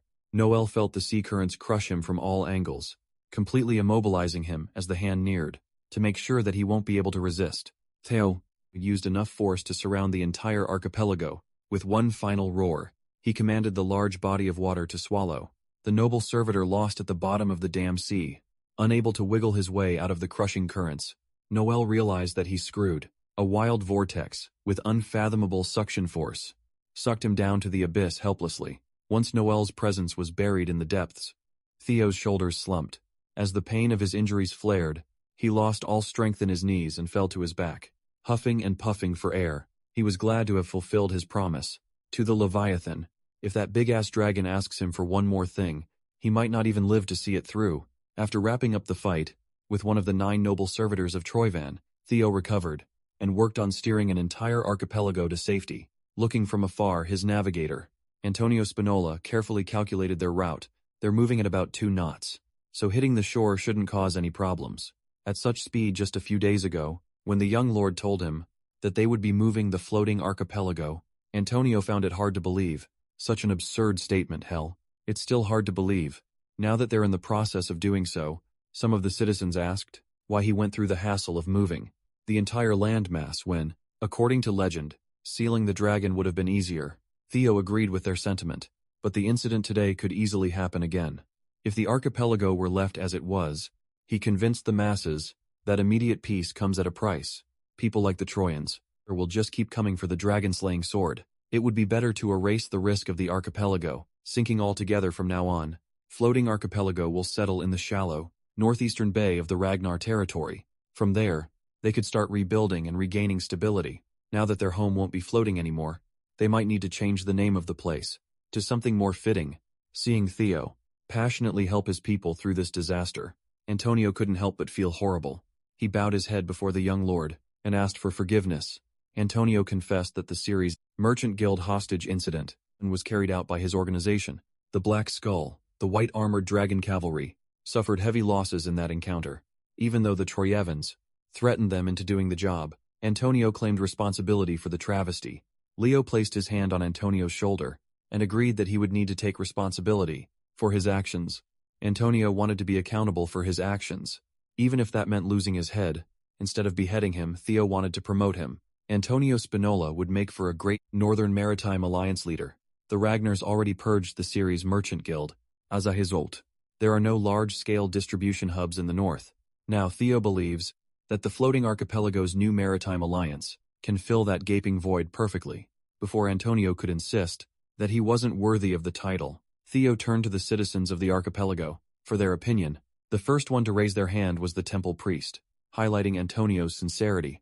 A few of the citizens followed right after. Not long after that, every single surviving citizen unanimously voted to pick Antonio as their new leader. The man saved lives and stood up for them. Theo already expected such a turnout. Although flawed, Antonio will be a great leader in these trying times. The Northern Maritime Alliance will prioritize the flow of supplies and capital into Ragnar in exchange. Theo vowed to take responsibility for the archipelago's autonomy and security under the honorable Ragnar name. He took an oath until the end. Antonio recognized that he's always on the receiving end of the young lord's generosity. On behalf of the Maritime Alliance, Antonio Spinola vowed to cooperate and serve House Ragnar to the best of his ability. With a gentleman's handshake, an unshakable bond was forged. The citizens witnessed the rebirth of their land, thanks to the young Ragnar. Just in time, the land rumbled. They finally arrived at their destination. The archipelago slotted in seamlessly to the nearest island they found. While the people of the famed landmass were celebrating, the waves were raging in the middle of the sea. Too far away to control the crushing pressure, Theo's whirlpool trap weakened, and Noel miraculously survived. The noble servitor managed to drift and find some landmass to poke his ugly head out for some air.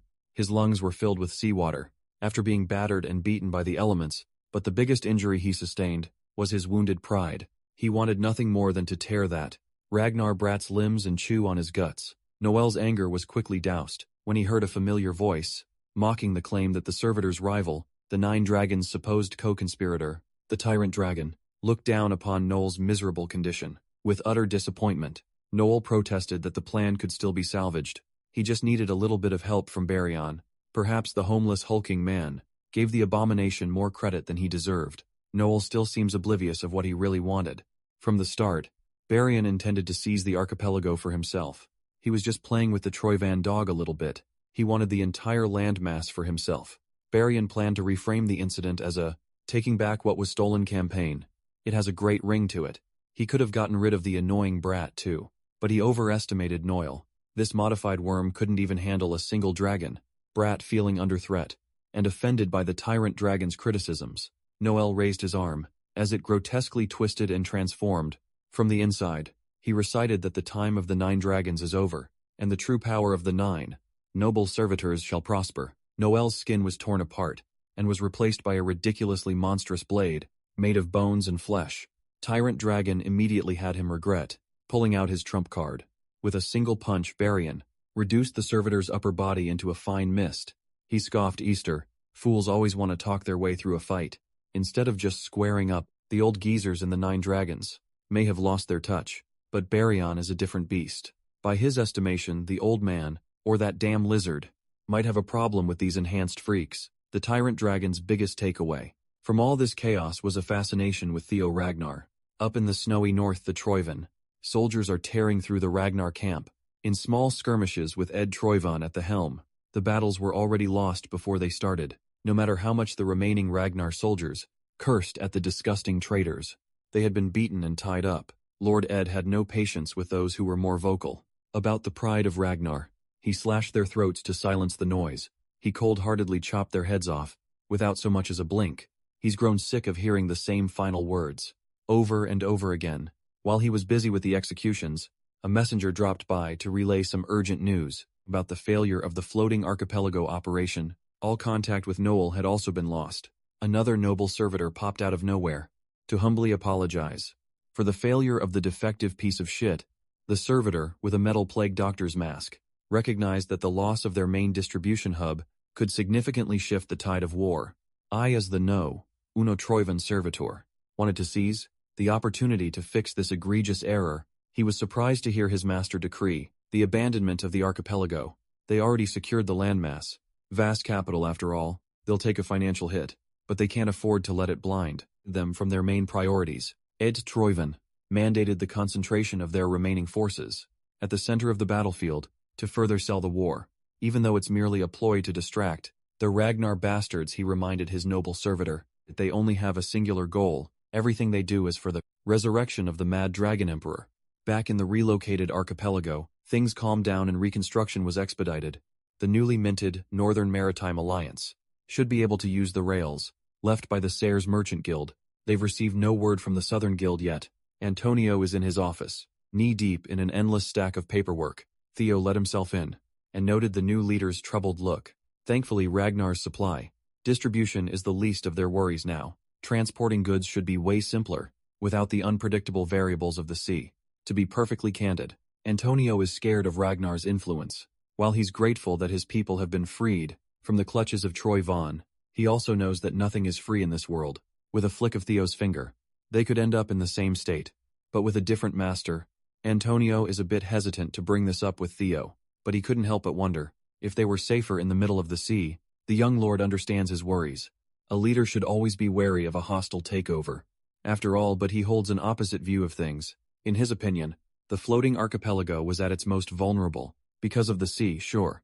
Being isolated meant no enemies would dare to attack, but that also dulled their ability to protect themselves in battle. The recent Troyan takeover exposed that they cannot solve the problem of national defense by constantly relying on others. Even if their new geographical location carries risk, a nation must have ways to protect itself. It's actually a good thing that Antonio is worried about that. Theo has some ideas to assuage his worries, and it somewhat relates to the white, armored dragon cavalry. The famous cavalry relies on their airborne wyverns, and the archipelago is surrounded by similar creatures as well. Antonio immediately understood that he was talking about the sea serpents, but those serpents were known to swarm and smash everything in their wake. They've been nothing but a source of headaches and emergencies. Speaking of the devils, sea serpents were sighted at the docks, and the civilians immediately moved to evacuate, while combatants prepared for battle. Before Antonio could spin in his chair, Theo assured the man that there was no need to worry. The young lord welcomed his serpents to the archipelago with open arms. Antonio was rightfully skeptical. He's known these monsters as destructive sea thugs all his life. Theo promised that he would teach the people of the archipelago how to tame these majestic creatures. Just like the white armored dragon cavalry, the archipelago could start its own troop of dragon riders. It was a ridiculous idea. As far as the citizens were concerned, riding and fighting on top of dragons only happened in fairy tales. Theo found that oddly perfect. Kriemhild, the archipelago's hero, was known to ride and fight with a sea serpent. In their fairy tales, they could just name their dragon riders. The Kriemhild Knight Order Hell. One of the serpents already took a liking to Antonio. While he was having fun watching the citizens interact with the sea serpents, a messenger came by to inform Theo that a guest was waiting for him in one of the warehouses near the docks. Theo found someone rifling through stacks of documents. She found it absurd that the young lord accomplished so much in just a few days. Black Snow operative Klee felt a headache coming on. Supposedly, only those with a null snow rank in Black Snow were supposed to be privy to the top secret situation in the archipelago. She revealed that her team was already investigating the suspected floating distribution hub and cash cow of the Troy Vans. That must mean they knew that losing the archipelago would be bad for the war in the long run. Yet they did nothing before he could ask more questions. Another man barged into the warehouse, inquiring about Theo Ragnar. It was none other than Barian. The great 9 dragon lords wouldn't shut up about the kid, so he had high expectations. But now that he's looking at the boy wonder in person, all he can see is a pretty boy who can't even do shit. Theo recognized the tyrant dragon known as Dante, roll to the Ragnars and Barian to others. Right away, Theo gave a polite salute, and Dante urged him to be at ease. It sounds like Cleve was expecting the man, and the tyrant dragon half-heartedly apologized for being late. Cleve reprimanded Lord Dante for letting the archipelago situation get so bad without reporting anything to Black Snow. Theo could gather that the Black Snow and the tyrant dragon had been working on this supposed top-secret operation. Cleve blamed Dante for putting the organization in a very difficult spot. He did not like the cut of her gib at all. He extended his suffocating aura around the warehouse, paralyzing both Theo and Cleve. Instead of apologizing for his fuck-up, he muscled them down to their knees, without lifting a finger. The pressure inside the warehouse got so bad that it shattered the windows. Theo knew that the tyrant dragon was strong, but this level of strength was simply absurd. He finally understands why, in his past life, Ragnar failed to liberate the floating archipelago. The man might look like a muscular homeless bum, but his aura was the real deal. It was overbearing. After subjecting Theo and Cleve to borderline torture, he reined in his aura and laughed. He claimed that he was just fucking around, and missed the timing to report new intel. He alleged that he had been observing the Troy Ven camp's movements the entire time. In Dante's opinion, the 9 dragons don't need to go after small stuff. He wanted to watch and let the problem grow, before swooping in to finish it. All at once then, the Ragnar kid showed up, and took care of the problem for him. He lightheartedly slapped Theo's back, and the young lord was almost knocked out. The tyrant dragon might be pretending to be calm, while joking around, but he's genuinely irritated. Right now, Dante Roll is a man in the upper echelon. Even among the 9 dragons, he is solely driven by the desire for more power. He only joined Ragnar in the service of that desire. He will use every bit of authority for greater power. In Theo's past life, Dante Roll had suspiciously immense financial power. It makes sense. Now he must have seized the floating archipelago for himself. Back then, this man is undoubtedly one of the trickier opponents among the 9 dragons. It would be best to play along with him for now. Theo played the role of a humble soldier, and apologized for getting in the tyrant dragon's way. Dante laughed uproariously, and told him that no harm was done. In his first meeting with the 6th heir candidate, Theo Ragnar Dante was quite impressed with the young lord's personality. He offered his hand, and gave Theo the stamp of approval. As a new heir candidate, the more he interacted with the eccentric musclehead, the more confused Theo became about his true intentions. He gladly took the hand, and said some more humble pleasantries. Dante enjoyed his humility a lot. Interrupting their moment, Cleva walked over to pass along Theo's new directive. With the archipelago mission over, and deployment no longer needed, all operatives are ordered to join the central front line immediately. Dante approved of the new mission. The kid needs to be on the front lines, getting bloody to protect the home base. But before he departed, Dante wanted to get something sorted first. The tyrant dragon tensed up, as he asked Cleve whether the orders to interrogate him about the archipelago scouting mission came from the Black Dragon himself. With thinly veiled hostility, he referred to the boss of Black Snow as that damn Robert Ragnar. Feeling like she was getting crushed by the increased pressure, Clevie confirmed Dante wanted her to pass along a message to that black rascal. If Robert wanted to get some answers from him, then the bastard should have come here himself. Theo heeded the call without delay, and joined his comrades in the war against Troyvan. Up north, the main battleground of the Central Plateau is currently raging on the Blade Mountain Range. Blades of the soldiers from both sides clashed, while bombardments from the skies resounded. Aboard his trusty Umbra, Theo Ragnar donned the white armored dragon cavalry uniform, and wasted no time participating. He swiftly flew across the battlefield, wreaking havoc on the Troyan vanguard. Side by side with his brothers and sisters in arms, he cleaved through heads without mercy. Up in the sky, Captain Evelyn Naravel called the shots, and monitored the Great Fear debuff. Once she saw an opportunity to strike, all white, armored dragon cavalry units followed her lead, and descended from afar. A different troop stood by and watched the slaughter. Black Iron Cavalry's commander, Thorkel Ragnar, smiled upon seeing the efficient slaughter brought about by the flying units. His vice commander yelled at him for making their soldiers and horses feel bad again. Thorkel simply laughed and insisted that he was just teasing. Slowly putting on his helmet, he assured his vice commander that his men know better than to feel insecure. They are way better than those glorified birds. In the sky anyway. Light-hearted Thorak vanished. As soon as he donned his helm, he commanded his troops' attention and gave them a simple directive: crush anything that stood in their way. Once the enemies of today are thoroughly destroyed, they can step into a better tomorrow. Spearheaded by the sharpest tip in the Empire, the Black Iron Cavalry, charged with no regard for human life, Lord Thorak immediately demonstrated his effectiveness. In an all-out war, with each swing of his free-flowing spear, Troyan soldiers fell by the dozens. Battle Maniac was actually smiling as he beheaded countless foes. A collaboration between the aerial and ground cavalry of Ragnar meant a swift conclusion for today's battle. They'd gained ground, and by nightfall, they were burning bodies in a pyre. Celebrations could be heard from the temporary camps. Thorak made an effort to visit his little brother's tent to give praise.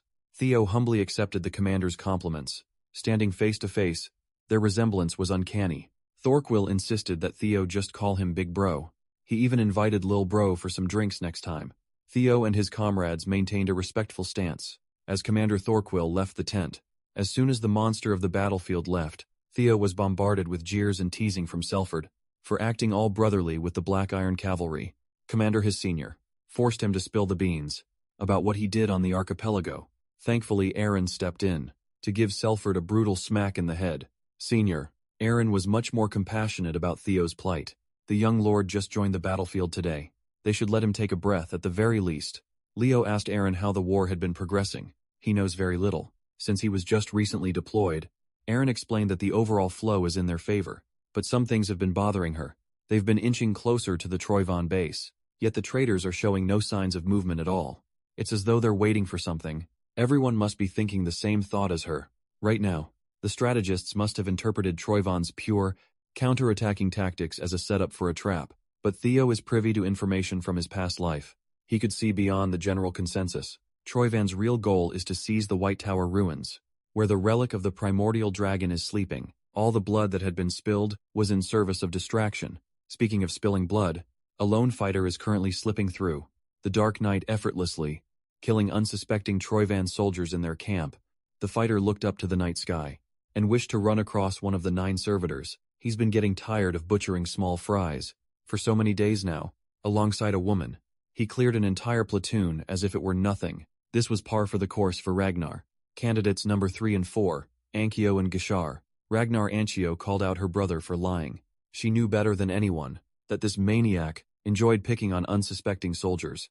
A familiar face strode in to back up her sentiments.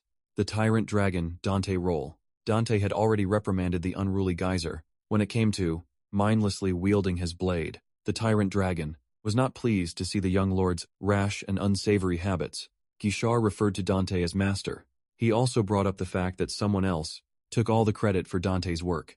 In the archipelago, the tyrant had already moved on. He prefers to think of the bump as the ticket price for a fun show that will unfold, he warned Gishar, that someone would soon be rising through the ranks. Gishar assumed that his master was talking about Thorkel. Ancio, on the other hand, could tell that their master was talking about air. Number 6. The mention of fresh meat excited Gishar. He believes that with the tyrant dragon as their master, there's no way that they'll be surpassed. Dante Roll simply floated the idea that Theo Ragnar might be the chosen one, and both Gishar and Ancio turned deathly serious. Their master simply instructed them to be prepared for the coming days. When the opportunity presents itself, they must crush Theo Ragnar completely.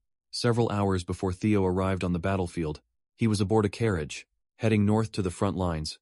The fairy dragon was filling him in about the White Tower, housing the relic of the primordial dragon. Come to think of it, the general area of the White Tower was the first region Troyvon seized for themselves. Thankfully, guardians can roughly sense each other's locations. The fairy dragon warned him that the White Tower's guardian obtained the biggest slice of the primordial dragon's fractured power. His other guardians concurred. Not all relics are built the same. Every guardian relic serves a different role and obtains different powers. Some were blessed with greater strength and equally greater responsibilities. The White Tower's guardian is the most extreme example of that principle. Bad news is that the most powerful relic is currently inside the Trojan territory. Who knows what they're planning to do? Theo had seen what those bastards did to the Leviathan. They have a way to poison guardians and extort the primordial dragon's power. No matter what, they must get to the White Tower before the Trojans get their grubby little hands on the most powerful relic. Back to the present, in the central plateau, Theo headed for the demon dragon's tent. He expressed his request to go solo and search the Rocky Mountains, where enemy forces are strangely concentrated. He couldn't exactly spill everything he knew, so Julius Ragnar immediately shut the idea down. The demon dragon can't have one of his best soldiers leave the battlefront for some vague, independent mission. Even though Theo had been recently inducted as an air cadet, he couldn't just dodge his responsibilities. Theo wanted to argue that he was doing the opposite, and intended to make up for his absence. Seeing the young lord exasperated, Julius cracked an amused smile. He was just fucking with the kid. Theo had proven time and time again that he can be trusted with this sort of thing. Commander promised to cover for him, so he could go without worrying. Besides, the white-armored dragon cavalry won't dip in strength just because a single soldier leaves. Julius made him promise not to come back empty-handed. Though, Theo appreciated the trust his commander placed in him, and vowed to never disappoint. Without wasting another second, Theo hopped on Umbra, and stealthily approached the Troy and infested White Tower. Those camps will undoubtedly spot him if he flies any closer. He had to use the mountain ranges as cover to land. Even now, he's still fascinated by Umbra's ability to camouflage himself to hide at night. The unique trait of an evil shadow dragon, mixed with viper blood, was simply perfect. Umbra's abilities made it possible to sneak into enemy territory so quickly, but Theo needs to go solo from here on out. So he gave orders for Umbra to fly back to base camp. Moving in complete silence, he parkoured down the treacherous slopes of the mountain range. He made sure he was undetectable, and even wore some spy gear. Eyeballing the situation at the base of the tower, the level of security was as tight as he expected. Theo was still a decent distance away from the entrance, and some of the patrolling guards had already caught a whiff of his movements. One guard in particular, feeling on edge, decided to check out the rocks he was using for cover. Carefully encircling the innocuous rock, the patrol guard slowly drew his blade. When he finally took a peek behind the rugged pillar, he found nothing after a few more cursory checks. The patrolman sheathed his sword and lowered his guard. That was a big mistake. His buddy, who was hanging back while he checked some rocks, was knocked out of commission by a stealthy intruder. The patrol guard tried to follow protocol by calling and sending a warning to others. Still, Theo quickly rocked his shit to the ground too. A few miles away from the tower, Ed Troyven admires the blob of ominous flesh sitting on top of a shrine, smeared with a pool of blood. A hermit priest approached him from behind, nefariously giggling at the sight of the altar. The priest never would have thought that the Trojans would join hands with their holy demon church for a forbidden ritual to resurrect the dethroned Mad Dragon Emperor.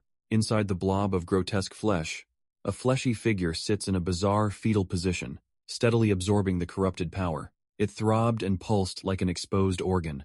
Ed doesn't appreciate the priest's casual demeanor when speaking to him, and he certainly hated the word dethroned. When referring to the Mad Dragon Emperor, in his eyes there is only one true Ragnar Master. The one sitting on the throne at the moment is nothing but a fake soon. The Mad Dragon Emperor shall reclaim his throne. Ed Troyvan and those he deemed to be true Ragnars are just servants to the true masters. He would appreciate it if the holy demon priest remembered that, at the moment, the resurrection ritual he requisitioned is nearly done.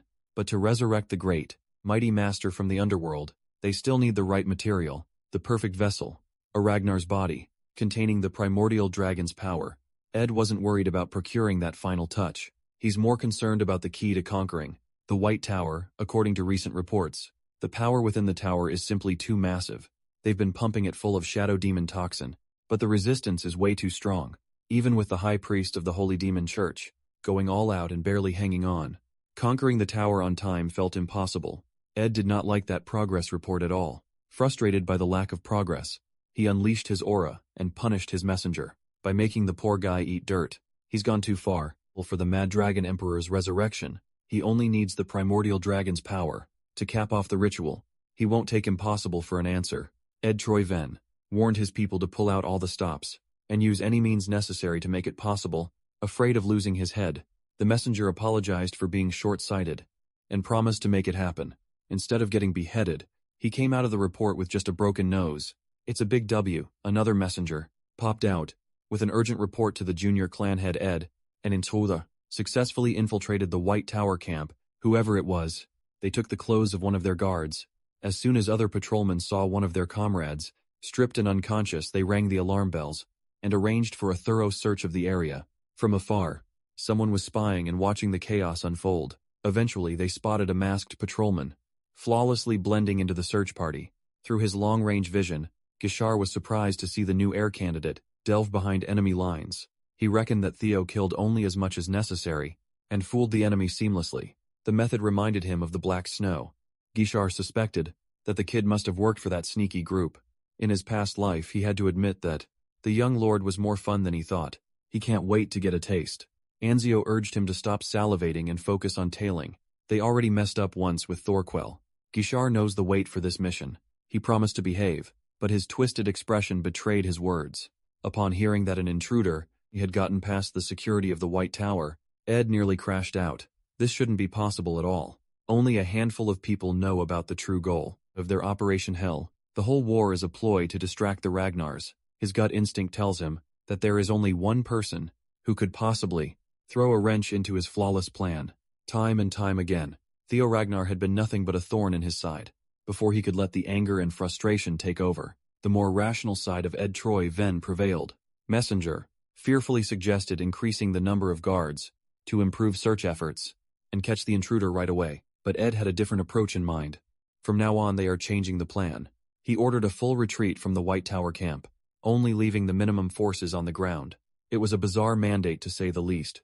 Doing so would only increase the risk of losing the primordial dragon's power to whoever breached their security. But that's precisely what Ed Troyvan wants. He was 100% certain that the intruder was the pesky Theo Ragnar. Going by the kid's recent progression, he will surely conquer the White Tower by himself and come out with the primordial dragon's power. With a wave of a hand, Ed summoned his most trusted troops, his noble servitors. If conquering the White Tower is so impossible for them, can just do what they do best and steal it from the kid. To make sure that everything goes perfectly, he assigned the job to his number one Ain. Alongside the plague doctor was a Goliath, wielding a ridiculously hefty warhammer.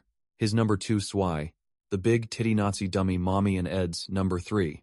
Dre completed. The team never let her touch your pecker. The moment they confirmed that the young Ragnar managed to gain the primordial dragon's power, they must kill and steal. That's their directive, and they will follow it no matter what. Down at the White Tower camp, the clueless idiots were still searching for the intruder, with torches in hand. With very few people left in the camp after the retreat, the captain decided to split the manpower into two groups. One group will search around the tower, and another will cover the south side. As expected, Theo positioned himself with the White Tower search team. These idiots didn't even question why he was wearing a mask. Theo couldn't help but feel sus about how easily he got through. Sure, it makes his job easier, but a nagging thought bounced around his head.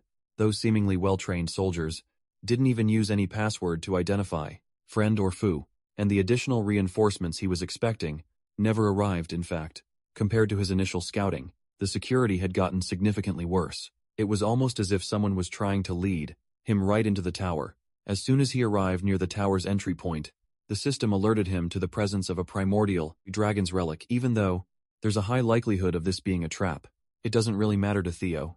He touched the ancient walls of the tower, and its draconic origins resonated with his blood. Even if he's trapped afterwards, he's determined to seize the primordial dragon's power, before Ed Troyvan does anyway. Without hesitation, he dropped his torch and walked into the gate that the White Tower willingly opened for him. Finally, the trial of the White Tower begins. Outside the tower, the hunters tailing him had made their move. Even though their master already told them about the White Tower, Gishar didn't expect to come across a genuine primordial dragon relic in the middle of nowhere. Now it makes sense why the tyrant dragon has been tangling with the Troyevans.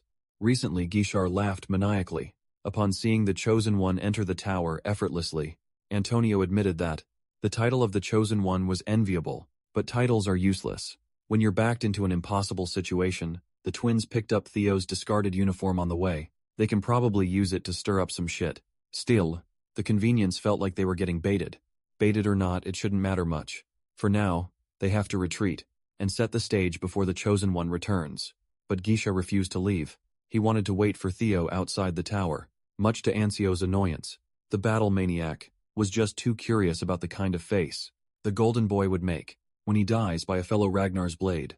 After entering the White Tower, the blinding light slowly died down.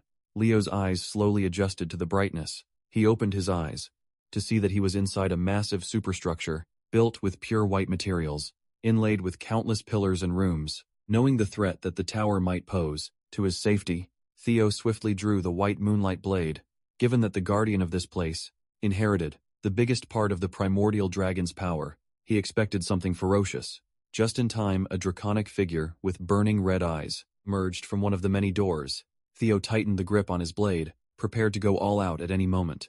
Imagine his surprise when the guardian of the White Tower walked out, and he's just a tiny little guy with cute, beady eyes. In tears, the little guardian grumbled about some weird guys trying to sneak into his domain to infect him with demon shadow toxin. Trying to stop them was supremely annoying. Theo thought he was being pranked or something. Absolutely speechless, he just stared at the flailing lizard and wondered if he had mistakenly entered the wrong tower. He even summoned his other guardians to confirm if this was the guy they all feared. The fairy dragon implored him to stop judging the little guardian based on appearances. The griffin chimed that Theo can't talk shit when he looks like a pretty boy. Instead of an awe-inspiring chosen one, seeing his guardians tremble with fear, Theo's worries lessened a little. The little guy apologized for being distracted and properly introduced himself. His name is Keratosicus, Oredo in short, the most loyal subordinate of the great primordial dragon and the majority inheritor of the master's power. He's been protecting the gate of the Pantheon since ancient times. Theo had never heard of the gate of the Pantheon before. Corrado casually explained that it's the place where the gods dwell. The primordial dragon's relics are simply fragments that share his power in the past. The master of all guardians had countless duties. He tended to guarding the gate that connects the Pantheon and the mortal world. Is one of them. The inheritor of that duty is none other than little Corrado, the most loyal subordinate of the big boss, and the upright vassal who preserves his power. Theo's knowledge about the gods is limited to what he's read in the ancient texts. It's quite a shock to hear that they're actually real. He wanted more information from Corrado, but the cheerful lizard just looked at him with a dumb smile on his face. It looked like he had spaced out. Before slowly repeating his full name, Keratosicus, Theo repeated what he'd said, and the little guy seemed to restart his engine. He's a weird little critter. Every guardian Theo's ever encountered can't just be normal. He asked Keratosicus if God really exists. Karato happily answered that they do. In fact, the Chosen One should already be familiar with them. After all, they've been sending him messages only he can see. Every time he experienced a breakthrough, every trial, he conquered every reward he's received thus far, and every notification he's ever gotten, through the system messages from God. Up in the Central Highlands, where the Ragnar executives gathered to discuss strategy, an important meeting was underway. The Black Dragon LED, the discussion, and didn't bother with pleasantries. Everyone knows why. They have gathered at the front lines, including Robert Ragnar. There were 7 of the 9 dragons present for this gathering. With Troy Vaughn's 9 servitors showing up, the war had been raging longer than they anticipated. That's precisely why the 9 dragons were called, to participate directly in the fight. The Black Dragon emphasized the importance of briefing everyone about the current state of war. He's open to taking any questions and suggestions. Afterwards, before Robert could start, the Tyrant Dragon raised his hand and asserted that he had important matters on his plate. Aside from participating in the battlefield, wagged his finger and let one of his disciples in. Moving on. Q. Ancio Ragnar entered the tent. She politely apologized for barging in so abruptly, and brought up an urgent matter to the table. Ancio presented a white, armored dragon cavalry uniform to the 9 dragons. She alleged that she witnessed Theo Ragnar's betrayal, and the uniform in her hands was glaring evidence of that. As expected, the elder dragon chomped at the opportunity to slander the heir candidate. He was the first to bring up that throwing away a Ragnar uniform is a clear act of treason. The other dragons were far more reserved in their reaction. Demon Dragon was put in a difficult position. He was trying to deduce what Theo was thinking when he threw his uniform away. While the higher UPS were discussing what to do, the subject of their discussion was currently experiencing existential dread. If he's understanding Corrado's words correctly, the blue message window that had been helping him along the way was God's way of communicating with him. The little guardian shrugged his shoulders and confirmed without a shadow of a doubt. Theo asked if all chosen ones could see the same thing, but Karato was certain that he was a special case. When the little guardian tried to explain why, all Theo heard was a muffled screeching in his ears that nearly knocked him off balance. Karato scratched his head. It seems The Chosen One wasn't supposed to hear that just yet, and the information is being filtered by the powers above. Theo dug for more clarity and information, and Karado's cute smile twisted dubiously.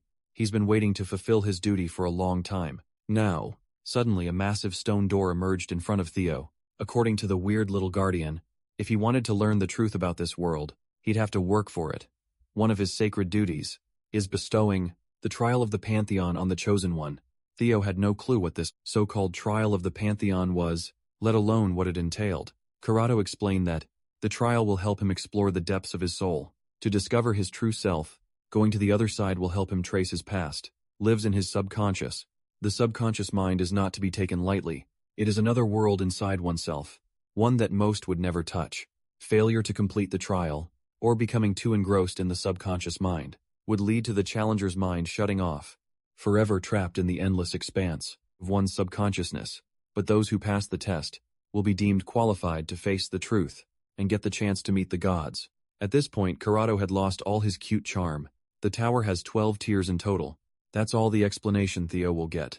It's up to him if he wants to take the challenge. Once more, the message of the gods left it up to him to enter the first tier of the Pantheon. Trial or not, Theo gripped his blade and tightened his resolve. He wanted answers without hesitation.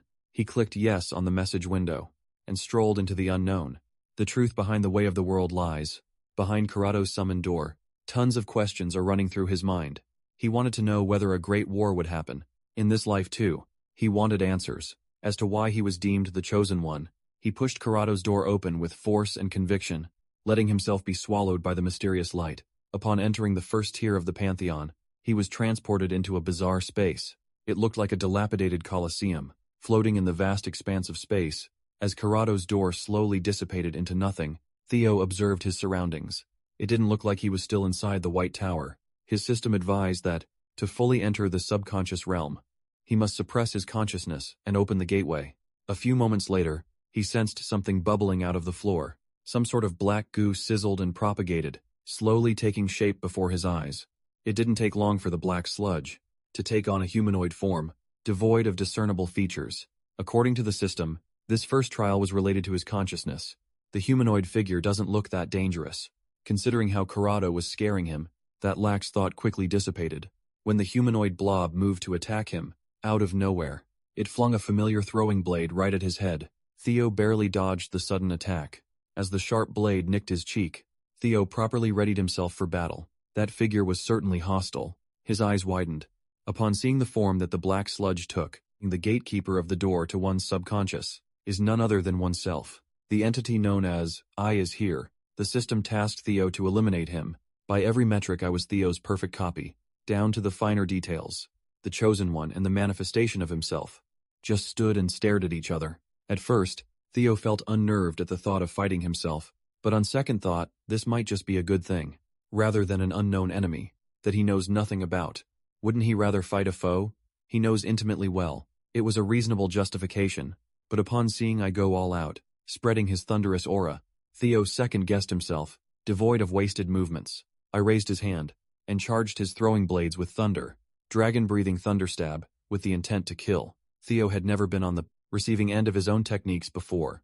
He analyzed the trajectory of the attack and used his white moonlight blade to deflect the majority of the barrage and dodge those that were harder to parry. By the time he stabilized himself, the young lord found himself at the edge of the Colosseum, with no space to work with. Before he could recover his position, another batch of thunderstab, enhanced blades tore through the air with devastating sharpness. Theo wasn't about to get dog-walked by. The same technique repeated twice. This time, he was more prepared to respond.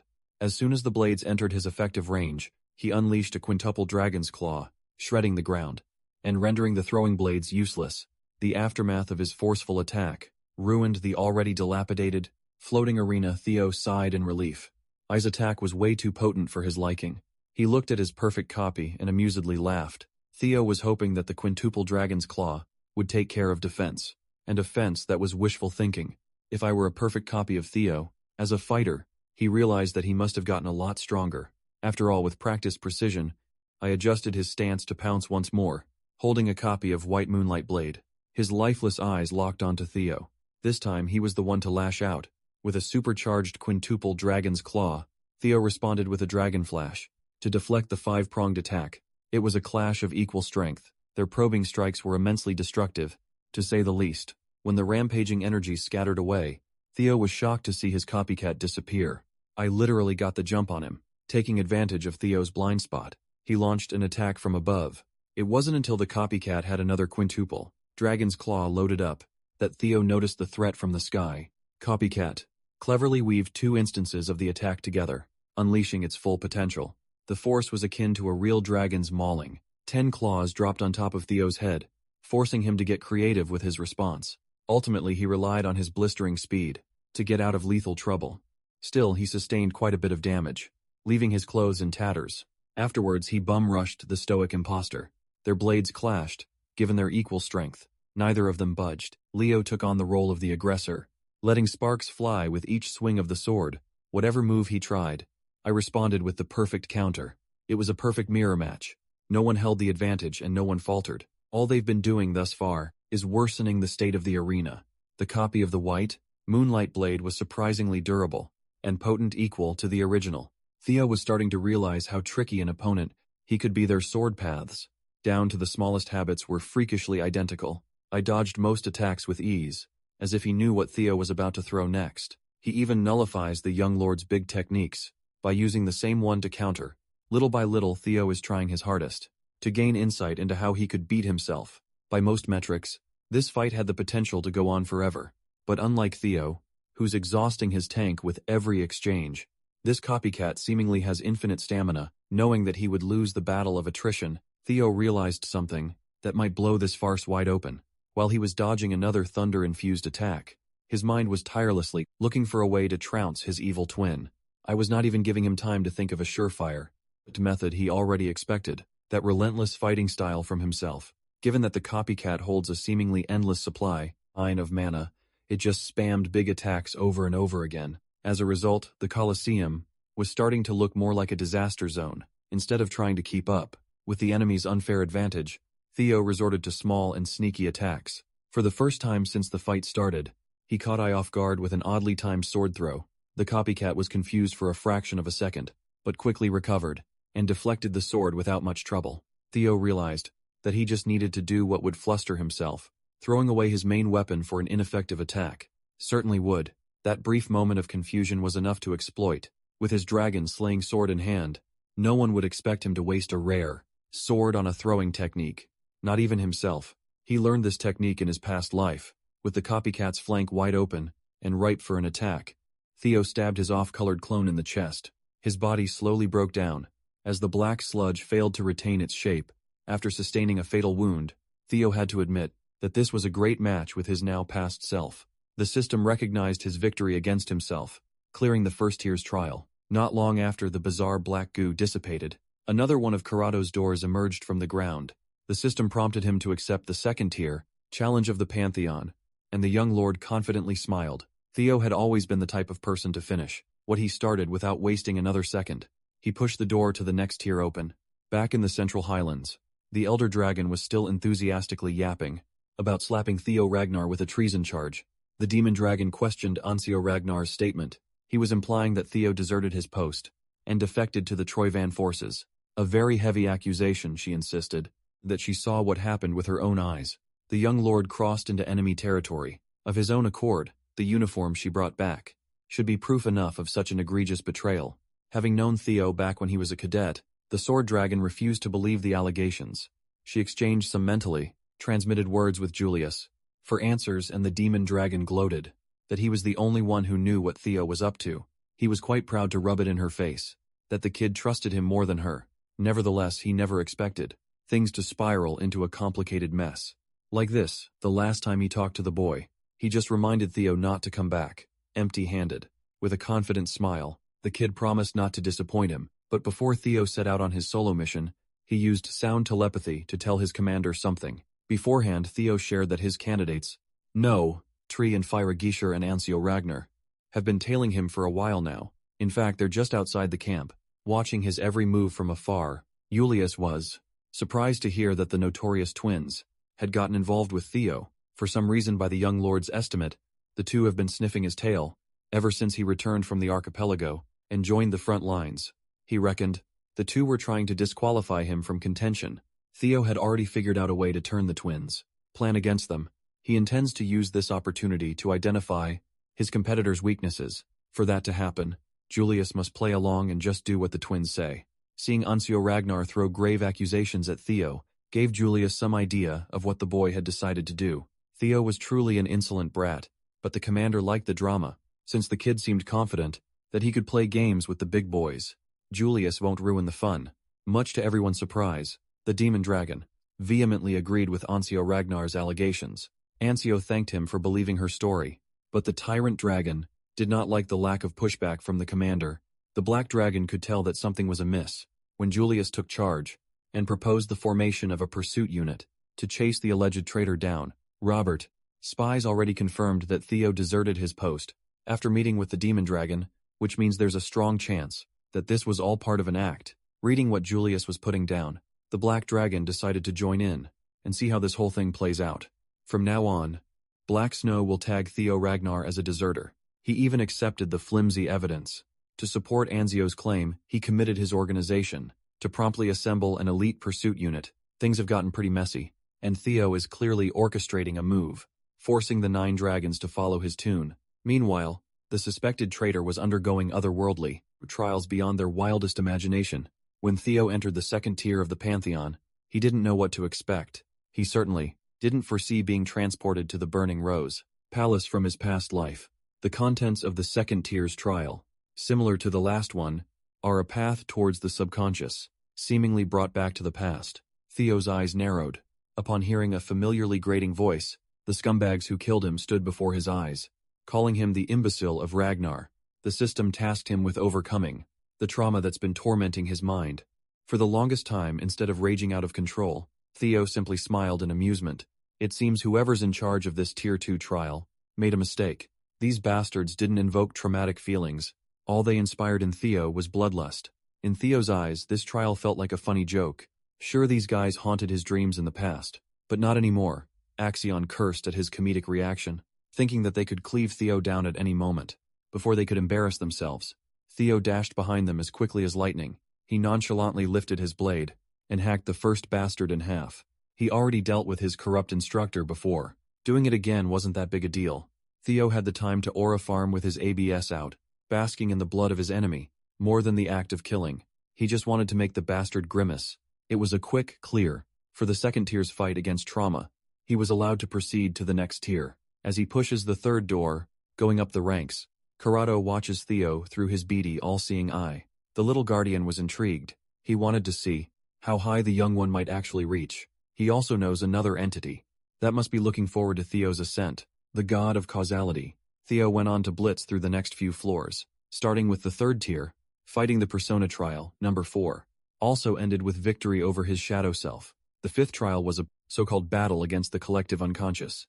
He emerged victorious over that too. His rise was inevitable. In the trial of the 10th tier, he defeated the primitive and instinct-driven part of the mind, the ID. Theo was a little bit battered after his rapid climb, but it was no big deal. In fact, each floor was taking less time to clear. The higher he got, the only tier that gave him a genuine run for his money was the first tier against that copycat. Pushing the 10th door to enter the 11th tier, he taunted Karatusukas to give him something a little more challenging. The little guardian heard his cocky provocation and assured him that the real deal is just about to start.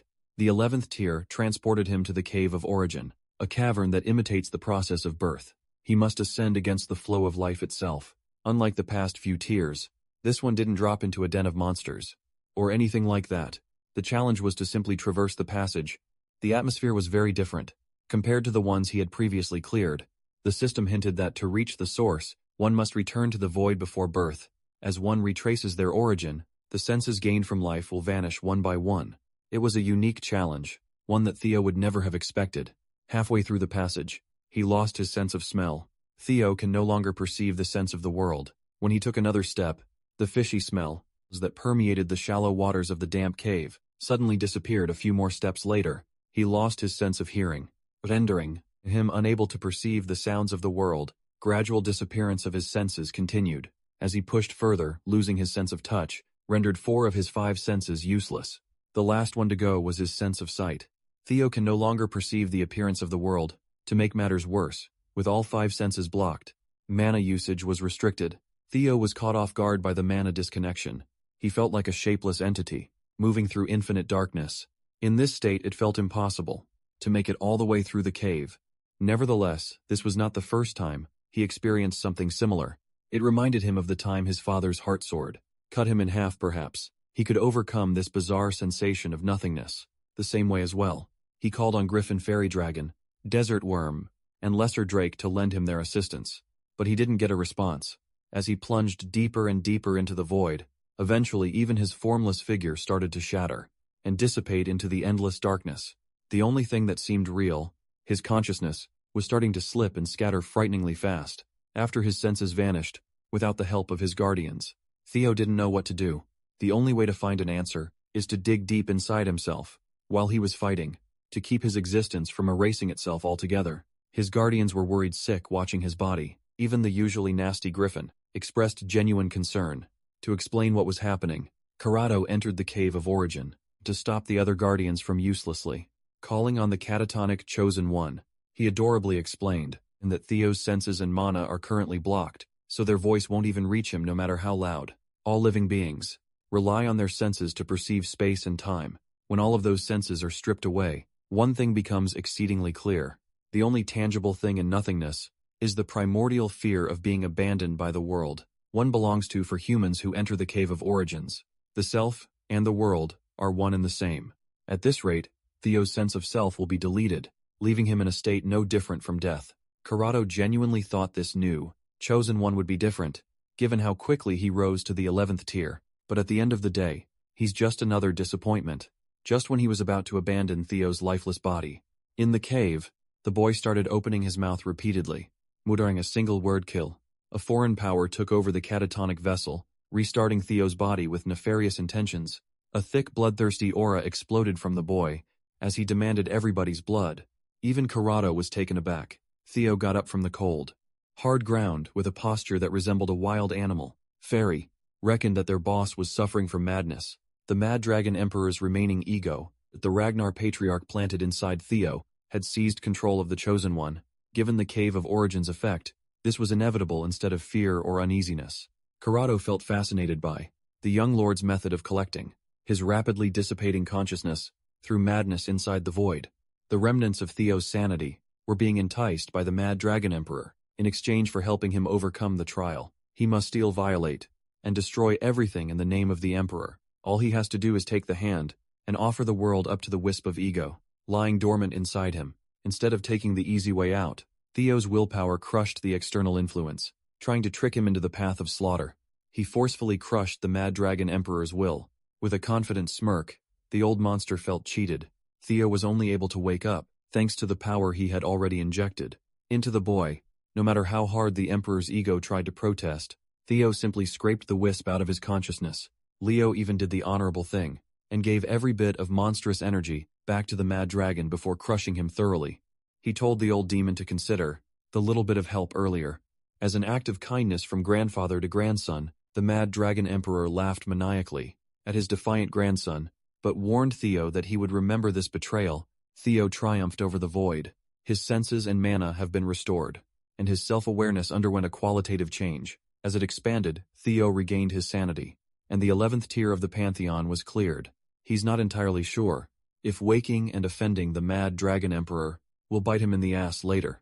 Down the line, that's a problem for the future. The collective call of his worried guardians snapped Theo out of his worries. All his adorable, relic guardians were happy to see him back on his feet. They swarmed their master and pushed him back onto the ground. The Desert Worm and Lesser Drake were more honest with their feelings, but Griffin and Fairy Dragon pretended that they weren't as upset. While Theo was wrestling the little critters away, the door to the next trial shone behind him. All he has to do is finish the walkthrough the Cave of Origin by following the resplendent light. Knowing that he was finally out of the woods, Theo sat down and basked in the refreshing light. Once he's ready, he enters the 12th tier of Pantheon's trial. Much to his surprise, Theo woke up in an unfamiliar body. He slid out of the soft bed, and his feet touched the cold wooden floors. On the bed were plushies that curiously resembled his relic guardians. Theo could not recognize anything in the room. He felt an odd familiarity with the place, even though he's never been in this place before. Theo found a mirror nearby and walked over to look at himself. He saw the face of the man he'd seen in that weird dream he had last time. He didn't know why this man kept appearing before him. After trying and failing to find an answer to what's happening, he felt the worst headache assault his brain. A few moments of agony later, the system cleared him for the 12th trial. He also got the notification that the primordial dragon's relic, the White Tower, has been successfully conquered.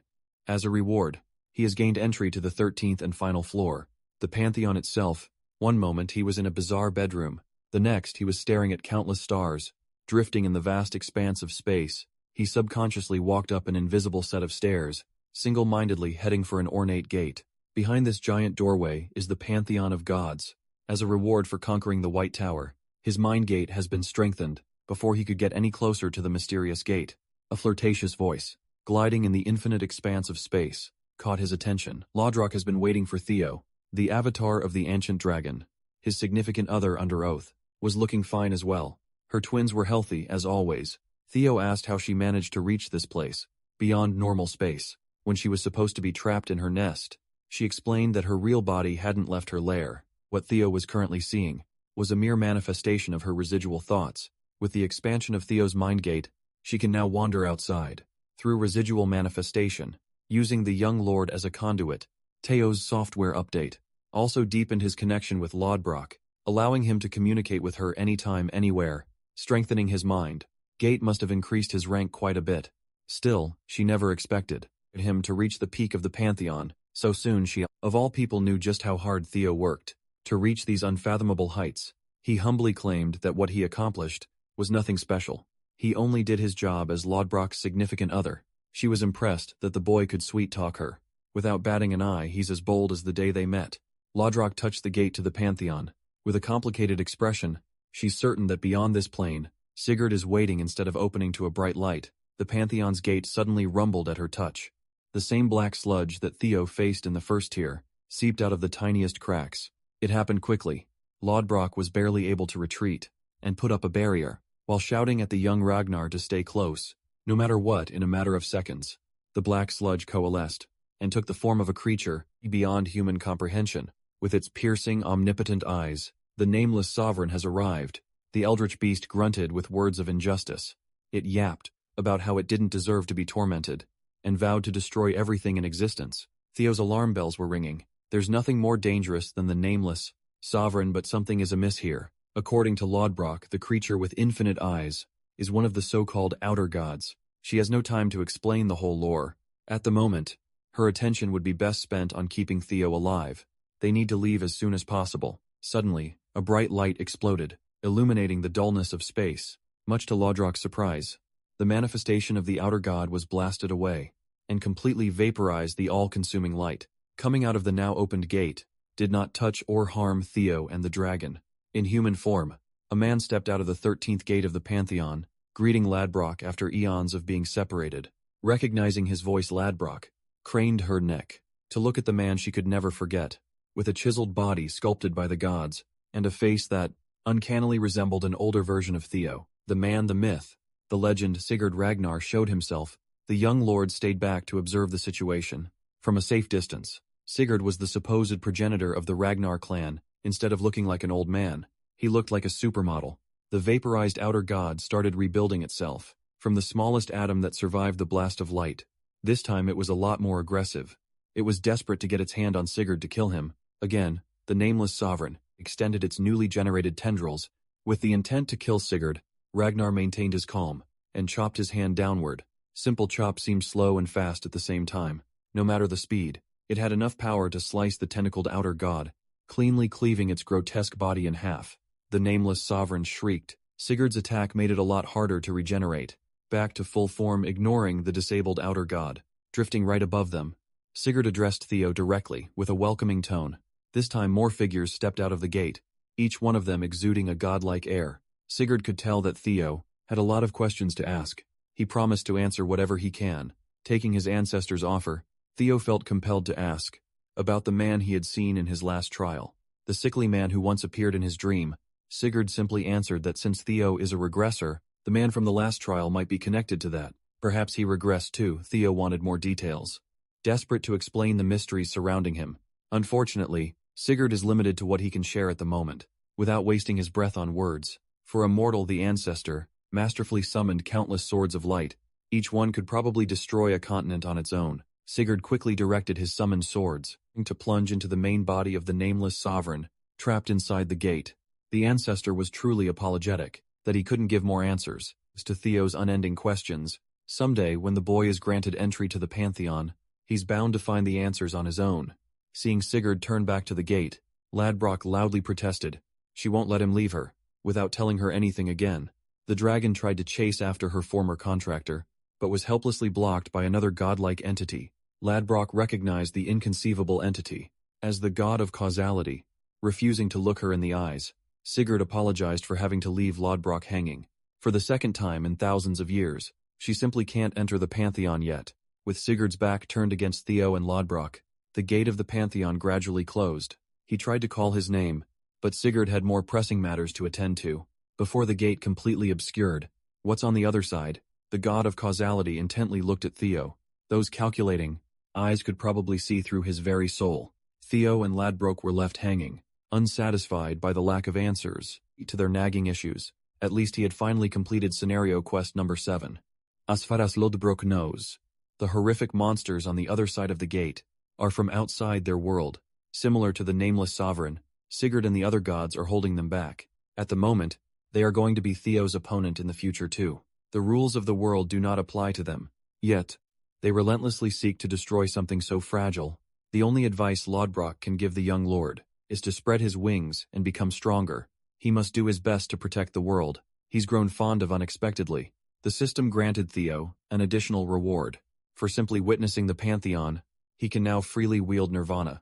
As the proud, new owner of the strongest primordial dragon's relic, the White Tower, in addition to Nirvana, he can now access the ability known as Dragonization. Uncharacteristically, the system wished him a splendid journey ahead. It now referred to Theo as the bearer of causality's blessing. After a wild ride through the 13 tiers of Pantheon, he was transported back to the White Tower, where Karato was cheerfully waiting. Seeing Theo play around with his new power, the little guardian was amused. Theo didn't even realize that something was very different about his body. Draconic scales formed a protective gear all around his frame. His hands turned into bulging dragon. Claws on his forehead were intimidating horns. Dragonization is in full effect. Now that he's aware of the massive change his body just went through, Theo stretched his limbs to get a feel for his new form. Karato stated that, with all the relics of the primordial dragon he's collected, his latent dragon blood talent has grown a lot stronger. By Theo's initial assessment, dragonization clearly improved his stamina and physical strength. It felt like being reborn. The most glaring thing was the significant change in his magic. In this dragon form, cultivating mana felt as natural as breathing. He deactivated dragonization and found that toggling it on and off was relatively simple. He had full control. Theo also wanted to check his other reward, the so-called Nirvana. He must be smelling like teen spirit. Upon activating the newly unlocked ability, he felt his mental realm freely expanding. To a frightening degree, he's never heard of an ability that could strengthen the mental realm before. It was peculiar, to say the least. Using it felt like holding the entire space in the palm of his hand. His control is still a bit lacking, so he'll need a lot of practice to master it. In addition, he must be careful when choosing when and where to use Nirvana. Every Ragnar child has heard tales and legends of their ancestors, Sigurd ascending to the heavens, the realm of the gods. He just saw proof that those tall tales were factual. Sigurd's words still echo in Theo's mind. The man strongly implied that to learn the secrets this plane of existence hides, he must hurry up and become one of the gods of the Pantheon. Aside from Sigurd's cryptic quest, the presence of the god of causality in the same space completely threw Theo off. From his perspective, it's almost as if the Ragnar clan isn't just the ruler of the north, but a greater entity that protects the world from inexplicable cataclysms. According to Karato, he hit the nail on the head. It is Ragnar's duty to protect the world, and to make the noblest sacrifice. That means the Chosen One is born with Ragnar blood, to ascend as a deity, and help in the fight against the vicious outer gods, alongside the god of causality. Shooting his shot, Theo asked Karato if all these grand ideas were, in any way, related to that mysterious man's foreign world, and from the 12th tier trial as well. The little guardian admitted that he was fascinated by Theo's 12th trial, but he genuinely doesn't know the answer to his question. It would be up to Theo to figure that out on his own. Despite seeing all sorts of grandiose and godlike scenes in the 13th tier, his mind kept coming back to that foreign world. Now that the trial has been completed, Karato hurriedly pushed the Chosen One to leave the tower, before kicking him out back to where he came from. Karato warned the kid that an uninvited guest was waiting for him outside. Theo smirked upon hearing that. His bait worked just as expected. It wouldn't be polite to keep a guest waiting. Would it cracking his knuckles? Theo was transported back to the material world. One of the White Tower's entrances exploded with light. Theo found himself at the base of the tower. White snow was pouring directly on his bare skin, but the cold did not bother him in the slightest. He didn't have to search for his guest. Gisher was the one who excitedly approached him. Out in the open field, the maniac complained that little brothers should never make their older brothers wait for so long in a just world. Gisher believes that Theo should be the one waiting on him, holding oddly shaped double-headed sides in both hands, and an aggressive stance. His intention was clear. He emphasized calling Theo little bro, thinking it would provoke the Chosen One. Instead of being annoyed, Theo slightly lowered his head and apologized for unintentionally acting impolitely towards big brother Gishar. Gishar kept up his edgy tough guy act, insisting that there are only a handful of people alive who can match his name to his face. Theo wouldn't have recognized the guy if he hadn't encountered Gishar. One time in his past life, he briefly caught a glimpse of this absolute freak at a friendly, sparring arena for influential air candidates. At that time, Theo had been working as a spy, and the eyes of everyone in the arena were glued to the spar on the main stage that day. Many people saw that not all air candidates were built the same way.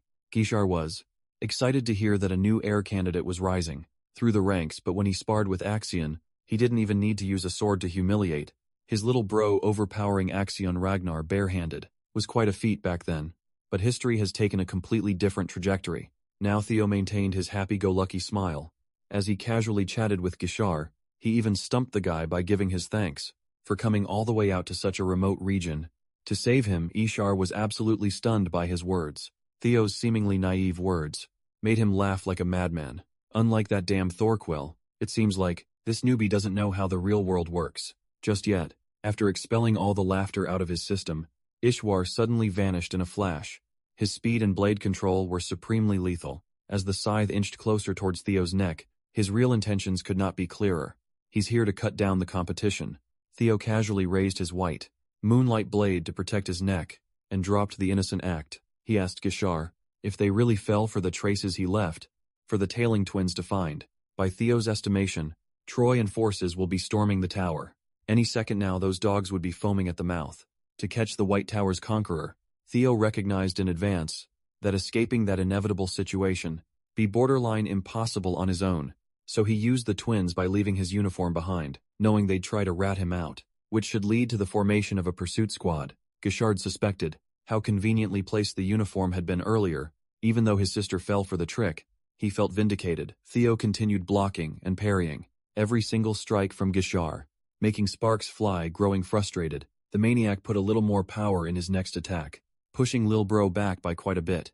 While Theo has yet to regain his footing, Gishar chased him down like a hunting dog. Gishar listened to Theo's admittedly brilliant plan, but he refused to lower his weapon. If he can chop Theo's head before the Trojans and the pursuit squad arrive, the result will be pretty much the same. Theo never thought words would get through this nut job's thick skull anyway. As far as he's aware, Thorak was the only relatively normal one in the line of succession. Among the air candidates, the strong rules, and each one carries an unshakable conviction of their own. As one of the possible successors, the same principle applies to Theo too. He finally stopped focusing on defense and spitefully brandished his sword against Big Bro. Before his sword could make contact, a third party wielding a comically large warhammer interrupted their fight. A single swing of the warhammer caused an equivalent shock to a massive earthquake. As expected, both Theo and Gishar were able to react fast enough to get out of ground zero. Even the maniac recognized that this was not the time to beef with his little brother anymore. Zwei clicked his tongue in shame. He really wanted to get that 2-for-1 swing deal. Theo prepared himself for real combat. The big shots have arrived. Dry spoke through her mask and praised Theo for speedily raising his guard. As soon as she and her colleague touched down, she reckoned that the young lord must have realized that they had been deliberately delaying the attack. On that note, it hurts her pride that the Ragnars, think 2 green boys, could take on 2 of Troy Van's 9 servitors. As the servitors numbered 2 and 3, Svi and Dre were expecting a little more challenge. Looking at it from a different perspective, They pretty much hit the jackpot. 2 air candidates just landed on their lap for free, against the servitors trained to fight the 9 dragons. Theo and Gishard should be at a disadvantage on paper. Dre also mentioned something about turning them into a sacrifice. Y angrily rebuked his mouthy comrade, telling her to watch her words in front of the boys. She doesn't see the need to zip her mouth, given that they're supposed to kill the 2 anyway. If the hulking idiot really wanted Dre to hold her tongue, and he should have landed the surprise attack earlier, so they could wrap up early. The servitors bickered and chewed each other out, as if the Ragnar boys were the least of their worries. It's a hard pill to swallow, but Theo admitted that their show of force through magic was overwhelming. It's a good thing. They're not very cooperative with each other. Theo was thinking of a way to make use of an opening, when Dre suddenly charged in his direction. With her claws ready to strike, it quickly became obvious that the woman was frighteningly quick in a span of a few seconds. She carved up Theo's body like he was fresh meat. Thankfully, he managed to limit the damage to shallow wounds. He counted 30 attacks. In that very brief moment of inattention, even worse, he felt that the last attack had come dangerously close to slicing his neck, open with a much stronger cut. Dry seemed impressed that he survived her opening move. She was genuinely trying to chop his head off. With that last bit, she finally remembered that Theo was the boy who took out Noel. On the archipelago, Dry grumbled that the failure should never have been deployed to such an important mission if she had been given the job. Things might have gone down a lot differently. Hearing her call the fearsome servitor a failure bruised Theo's ego a little. Noel was the first opponent to give him a real challenge, in a long time after all. Dry sensed that her words were affecting the adorable young lord. She liked getting him all hot and flustered, since she finds him very handsome, the big titty Nazi dummy. Mommy promised to keep his face intact. Instead of cowering or focusing on defense, Theo matched her aggression. Not far from the main fight, Gishar Ragnar created identical clones of himself, using shadows, and charged forth. Upon reaching his target, his real body, and the shadows unleashed a coordinated attack, covering every angle with a flying shadow sword strike. Unfortunately for the maniac, Dre was too fast to fall for his flashy sneak attack. She simply jumped out of the way, without breaking a sweat, while trying to provoke the freak into attacking his brother instead. No matter the beef, they're still related by blood. Gishar must cherish his little brother. Just a little bit. The edgy maniac eyed her with a murderous gaze, and warned the wench to shut up and stop stealing his prey. Dry didn't take his edgy threat seriously at all. She's not exactly a fan of love triangles. She just wanted to have some time alone with her honey. Theo. She could not give less of a damn for some other brat trying to make him scram. Dre closed the distance and got to scratching. Her pace was inhuman, and Gisher had a tough time following her. With his eyes to make matters worse, No. 2 decided to finally get involved, and smacked him with that big-ass hammer from the back. Dry almost got caught in the reckless attack, but was able to fly out of the hammer's trajectory. Upon landing, she switched gears and targets. Friendly fire has been activated. She climbed up the brute's shoulder, tracing his neck with her sharp claws, with a warning to stop fucking around, unless he wants to die first. Y was just trying to do the job efficiently. The one who gets the kill first gets the prize. After all, Dry hated her teammates' guts, but all she could do was throw curses and profanities at him. At the moment, Theo was just confused. To see the servitors bicker and threaten each other, their behavior reminded him of a certain older brother, who wanted to kill him just a few minutes ago. Thankfully, Gishar's wrath against Theo had been completely shifted towards the servitors. He busted out a long-range attack from the shadow sword. Slaying arts, the 1,000 ink daggers. Gishar had murder in his mind. When he called dibs on the big one, Dry watched from afar and teased the brute to be careful of the pissed-off Ragnar brat. She made sure to return the favor, and kept the big hunk of muscle in position, to be an easy target once Gishar got close, enough to let loose his 1,000 ink daggers. Dre playfully jumped away, letting Zwei deal with the deadly predicament. The wench was giggling to herself, now that she could finally solo the handsome young lord again. All they have to do is pick up where they left off, and speak through their blades. Theo had adjusted his approach, taking Dre's abnormally high speed into account. He raised his blade, in anticipation of a straightforward attack. He was able to effectively block both of Dre's claws. Theo was starting to realize that a fast and paced fight like this was way harder than any simple brute strength competition. All it takes is one mistake or lapse in judgment, and he'd be minced meat. You can confidently say that this woman is faster than Naveen. Despite her breakneck speed, she's still precise enough to always aim for his vital points. Theo figured out a plan so risky it might just work. He deliberately exposed a juicy, vital point that could be exploited. As he expected, Dre's body instinctively reacted, leaving her massively overextended. Now that the wench is right where he wanted her to be, Theo gripped his sword and burned through his mana. He combined two of his big attacks, Dragon's Claw and Dark Thunder, increasing their effective range and power exponentially. Unfortunately, his barrage of lethal slashes was a tad too slow to deal direct damage. He was nicked by the secondary effect of Dark Thunder, though now she knows that Theo can wield sword energy, infused with the lightning attribute. Her dodging was flawless, but the paralyzing shock infiltrated her body. When the last sword energy passed her by, Dre noticed the real goal of Theo's onslaught. The boy had the presence of mind to wreck the terrain. To slow her down, it seems like a last resort move. But it's not bad, it's just a pity that the rugged terrain won't accomplish much.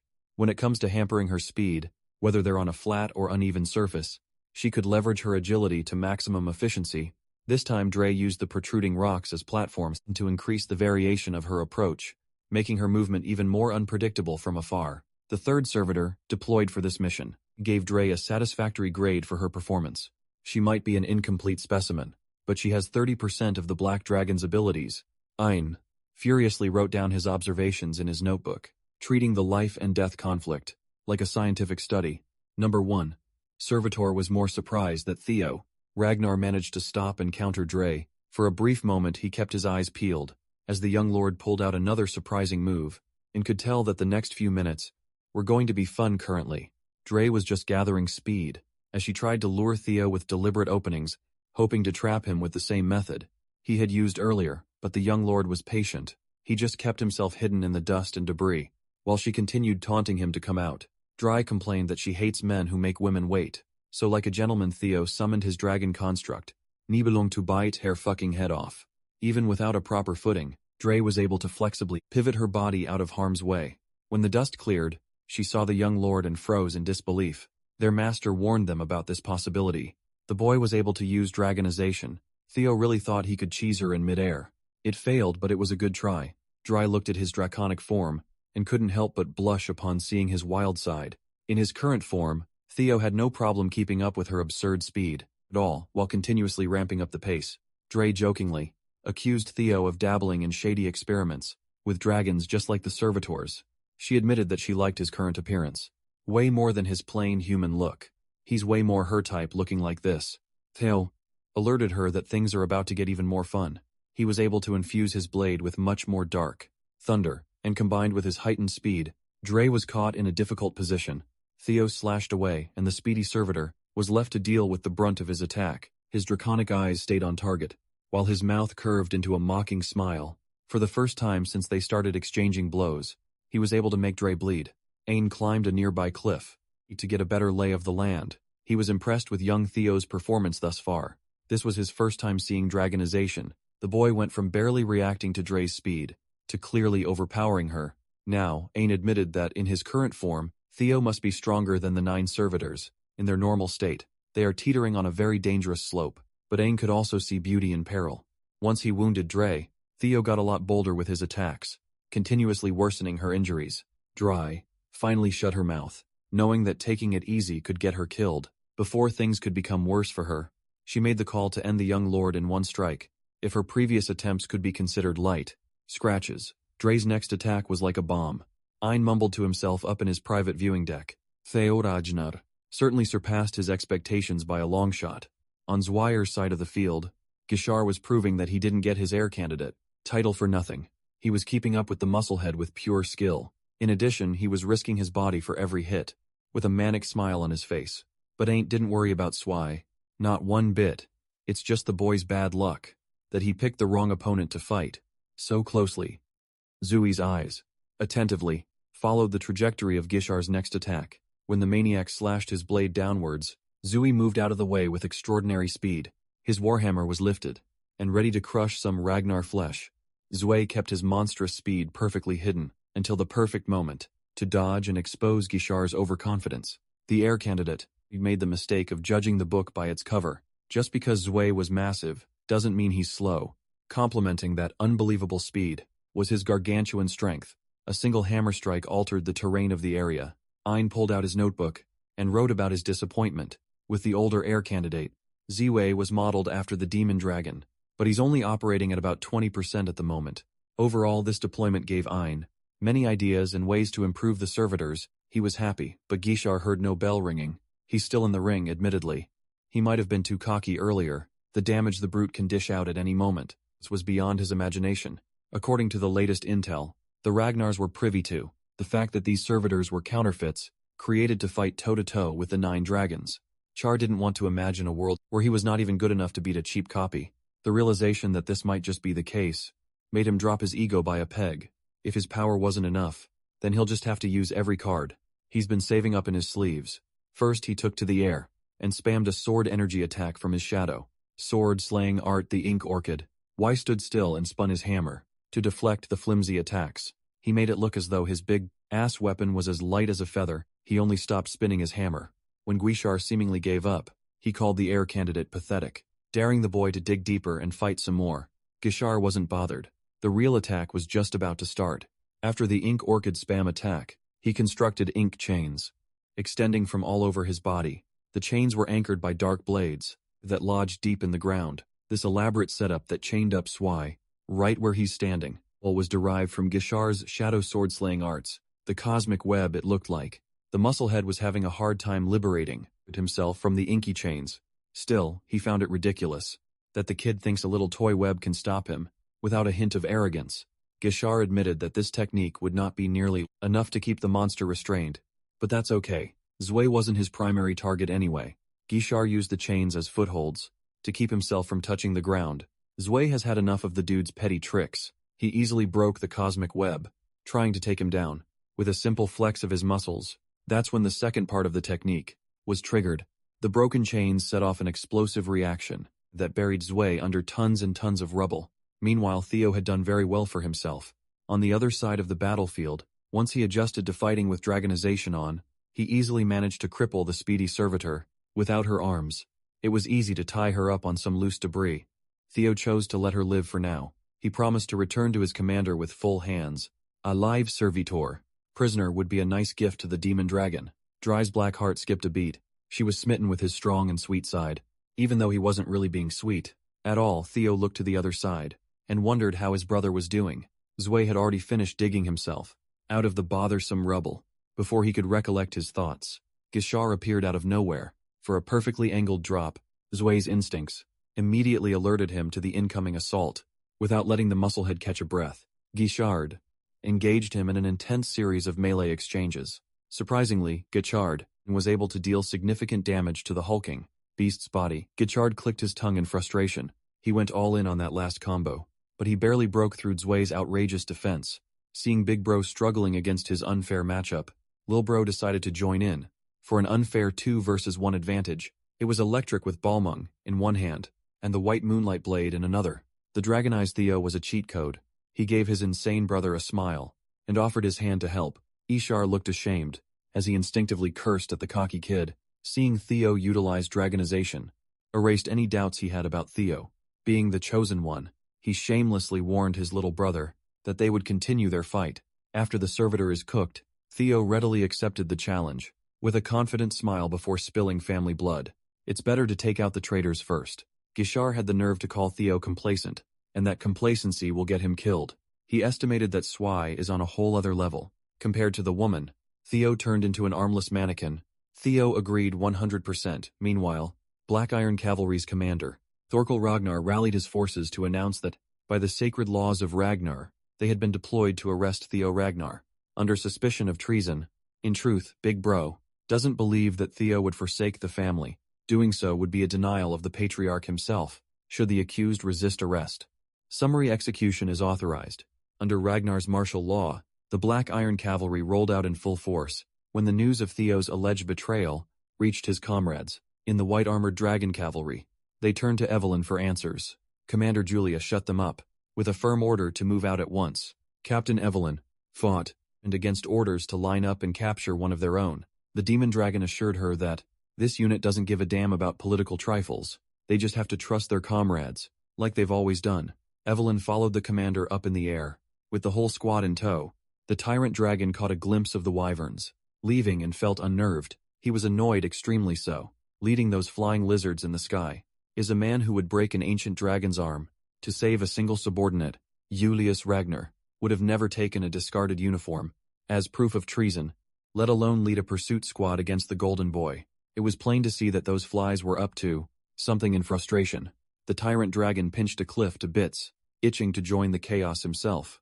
Back in action, Theo and Gishar Ragnar were pushed to team up. Gishar warned little bro to pay attention. The big one is on a completely different level than the Nazi lady he faced. Theo proposed a plan, and his crackhead brother refused to listen. He hates being ordered around. In fact, he'd gladly kill Theo. After smoking a noble servitor by himself, Lil Bro backed off. You can't trample on the pride of a succession candidate. Gishar focused back on the fight at hand, and gathered power before jumping out of frame. When he reappeared, his dark assassination technique was on full display. Dark, heavenly daggers surrounded and cornered Juai. The pesky blades exploded upon contact. Even so, the servitor stood still and pounded every dagger away. When the barrage ceased, Juai turned to the offensive. Ishar was subjected to impossible speeds. Despite its massive size, it was like fighting against prime LeBron James. Taking that Warhammer head-on would be a death sentence. Gishard's defense could only get him so far. Deflecting forever won't get the W, so he waited and watched for a momentary stance break. Opening to make matters more tilting, Swai started talking trash about the so-called Gale Dragon. Theo honored Gishard's wishes and chilled out on the sidelines. But the fight was taking longer than he expected. Might as well interrogate his prisoner in the meantime. Standing before the captive Nazi lady was the plague. Doctor number 1 of the 9 servitors, Ein. She was nerding out about how perfect Theo's chain and dagger mechanism was. Leo had never felt a mana so overwhelmingly ominous and alien. Ein surrendered that 30% of the Black Dragon's power wasn't sufficient to beat dragonization. You see, the 9 Servitors project modified humans to create monsters, rivaling the 9 dragons of Ragnar. Test subjects were numbered to indicate power level. Dry, the 3rd subject, housed 30% of Black Dragon's power. Theo found all this 30% nonsense pathetic, upsetting the woman under the mask. In response, Ein injected Dry with a mysterious substance, jabbed a giant syringe up her neck. Dry tried to plead for mercy, promising to fight again. It was futile. The substance deformed her body in grotesque ways. In just a few painful moments, she died in an explosion of guts and gore. Boom was induced by manhole backflow. Theo had seen something similar before. Ain gladly explained that the syringe contained exactly 40% of the Black Dragon's power. In truth, they've already perfected powers that rival the original. The only bottleneck in the experiment was a vessel capable of withstanding that much power. On that note, Theo, Ragnar, would be the perfect frame to advance Ein's pursuit. She promised to make him stronger than the patriarch himself. Their conversation was interrupted by the fight in the background. Surprisingly, Gishar whittled down Dway enough to strip that freak down. The crazy bastard was feeling himself. Seeing this, Ein stepped in. With a flick of a finger, she ordered Zwei to get up and wrap it up. After all the beating, the 2nd servitor returned to his feet like a zombie. While Guishar was distracted, Zwei's aura turned into a spike that skewered him. Ein's original mission was to kill Theo and seize the power of the ancient dragon. Still, she would gladly settle for a lesser succession candidate for now and take her leave. Even Theo was bamboozled by how fast everything happened. Sensing the arrival of uninvited guests, Ein melted into the dark while reminding the young lord that the offer still stands. The first one to locate the missing Theo was Big Bro Thorak. He almost cancelled Ain's bailout teleportation, but his spear was a tad too late. Thorak's forward charge left quite a bit of damage in the terrain. Theo approached his brother to ask for a pursuit squad, but was cut off immediately. The Oracle officially put him under arrest, on suspicion of treason not long after. The rest of the Black Iron Cavalry caught up to their commander. Almost at the same time, Julius and the White Armored Dragon Cavalry also pulled up. Seeing 2 succession candidates stare each other down turned the atmosphere tense. To make matters worse, the Tyrant Dragon and Ancio Ragnar have arrived. Naturally, Ancio was alarmed that her brother was nowhere to be seen. By her estimation, the intervention of the 9 servitors must have complicated things.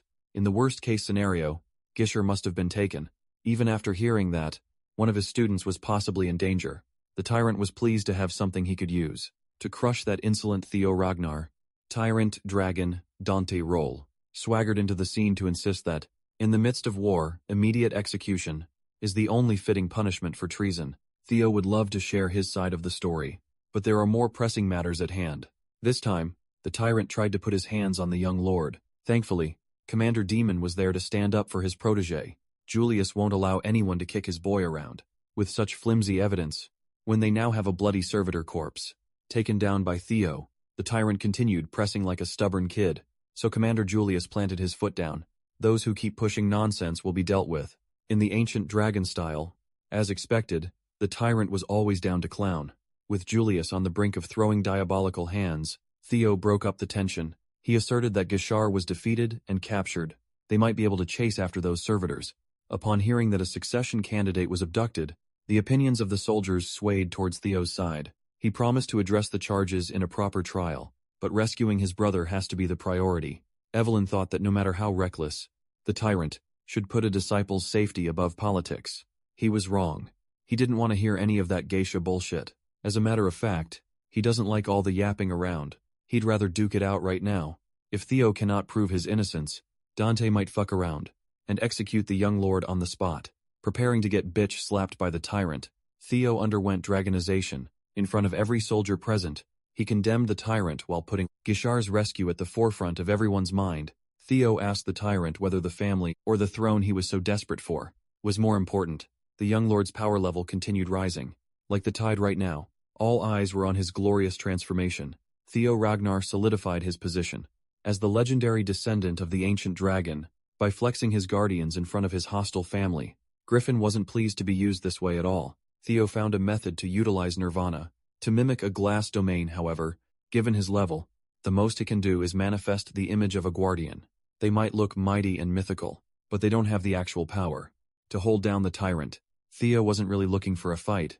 He's fine with shutting down the aggressor by tilting public opinion in his favor. The mighty display of the true Ancien Dragon Descendant, capable of commanding guardians, and should work particularly well on a family built around dragons. The soldiers from both cavalries cheered for the true descendant, and the noble decision to save a fellow Ragnar. With the momentum successfully shifted, Theo could spearhead a search and rescue mission, but the tyrant saw through his flashy illusion. In one punch, Dante shattered his mimic glass domain into a million pieces. The illusory figures of dragon guardians melted along the broken domain. The tyrant made sure that everyone heard him discredit Theo and those illusory lizards. He went on a weird rant about how the family is full of pathetic worms who believe in childish fairy tales and are easily fooled by parlor tricks. Before he caught himself slipping, it was too late. He had already called the soldiers stupid and gullible. In complete silence, everyone looked at the tyrant, like he just shat his pants. Even the traditional elder dragon was offended. When he called dragons lizards, Theo kept his mouth shut and let the hot-headed son of a bitch dig his own grave, without making any more moves. The idiot just made his job a whole lot easier. Dante Rolls. True feelings have been exposed in front of the clan. The legends he called stupid might just become his downfall. Knowing his fellow 9 dragons, the tyrant decided to double down and push through with even more force. He conceded that if these legends are so impressive, surely they could handle one of his attacks. Theo failed to account for how crazy this dude really was. Halfway through the blatantly flagrant attack, time stood still. Everyone felt a presence that stopped them in their tracks. Upon landing, he plainly asked why his soldiers were aiming for each other's throats, instead of bringing in enemy heads. The entire battlefield lit up with his pure aura. Patriarch of the Ragnar clan, Kyle Ragnar had arrived. How can he entrust the front lines to these bickering kids? As soon as they recognized the patriarch, every soldier dropped to their knees. For a formal greeting, Julius didn't offer any excuses. While Dante desperately insisted that he just wanted to punish a traitor, he cited that Theo was wearing the threads of the enemy, dragging the Ragnar name through the mud. For that reason alone, he asked the patriarch's permission to carry out the boy's execution immediately. Kyle's dog must have forgotten its place. It's barking too loudly today. A dog that bites whoever it wants, when the master is standing right in front of it, needs to be taught a lesson. With an increase in downward pressure, Dante buckled and folded. Kyle turned to the others and demanded a status report. Commander Thorkel Ragnar was one of the few who could still speak. He detailed that the 4th successor, Gishar Ragnar, was kidnapped by Troyvin. On board with Theo's plans, Thorkel suggested the immediate formation of a pursuit squad. Rather than arguing over petty politics, Kyle turned his attention solely to Thorak and reminded him of an ironclad truth. The family operates under the law of the strong. Losers deserve death. Despite the complicated relationship with Gishar, Thorfinn doesn't want to lose a brother. How can they speak of the clan if they abandon their own? Once again, the patriarch corrected him. Ragnar is not a place for playing happy family. Even so, Theo added on to Thorfinn's argument. but not because of familiar ties. If they don't save Gishar, they won't lose a single successor. They will lose the honor and fear associated with their family's name. The Ragnars must instill a terror greater than death into their enemies. Now more than ever, they must punish those who dare lay a finger on a Ragnar warrior, so that no one would dare do such a thing again. Terror is the key to never being looked down upon, ever again. Dante called Theo's effective speech bullshit sophistry, and pathetically, tried to refocus the conversation on matters of treason. Annoyed, the patriarch made him eat dirt with one more handless smacking. I was frankly impressed by Theo's silver tongue. He talks about Ragnar honor, as if he's already the head of the family. It was an interesting excuse to get what he wanted, one that Kyle would entertain. The patriarch emphatically organized everyone present into rescue squads, and to retrieve Gishar at once. While the soldiers were rolling out, Kyle asked his son to stay a while, to discuss some things with the old man. Thorkel saw their father favor Theo, and felt a bit conflicted before rejoining his unit. Meanwhile, the first servitor, Ain, was being chewed out by her boss. Ed Troyven swung her around by the neck, displeased that neither Theo nor the relic was delivered to his feet. His number one dared to return alive. With a consolation prize, Ain cited the Ragnar main force's arrival. For her failure in truth, she just refused to kill. An interesting subject like Theo Ragnar. So soon after slapping him around a little, Ed Troyvan resigned to failure. The resurrection ritual is impossible without the relic of the ancient dragon. After all, the priest who was commissioned to help proposed that they use the dragon sword as an alternative among the few weapon-type relics. The dragon sword is top tier. However, the Mad Dragon Emperor will need something like it to face Kyle, so it cannot be used as a sacrifice. To make the Troyvan situation more dire, the Ragnar main force had finally unleashed their attack. They are pushing through the front lines, faster than ever, claiming they are looking for their successor. Ed knew the patriarch was a man who would just shrug off the loss of one successor by citing the law of the strong. Waking up from his slumber, Gishar rage baited Ed Troyven. He thinks his master and sister were the ones pushing for his rescue. The priest asserted that it was only a matter of time before their HQ was discovered. Even with the barrier of the demonic cult, they could only buy so much time. On the other hand, abandoning the site and fleeing will set them back for another go at the ritual. Resurrecting the Mad Dragon Emperor is impossible. It's anywhere but in the northern territories as well. They barely clinched the edge of the north. If they retreat now, they might not be able to set foot on this icy land. Again, in desperation, Ed made the call to use Gishar Ragnar as a sacrifice, along with the dragon sword. It was far from optimal, but they were left with no other choice. Realizing that he's headed for a fucked up ritual, Gishar's screams for help were silenced. The demonic cult must finish the ritual before the angry Ragnars break through. It was a gnarly and bloody process, being a sacrificial lamb to the Mad Dragon. The fleshy tendrils of the altar left massive lacerations all throughout Gishar's body. Under the bloody skies, his flesh was offered up to the dead. With Ragnar's blood and relic, Ed Troyven kick-started the resurrection of the Mad Dragon Emperor, altering the timeline. Kyle's version of father-son bonding was a bit extreme. It involved ripping a hole across the very fabric of space and time, entering the hole, and showing his boy what's on the other side. This was a perfect place for a quiet conversation. Lodrok's soul appeared beside Theo, upon sensing that he had entered a gap between time and space. The things Kyle Ragnar can do with his sword cannot even be called swordsmanship anymore. According to Lodbrok, the patriarch no longer seems human. Kyle did not appreciate all the internal chatter between Lodbrok and Theo. He brought his son out here to speak in private. His slice of space is no place for a ghost of the old era. With one mean look, he forcibly closed Lodbrok's Thundergate, temporarily disconnecting her from Theo's mind. Lodbrok sustained some damage from being forced out. Even Theo felt a little bit of a headache. He's never had a real grasp on his father's power. Just how far can the patriarch see ahead? Surprisingly, Kyle somberly asked Theo if he ever resented his father for the years of neglect and the endless slaughter within the family. Under his absolute rule, Leo was caught off guard, but ultimately decided to be truthful and nodded. Kyle appreciated that his boy had some balls to answer honestly. Rather than butter him up with a panicked denial, the patriarch slashed a finger out and demonstrated the absolute strength required to sustain the world. Throughout his life, he never minded sacrificing the small for the greater good with ruthlessness. The clan safeguarded this realm. It is half true that he was a crazy regressor hunter. He weeded out the rats, who brought nothing but chaos into the realm. It just happened that most regressors are rats. The biggest chaos rat of them all was his father. The Mad Dragon Emperor. Kyle had to put down the geezer For the sake of the clan's survival, his hands are stained with familiar blood, to protect the bigger picture. In his pursuit of stability, Kyle Ragnar had become far too powerful. Before he knew it, Theo recognized the brilliant structure, forming on his father's back. The last time he saw one of those halos was back in the Pantheon. In addition, Kyle was partially bound by the chains of fate. The moment his power transcended the human realm, a grand calling from beyond began to pull at him. He's being summoned to join a battlefield, on a grander scale, but he refused to leave the clan behind. So he consciously sealed his power to avoid the calling. The more strength he reveals, the tighter the chains of fate bind. This was the reason why he used fear as his primary tool to rule with fear. He doesn't need a sword to keep the family from collapsing. At this point, Kyle Ragnar is more of a god or a monster than a human. He was just showing his son the weight the family head carries. It's up to the boy whether he can break the shackles of destiny. In truth, Theo doesn't even know if his current path was the one true path. Using nirvana to momentarily expand his mental realm, he entered big brain mode.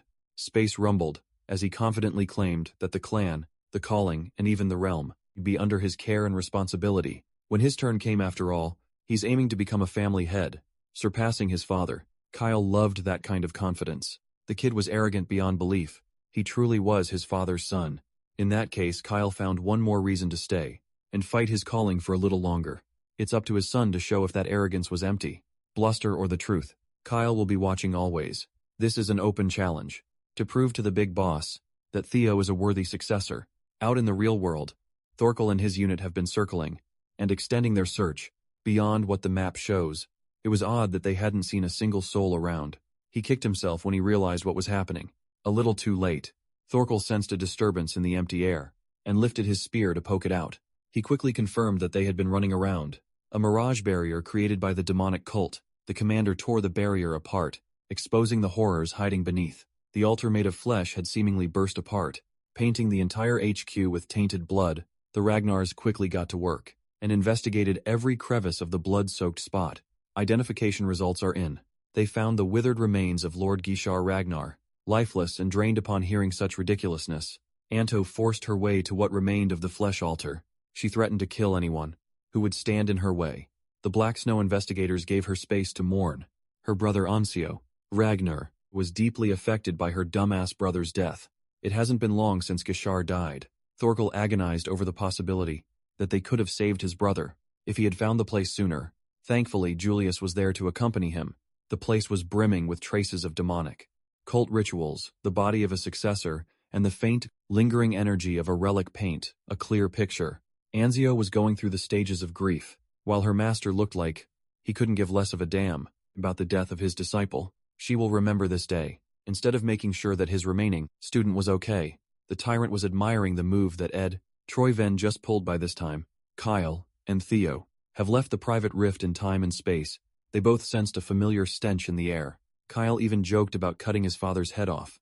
Again, knowing that something in the world had just shifted, the patriarch implored Theo to stand on business. In this life, trials always come sooner than expected. There's no doubt about it. The Mad Dragon Emperor has been brought back to life. From the start, Troy Venn's primary goal with this war was to resurrect the previous patriarch. Ragnar couldn't confirm it at first, but the gruesome remains of the ritual altar proved the Mad Dragon's return. They decided to end the war once and for all. Before Troy Venn could unleash that power, under a more aggressive assault, Troy Venn lost most of its ground and was pushed to the brink. However, a month of extensive investigation yielded no progress in finding the Mad Dragon Emperor. The 9 dragons convened to figure out their next move. Julius believed that their recent wins were leading them to a trap. The tyrant dragon entered the meeting late, his mouth still as filthy and antagonistic as ever, fresh from the front lines. The tyrant insisted that an old fossil back from the dead was no big deal. His priority was simple: wipe the floor with the corpses of the enemy that they could see. The results will speak for themselves. A fellow 9 dragon chastised him for being a short-sighted fool. She explained that the Mad Dragon's specialty was mental manipulation. Once that old monster makes his move in earnest, Ragnar might crumble from the inside. She implied that the tyrant might have already fallen under the enemy's control. Dante snapped back at her to worry about that weak daughter of hers, instead of worrying about his business. The Black Dragons stopped their bickering regardless. The momentum is on their side right now. Once the capital is captured, Troy Venn should be effectively finished. Clinging on to what the black dragon laid down, Dante urged everyone to give him the green light to crush the Troyven capital. 3 days before the final assault, the white, armored dragon cavalry was in preparation mode. Everyone just wanted this war to come to an end. Selford teased Aaron to wear her weird dress for the victory ceremony. It was a bad idea to make fun of the dress. Aaron's mother made. It was great that they're on the winning side. But Theo cannot shake the feeling that something was afoot. In his past life, this war wasn't supposed to erupt. For another 5 years, he might have forced the enemy's hand before they could fully gather strength. Theo's actions changed too much for the future. He once knew unpredictable variables tend to pop up when things are going too well. Nevertheless, there is one person he could run to for some clarity. While he was deep in thought, Big Bro Thorquil paid Lil Bro a friendly visit. The brothers in arms and blood discussed the strangeness of their situation. Thorak teased his little brother for worrying about the enemy, like a traitor, before laughing it off as a joke. Come to think of it, Theo never had the chance to thank Thorak for the last time, although one of their brothers, Gishar, met a tragic end. Ragnar will stay on top. Commander Thorak believes that strong, internal bonds will lead them to victory. His tone turned serious when he lobbed Theo a simple question. What is the Ragnar that his little brother envisions? Theo truthfully answered that the Ragnar he seeks won't be built on the law of the strong. It might sound a bit naive, but he truly wants an order built on trust, instead of fear. Thorak was very pleased with Lil Bro's answer. He returned to his unit and suggested that Theo get some rest for the next 3 days. Throughout their interactions, Theo found that Thorak was the same as he had been in his past life. They share a lot of similar perspectives on most things. They are competing for the seat of the family head. But as an ally, there is no one more reliable than the guy. Now that they have some downtime, Hulkus invited Theo to a quick spar for old time's sake. Unfortunately, he's got somewhere to be. He summoned Umbra and mounted his partner to go and check on the future. Isolated and alone, Commander Thorak pondered his little brother's answer. He was proud to have a brother he wouldn't want to fight against. In a good way. While he was chilling, he spotted a random old man trying to cross a raging river. The old man buckled and was almost washed away by the moving water. Thankfully, Thorfinn was there to save him. The commander suggested taking a safer but longer route around the bridge, but it sounded like the old man was in a terrible rush to cross the river as soon as possible. He's got some herbs tucked away in his pack for his sick grandson, waiting on the other side. Well known for his kindness, Thorfinn offered his back to the old man. The old man and the valiant commander trudged through the raging river while they casually chatted. After sharing stories about his own family, the geezer asked the commander about his. In truth, Thorfinn never felt close to his father Kyle. Ragnar made it very clear that his clan is not a place for playing family. The geezer's question got him all sad and shit. When the other side of the river was finally in sight, the old man invited Thorfinn to dinner in his house. Past the water, the kind commander politely declined the invitation, but the old man had other plans. The vibe shifted. As Grandpa held his warm and reliable back tighter, Thork fucked up. He showed vulnerability to the last man. You should show your weakness too. The old man read his mind perfectly and verbalized the feelings he had been feeling when he was hooked by Grandpa's manipulation. The Mad Dragon Emperor formally invited Thork to come to the dark side. While his brother was getting groped by their grandpa, Theo was out flying near the boundary forest of the Demon Sea. North of Ragnar, his destination was the Ghost Castle, a place hidden by a barrier. At midnight, when the barrier's power is at its weakest, the castle finally reveals itself. This elusive hideout is the retreat of former family head from 2 generations ago, Big Grandmommy Hilda. Ragnarumbra and Theo arrived just in time to enter the premises. Despite its ghost castle name, the whole territory was surprisingly well maintained. Entering the gates, he was actually excited to chat with that enigmatic woman. Hilda showed him goodwill and curiosity at the nomination ceremony. Surely she won't threaten his life or anything. Even if she does, Theo already set up a possible way out. He entered Ghost Castle and roamed its halls. Eventually, the halls showed him visions of a woman painstakingly training herself. The vision was intangible, likely due to illusion magic. It would be safe to assume that Hilda intended to personally show him these scenes eventually. Visions of training bled over to visions of war. Theo found himself in the middle of a raging battlefield. Her aura was so intense that his body instinctively tensed up, even though she was just an illusion. For some reason, the Grand Matriarch showed him visions of her past life. Before he knew it, Theo had set foot on Hilda's throne room, where her loyal soldiers had lined up in reverence to Hilda Ragnar. This was yet another vision of the past. It was a version of Hilda's life, where she died in a sea of blood in her own home. Seeing someone so powerful die in such a gruesome way was surreal. The vision looped back around to her training montage. Watching all these visions stacked on top of one another made Theo understand what she meant. When they first met with one look, Hilda clocked his ass as a regressor. She didn't mind sharing that she is a regressor. Just like him though, her allotted lives have run out. When a regressor dies, they return to a specific point in time. The illusory visions highlighted Hilda's progression over and over again in one of her runs. She took over by beheading her enemies and displaying their heads on a spike. Around her castle, Hilda was unbeatable back then. Unfortunately, she suffered. Her only L in the hands of the man she loved. Her own man stabbed her heart through the back of the throne. For the sins she committed, she became a monster he can no longer bear to look at. Instead of regret or pain, Hilda felt fury. She was angry at herself for having such a blind spot. Before her breath ran out, she swore to crush the man she loved, with even greater terror. If he doesn't want to look at her anymore, then so be it. What followed was a whole movie of her killing. Highlights for Theo to watch. Although she died countless times, her kill count climbed with every cycle. At some point, the deaths and destruction just blended together. Theo gathered that despite her countless regressions, Hilda had never been able to escape the same tragic ending. It's hard to even pinpoint what drove her to madness. Could the vicious cycle of repeated lives corrode the mind? If that's the case, was Theo fated to go down the same path as those who came before him, interrupting his anxious thoughts? The real Hilda finally showed herself. Reality melted away, and Theo found himself in the familiar throne room. She wanted to know if the kid enjoyed her little illusion. Magic show not wanting to be rude. Theo bowed and gave formal greetings to Lady Hilda. The last time they spoke, it was way back in the nomination ceremony. She's the type of person you can't lower your guard against. Hilda urged him to lighten up. They've already shared deep secrets with each other. After all, with a flick of a finger, reality followed her will, and the whole room changed. The empty throne room turned into a dining hall, where they could have a meal and chat. Surprisingly, Theo was escorted by a familiar figure. The Ascendant Dragon himself was present. He had heard of rumors before, but this was basically confirmation. People say that Grand Matriarch Hilda keeps the Ascendant Dragon by her side. As a loyal servant, that seems to be true. Who would have thought that someone so powerful would personally serve Theo some steak and wine? Hilda noted his reservations. She assured Theo that the Ascendant Dragon is to be trusted. She's kept him around through countless lifetimes. Unfortunately, she had already reached the limits of regression. Hilda doesn't even know whether there's a specific method for determining the number of cycles remaining. In her case, she just started to get a feeling. It's an abstract intuition that gauges how many regressions she still has banked away. One thing's for sure, Hilda doesn't know about Theo's system window. The system provides him with specific, concrete information. Changing the subject, he asked Hilda about his father, the Patriarch. He shared his recent talk with Kyle, where the Patriarch showed his ascendant state. Hilda's mood turned sour.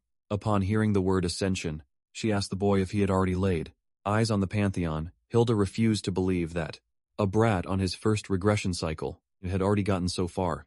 The Ascendant Dragon attempted to calm her ass down. It was surprisingly effective. Even though she looked ready to tear Theo apart, she admitted to being a bit too sensitive.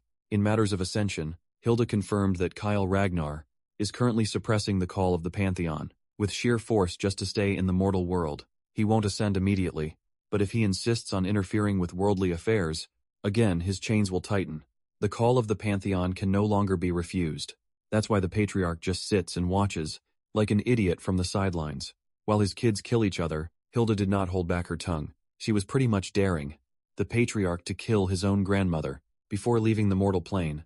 Theo was glad to have secondary confirmation about his father's ascension. Now it makes sense why Kyle Ragnar entered seclusion before the Great War. In his past life still, Theo didn't come all the way out here for intel.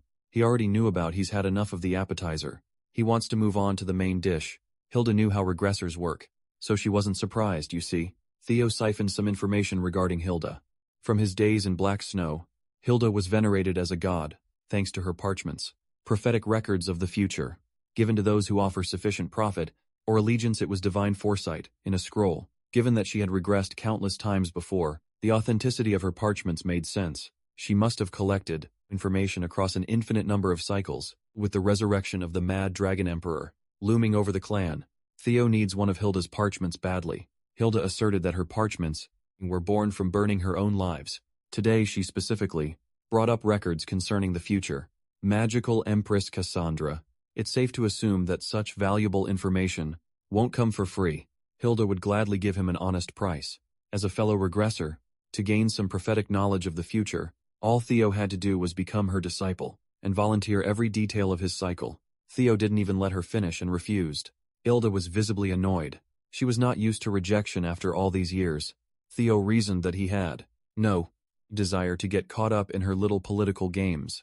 Even though it had been decades since she stepped down as family head, there was one way to interfere with Kyle's era, become the power behind the next family head. This woman only showed Theo her past lives, to build camaraderie as fellow regressors, but it had the opposite effect. It only made him realize that her obsession with power was no different from the Mad Dragon Emperor's insanity. Hilda turned cold. She realized the wrongness of her gentle approach. From the start in this family, the law of the strong always prevails.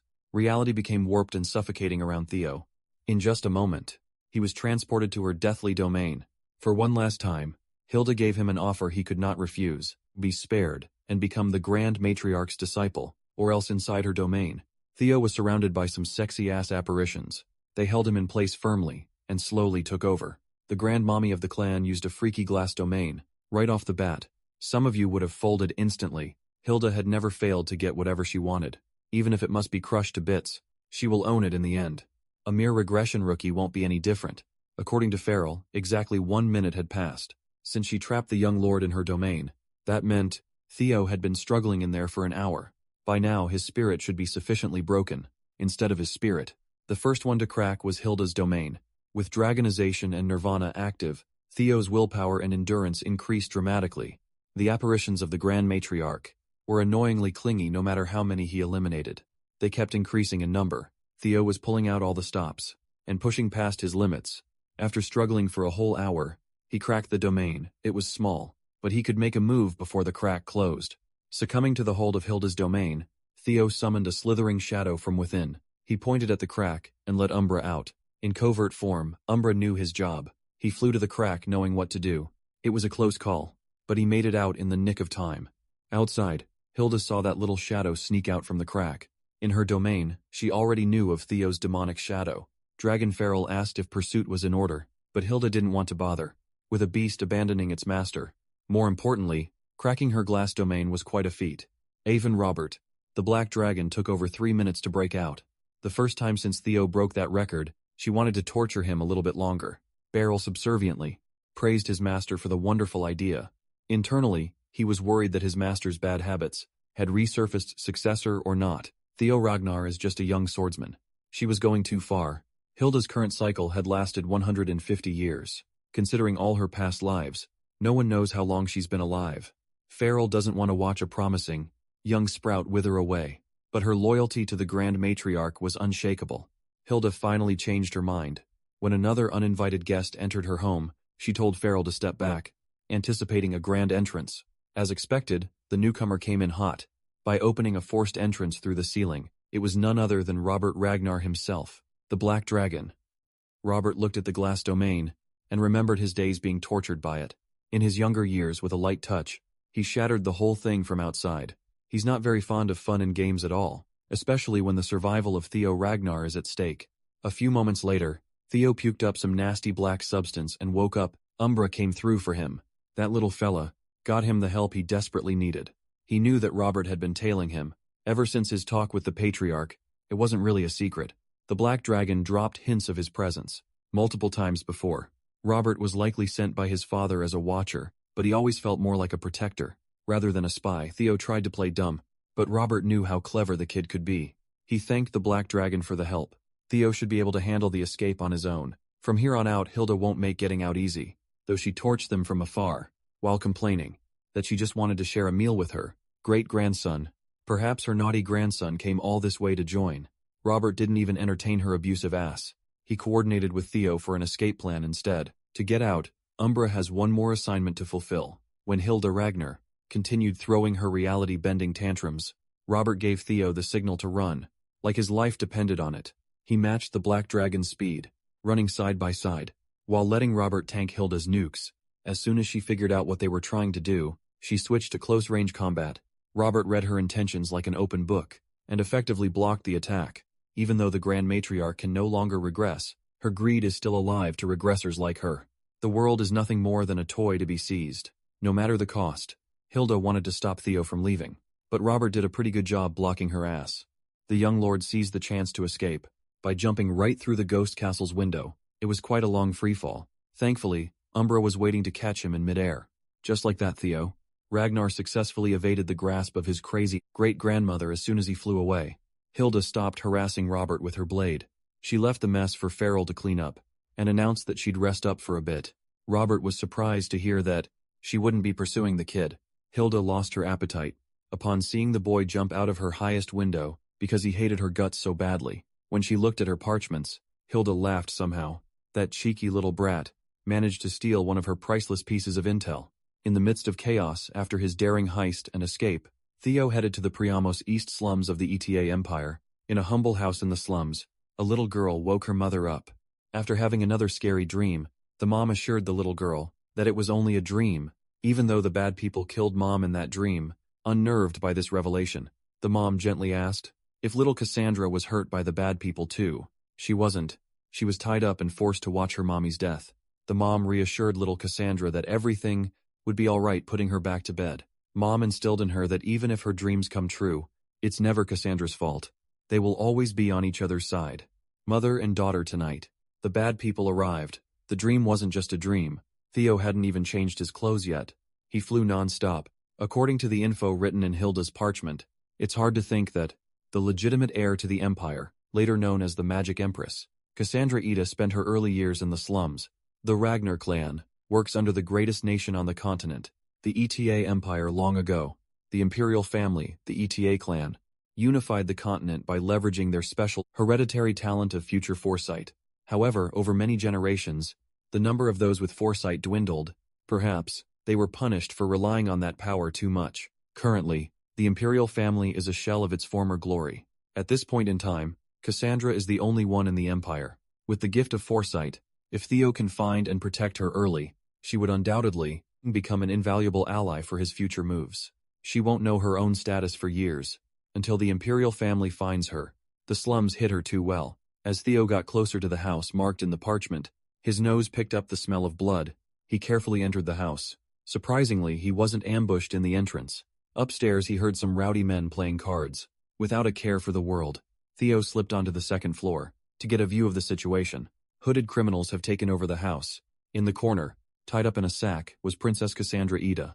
In front of her was her dear mother, collapsed in a pool of her own blood. Lifeless.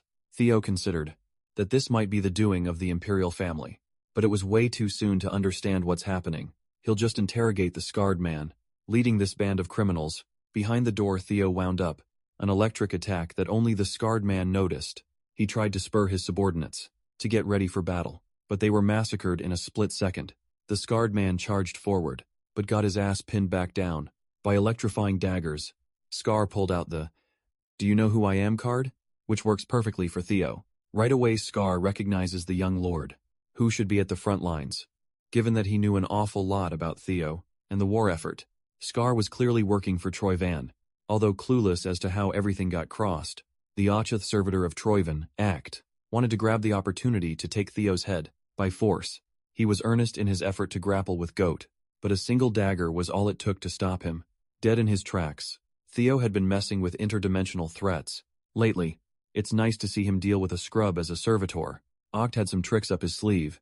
His skin turned bright red like a second-gear Luffy, dispirited to drag the young Ragnar to hell. In truth, Oct didn't want to die here. Things just got messed up. When he tried to meet up with the Azure Peak squad, that squad was supposed to retrieve Cassandra soon. He wasn't surprised by number 8's mad dash.